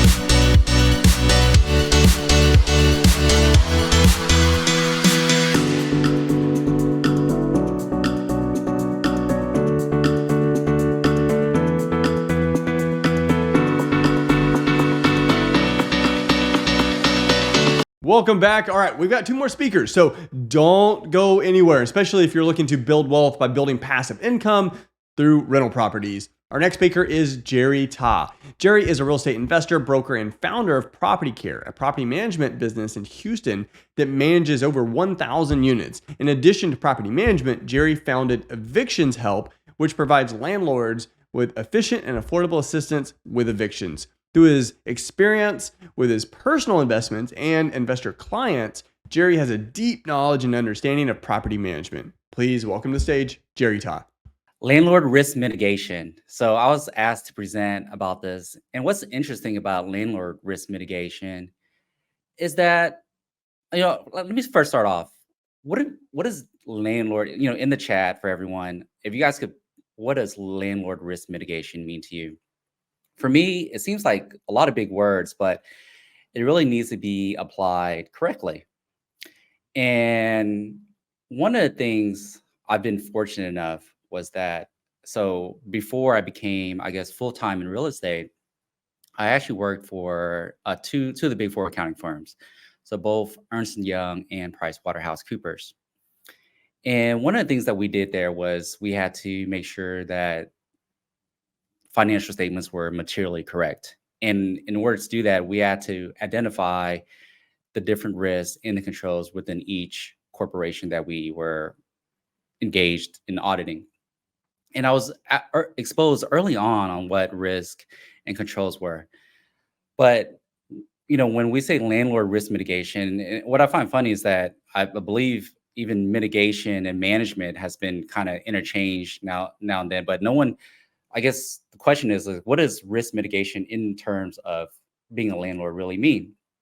So, I asked the 3 basic questions: what is risk, what is mitigation, and what is management? And really, to identify the process, you actually have to go backwards. People start off with like, okay, what do I need to mitigate?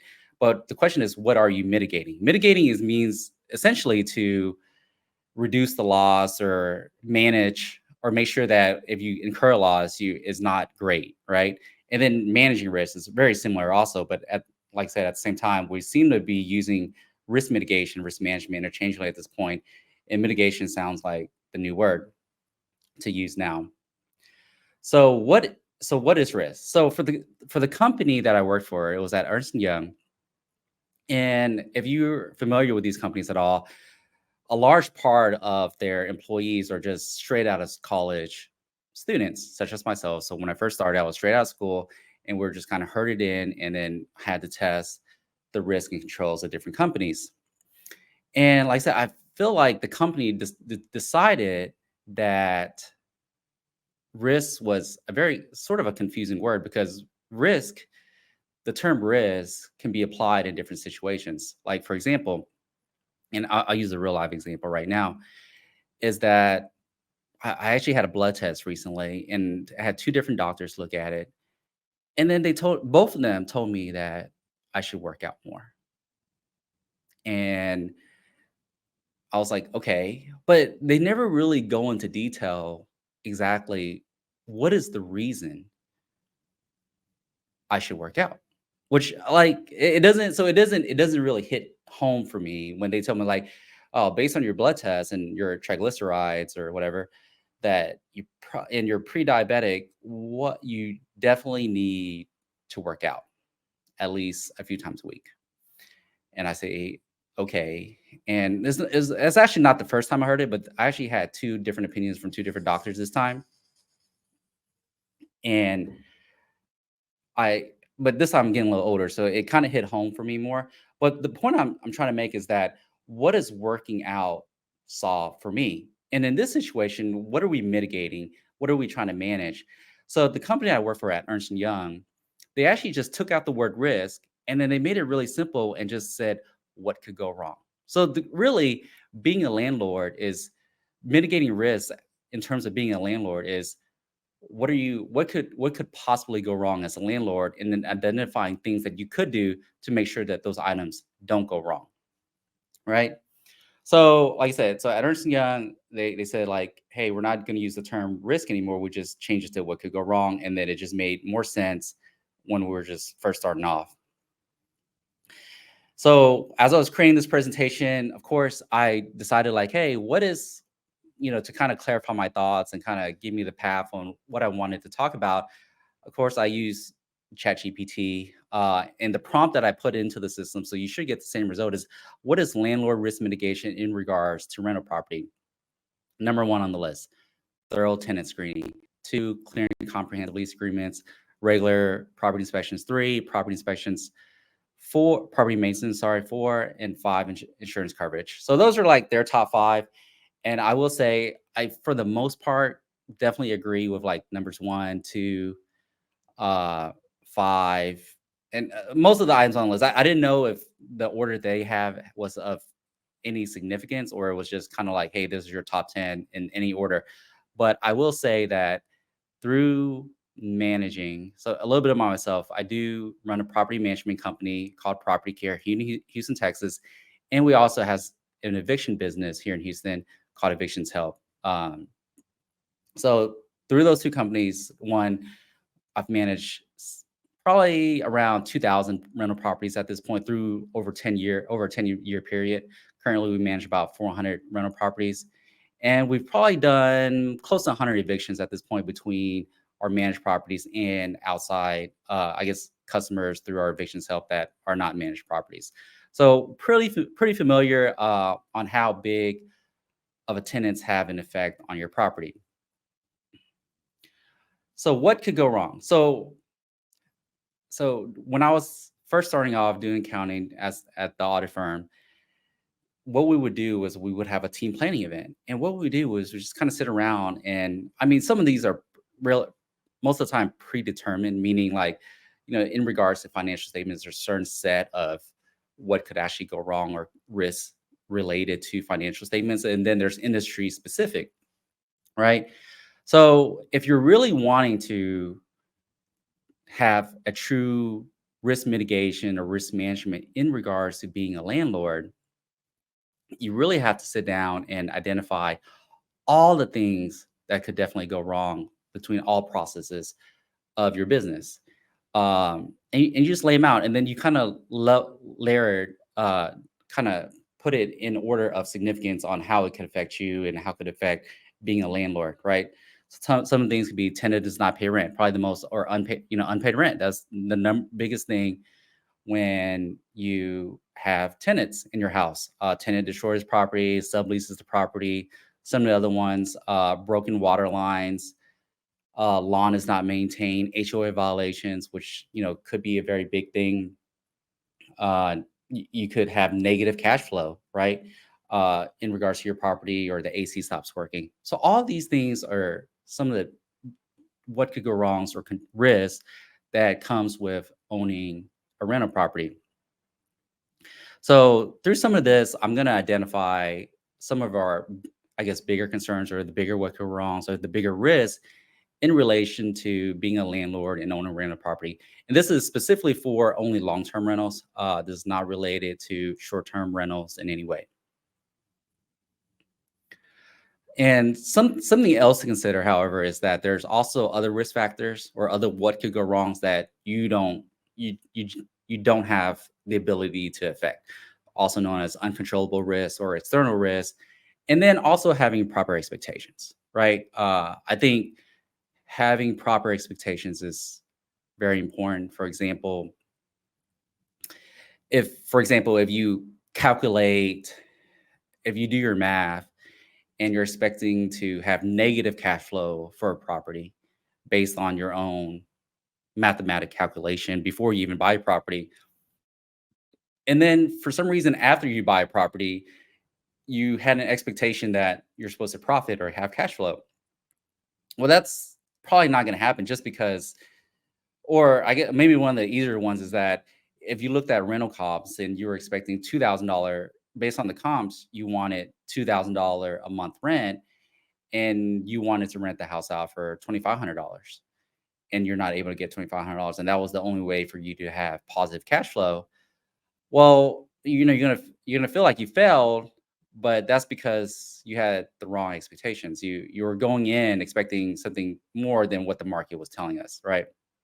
Some of the other uncontrollable risks or external risks to the market is again, we're in the tenant business, right? So we're landlords. So the overall economy certainly affects your ability to rent. If there's high unemployment rate, or if your tenant loses their job to factors that's affecting the overall economy, that's something you can't control. Even with the best, my point is, even with the best possible screening, you may have an issue with unpaid rent.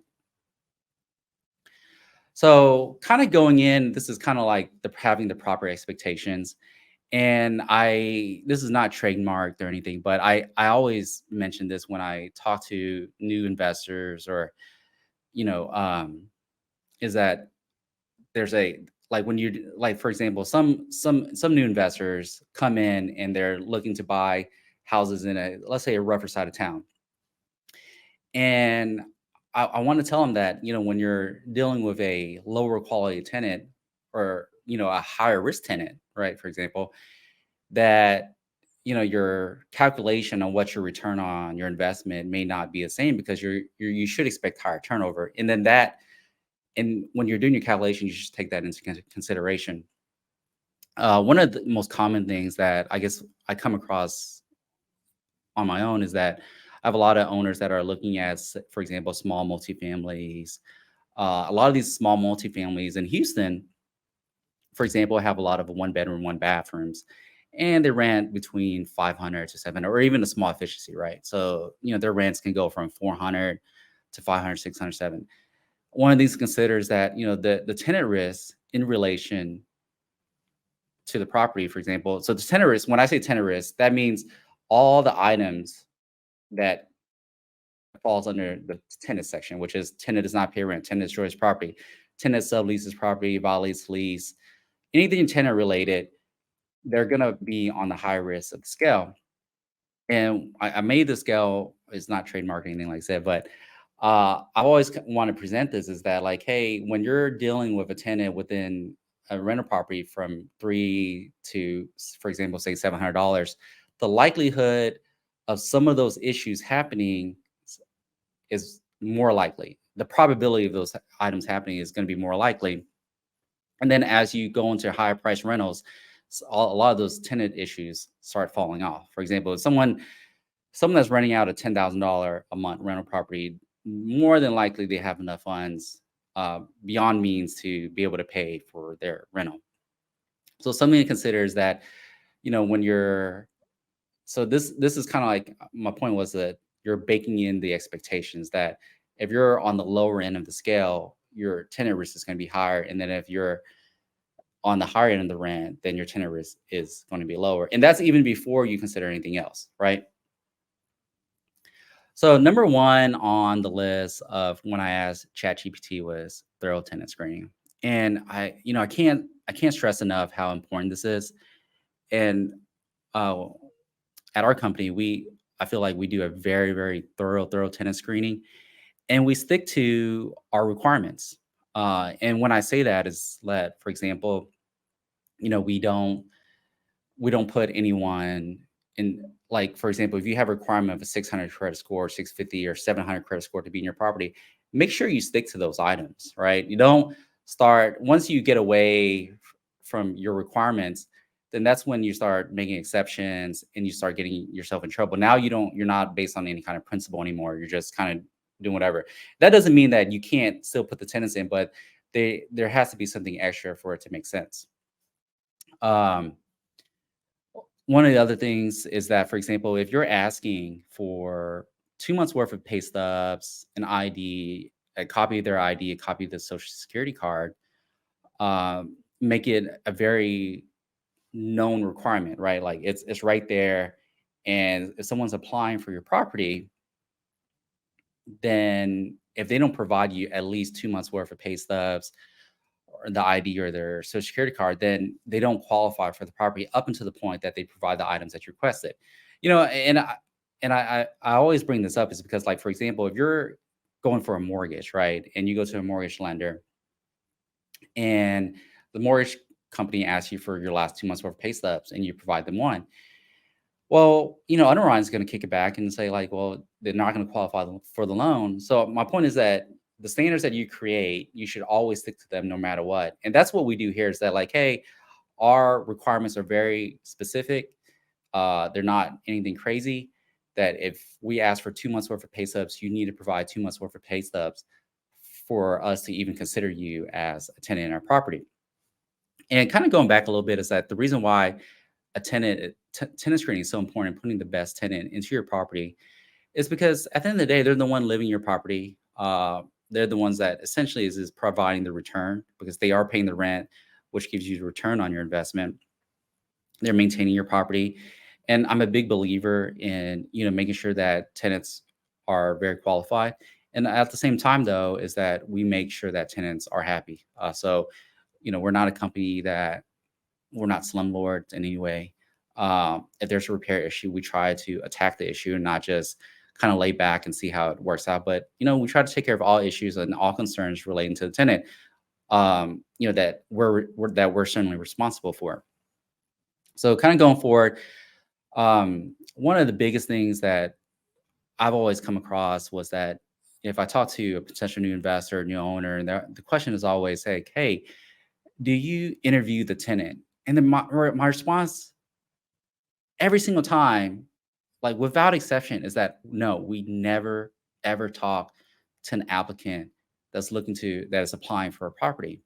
We screen based on their income, rental history, credit history, and criminal history, and not anything else. And I will tell you this: before I had a management company, I used to interview people because that's how I was taught, and they just end up being empty promises that they're going to pay, and there's some kind of story behind it. And I'm not saying that they're not true, but that doesn't change how it should. You should always qualify based on the 4 criteria: income, rental, credit, and criminal history. And that should be it. And the last point I'm trying to make is that screening is at a point in time. Evictions and tenants not being able to pay rent do become part of the business, and it's something that you should always take into consideration. Because when you're screening at a point in time, meaning you're screening today, they may have a job today, but that doesn't mean that they're going to have a job or employment 6 months from now. So there's a possibility that, today you're screening, they seem like perfect tenants, and then 6 months later, they're not able to pay rent. And that's not any of your fault. It's just how things work, right? You're screening at a point in time. I would say always do your best parts screening. That means that making sure that, they have their current job. One of the big things that we're really coming across right now is that we've actually had a lot of fake pay stubs, even fake bank statements. And, to the audience, I wonder, type if you guys have in the chat, if you guys have had any issues with fake pay stubs, because I think at a point in time, I felt like I'd say 50% of the rental applications we were receiving were actually some kind of fake pay stub. And something considers that, for example, they would put a company, and I'll use a kind of example, is that I know the companies is like, for example, businesssolutions.com. And then for some reason they put on the email to verify their employment is like businesssolutions.net. And those are just things that kind of stick out. And being an auditor is something I really notice. You should always verify the phone number to what's on Google. If they put their supervisor email and it's at gmail.com email instead of a company email, that's something to consider. Those are kind of alarms that just ring up. And we've come across at one point, like I said, like earlier this year, I feel like half of our rental applications came with some kind of fake pay stubs or fake ID. Especially some of the other things that jumped out recently was that, people moving or people from out of town supposedly moving to Houston, or they had an ID from a different state, but then they didn't really have any relevant employment here in Houston, so they had no ability to pay. But so these are things that are sticking out. It's like, hey, if these people are moving to Houston, they should have employment in Houston in order to continue to pay rent, and then they would lack some of the required items that we're looking for that would qualify them. So thorough tenant screening, super important. Probably like I said, the most important. Never, ever talk to the applicant. other than to request additional items. For example, in situations where people are self-employed, have their own business, we would request last 2 years tax returns in order to qualify them. So those items. Most important is thorough tenant screening. Did anybody have any questions? If you guys could put it in the chat, and we'll try to kind of work back and answer those questions. Lease agreements. The next one, so it kind of goes in order, right? You go from tenant screening to lease agreements. And I will tell you that the first time that I had a rental property, I didn't have a clue. So a lot of things that I'm talking about are issues that I came across and I did wrong on myself. So my parents actually had a rental property that they let me handle and manage. And this was, before I guess before the internet, or before the internet became really prevalent. Was, where do I get a lease agreement? And I actually drove to, I think, Office Depot or Office Max and bought one of those lease agreements that they had. And then you had to fill it out by hand. I was like in high school at the time. I didn't really know what I was doing.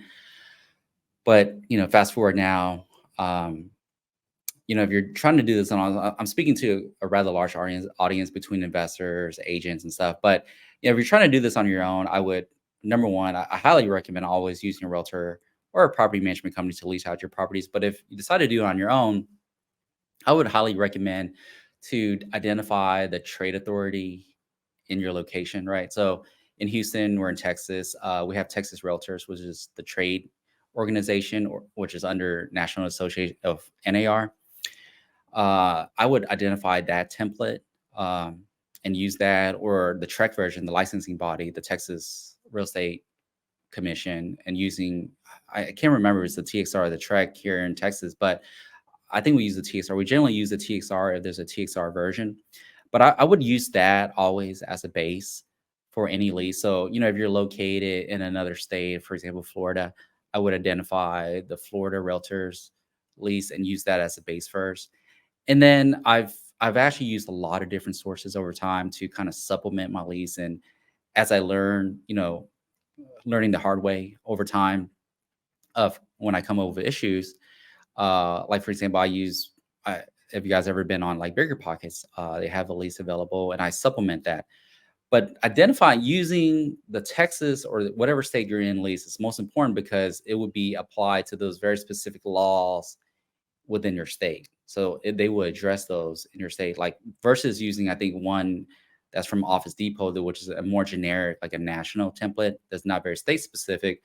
I would go ahead and use whichever state, like say in Texas, it would be the TXR lease, and then supplement those with some other resource that you find, for example, from Bigger Pockets.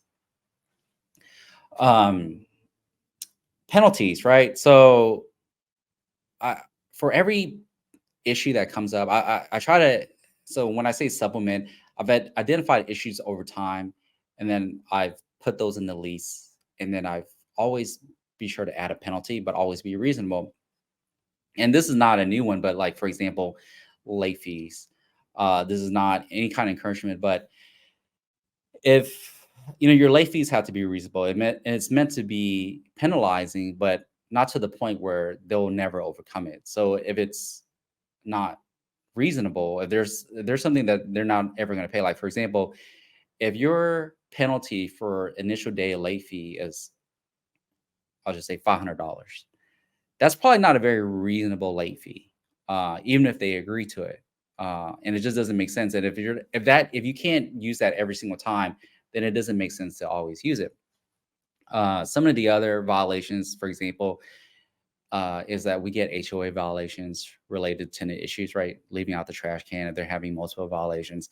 In our Texas or TSR lease agreement, they'll have like, hey, this is, a violation, for example, but there's no corresponding penalty. So my point is always, for any issues that may be tenant responsible for, that you have a identified penalty that goes along with it.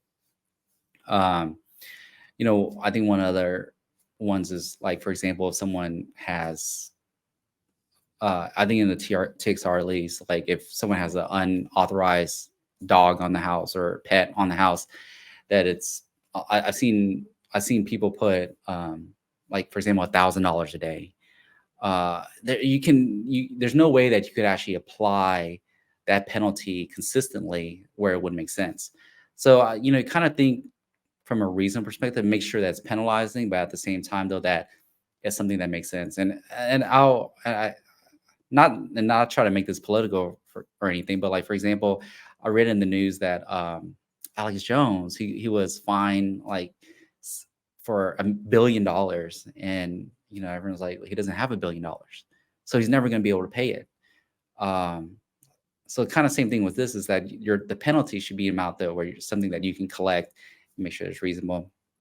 One of the things that I always find interesting on leases that I see is that rent is due like on the 15th or the 16th of the month. And that's fine, but then you have to address what the last month is. So I always make rent due on the 1st of the month. And so on the last month of their lease is also due on the 1st, and then they can move out at the end of the month, versus if your rent is due on the 15th and they have to prorate, I guess, to the end of the month. So rent is always due on the 1st of the month. It makes it easier to calculate everything else for evictions and other items. Effective communication, very, very important.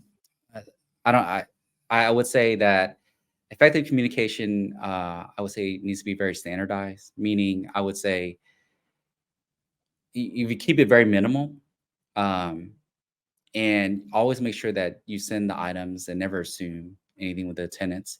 You want to standardize it out. Like, for example, if there's a way that they should send in some kind of maintenance request, that you have a standardized, like you send out a standardized email to the tenant or letter or whatever to the tenant, and this is how you send in maintenance requests, and that's how you expect. I'm very big on one-way communication also. So we try to address any arising issues with tenants beforehand,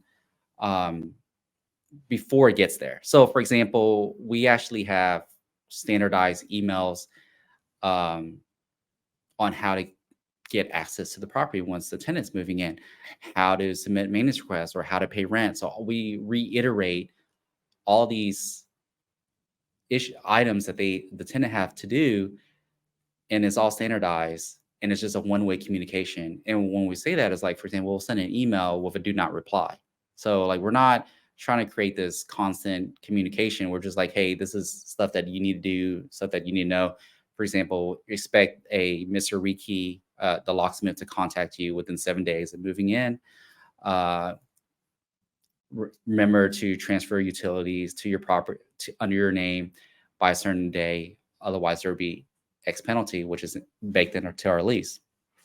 One of the issues I always find when landlords actually try to manage properties themselves is that there's no reminders on how to pay rent, or no official reminder. And if you really think about this, is that whether it's, you know, it used to be by mail, but I think most people sign up for e-statements now. But no matter what bill you have, whether it's your mortgage statement, your cell phone statement, your credit card statement, if you owe money for any specific item at all, on any of those, your car note, in one way or another, they will send you a statement of what you need to pay and what you owe for this month. And when people manage properties on their own, there's this assumption that everyone should remember that they need to pay their rent. And the truth is that, you know, people get busy. I actually forget to pay things sometimes. And if I get busy on the 1st of the month, sometimes I forget to pay my mortgage. But if I get the reminder, then I'll pay it. So, you know, never assume that people should know or should remember to pay the rent, but you should always send a statement. And what I like about statements is that, for example, if a tenant does pay rent late for a current month, then we kind of use I took this from the, I guess, the mortgage or the credit card. I guess what larger corporations do is that, for example, they're always willing to take your whatever's due, but if there's a late fee that you owe is not due along with the current payment that you need to pay, it's always kind of tacked on to the next month's bill. So our goal is to always collect rent for the current month, and then there's applicable late fees, then it's applied to it's shown on their statement, like, hey, for July, if you paid rent July late, that's fine. Just pay your complete July rent, and then any late fees from July would be paid in August's rent. So that's what we do. I think it's been effective because it minimizes our communication with the tenant, because there's always some kind of, like, tenants don't want to pay late fees, right? No one wants to pay late fees, so we're not asking for it up front, but it will be on your statement, and you know that you paid rent late, so you owe it, and that's what it is. Short and precise action for action items, no long emails. Like I said, we actually send out multiple emails, and then our emails are very formal in regards to what tenants need to do. For example, we'll send an email for, transfer utilities. We'll send another email to make sure you do your inventory condition form. But under that under that email for inventory condition, we'll have a reminder like, hey, don't forget that you had to transfer utilities in your name also at the same time. The other thing is we never read leases to tenants, meaning we reference like, hey, in accordance with your lease. And we kind of took this from like the HOA violations, right? Like when you get an HOA violation, they'll be like, in accordance with the bylaws of the HOA, your roof is not within code. And then so we kind of applied that. It was like kind of being more, we know where it is, but it's up to the tenants to read it themselves and make sure that they are reading the lease and know what we're talking about at the same time. And we're not trying to read it to them or point to it. Like I said, we're trying to minimize communication, but just keep it to what we want to talk about. Any questions so far? I mean, I feel like I'm very limited on time a little bit, so trying to go through this a little bit and trying to add some really good value in terms of what we do, what I found, all the mistakes that I've made over time, corrected those and implemented. I feel like these are some of the more important ones. Property management. So like I said, we do here in Houston, you're in Houston, where we only operate in Houston, you can have to kind of cover all these different things, most of the risks. You could have a property management company do it for you. I would say that, as someone that used to manage my own rental properties, it's very hard to keep it as business only when you have that direct communication with the tenants in your house. You got to be very strict with yourself, right? But if you hire a property management company out there and you outsource that functionality of it, the goal is you don't have any communication with that tenant. And they should know you. You should know who they are, other than what you see on a piece of paper. It takes the emotion out of it, which is very important, right? You'll find that people are very capable of doing things if they're just told what to do, versus reasoning out with them, being a friend for them. So, like I said, one of the big things I think is very. I've seen people who do their own in-house management. A lot of their systems and process falls apart when the person that they hire to manage their properties leave. So I think, not all property management companies are created equal. Some are better than others, and you just got to find the right one that works for you.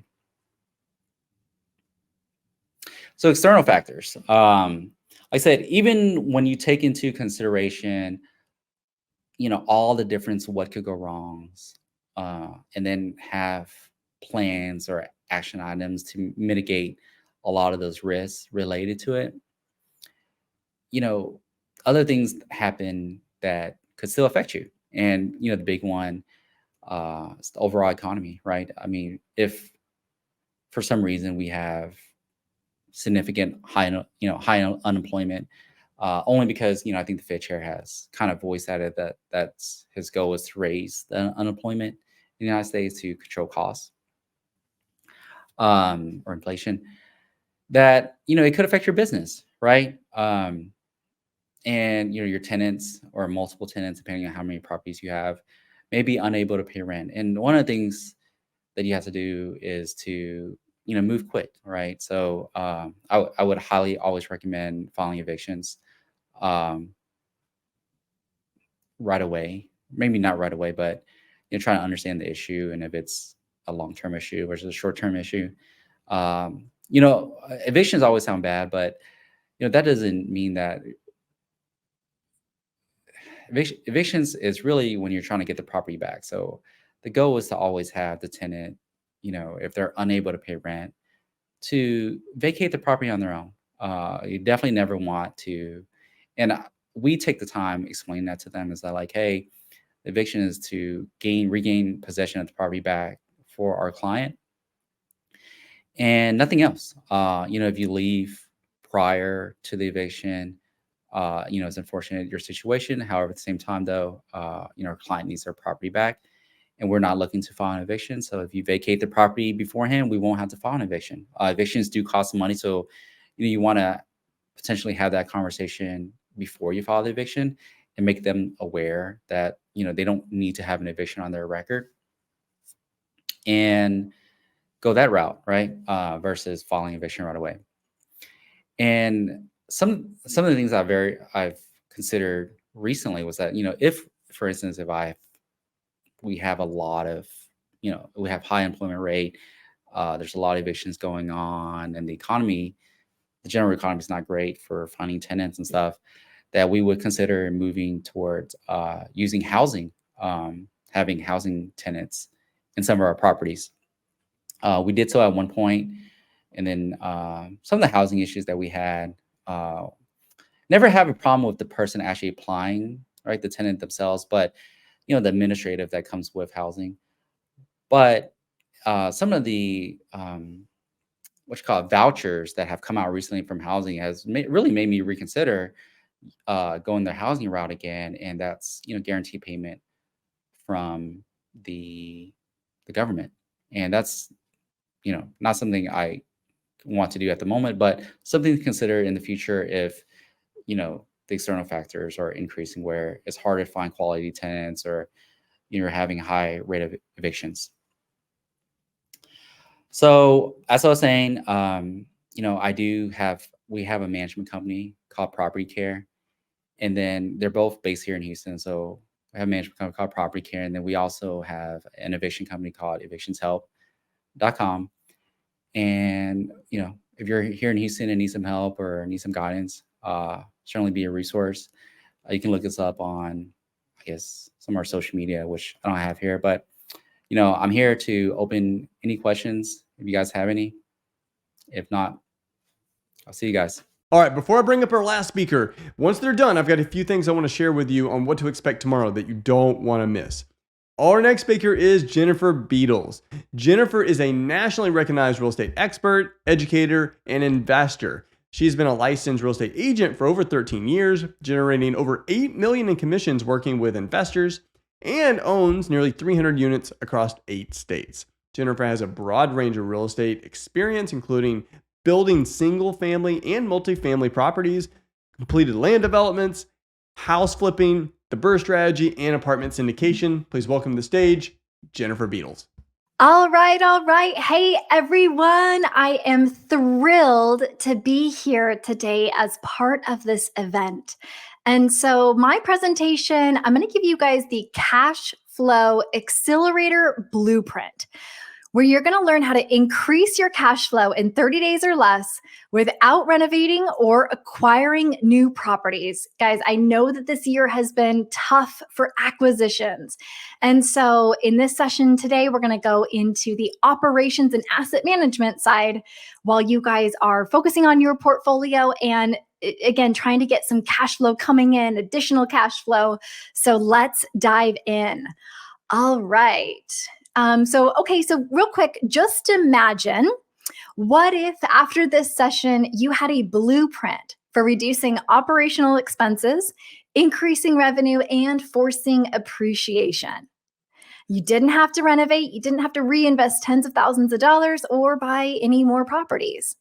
What would that do for you? Let us know in the chat. What would that do for you? And what would that do for your goals? I know many of you have set some really, really big goals for this year, and you're looking to, of course, increase your wealth, increase the cash flow that you're bringing in.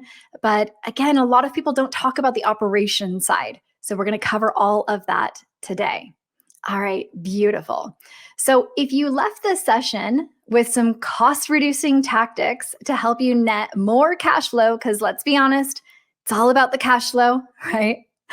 If you had 7 ways to increase your revenue without significant capital reinvestment, and you learned how you could increase your property's value, yes, even today, without updating or remodeling, what would that do for you? Let me know. Let me know in the comments. Awesome. Cool. All right, guys. So first, I want to start out with 3 cash flow killers and how to fix them. So I've had the great honor and pleasure of coaching many, many, many investors over the years. I've been an investor myself for over 15 years, and I've noticed some common themes come up, especially in this current economic environment that we're in. So I'm going to identify with those to you today, and then I'm going to give you guys some feedback on how you can fix them. All right, so number 1 cash flow killer that I'm seeing and that investors are experiencing right now is hiring the wrong property manager. So I own almost 300 units in 8 different states. We work with a lot of property managers. Again, I've been doing this for 15 years. And we have, in 15 years, we have fired 3 property managers. And so again, I'm going to give you guys some kind of tips, some red flags right now. Maybe some of you are going to identify with some of these red flags. And then I'm going to give you some feedback on how to avoid them. All right, so number 1, accounting mistakes, right? So humans are humans. People make mistakes. Nobody is perfect. But if you're finding that your property manager is on a regular basis having accounting mistakes, guys, this is a red flag. You need to have a conversation. You need to figure out what's going on. It could be that maybe they've taken on too many units. Could be that maybe they've lost some key staff. Whatever it is, they need to figure it out. But you need to notice that this is a red flag right off the gate. All right, so number 2, it's a big one. If units are not leasing, my opinion, something is wrong and an issue on the property management side, right? So if units are not leasing, if it's taking forever to get tenants in your units, big property management red flag. All of our property management companies that we work with, they're essentially looking to get tenants in 2 weeks, right? We do have some seasonality priced in. So certain times of the year, we're not able to get as high of rent as possible. But if those units are sitting vacant, right, they are not doing you a favor. As you all know, vacancy is very expensive, right? So if units are not leasing, guys, red flag, have a conversation. If they're not able to fix it, they need to go. We had a situation with a property in Greenwood, Indiana, and property manager, they kept telling us, oh, we don't need to reduce the price. It's the market, yada, yada. Had all of these excuses for why the unit was not leased. In addition to some other red flags, we ended up firing them, bringing in another property manager. They said, nope, we're going to keep the rent the exact same. And they found a tenant in 10 days, right? So again, units are not leasing, accounting mistakes, big red flags. All right, number 3, if there are long delays in response time, guys, if you reach out, this is, maybe during normal business hours or during the week, not necessarily considering the weekend, but if there's long delays in response time, if you reach out on a Monday and by Tuesday afternoon or even Wednesday, if they have not responded yet, big red flag, right? So again, we noticed that pretty much all the property managers that we've fired have had all of these red flags, but do not allow yourself to continue to work with a property manager that has these red flags that are not producing for you, because it's going to end up costing you a lot more in the long run. All right, number 4, unnecessary maintenance expenses. So I'll give you guys an example of what this looked like for us. Same situation with that property manager that was allowing units to sit vacant. We noticed that we were getting a lot of HVAC expenses. And it was the same unit. And, month after month, it was like same unit was being worked on until finally we said, well, wait a second, we spent like $1,200 on HVAC expenses. What is going on here? And they're like, yeah, we're still trying to get this one going. And it was an AC unit.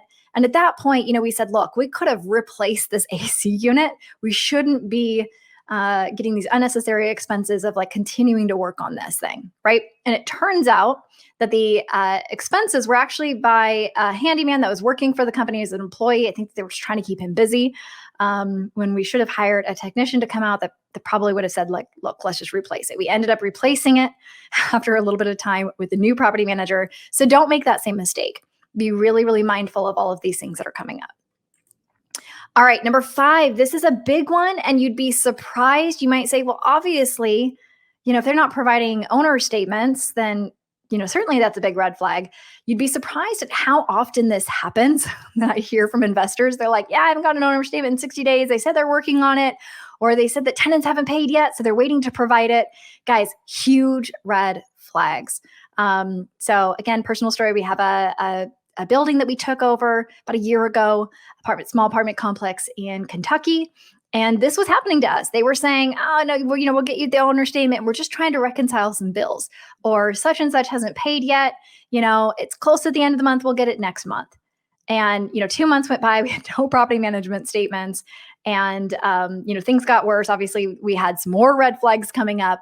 And we ended up finding out that there's like $9,000 missing with these guys, right? And so anyways, big red flag. If they're not providing those owner statements every month like clockwork and giving you guys the, the feedback of what's going on with your property, big mistake. Do not allow that to continue.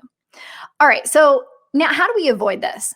Right? So how do we avoid hiring the wrong property manager? So again, we live in the state of Arizona. We're in 8 different states. We don't have the ability to go meet these people in person. We're not, flying out to meet with them on a weekly basis, right? We just don't have that ability as out-of-state investors.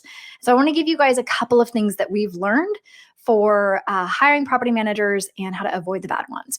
All right, so number 1 is interview at least 3, if not more, property managers. I see investors make this mistake all the time. Residential, multifamily, doesn't matter what types of properties, where they get a recommendation from an agent and say, well, my agent recommended it, or maybe home inspector or whoever, and so I'm just going to go with them. And they don't do a comparison. They do not interview other property managers, right? So definitely interview 3. Make sure that you're hiring the right property manager for the right type of property, right? You don't want to hire property managers that are used to doing, Section 8 and C-class properties, that heavy value add for an A-class property. And, likewise, you don't want to hire, if you have an A-class property, new construction maybe, or, nice apartment complex, a property manager that's used to doing, the heavy value add, the C-class stuff, right? So interview 3 or more property managers. Number 2, ask for referrals. Talk to other investors, ask them who they are using for property management and get referrals that way. Also, ask for referrals from the property manager that you're thinking about hiring, right? So ask them to give you a list of maybe 3 to 5 names of investors that they're working with that you can call and get some feedback on how things are going. All right, number 3, of course, always review those monthly property management statements.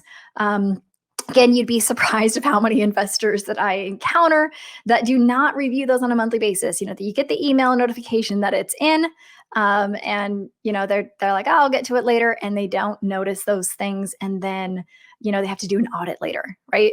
And then they find the things that they should have caught a couple months ago. So do not do that. Always review those monthly property management statements and ask any questions if something seems off. Have open dialogue, open communication with your property management team. All right, and then number 4, be quick to fire non-performing property managers. Again, you'd be surprised at how many investors that I talk to that's like, yeah, they're not doing a great job for me. I know I need to fire them, but I'm going to give them another chance, or I'm going to, wait, or I'm going to wait until next quarter. I'm going to wait till next year. Guys, quick to fire non-performing property managers. By the way, I've also encountered a lot of investors who have had the property management issue and they think that they want to get out of the property. They think it's the property's fault. My advice and my feedback is always, if you're having property management issues and, maybe they're blaming it on the property, or maybe, they're saying whatever, first swap property managers and then decide if it was the property or if it was the property manager. A lot of time I've saved investors from selling really nice, good properties because they thought that it was the property when actually it was the property manager. So don't make that mistake of keeping on a non-performing property manager on too long. All right, so cash flow killer number 2, occupancy and rent collection challenges. So number 1 is pricing the rent too high. So again, a good property manager is not going to do this, right? Is they are going to make sure that you maintain a higher occupancy rate. They're going to get the tenants in because they know that vacancy is very expensive, right? So do not overprice your units too high, right? Number 2, obviously, if there's bad marketing or a bad property manager, that was the situation that I was in Greenwood, Indiana with that building is, the rent was actually fine. the rent itself was fair market rent, but they had bad marketing and it was just a bad PM that probably wasn't following up with the people that were inquiring. I mean, who knows? But again, property management really comes into play here. Number 3 is a poor screening process, right? So this is more on either, tenants that are coming and going or rent collection, right? So as far as screening goes, this is really the property manager's job, but we do have some conversations related to what their screening process looks like before we bring them on as our property manager. Now, a lot of our property managers go into the detail that other property managers wouldn't, such as driving by the location that the tenants are currently living in, right? So apartment complex, I know is a little bit tough, but if they're living in a single family home or maybe a small, duplex, some kind of residential property, that drive-by is really going to give them an idea of what those tenants are actually living like. Number 2, also on this poor screening is, all of our property managers look at the entire, on the tenant's credit report of all of the different addresses that they've lived in. And they compare that to the application that the tenant had filled out when they were interested in moving in and or wanting to be a prospective tenant of ours. You'd be surprised at how many people miss that, the discrepancy between the addresses, right? And so the tenant had, a bad experience, or maybe they, skipped out on rent. They're definitely not going to put that on their application, but it's likely that it would show up on their credit report. So we have caught many professional tenants or tenants that owed past landlords money by doing that audit of the credit report, prior addresses, and the application.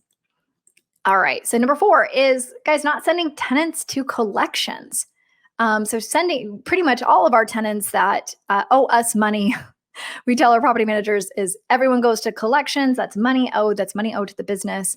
And so definitely leaving money on the table if you are not sending tenants to collections. We are currently getting some monthly payments from tenants that, gosh, I think they didn't pay us like 3 or 4 years ago, right? Like you never know when a tenant situation can change. And then, of course, when you get that, the collections attached to their credit score, not only does it, kind of come up where other landlords can see, right? Kind of helping each other out.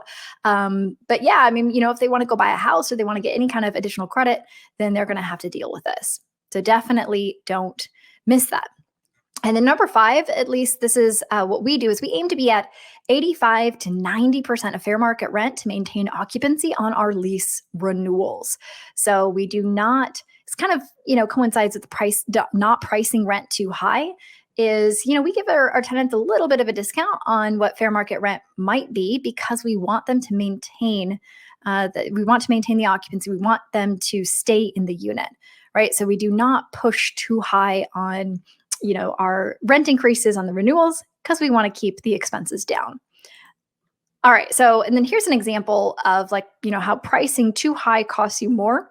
So if you're vacant and trying to find a tenant for 60 days at $1,000 a month in rent, that means that you have $10,000 left, $10,000 in potential annual rental income for the year, right? You're 2 months out. And so, 10 months left, 10,000 potential annual rental income. But if you can find a tenant 14 days, $900 a month, you're actually money ahead. So again, I see a lot of investors trying to chase, the highest rent possible, and it might take them a while to get these tenants in. Well, guys, you're leaving money on the table, right? So get those tenants in, reduce your expenses, keep occupancy high, and make sure that you're not focusing on the wrong thing there. All right, and then another example. This is just we have a couple of properties. We used to live in Washington State. So we have a couple of residential properties still in Washington State. We've got this kind of ugly duplex here that is the photo there on the left. But this is an example of how we maintain low occupancy throughout our portfolio. So fair market rent on this unit is about $1,700 a month for half the duplex. Current rent is $1,450. So that's about 85% of fair market rent. So our loss to lease here is about $250 a month, $3,000 a year. Well, some investors might say, hey, you're leaving $3,000 a year, $250 a month on the table. Why would you do that? Well, here's what I know. 1 month of vacancy is going to cost me $1,450, right? The unit's going to be down for a month. The make ready on this tenant in this unit has been with us for 10 years, 2 dogs, 10 years, and a baby, right? So, So anyways, the make ready on this is probably going to be about $20,000. Washington is a kind of higher cost of living area, so it's pretty expensive. Make ready is going to cost about $20,000. So all in, we're going to be $21,450 to get this unit turned over. That's assuming that we can get all of this done in 1 month. So guys, 7 years to break even on this, right? So if I'm trying to chase the $3,000 a year, but it's going to cost me $21,000 to do it, 7 years to break even. Right. So what we're doing for tenants that have been with us for a long time, they have a good history of paying, is, basically just doing smaller rent increases. Right. So really kind of good way of how you can look at this, of maintaining the low vacancy and high occupancy. All right. So cash flow killer number 3, overspending on operational expenses. So a couple things that come to mind. One is overpaying for utilities. So I'm going to give you guys an example of what we do when we take over new buildings to keep the utility costs down. But overpaying for utilities, this could be the exterior lighting. This could be the water, sewer, garbage if you're paying those utilities. But you really want to get an idea of, what the current expenses are, and then formulate a plan on how you can reduce those. And number 2 is contract services. So as asset managers for our portfolio, we are always looking at ways to save on contract services, maybe rebid with certain vendors to get those costs down. And then number 3, this is a really big one right now, is insurance. I think, every investor right now is feeling the pain of the insurance premiums going up. And so again, I see a lot of investors that are just saying, look, it is what it is. And that is not the approach that we are taking. We are requoting all of our insurance premiums. We have 3 different insurance brokers that we work with to kind of compare and make sure that we are getting the best deal. And just to put this in perspective, like one of our buildings, for example, we just got this last week, is a 12 unit in Kentucky. I think the insurance went from like $8,000 to $14,000. And so we're currently working on okay, how can we get that premium down, and working on getting some new bids for that. So here's an example. Actually, this is that 12 unit there of how we do. Water conservation is going to be a big one.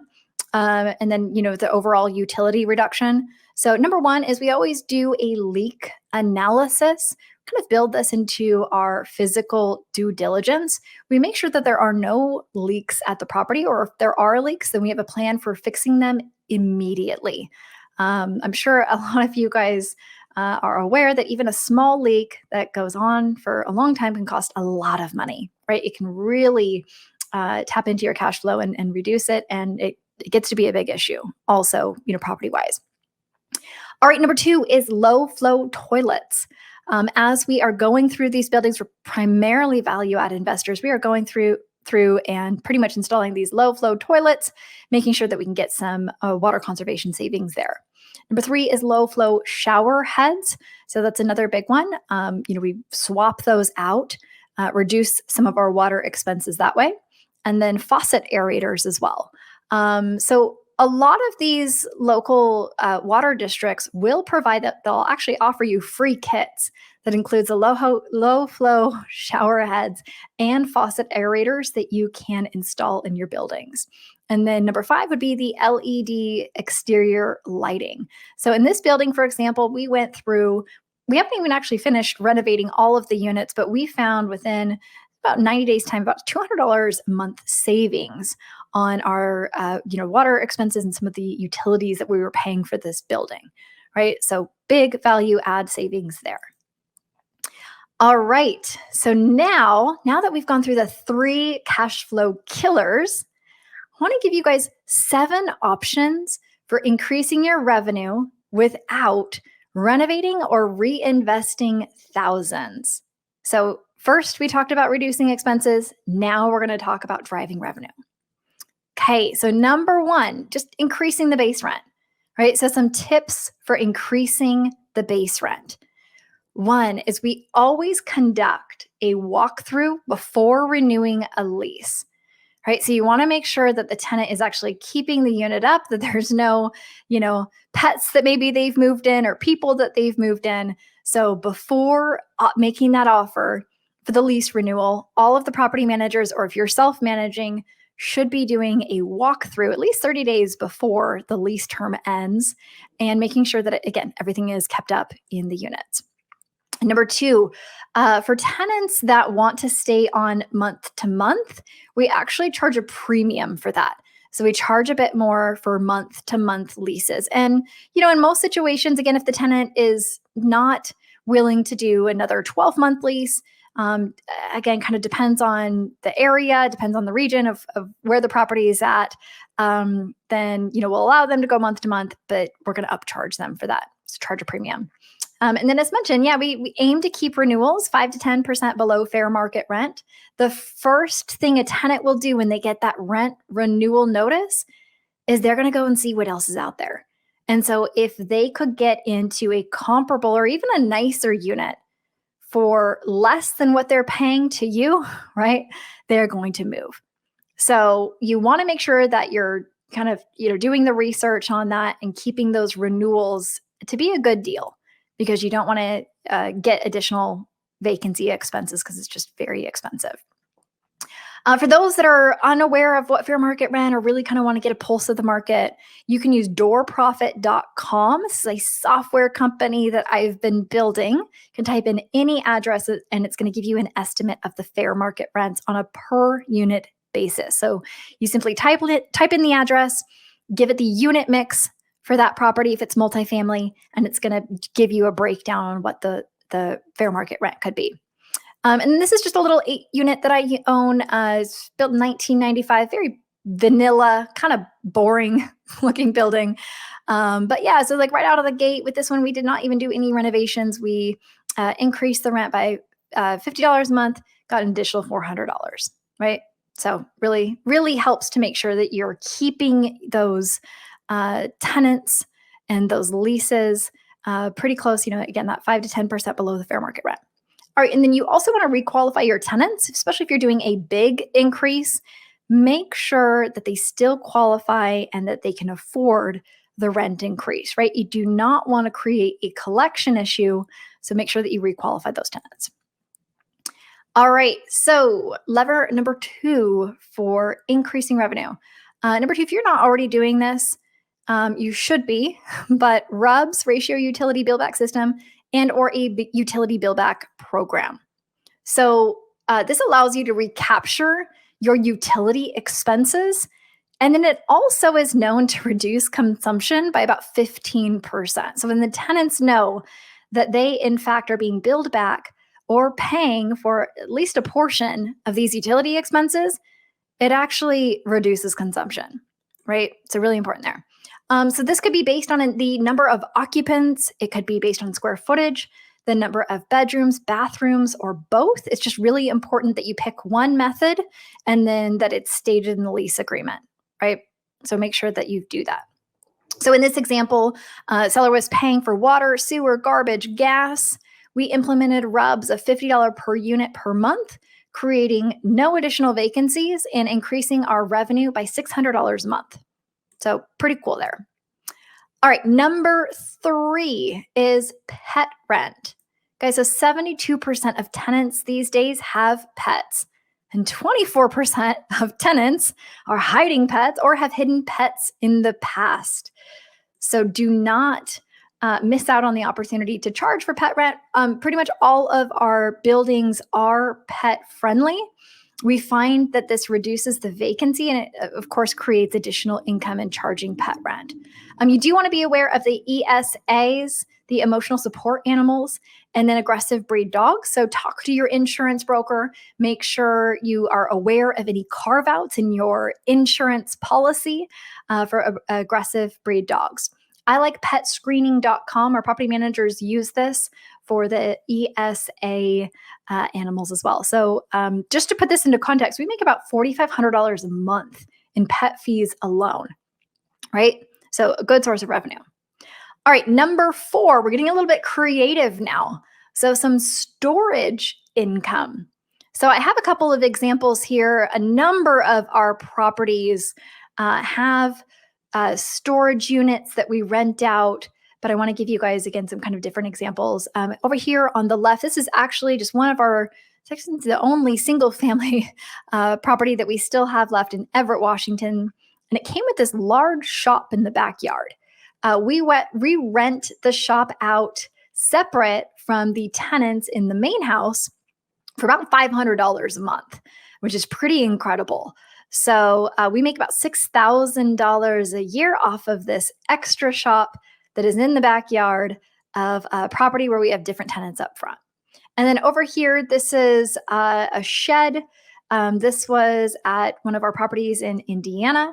We make about $35 a month, $420 a year off this little shed, right? So if you guys have storage at your properties and you're not charging for that, you're leaving some money on the table. All right, so number 5 is premium parking income. So this is one of our buildings in Texas, and we charge about $40 a month for the premium parking. So we have a limited number of spots. It's kind of a first come, first serve with a wait list for tenants that want to grab those spots at an additional $40 a month. We actually added a little bit more cover parking as well to capture that income, and it was pretty inexpensive to do it. And another one of our buildings here, not pictured, it's a 14 unit that we own in Missouri. We have 4 covered garage parking spots in a basement, and that generates about $200 a month, right? So all of these little things add up. Okay, so number 6, this might not be something that you've heard of before or something that you're aware that you could do. It's not going to work in every property. It's a little bit, property specific. Works a little bit easier for say smaller properties, residential, single family, but it's pretty good. We've saved a lot of expenses and created additional income this way. But we call it the appliance rental program, learned from one of my investor clients about 10 years ago. And so what she does is she rents back washers and dryers, $25 per month per appliance to the tenant. They can take them when they move, or they can leave them. About 50% of the time they leave them, and then the next tenant comes in, and if they want to use that appliance, and they rent it for $25 a month. And what this does is because it's a lease to own program, the tenants are actually responsible for all of the repair expenses. And so she's essentially, and we've used this ourselves as well, but eliminated, again, the repair expenses on washers and dryers and created additional income. So really kind of fun, creative way. I think a lot of the investors on this are probably saying washers and dryers are my biggest repair and maintenance expense related to appliances. This is the case for us as well. And so here's a creative way to get out of that, create some income. All right, so number 7, it's going to be more for maybe the short-term rental investors or people that have land or maybe kind of different unique properties. But there are a number of different softwares and websites today that are offering like what we call day rate fees for using these properties. So number one, some of these you might have heard of before. Some of these might be new to you.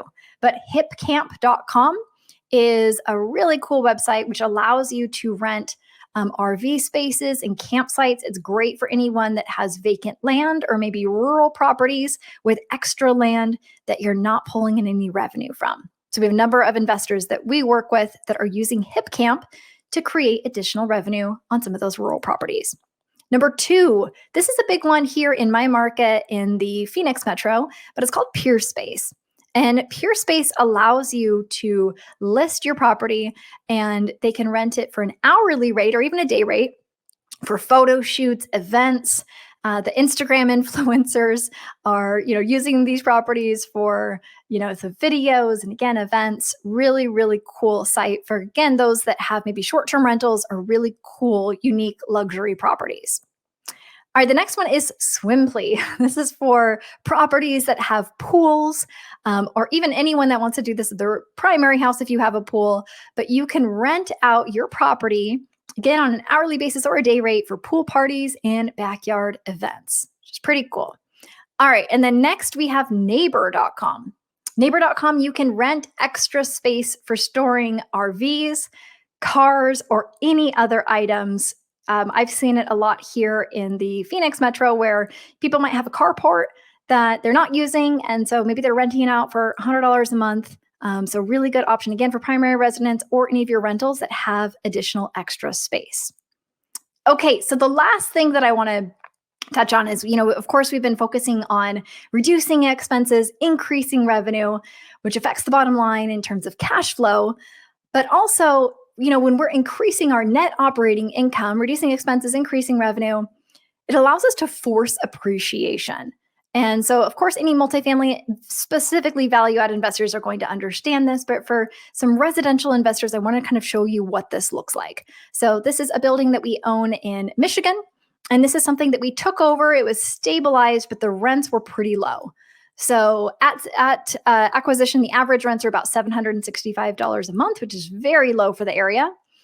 We immediately increased them to $900 a month, creating no additional vacancies. And we did not touch anything on the building. We did not do a thing. So pretty much in the first 30 days, we were able to get the property up to $6,300 a month. It's about $945 a month in increases. So $11,000 a year in the annual increase. And if we apply the cap rate, so in this area, it's actually a little bit lower. I'd say it's maybe 6.5, but to be conservative, we'll use a 7 cap rate on this additional increase that we created. So $11,340 annual increase, doing nothing to the property, literally just increasing the rents. We forced appreciation, and now we've increased the value in this property by $162,000. Like, who would love to do nothing, get additional monthly cash flow, and force appreciation and realize this immediately with these properties, right? That's the value of investing in multifamily properties. All right, so here's another one, that RUBS example. So we implemented RUBS, as mentioned, at $50 per unit per month, again, creating no additional vacancies and increasing our revenue by $7,200 annually. Then we also increased our base rents on our month-to-month leases, increasing the revenue by an additional $9,600 annually. We did the water conservation, reducing our expenses by $2,400 annually. So when you apply a 7 cap to this new revenue, we increase the value in our property by $274,000 without renovating, without dumping thousands of dollars into this property or doing anything else like that, right? So almost $275,000. All right, so let's have a little bit of fun. If you guys are thinking this is cool, but like, how else could I do this? I pulled this example. I actually had an investor that I worked with for a number of years that really wanted to increase the other income with the property, increase the revenue. And so they started buying these 8x15 storage units. By the way, you can get these at Costco right now. Hopefully don't sell them out, but at Costco, you can get an 8x15 curbside delivery. So that is not with install for about $1,900. So let's say that you do a $1,900 one-time shed investment and you can charge $50 per month for it. So you're gonna make $600 a year. You might be thinking, okay, that's not going to move the needle much. Still 31% return on investment, right? But if we take that $600 a year and we apply a 7 cap rate, you just increase the property value by $8,500, right? It's a 3.5 times return on investment. So anyways, I hope you guys enjoyed that fun example. And if you guys resonated with this content and you enjoyed it and you want to send me an email or you want to connect, if you have some questions about anything that I shared today, you can send me an email, jennifer@addictedtoroi.com. And then also, if you want to test out Door Profit, my new software startup, you can head over to doorprofit.com. We've got some really cool features that are currently on the site and a lot of cool features coming your way. Head over to doorprofit.com and check it out. Thanks, guys. I hope you got a lot of value in how to increase your cash flow right now without reinvesting thousands or renovating.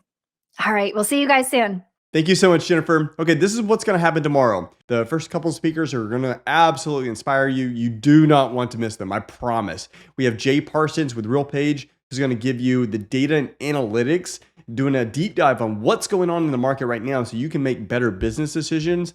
And I'm going to have a Q&A session with Eddie Gant. Eddie has been a part of thousands of deals in his career. And we're going to have a Q&A session. I'm going to pull some questions that I've seen in the chat. And if you have additional questions, definitely make sure you get them in the chat. Send them over to us so we can get those questions, because he's been through a few market cycles. And through that Q&A section, you're going to get more tactical advice on how to better position your business to excel in this market cycle and whatever it is that comes ahead in the market. So don't miss it. I'll see you tomorrow.